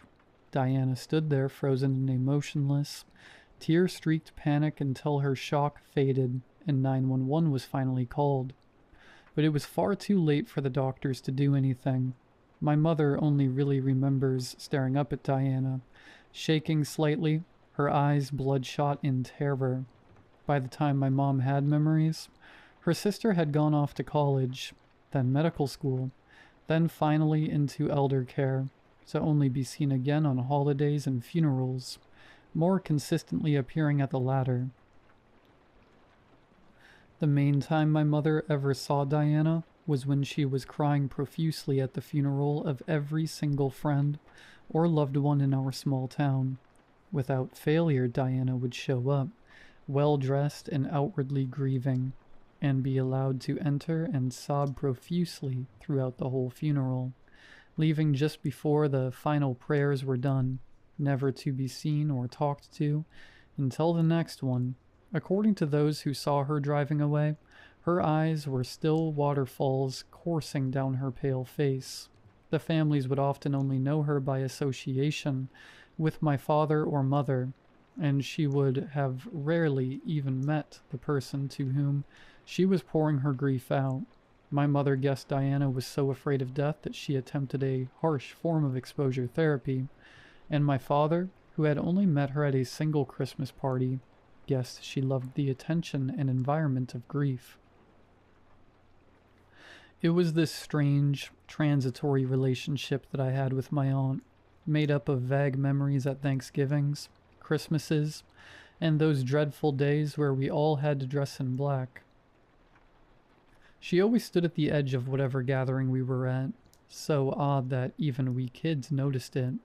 My cousins joked that she was scared of everything, couldn't stand to even look people in the eye. I tell you all of this to try to give context to what happened last week.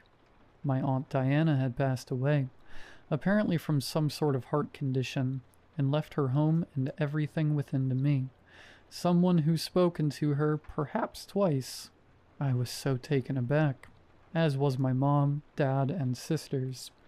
My sisters joked she left her home to me because I was the one she hated the least, due to them pranking her with a whoopee cushion one Christmas. But I was strangely unnerved. I don't know how to explain it, but I felt like a fly taking a first step on a spider's web, rather than a simple notary. I wasn't able to head out to my aunt's place until last Monday due to my work. Pediatrics is hard to get covered. She moved away from our hometown and into the mountains, to a cluster of isolated communities in the Appalachians, to pursue her dreams of being an elder care specialist. Her own home was part of a rural sort of neighborhood, houses separated by patches of woods, but still close enough to be within walking distance of other houses. I was surprised by how gray it was, how plain. I briefly wondered if it would be worth it to just hire someone to go through my aunt's stuff, but my paycheck disagreed. I would have to catalog what was left of my aunt's life myself. Getting inside, the interior matched the exterior in dreariness. The living room only had a couch, a glass table in front of it, and an old analog TV sitting on a shelf. But on the walls, there was a myriad of paintings. Some were those old medieval depictions of the Black Death, others were depictions of hell, and others were just strange depictions of skulls, skeletons, and angels descending upon dying men as saviors. And by on the walls, I mean they were covered head to toe in these paintings. A screen door broke up the paintings, leading into the backyard and further beyond the woods. Creeped out, I moved on to a hallway leading out to the left, which led to all the other rooms of the home. The first door I opened nearly made me scream, as when I did, with that little light bled in from the living room, I saw what seemed to be a dog, sitting up in the middle of the room. My panicked hand searched the wall and flicked on the light switch, revealing a golden retriever sitting frozen in place, its eyes trained on the door with its mouth hanging open. My heartbeat began to slow as I thought the dog must be some sort of statue, but looking at the rest of the room, I realized it was taxidermy. Ducks, owls, deer heads, raccoons, armadillos. All manner of creatures sit posed on shelves or on trophy racks. There was even a bear head above the window that showed the nearby woods. Bending down to look at the platform the Golden was sitting on, there was a small plaque that read, "Benny, beloved companion, even while gone, you bring smiles." Surrounding the plaque were a series of Polaroids of a young Diana freshly moved into her house, which appeared far less dreary in the idyllic filter. Sat beside her was a yellow ball of fluff with 2 black pinprick eyes. The rest of the photos showed them around the house, Benny slowly getting older and older until he appeared as he did now, only the slightest hint of graying around his otherwise bright, sunny muzzle. Close to Benny, I could almost sense the slightest heat coming from his perfect fur. Feeling creeped out by Benny and the deer statue, both of which I felt like were staring at me, I backed out of the room and closed the door. The next room seemed to be a sort of library which, at a brief glance, seemed to cover a variety of topics. Apocalypse, afterlives, underworlds, deals with death, definitions of life and soul.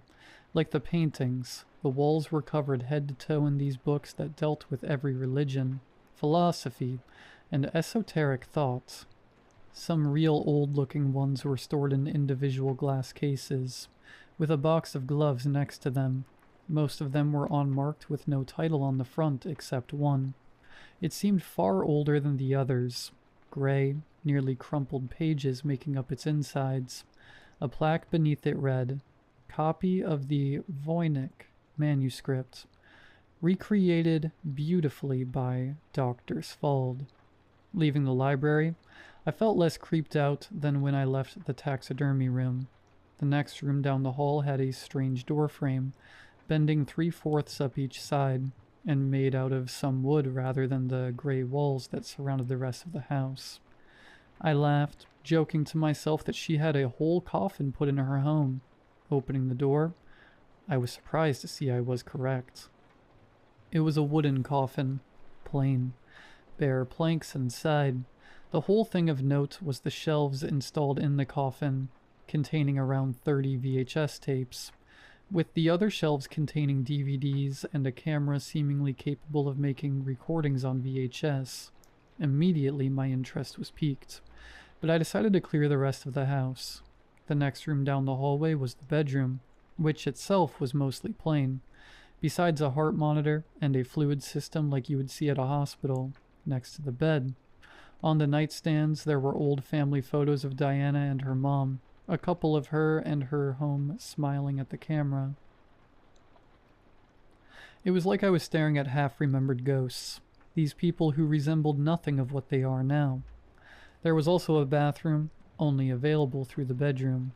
The final room down that hall was the creepiest. The first thing I noticed was an angled roof, as if it were supposed to mimic a cellar. Little flowers, ceramic angels, and stars dotted the ceiling. On the floor there were various blankets, making the floor uneven. In the corner, with a little mobile hanging right above it, was a crib. A single baby doll sat in it, a pillow over its face. I barely got a step into that room before I backed out. The only other rooms of note were the kitchen and the laundry room, their openings sitting opposite the hallway that led to the rest of the house. However, no weird stuff in those rooms. But it was remarkably clean. No dishes left to clean or put up. The whole house felt so strangely neat and undisturbed, with only a tiny layer of dust on everything. The emptiness felt fresh. I had decided to stay at the house for a few days to go through her stuff, see about getting something done with her home, and finally go to a funeral which had, apparently, already been arranged. I decided to start with those VHS tapes in the coffin closet. Only 2 of them were marked, wrapped with a single red tape. I decided to go top to bottom and just get to those odd tapes when I got to them. I put it into the old VCR in the living room and plopped on the couch, eating some of the fast food I had picked up on the way over. My body was aching from moving my stuff in, and I mainly wanted to see if these were maybe work-related or yet another strange hobby of hers. The tape begins winding inside the machine, the screen coming to life, only to open up to more darkness. In the ambient buzz of the recording, I heard what I thought was strange, almost hiccuping breathing. But after getting a little closer to the TV, I realized it was sobbing. I had heard it a couple of times before, from the corners of churches and funeral homes. The camera peeked around the corner, revealing a bedroom you'd see in an elderly home. Cheap bed, nightstand with flowers, and a foldable feeding table attached to the bed. An old woman lay on her back, her mouth agape. There are these awful gasping sounds, like she was using her whole chest to squeeze her lungs, just to get any oxygen in her. The sobbing got closer to the microphone, and I realized that whoever was recording this must be in the closet of the old woman's room. A coat rack becoming visible in the moonlight as the camera pushed the closet door open more. The old woman continued to make those awful gasping noises for another 30 or so seconds, at which point I had dropped my food and was pressed against the back of the couch, trying to get away from the screen. Then she stopped. The sobbing intensified for another minute, until I heard a high-pitched, electronic whine. The old woman's chest, which had seemingly decompressed and become empty, filled again. She took no breath in, but her mouth began to move with an alien, puppet-like movement. It is so dark and wet. I pull my hand away from the walls, and it feels like stone snakeskin. I hear a great rumble through the depths, like a snake digging in the dirt. The old woman's chest collapses and then fills up once more. I can hear the rough crackling of bone as her ribs reform into place. I claw at the end of a tunnel, knee-deep in liquid. I hear it from the way I came. It wants me to dig. I am so afraid. Can anyone hear me? The corpse's chest collapses for the last time. The person holding the camera gasps quietly, pauses for a moment, and then begins sobbing again, this time far more violently. This went on for another 10 or 20 seconds, and then the tape ended. The words burned into my mind like a tattoo, horrid scars on my mind. I was shocked into terror then, and I am still shaken. Was this some near-death experience? The words were so clear, so awfully clear as they rasped out of her dead throat. I had to simply sit there for maybe 10 minutes, trying to collect myself and bring my heartbeat back down. The house now felt both far more empty and far less so, the woods outside painted in moonlit black, beyond the living room's lights, becoming far more oppressive. I could almost twist the branches into crooked figures, lingering, watching my terror. I nervously retrieved the tape and turned it to the coffin closet. The plastic feeling cold under the skin. I couldn't help but feel the hairs on my neck stand up as I went past Benny's room. I decided against further exploration of my aunt's haunting and potentially criminal videos and decided to sleep, making sure to lock all the doors and try to cover as many windows with curtains or even blankets. Thankfully, her bathroom is actually quite nice. The warm, consistent current kept the thoughts of death away for at least a little bit, wrapped in the soft embrace of water. I closed my eyes for a second and was struck with a sudden, explosive sensation. Someone was in the bathroom with me. At least I felt it. I peeked around the curtain, seeing nothing in the steamy room, yet the feeling persisted. I couldn't shake the feeling of being watched. My spine was electric with the sensation. I tried to finish bathing, but I rushed through and got out quickly. Standing in front of the sink, I brushed my teeth as quickly as I could. The damp rug underneath me felt like millions of tiny centipedes. Legs under my feet. I kept looking around, trying to dispel whatever paranoia had taken me. Then I smelled the briefest scent of mud and decomposition, that miasma of meat beginning to rot. I had a mental image of my aunt freshly clawed out of her own grave, floating invisibly in the bathroom, her chest rising and collapsing like the old woman.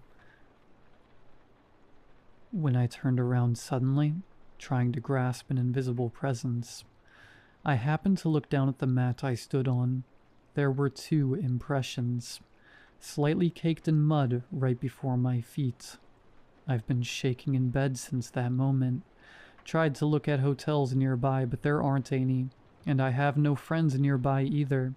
For now, I am simply trying to get some logic into what I've seen and what's happened. Maybe I tracked mud in, moved, and scared myself into thinking there was a ghost. Maybe the tapes were some sort of weird film my aunt was making, or some near-death lucidity, or maybe my aunt edited these. I don't know. But despite how fearful I am, I want to find out. There is something my aunt left behind to be solved, and my strange connection with her pushes me onwards. I know it's weird, but I feel like I have a connection to her, and what may have happened. I'll update in the morning if anything else happens.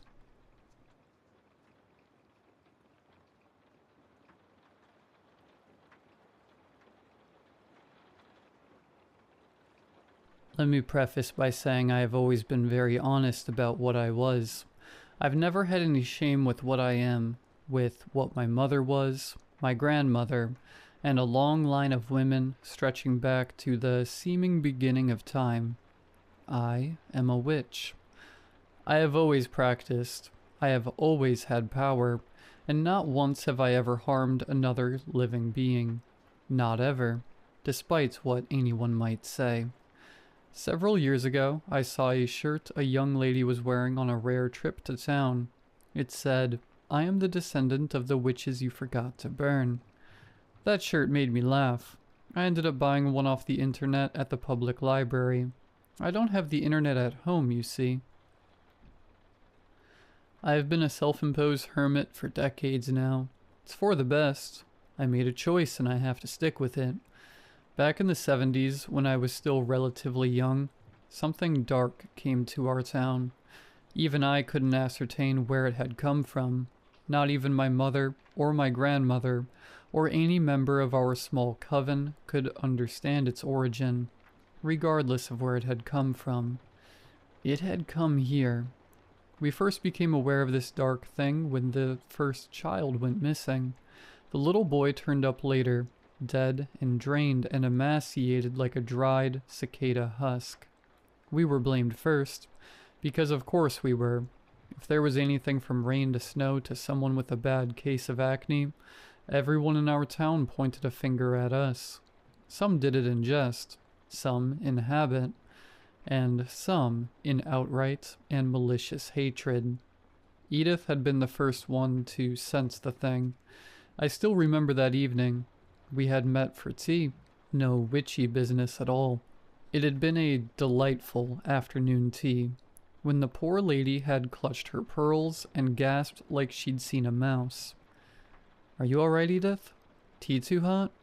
my mother had asked softly, but I knew she suspected that was not the case, not with the way her eyes narrowed as she looked at the middle-aged woman. "No, dear heavens. Something has come to our town. I felt it pass through like a cold wind down my spine. Something wicked." Tears were in her eyes as she spoke. My mother nodded and poured out her tea, reading her tea leaves while the rest of us looked on in anticipation. Her face was grim as she read what the bits of water-logged tea leaves had to say. "My dear ladies, we have work to do," my mother said, standing, wiping her hands on her apron as she stood. And we got to work, day and night, each of us using our particular talents to not only track the thing, but find a way to contain it. Constance read her ancient tomes and texts. Mary tracked the beast to its lair, using her divination skills. My mother and grandmother had their spells and potions, and I helped. My skills were in dreams and their interpretation. I spent many days fast asleep in medicine-induced stupor to glean what I could about this interloper. All I could learn was that it was ancient. Perhaps at one point it was worshipped. It had been summoned by those with less skill to do their bidding. Instead, it had killed its would-be jailers and fled into the world, finding victims and blood where it could. "Do you have a name, Gretchen?" Without a name to bind it, our prison will not be as effective. My mother asked me, her voice filled with concern and anger, though thankfully that anger was not directed at me. No, mother, no name. It has many names, and the dreams have not revealed its true name to me. I said softly, no matter, the magic and bindings will hold, though we ourselves will be bound to it until our deaths. My grandmother explained. Her voice was old and strained after so many weeks of working magic. She seemed as frail as paper, and as thin. And what about our deaths, Elizabeth? What then? Mary asked, her voice sharp and worn thin of patience. Then it shall be free, unless we can learn its true name and banish it from whence it came, my grandmother said with a tiny shrug. A price we must pay to contain it. It's been killing children, and it will not stop until it has gone through every innocent life in this town, Edith said, teary-eyed. We lay our trap. It was easy. I was the willing bait for the thing. I was the youngest, and mother and grandmother had filled me with potions and tinctures to make me more appetizing to the thing. We lured it to a small cave located on our property. We needed somewhere private where prying eyes would not see us, and more importantly, not disturb the thing once it was captured. It came quickly, on its shadowed feet. It took no effort to hide itself. It was darkness itself. No prey escaped it once it had its eyes set upon it. By this time, over a dozen children and young women had been killed. More blame was laid at our feet. We were being threatened to our faces. Dead animals were being thrown into our yards. Bricks with threats written on them were tossed through windows. When I left the thing's presence at my back, it took all the strength I had not to run. Our magic was strong, and unbeknownst to the thing, it was already trapped. I could feel the panic in it when it realized it could not leave the cave. Whispered threats were uttered as it reached for me and found it could not grasp me. It writhed, it screamed, and begged, and it promised all manner of worldly goods and powers if it would let us go. We ignored it. We all took turns sealing the small cave with bricks and mortar. No easy task to do in the forest on unsteady ground, but we managed. When the final brick was laid, our powers were tied to its containment, to its life, and hopefully eventually death. As long as one of us lived, it would be locked behind its prison of earth and brick. But then we started to die, one by one as old age claimed us. My grandmother first, followed by my mother. Constance drowned on a trip to Florida. Edith and Mary lived to be in their 90s. But the Grim Reaper comes for everyone in the end. I am the last. I'm in my 80s. I have never married or had children, though it was not for lack of trying. The rumors that it had been me and my coven who had killed those innocents all those years ago never went away. They only grew, and no man wanted me. I have been friendless now for many years.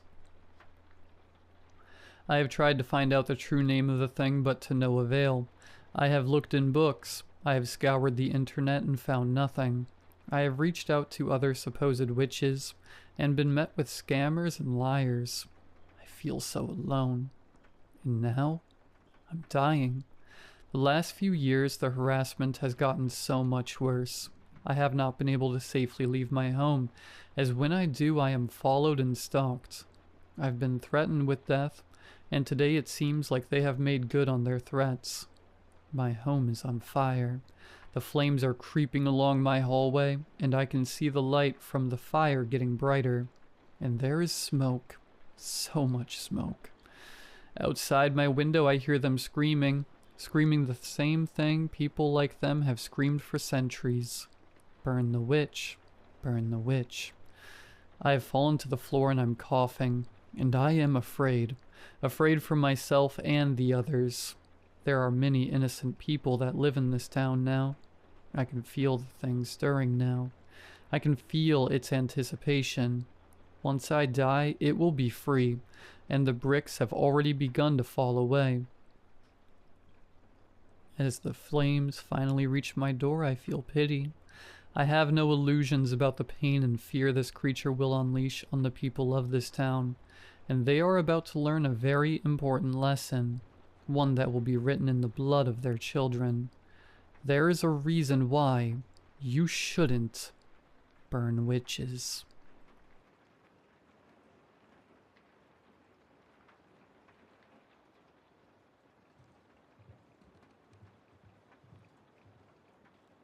I knew the place had a past. I didn't know the story wasn't over. The house looked way worse in person, but I knew what I was getting into when I bought the place. At least, that's what I keep telling myself.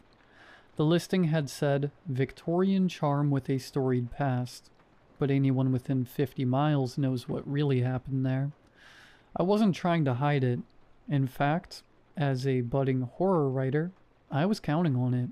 Paranormal tourism is big business, and the whole haunted bed and breakfast gimmick could only help my career. I got out of my car and looked at the house, one of 6 aging Victorians. It stood beneath towering live oaks, with Spanish moss swaying like ghosts in the humid breeze. Locals called them the Sad Sisters, remnants of a small town that never quite took off. Too far inland, too overshadowed by Florida's coastal allure. And then came the 1985 mass murder, the final nail in its coffin. Perfect, I thought. My plan was simple. Move in with my cat Ellie, make the necessary repairs to pass inspection, and start taking reservations for the Good Morning Inn by Halloween.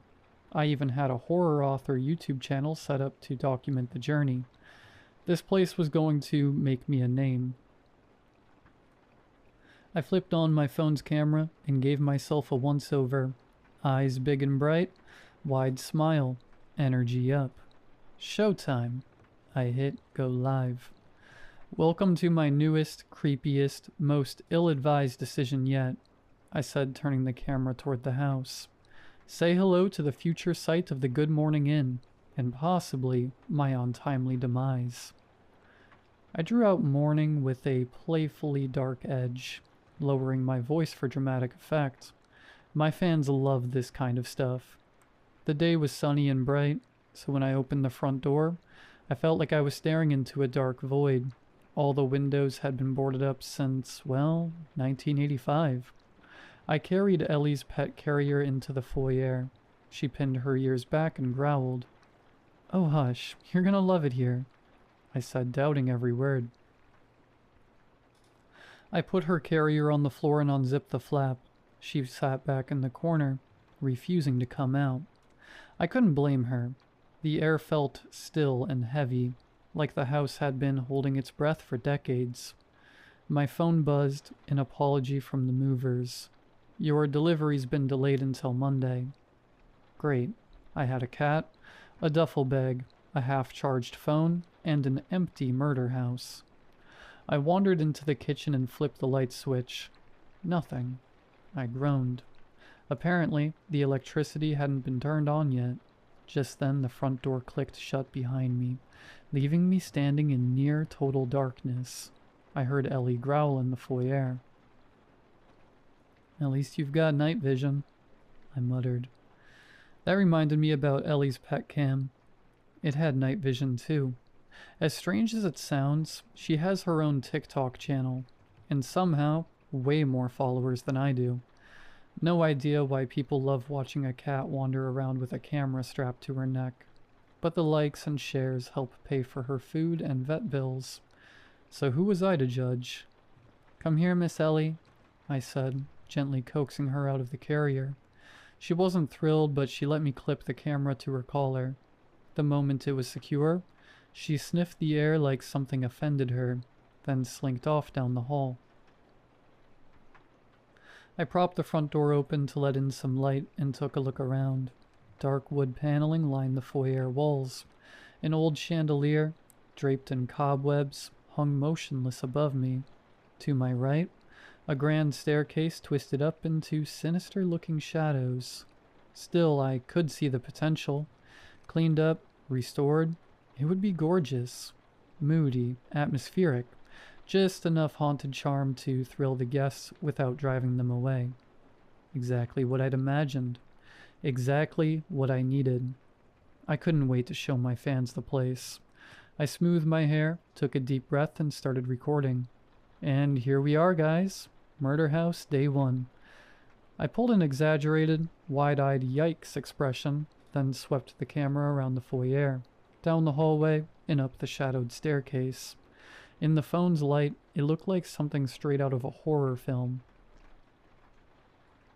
I walked upstairs. Each step creaked under my feet. "Yep, this is the house," I said. "This is where I'll be living from now on." In the master bedroom, I panned the camera across the faded, puke-green wallpaper peeling in strips. Ghostly outlines of long-gone furniture were imprinted on the walls. It was perfect for my purpose. "Nope, not sleeping in here," I said flatly. The bathroom wasn't much better. The toilet and sink were both rust-stained, and the mirror above them was coated in grime. A dull film warped my reflection into something blurry and wrong. I zoomed in on my face, widened my eyes, and let out a theatrical shriek. Inside, I smiled. They were going to love this. There was another bedroom down the hall, somewhat cleaner, with bright yellow walls. "I guess this is the room I'll sleep in," I said. At the end of the nearly pitch-black hall was another door, shut tight. I didn't need a floor plan to know what it was. "This is it," I whispered. "This is where it happened." I turned the camera on myself and tried to look terrified. Honestly, it wasn't hard. "Should I go in?" I said. "I'm sort of freaking out right now." I flipped the camera back around and showed my hand on the doorknob. Slowly, I twisted it. The door creaked open inch by inch. "Here we go. If you never hear from me again, please call the cops." I stepped in and was hit by a wave of foul air. Not just stale, like the rest of the house. Something worse. Sour and deeply unpleasant. I held out my phone to light the room. Instantly, goosebumps rippled across my skin. My breath caught. For a moment, it felt like my heart stopped. The room was empty, but the walls, once covered in whimsical children's wallpaper, were stained and splattered with old, dried blood. My jaw dropped. A cold flush of reality hit me. Suffocating. This wasn't a setting for a horror novel, not an aesthetic for thrill seekers or ghost hunters. This was where it had happened. Not a story, not fiction. Real lives, real death. "What the?" I blurted. "They didn't even clean it up?" The truth hit me hard. This wasn't some haunted B&B fantasy. It was still a crime scene. And now I was living in it. I turned the camera off. I needed out, now. I bolted down the stairs and into the sunlight. What the hell had I gotten myself into? I stood outside for a long time staring back at the house. "Get a grip, Joan," I told myself. "Isn't this exactly what you wanted?" A smile tugged at my lips. Yes, but that didn't mean I wanted to spend the night inside. I had made up my mind. Grab Ellie, drive back to Jack's, and hole up in a hotel until I was ready to tackle this adventure. First, I just had to get her. The sunshine gave me a little courage. I marched back inside, wedged the front door open, and started searching. I called her name. Nothing. I checked every room, upstairs and down. No cat. Where the hell could she be? My gaze drifted to the one place I hadn't checked. The bathroom door. Still closed. No way she could have gotten in there, right? I had to check. No way was I leaving without her. I stopped in front of the basement door, phone flashlight in hand. With a deep breath, I eased it open. A steep, narrow staircase disappeared into darkness below. Carefully, I started down the steps. "Ellie?" I called. My voice sounded small. The air was cool and thick with the scent of age and dampness. A musty chill settled over my skin. To my surprise, the basement was much larger than I'd expected. The shadow stretched far beyond the reach of my phone's glow. I moved slowly, sweeping the light across the space. The farther I went, the more something felt wrong. The place seemed too large, like it extended beyond the house's footprint. Weird, but hey, incredible bonus for the B&B, right? Ellie, are you down here? I called. Ellie, come here, kitty. Meow, meow. Silence. At the far end, I stopped in front of a solid concrete wall with a door embedded in it. A door? Down here? Curiosity pushed aside caution. I reached for the handle. Locked. I gave it a shake, but it wouldn't budge. The longer I stared, the more unsettling it felt. Why was it here? What lay beyond? And why did it feel like it wasn't meant to be opened? Just then, my phone buzzed. Notifications poured in. Tons of new comments on my channel. I couldn't resist. I tapped to check. Oh my god, I love this place already. It's so creepy. Dude, do not go down in that basement. Joan, please tell me you're not sleeping here tonight. There's definitely some bad juju in that house. Where's Ellie? I want to see the kitty cam. Yes, the pet cam. Why didn't I think of that earlier? I tried to open Ellie's cam, but the screen just spun. No video. Only the audio came through. A burst of static, then kibble crunching.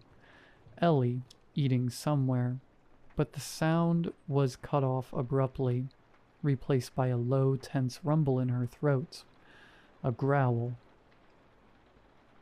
A long second passed, then creak. The unmistakable groan of a floorboard. My pulse spiked. The audio feed crackled as if something jolted the mic. Ellie's growl turned frantic, building into a hiss, then scampering paws thumping hard and fast against wood. She was running, not toward me, but away, deeper into the house. The audio dipped, muffled, like she'd plunged somewhere enclosed. Faint thumps echoed behind her, heavy and deliberate. Footsteps. I froze, staring at the locked door in front of me. The feed grew echoey, damp-sounding.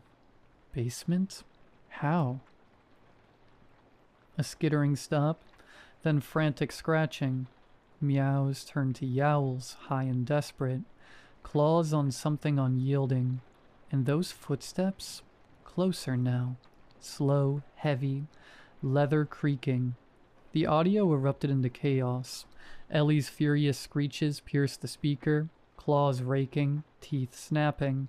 A low guttural yell cut through, male and ragged, grunts of effort. The mic shook with thuds and scuffles, like a fight in the dark.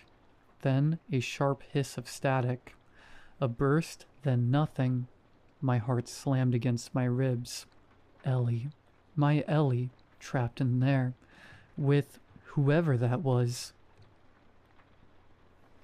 I leaned in, ear pressed to the door. Silence from this side, but the app, dead air. My instincts screamed at me to run, to get the hell out, but I couldn't leave her. I gripped the doorknob. This time it turned easily, unlocked. My pulse roared in my ears. I was shaking, terrified. I pushed the door open. Total darkness. A black hole. I reached in with my phone, trying to catch some of it in the light. My breath caught. A tunnel, dirt floor, dirt walls. Rough, uneven, like something dug it by hand. Ellie? I whispered. Mommy's here. Come on, girl. We need to go. Meow, meow. Nothing. Only silence. I stepped inside. The air hit me. Musty, foul, and something worse. A thick, sour stench. Sweat. Decay. Ellie? My voice cracked. Then, something pressed down on the back of my neck. Cold. Heavy. A hand. I froze. Couldn't move. Could barely breathe. That awful reek filled my nose and mouth. I gagged, my stomach heaved. A voice rasped in my ear, low, rough, full of hate. My tragedy is not your entertainment. I didn't think. I didn't breathe. I bolted, raced up those stairs 2 at a time, phone clenched in a death grip, through the front door into the daylight, if you could call it that. The sun was already sinking behind the trees, the yard awash in long shadows. I ran straight to my car and slammed the door shut, locking it behind me. For a long time I just sat there, shaking, my heart hammering so loud I could barely think. I kept glancing at the house, at that open door, at the windows, dark as eyes. I don't know what I heard down there. I don't know what just happened. All I know is that Ellie's still inside, and I'm not going back in there alone. Not tonight. The sun's going down fast. I'll stay in the car for a bit, try to think, figure out what to do. If anyone's watching this, if you know anything about this house or that door, or whoever the hell that was, please tell me. I'm scared out of my mind right now.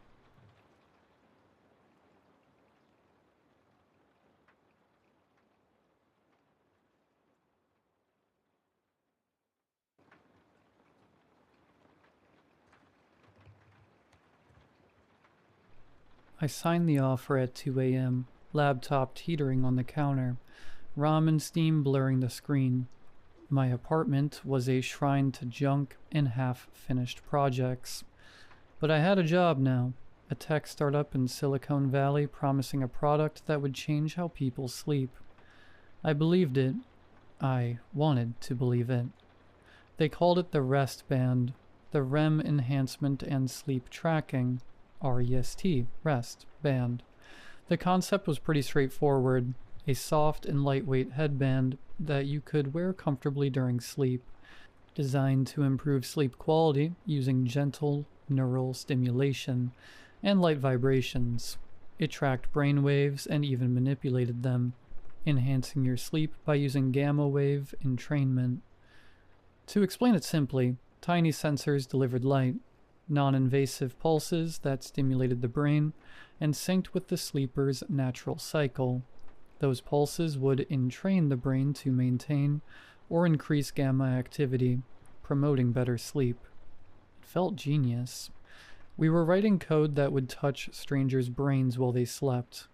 I went to work every day believing that I was making a difference. People who suffered from insomnia would feel well rested. Waking up groggy would be over. People would go about their mornings without having brain fog. I was excited to be working on something meaningful. On top of this, we had an added perk. Everyone worked at the company had a prototype of the Rest Band they would use. After all, we had to have real data points to continue to develop and innovate.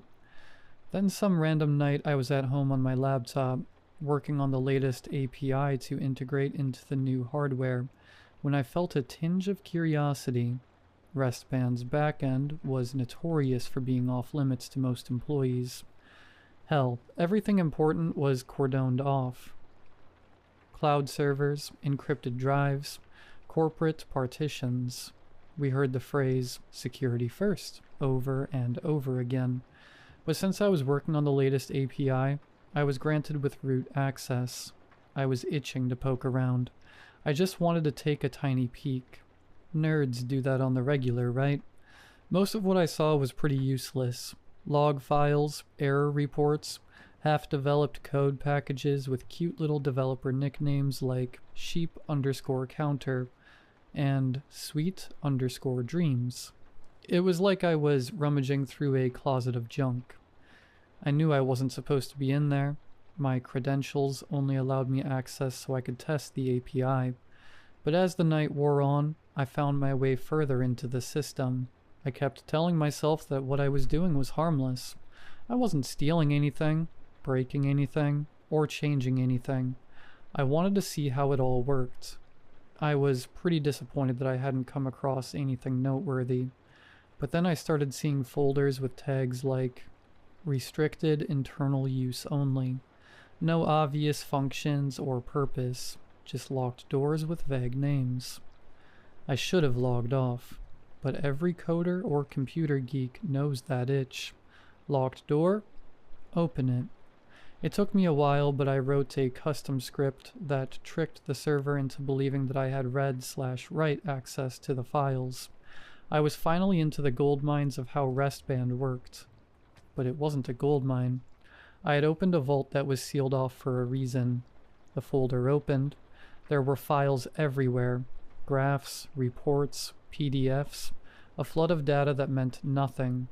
Then I hovered my cursor on something that stuck out to me. AG_009 REC-07-10. A description flag popped up underneath it. Leverage potential, high. Pressure rating, 8.77. What does that mean? Leverage potential, pressure rating. That didn't have anything to do with sleep, and surely not with health or wellness. My hand was quivering on top of my mouse, sweat dripping onto the plastic. Against my better judgment, I clicked. It took a moment, and a window opened up and began playing a video. It was choppy and the quality wasn't great, but good enough to see what was going on and hear audio. I saw a dimly lit room on my screen, with a soft warm light coming from the corner. A woman stood in the doorway, her hands running through a man's hair, their mouths suddenly pressed together, with fierce and intense passion, like a storm erupting out of nowhere. I was frozen in my desk chair. This wasn't a scene from a movie or TV show. The way she clawed his back, the hitch in her breathing, the lustful determination from the man. It was intimate in a way beyond acting. A moment between lovers that wasn't meant to be seen. I could see the glint of her wedding band under the light, and I was able to see her face. My stomach turned over. It was one of my coworkers. A teammate, in fact. It was the woman who had given me a tour on my first day of work. The same woman who laughed at my bad jokes, and worked so hard to make me feel welcome. I fell backward in my chair with a jolt of disbelief. I felt nauseous. This wasn't just anyone. It was someone I worked with. My chest was tight and I felt a heaviness in my body. How the hell had this video made its way onto a company server? Were they surveilling her? Why would they want to have this? I closed the viewer and started scrolling further for answers. It seemed like hours, and I finally found a folder that seemed important. I opened it up and saw rows of files. One in particular seemed to stand out. executive_insight_report_022.pdf. I swallowed hard and began reading. The first paragraph hit me like a wave of suffocating panic, pressing the air from my lungs. RESTband devices are capable of accessing episodic memory fragments during REM sleep, using unique proprietary neural reconstruction algorithms. These fragments are able to be reformatted into full, third-person, viewable sequences. Viewable sequences? Of people's memories? My mind was swirling in all directions as I read each line. RESTband could take every detail, every secret, every moment, and reconstruct it into a video that could be watched. Then it hit me. I had been wearing my prototype for weeks. I backed out of the PDF and started scrolling. There it was, a string of files all starting with the same letters. SF, my initials. I clicked on the first file, SF_001, REC-06-28. The viewer opened and video began to play. I recognized it instantly. I was standing in a parking lot, rain pouring down in sheets. In the corner of the video there was text. Estimated timestamp, April 11th, 2021, 2 a.m. The angle of the video was elevated, like it had been filmed by a ghost hovering in midair. I already knew what was going to happen, but I watched it anyway. I was shoving someone into the backseat of my car. My arms flailed up and down in a frenzy, and my breath spilled out in pale clouds that twisted and vanished into the cold night air. The person beneath me, a young man, was struggling. He was a blur, a movement, and I could hear desperation in his cries. The quality of the video was slightly distorted, but it was clearly me in the foreground, clear enough for anyone who saw it to believe it. I remembered that night differently. It was a fight, an argument I didn't want, chaos that I hadn't asked for, the kind of thing you eventually convince yourself was just a bad moment, and here it was on a screen playing in front of me. I felt sick. Then I heard the words I already knew. You tell anyone, and I mean anyone, about this, and I'll ruin your life. My stomach was in knots. Nobody knew about this, but there it was, recorded and cataloged on screen with a description in the corner. Leverage potential, very high. Pressure rating, 9.82. I understood now. I understood everything. Restband wasn't promoting health and wellness, or helping you get a restorative night's sleep. It was reaching into the dark corners of your mind and pulling out what you buried and handing it back to someone else like a loaded gun. The deeper I looked, the worse it got. File after file, each one more damning than the last. Dozens of reconstructions from employees and investors using the prototypes, whispered confessions behind closed doors, unreported crimes, affairs no one knew about. Each clip was precise, invasive, and devastating. Private moments, indulgences, betrayals, all meticulously cataloged, waiting to be used. This was a weapon. I knew I had to do something. I had to stop this thing from doing more damage than it had already done. Sure, I did something I wasn't proud of, but everyone has skeletons in their closets.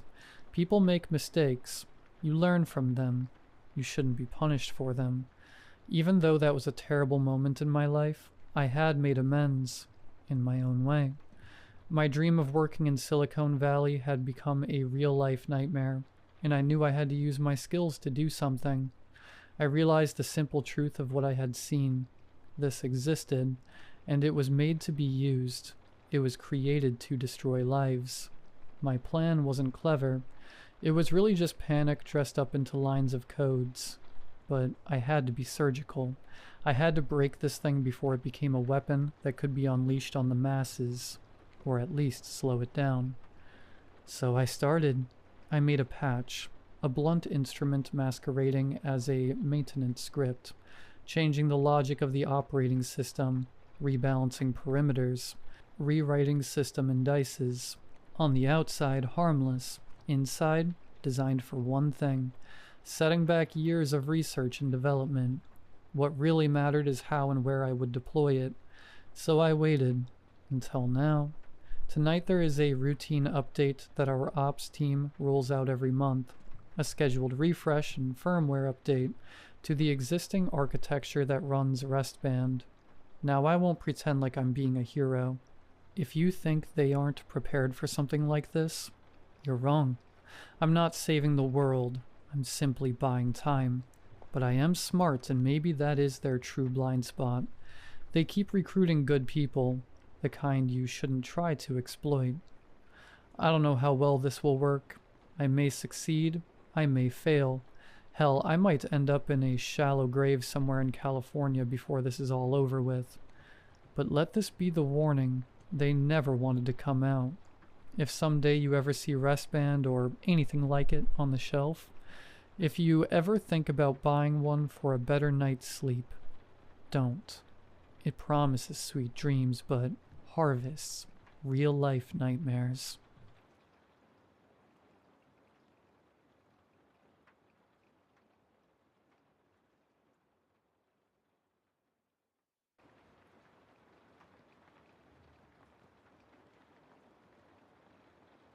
My arm feels like it's being ripped out of its socket. Henry, please, I grunt. 60 pounds of muscle strain at the end of the leash. It's nylon digging into my wrist. I think of the story my old coworker, A 50-year-old nurse practitioner named Robin used to love to tell from her time working in the ER.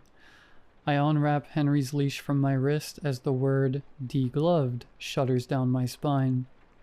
Henry pulls again, hard. I squint in the direction he keeps pulling, trying and failing, to see what he is so desperate to smell, or chase, or pee on.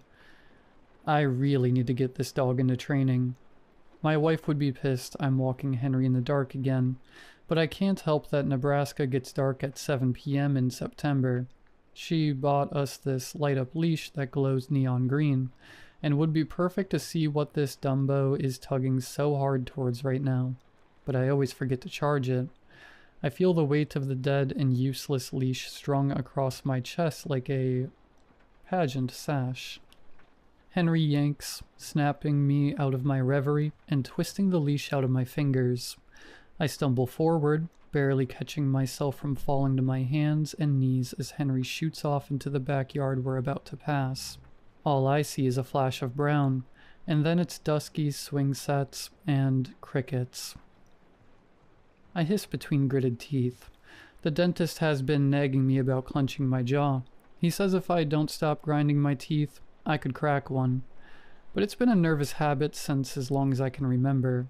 I bend down and pick up Henry's poop bag, dropped in the commotion, and jog into the backyard in the general direction I saw Henry go. Henry, come here, Bubba. I call out as I weave past the swing set and scraggly hedge into the next yard. I hear no reply but the soft crunch of leaves as I jog forward into the next yard. Bubba, here, I whistle, but still am met with silence. I strain my eyes against the growing dim, seeing mostly outlines of houses and trees illuminated by the street lamps. Then I see it, a brown four-legged streak moving 2 houses down and across the street into the next block. Henry, I call and run in his direction. He's fast. I barely make it across the street to the next block before I see him squeeze between 2 hedges into the next yard north. Henry, stop! I yell, but it's pointless as he's clearly hot on the trail of some small helpless mammal, and has no more ears to listen to me. I am enrolling this dog into training tonight. I swing a leg over the hedge Henry went through, hauling myself forward. The shoelaces of my left sneaker catch as I try to cross the barrier. This time I do fall to my hands and knees. I look up in time to see Henry running full speed down the intersecting road. I can't tell what he's chasing, but quickly he is out of my line of sight, blocked by the house's catty corner to my position on the grass. I stand and brush my hands on my sweats, rubbing the grass off, and then I take off sprinting in his direction. As I run down the street, I continue to call Henry's name, desperate for a response to know that he has stopped running. I hear none, and I see less. Flashes of brown, gray, and tan streak by my periphery. I pass house after suburban house, quickly glancing over driveways and manicured front lawns for a glimpse of brown fur. Henry, where are you? I gasp, feeling tears begin to prick at the corners of my eyes. I can feel myself moving from slight annoyance to real worry rapidly. I've seen no sight of him for the last 3 blocks.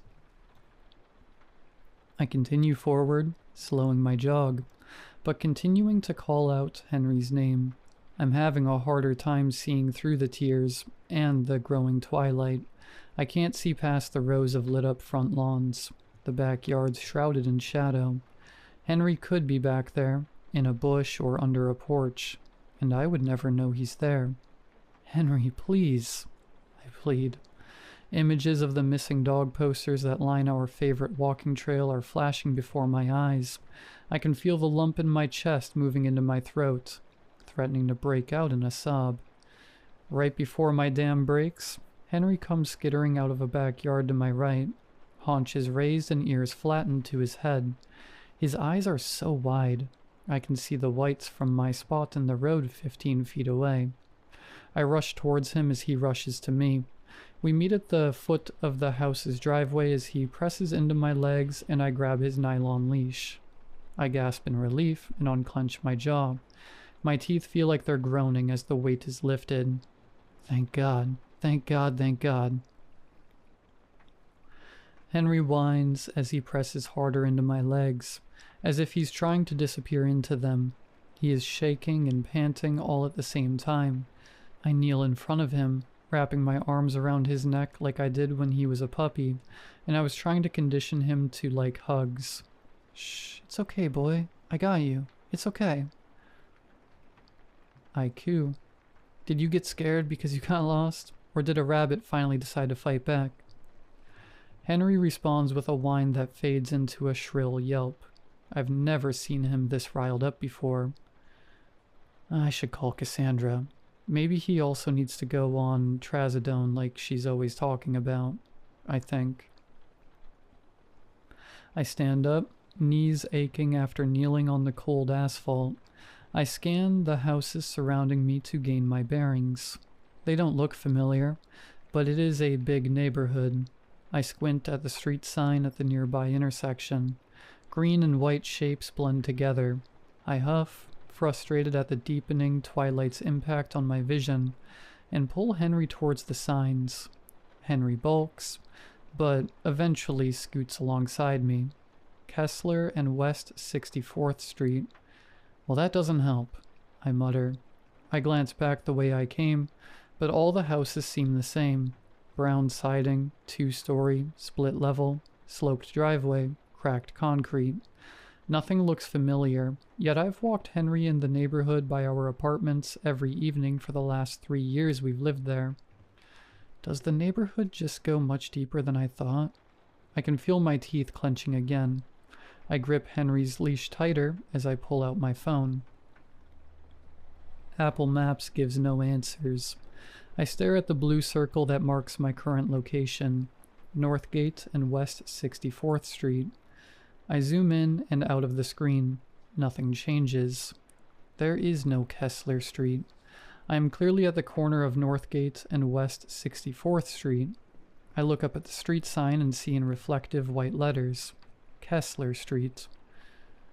Okay, I say, dragging out the Y in a way that my dad would have called very Valley Girl. Okay, well, I think this is our sign to go home now, Henry, I say as I turn to walk away from the street corner, giving the leash a gentle tug. I don't want to turn my back to the sign, but I can't explain why. Henry follows with no hesitance. I walk to the nearest sidewalk to begin making my way home. I still don't recognize the houses I pass. They're in the distinctive style of the neighborhood that I'm familiar with. Wood siding, front porch, a suburban area created in a hurry, but they lack features I recognize. I know the house by the neighborhood pool has a weeping willow. I know the lawn where there is always a bike laying out. Henry seems back to his regular self, eagerly pulling at the leash ahead of me. The quiet and the dusk that has fully fallen is beginning to unnerve me. I just want to go home. This neighborhood doesn't feel right. Oh my God. Literally, what are you talking about? It's a neighborhood. You sound crazy.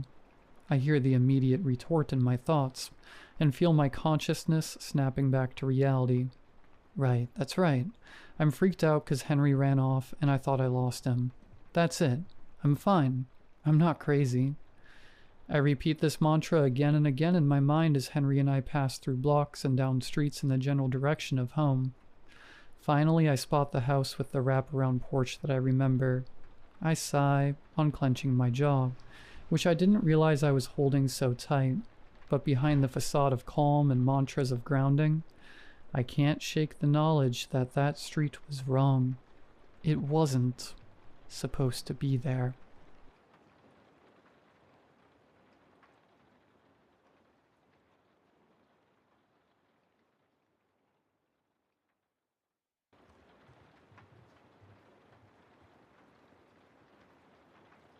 I never really believed in spirits or ghosts. Dumb cowards is the nickname I gave to horror-obsessed people, and as the world does with dumb people, I exploited them. It was a simple plan, really. Just a camera, a cursed-looking doll, and a few strings to fake a paranormal video. My product was an instant hit. People bought my haunted dolls for thousands of dollars. I even had a YouTuber make a video with it. They went viral in horror communities, and the demand was always more than I could fulfill. Business was good. Until tonight, of course. I was reading my business book on the bed under the warm light of my bedside lamp.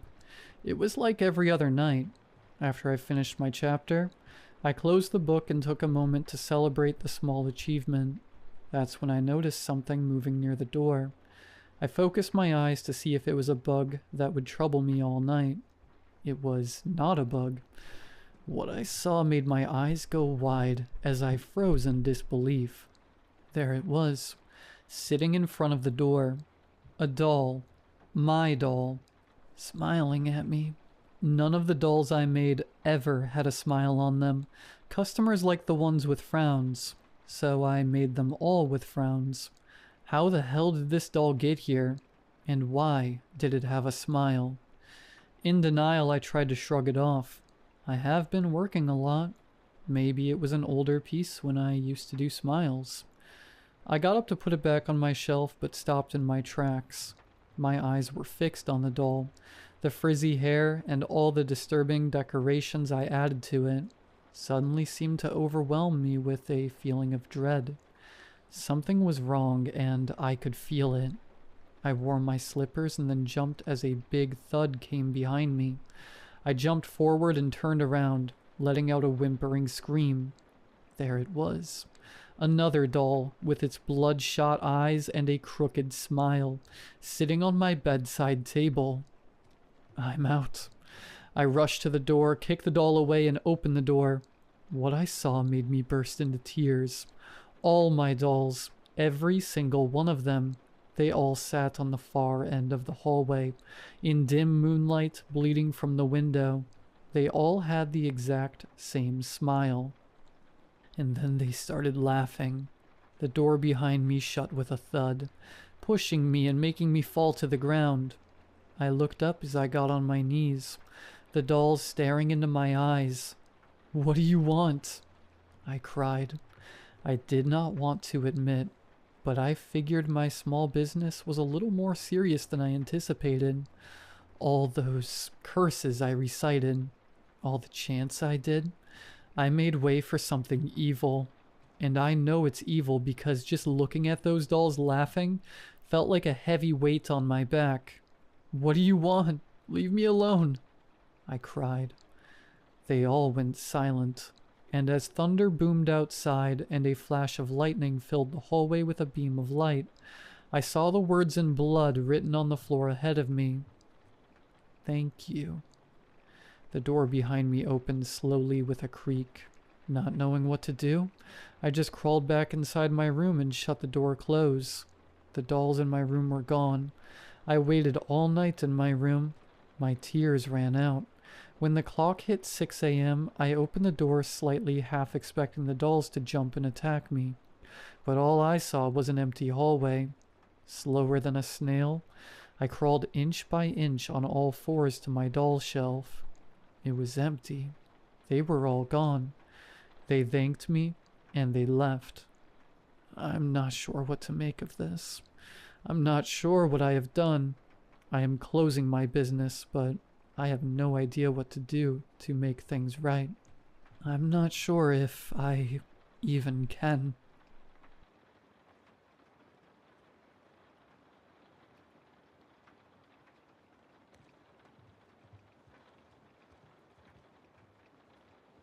People had always told me I was pretty enough to be a model, but I knew modeling was the farthest thing from what I wanted to do. I love to keep active and engaged, which was why I was studying environmental surveying at university. The last thing I wanted to do for a career was stand around all day, striking empty poses while photographers snapped pictures of clothes I was wearing that I didn't even like. I was the kind of girl who was always bouncing off the walls to go outside and do challenging, honest work. Modeling would not be that. But I recognized that it was a relatively easy way to earn money, and I definitely could use a little extra cash while I completed my degree. So on that day when that businessman stopped me in the mall and asked me if I would be interested in modeling, I considered it. Unlike any of the times modeling had been mentioned to me before, I listened intently and took the man's card. He explained that his department store in the mall was looking for live mannequins to model clothes in his storefront window. Come to think of it, I could remember seeing that display before when I'd visited the mall. The models had always looked so professional and composed, rarely moving or reacting to the mall goers. I also recalled that they were beautiful, and felt flattered to be considered on their level. "You have just the right look to be one of our live mannequins," the clean-cut man exclaimed to me matter-of-factly. "Our clothes will look perfect on you. You'll for sure get customers' attention." "Thank you," I smiled back, flipping over the sleek business card for Forever Stunning. It did seem like the store was in need of new live models, though, as occasionally they would just use a real mannequin in place of a live mannequin. Who knew such a boring job would have trouble attracting models? On the morning of my first shift, I did my hair and makeup as I'd been instructed to, nude makeup with my blonde hair worn down in loose waves. I threw on some jeans and a tank top and made my way to the mall. The storefront of Forever Stunning was as immaculate today as it usually was, with various handbags and platform shoes neatly arranged around the white display. It looked out over the rest of the mall, in full view of the main atrium. There was already one live mannequin inside, a brunette woman with straight hair wearing a colorful wrap dress and wedge heels. Her eyes barely flitted at me as I passed, the rest of her not moving a muscle. She was a pro, I could tell. Entering the sophisticated and bright clothing store, I immediately made my way to the front counter and met the manager, the man I'd spoken to earlier. Mr. Ralden handed me hangers with the clothes I would be wearing today and pointed me in the direction of the changing rooms. Once I was dressed in a demure yet stylish ruffle blouse, pencil skirt, and strappy heels, I was finally led to the display. After making sure my phone and bag had been put away, Mr. Ralden's welcoming tone suddenly evaporated as he gave me an unexpectedly severe warning. "Under no circumstances are you to make any major movements while you are modeling at the display," he told me with an unflinching coldness. "Nor are you to leave your post for any reason before finishing your shift. There are severe consequences for models who do." I just nodded, taken aback by the absurd rules I'd just been given. What did he mean by consequences? This was just a crappy mall modeling gig. How would he even know if I moved? And what was he gonna do? Fire me twice? At his instruction, I stepped into position on the display and posed the way he wanted to.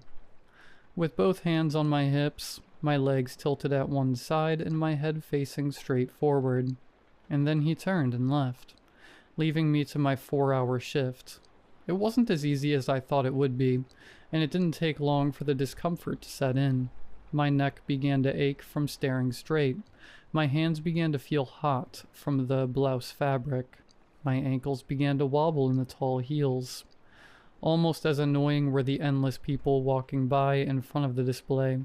About a third ignored the display, but a good deal looked at me.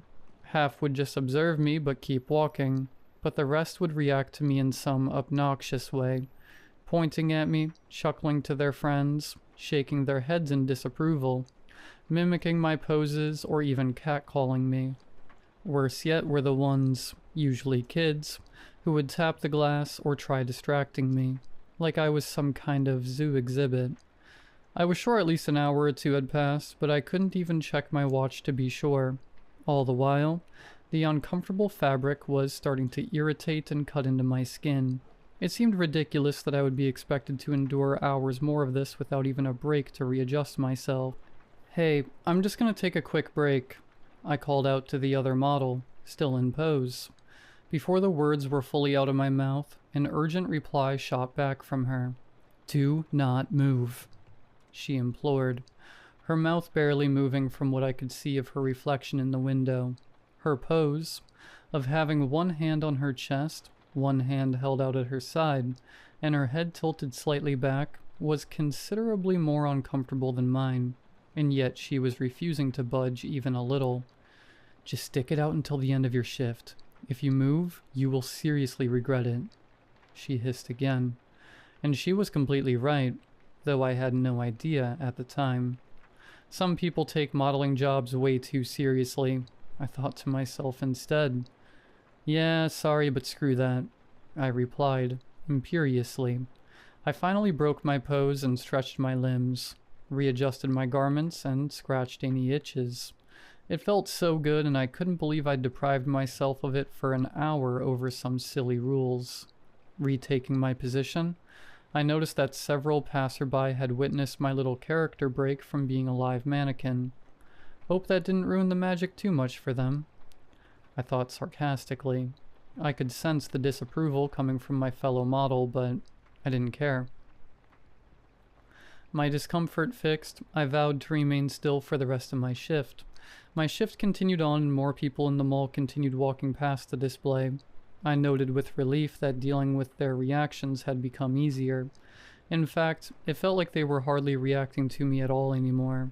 While shoppers were still pointing out and ogling my fellow live mannequin, with me they would look at my clothes or not look at me at all. It was an odd change, but I guessed a welcome one too.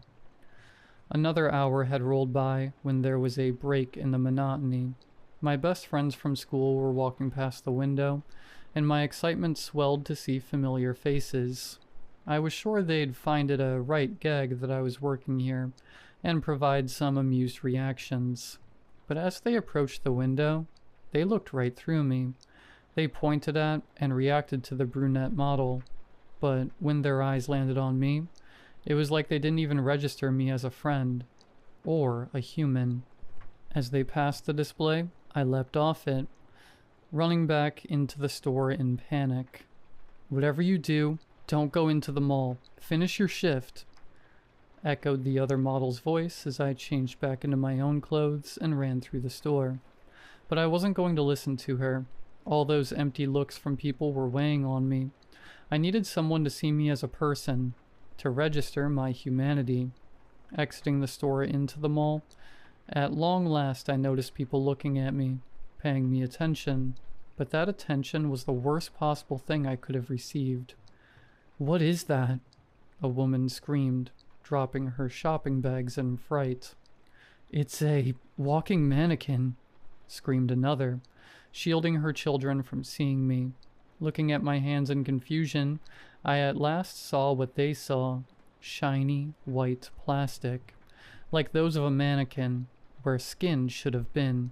My reflection in the mall fountain yielded the same: a featureless mannequin face in place of my attractive features. Posing stationary for the last hour, I had looked like a mannequin, and while running around the mall in confusion, I looked like an uncanny mannequin monster. "Call security. A mannequin has come alive." At once, people began to circle around me from a distance, some pulling out phones to snap pictures, and others blinking as if they couldn't believe their eyes. By now, I'd wandered far from the storefront. In the background, the sound of a mall security cart rang out. I knew I had only seconds to get away. I raced past the crowd, them leaping back in horror as if I was lunging at them. This brought me enough time to make it into the door of the mall maintenance corridor. Pulling out my employee pass, I quickly unlocked the door, threw myself behind, and shut it. Not waiting to see if anyone was following me inside, I took off running down the corridor.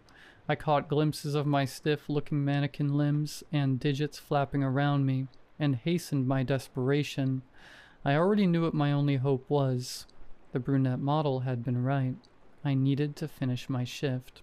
This horrific mannequin curse had descended on me because I had broken the rules, and I needed to follow them to have any chance of lifting it.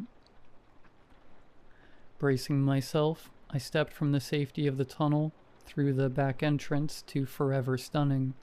I found myself standing behind a shelf on the other side of the store from the display window. I had to get back there. Careful not to run into any patrons of the store, I began creeping in my mannequin form through the aisles of the clothing store. If even one saw me, the alarm would raise all over again and I would be done for. Passing the changing room, I waited patiently for an empty stall before darting in and changing back into my display outfit. Finally, it was time for the home stretch.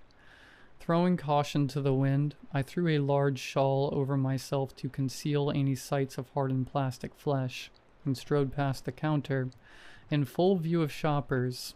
I'd just have to pray that no one saw me, or made a fuss if they did. Back at my post, I tossed the shawl in a clothing bin and jumped back into position, hands on hips, legs tilted and head forward, and this time, I held my position like my life depended on it, much like an actual mannequin. I didn't move a muscle. I was on pins and needles waiting for that moment when someone in the mall would recognize me as the walking mannequin monstrosity from before. Indeed, some people did look like they recognized me, but they walked on by, probably dismissing what they saw before as a mistake, hallucination, or prank. "Your shift is up," came the words I'd never thought I'd hear. Mr. Ralden was back to tap me on the shoulder and hand me my clothes. I still couldn't bring myself to believe that my nightmare was over, until a shopper came up to me. "Excuse me, miss, do you know what aisle sweaters are?" she asked, staring me in the eye. And that's how I knew the curse was broken, and I was back to looking like a human being again, and not a mannequin. Of course, the curse wasn't fully broken. On some level, I think I knew that. I had broken the job rules, moved when I wasn't supposed to, and missed a portion of my shift.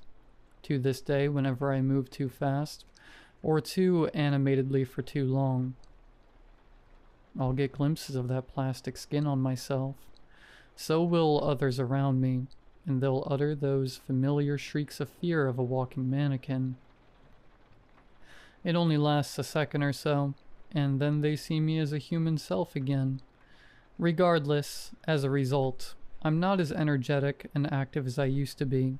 I try to be still whenever I can, when I'm out in the field working or socializing with others, so the curse doesn't kick in.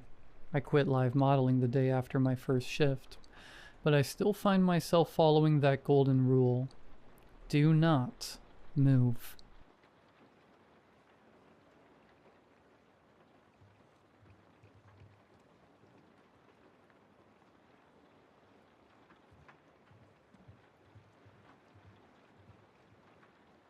I needed a job as I could barely afford rent. I just walked out of a bar job mid-shift a few days before. My landlord mentioned a new place that was hiring. He was a strange guy, to say the least, but he seemed sincere. "So you can get me something that starts straight away?" I asked. "Yeah, they'll take you on pretty quick. They're always getting new people. You know how to drive a forklift, though, right, kid?" he said.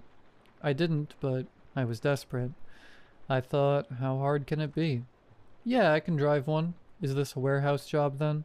Is it nearby?" I asked. "Yeah, it's not too far from us. I'll give them a call and let them know they got some fresh meat."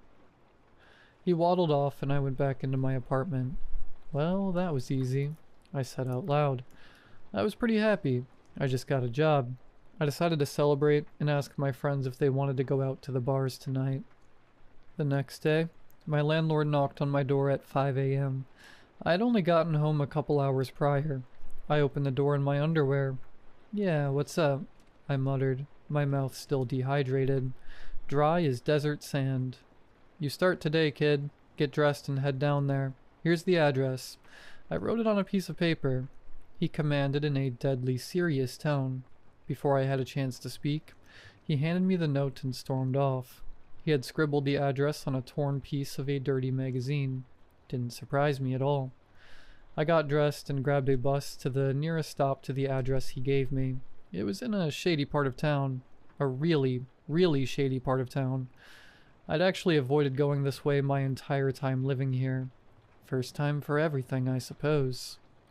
I came to the address and it was a warehouse. It looked old and abandoned. I banged on the door and, to my surprise, it swiftly opened.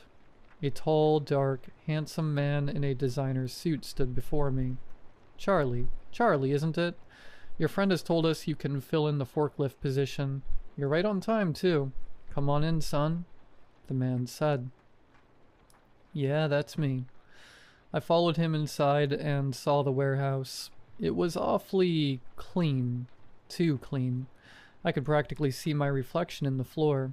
I could see multiple cleaners scrubbing various areas of the small warehouse. They were wearing full hazmat-looking suits. It looked like something out of Chernobyl. He guided me to the forklift and stared at me. Here you go, he said in a joyful manner. Do I need to, like, sign any paperwork or anything?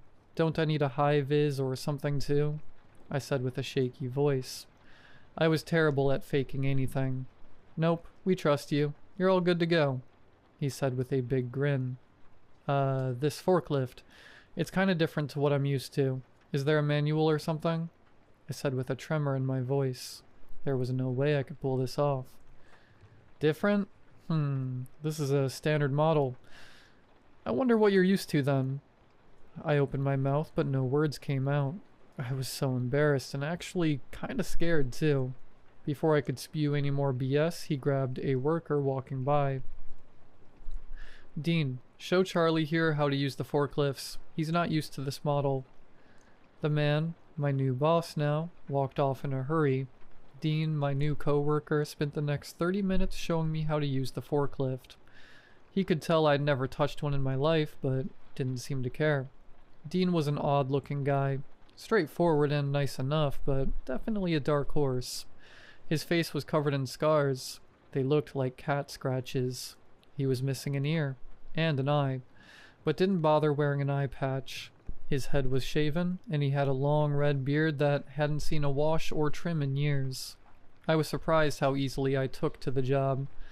They had a few positions: drivers who unloaded the trucks, drivers who put away the containers, drivers who then took containers to the trucks that were leaving, and drivers who loaded the trucks that were leaving. To start me off, they put me on taking the containers from the unloaded trucks and putting the containers away. The containers were about 6 feet tall and 6 feet wide, like a really small elevator. They were a thick iron, not like regular wooden crates. They had an opening door on them which looked heavily padlocked. As I was moving the containers in the forklift, well, just about doing so without crashing, I could hear rumbling and thudding inside the containers.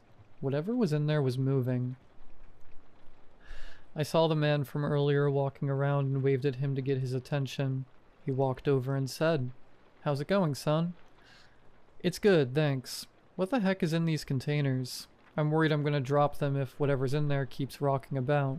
I hope I'm not breaking anything," I said to him.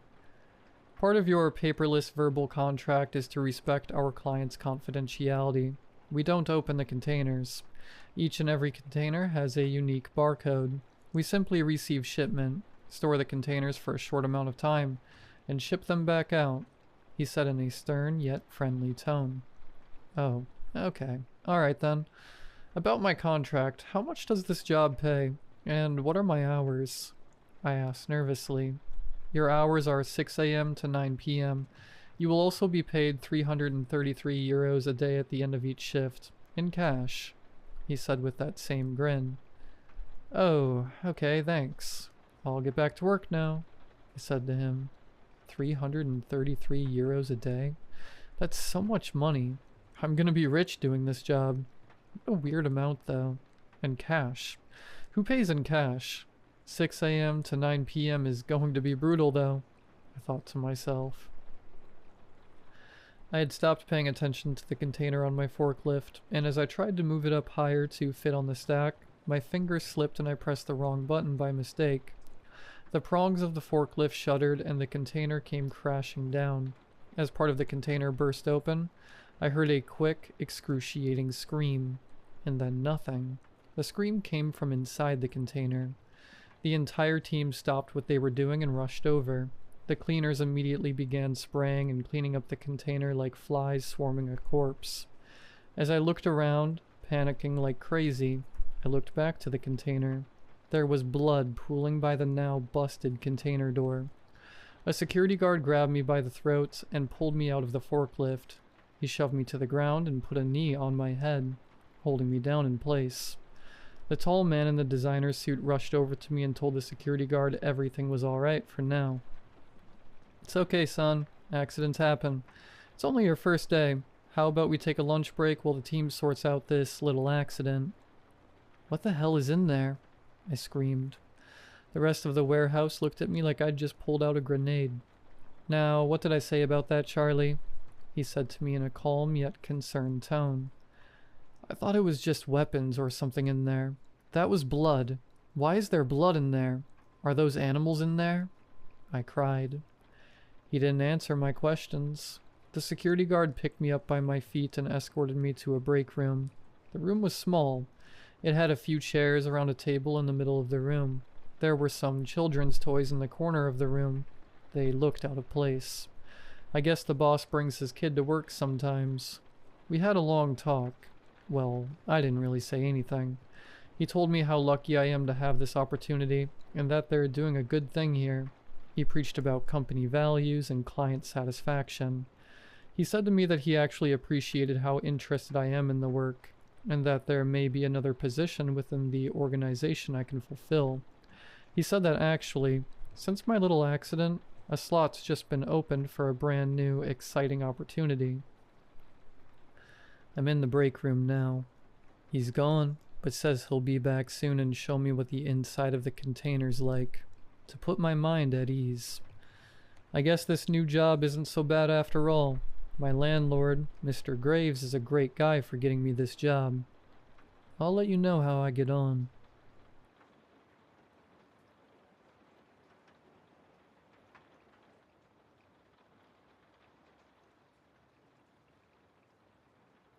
It started 2 weeks ago, the faint cries of a baby coming from outside my window, probably 50 or so feet into my backyard, which my window overlooks. At first I was able to turn my fan up and block it out, but after a couple of nights it grew louder, or closer. Attempts to look out my window failed to find its source, and it was far too loud now to try to ignore. Finally, one night, I saw the silhouette of a man, and I seized my chance. After throwing on a coat and slippers to go meet this creep, I suddenly realized how dangerous this was. Some strange man making crying baby sounds in my backyard. I grabbed my baseball bat and proceeded to the back door. When I opened the back door, a wall of rain greeted me. It was pouring, sheets of water slapping against the porch and pooling around my feet. Moments ago, the sky had been clear. Now it felt like a storm had rolled in just for me. I tightened my grip on the bat and stepped out, the cold soaking through my slippers almost instantly. "Hey," I shouted into the dark. The word barely made it past my lips. The rain swallowed it whole, turning my voice into a muffled echo that died before it reached the trees. Through the curtain of water, I could just make out the silhouette again, standing exactly where the cries had come from, motionless, watching. I raised the bat and slammed it against the fence, the sharp crack cutting through the rain. "I'm warning you," I shouted, my voice shaking more than I wanted it to. "Get the hell out of here." The figure didn't move at first, just stood there drenched and still. Then slowly he turned and walked off into the darkness, his outline fading behind the curtain of rain until it was gone. I stayed there for a moment, listening. Nothing but the downpour. My heart was hammering, but I told myself it was over. I went back inside, locked the door, and peeled off my soaked slippers. By the time I lay back down, the steady hum of my fan almost lulled me into thinking it had been a dream. Then the crying started again, louder this time, sharper. I froze. It was right outside my window. My hand shook as I reached for the blinds, the sound growing more grotesque with every second. I yanked them open, and there he was. His face was pressed against the glass, rainwater streaking down the pale, sickly skin.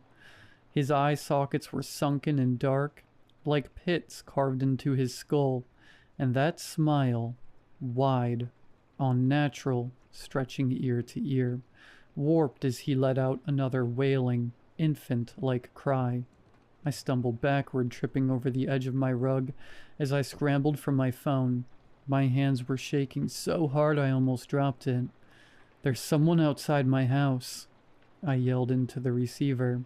The operator tried to calm me down, said officers were on their way, but every second felt like an hour.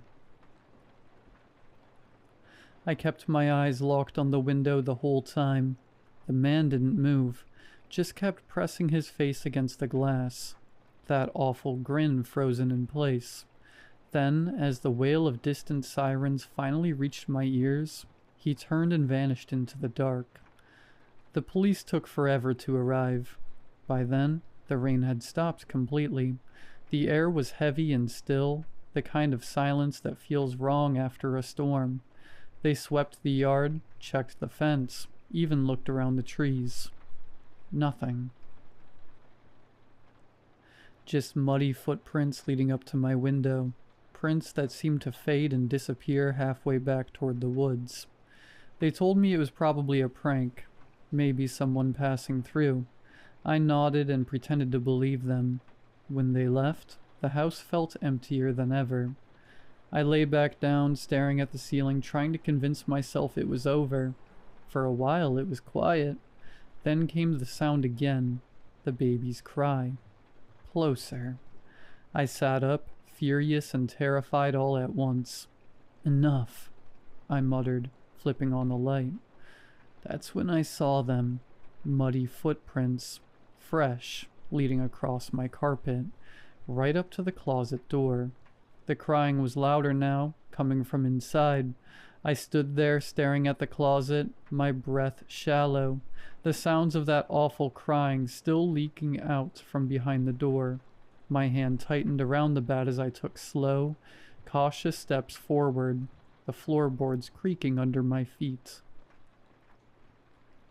When I finally reached the handle, I hesitated, just long enough to hate myself for it, then yanked the door open. The crying stopped. Inside, on the closet floor, lay something small and wet. I squinted, leaning closer. It wasn't a baby. It wasn't even human. It was a tiny, half-formed bird. Pink skin stretched thin, its wings barely developed, trembling slightly as if still alive. A baby bird fetus.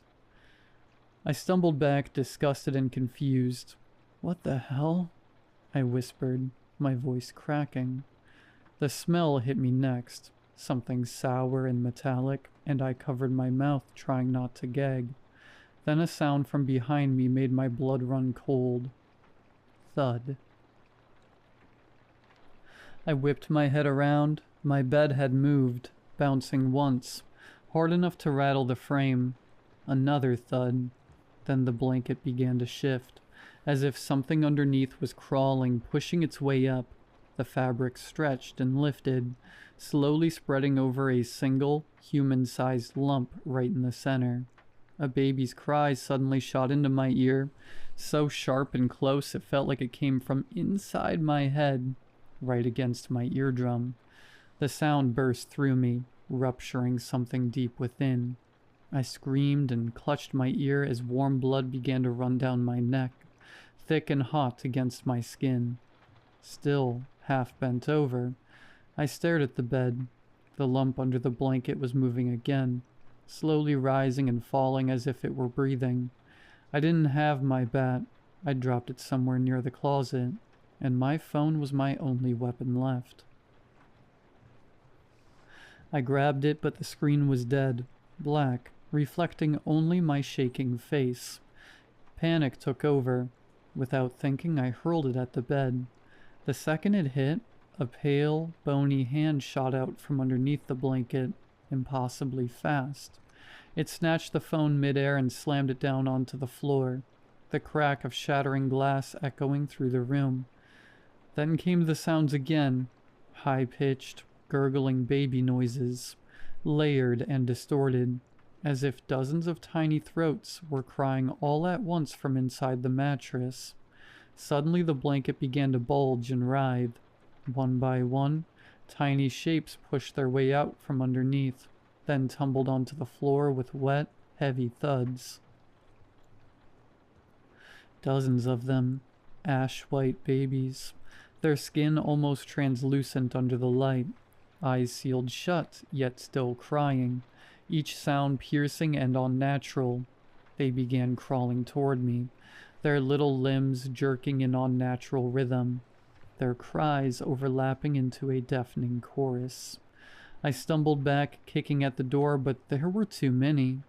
Cold, slick hands clung to my legs, my arms, my clothes. I tried to scream as they climbed higher, their mouths opening wide, too wide, and then the biting started. Tiny teeth sank into my skin, my arms, my neck, my face. I swung and thrashed, but they just kept coming, the room echoing with the shrill, endless sound of crying. And then, everything stopped. The sound, the movement, the pain. The room was still. The biting, the screaming, all of it gone. I blinked through tears and blood, chest heaving, and realized sunlight was slipping through the blinds. Morning. The floor was empty. No babies, no hand, just the wreckage of my room, blood on the carpet, my shattered phone beside the bed, and muddy prints fading into nothing. I don't remember much after that. I managed to get myself to the hospital where they treated my wounds and ran tests. The cuts didn't make sense, they said, but they stitched me up and told me to rest. Now I'm home again. The house feels too quiet. My ear still throbs where the drum burst, and I swear sometimes I can hear faint crying when I close my eyes. The sun's going down soon, and I'm scared of what tonight has to bring.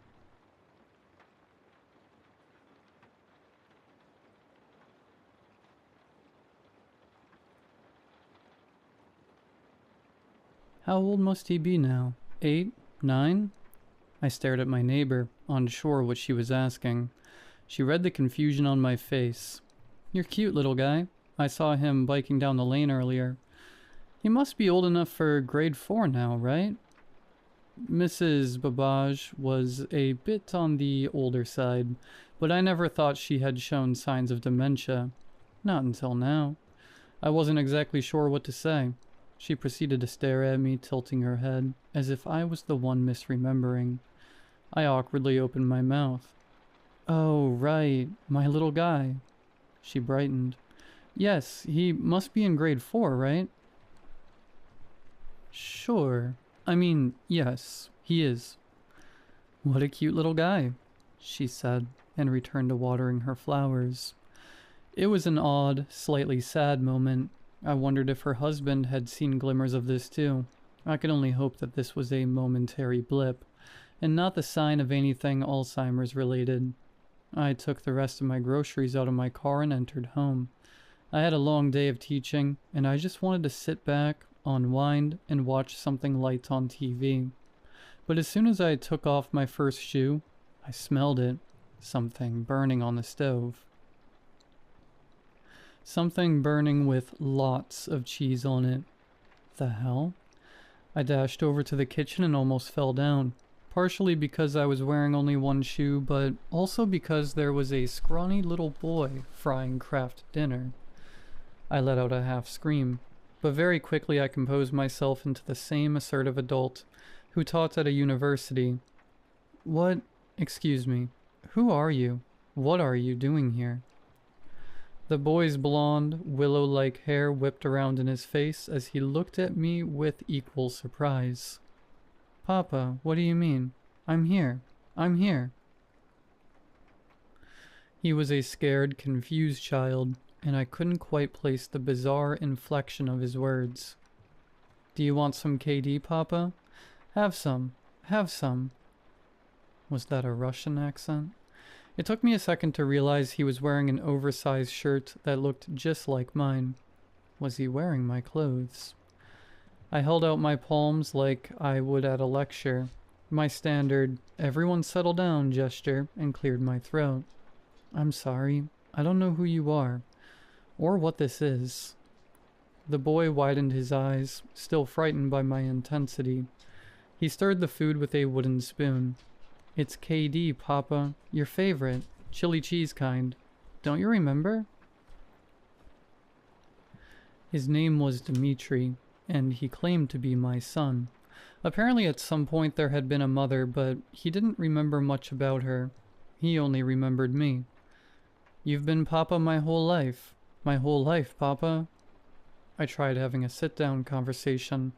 In fact, I tried to have many sit-down conversations where I explained to Dimitri that would be impossible, but it always ended with him clutching me with impassioned tears, begging me to remember him. The confusion only got worse when my mother called. "How is my grandson doing?" she asked. I didn't know how to reply. The conversation grew awkward and tense until eventually I clarified my whole predicament. Mom, what are you talking about? I don't have a son. I've never had a son. My mother gasped a little, then laughed and scolded me, saying I shouldn't joke around like that, because of course I always had a son, a smart little guy who will be celebrating 9 this weekend.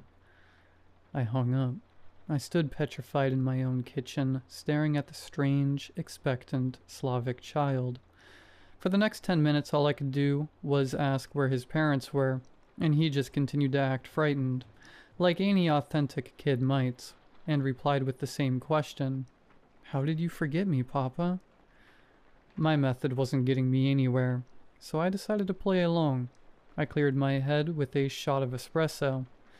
I told him my brain must have been scrambled from overworking, and I apologized for not remembering I was his father. He brightened immediately. It's okay, Papa. It's okay. He gave me a hug. You always work so hard. The tension dropped further as Dimitri finished making the noodles and served himself some.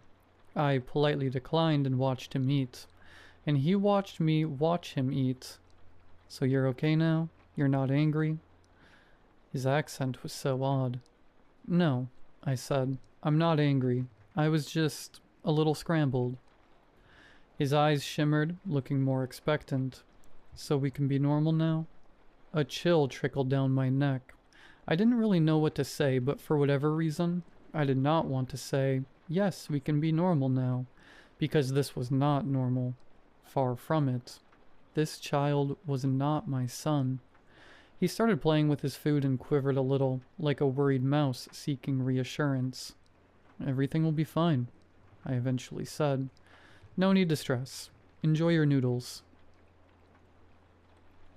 To my shock and dismay, I discovered that Dimitri also had his own room. My home office had somehow been replaced by a barren, clay-walled chamber filled with linen curtains, old wooden toys, and a simple bed. The smell of bread and earth wafted throughout. I watched him play with his blocks and spinning tops for about an hour before he started to yawn and say he wanted to go to sleep. It was the strangest thing. Tucking him in. He didn't want to switch to pajamas or anything.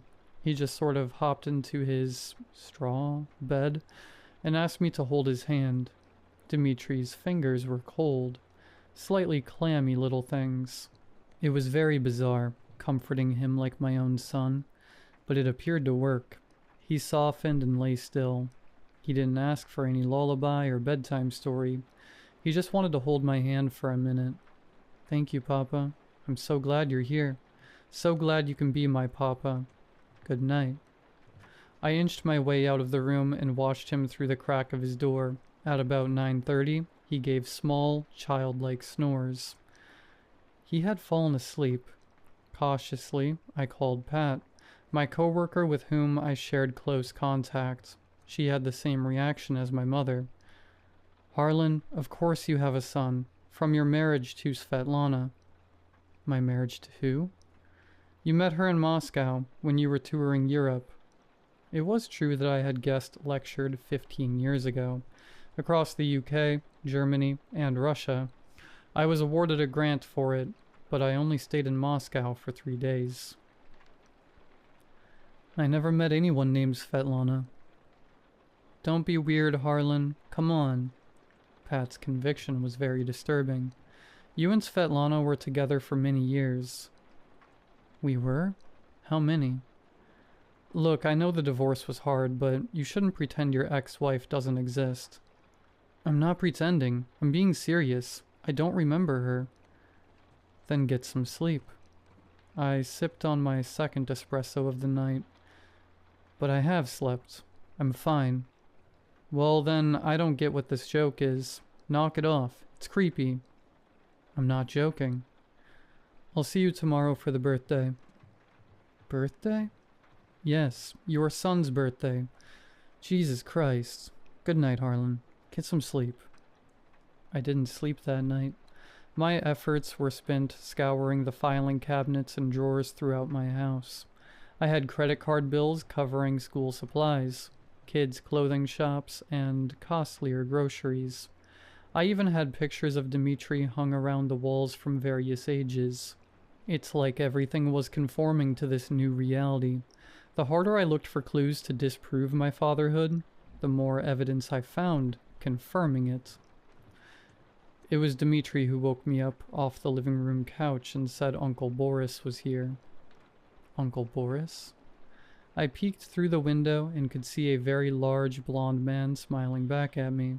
Behind him was a gaggle of other relatives, all speaking Russian to each other. Hello, Harlan. The blond man's voice penetrated past the glass. We are here for birthday. They all looked excited and motioned to the front door. They were all wearing tunics and leggings, traditional birthday clothes or something. I was completely floored.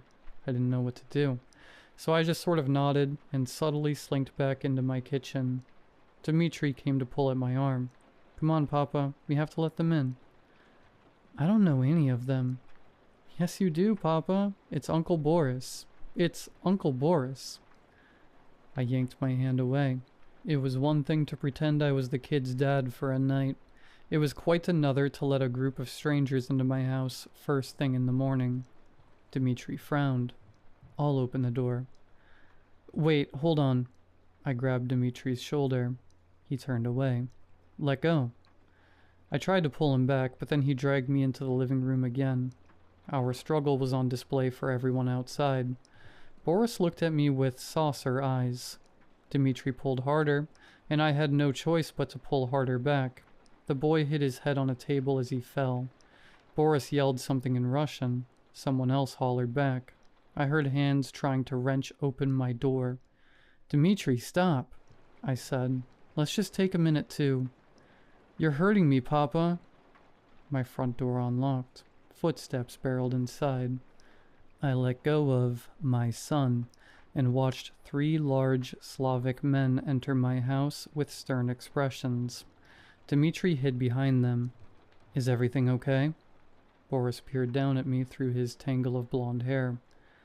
Yes, sorry, I said, struggling to find words. I'm just very confused. Confused? Why were you hitting Dmitri? The little boy pulled on his uncle's arm and whispered something into his ear. Boris' expression furrowed, but before I could speak further, a slender pair of arms pushed aside all the male figures and revealed a woman with unwavering bloodshot eyes. Something in me knew it was her. Svetlana. She wore a draped brown sheet as a dress, with skin so pale I could practically see her sinews and bones. It's like she had some extreme form of albinism. Harlan, she said, somehow breaking my name into 3 syllables. Harlan. I've never been so instinctively afraid of a person in my life. It's like she had weaved herself out of the darkest edges of memory. I saw flashes of her holding my waist in Moscow, outside Red Square, flashes of her lips whispering chants in the shadows of St. Basil's Cathedral. Svetlana held Dmitri's shoulder, then looked up at me. Just tell him it will be normal. Tell him everything will be normal. No, this is not happening. None of this is real. Barefoot and still wearing the same clothes as yesterday, I bolted out the back of my house and hurtled towards my driveway. Before the rest of my new family could realize what was going on, I hopped into my Subaru and stepped on the gas. As I drove away from my house, I looked back into my rearview mirror, and I swear, it didn't look like my house at all. I swear it looked like a thatched roof hut. Back at the university, I walled myself up in my study. I canceled all speaking arrangements for the next week, saying I needed a few personal days. No one in my department knew I had a son. Nothing in my study indicated I had an extended Russian family. When I asked Pat about our phone conversation last night, her response was, "What conversation?" My mom said the same thing. With immense trepidation, I returned to my house the following day, and after setting foot back inside, I knew that everything had reverted back to the way it was before. No more framed pictures of Dmitri, no more alarming photo albums, and that clay-walled room where Dmitri spun tops and slept inside, it was just my home office again. To this day, I have no clue what happened during that bizarre September weekend, but doing some of my own research, I'm starting to think I did encounter something in Moscow all those years ago. Some kind of lingering old curse. Or a stray spirit. Or a Chernaya Vedma. A black witch disguised as an ordinary woman. Although I haven't seen any evil things bubble up around my place since, every now and then I do have a conversation with Mrs. Babbage, and she seems to remember my son very well. Such a cute little guy, always waving hello. Did you know he offered me food once? I think it was Kraft dinner.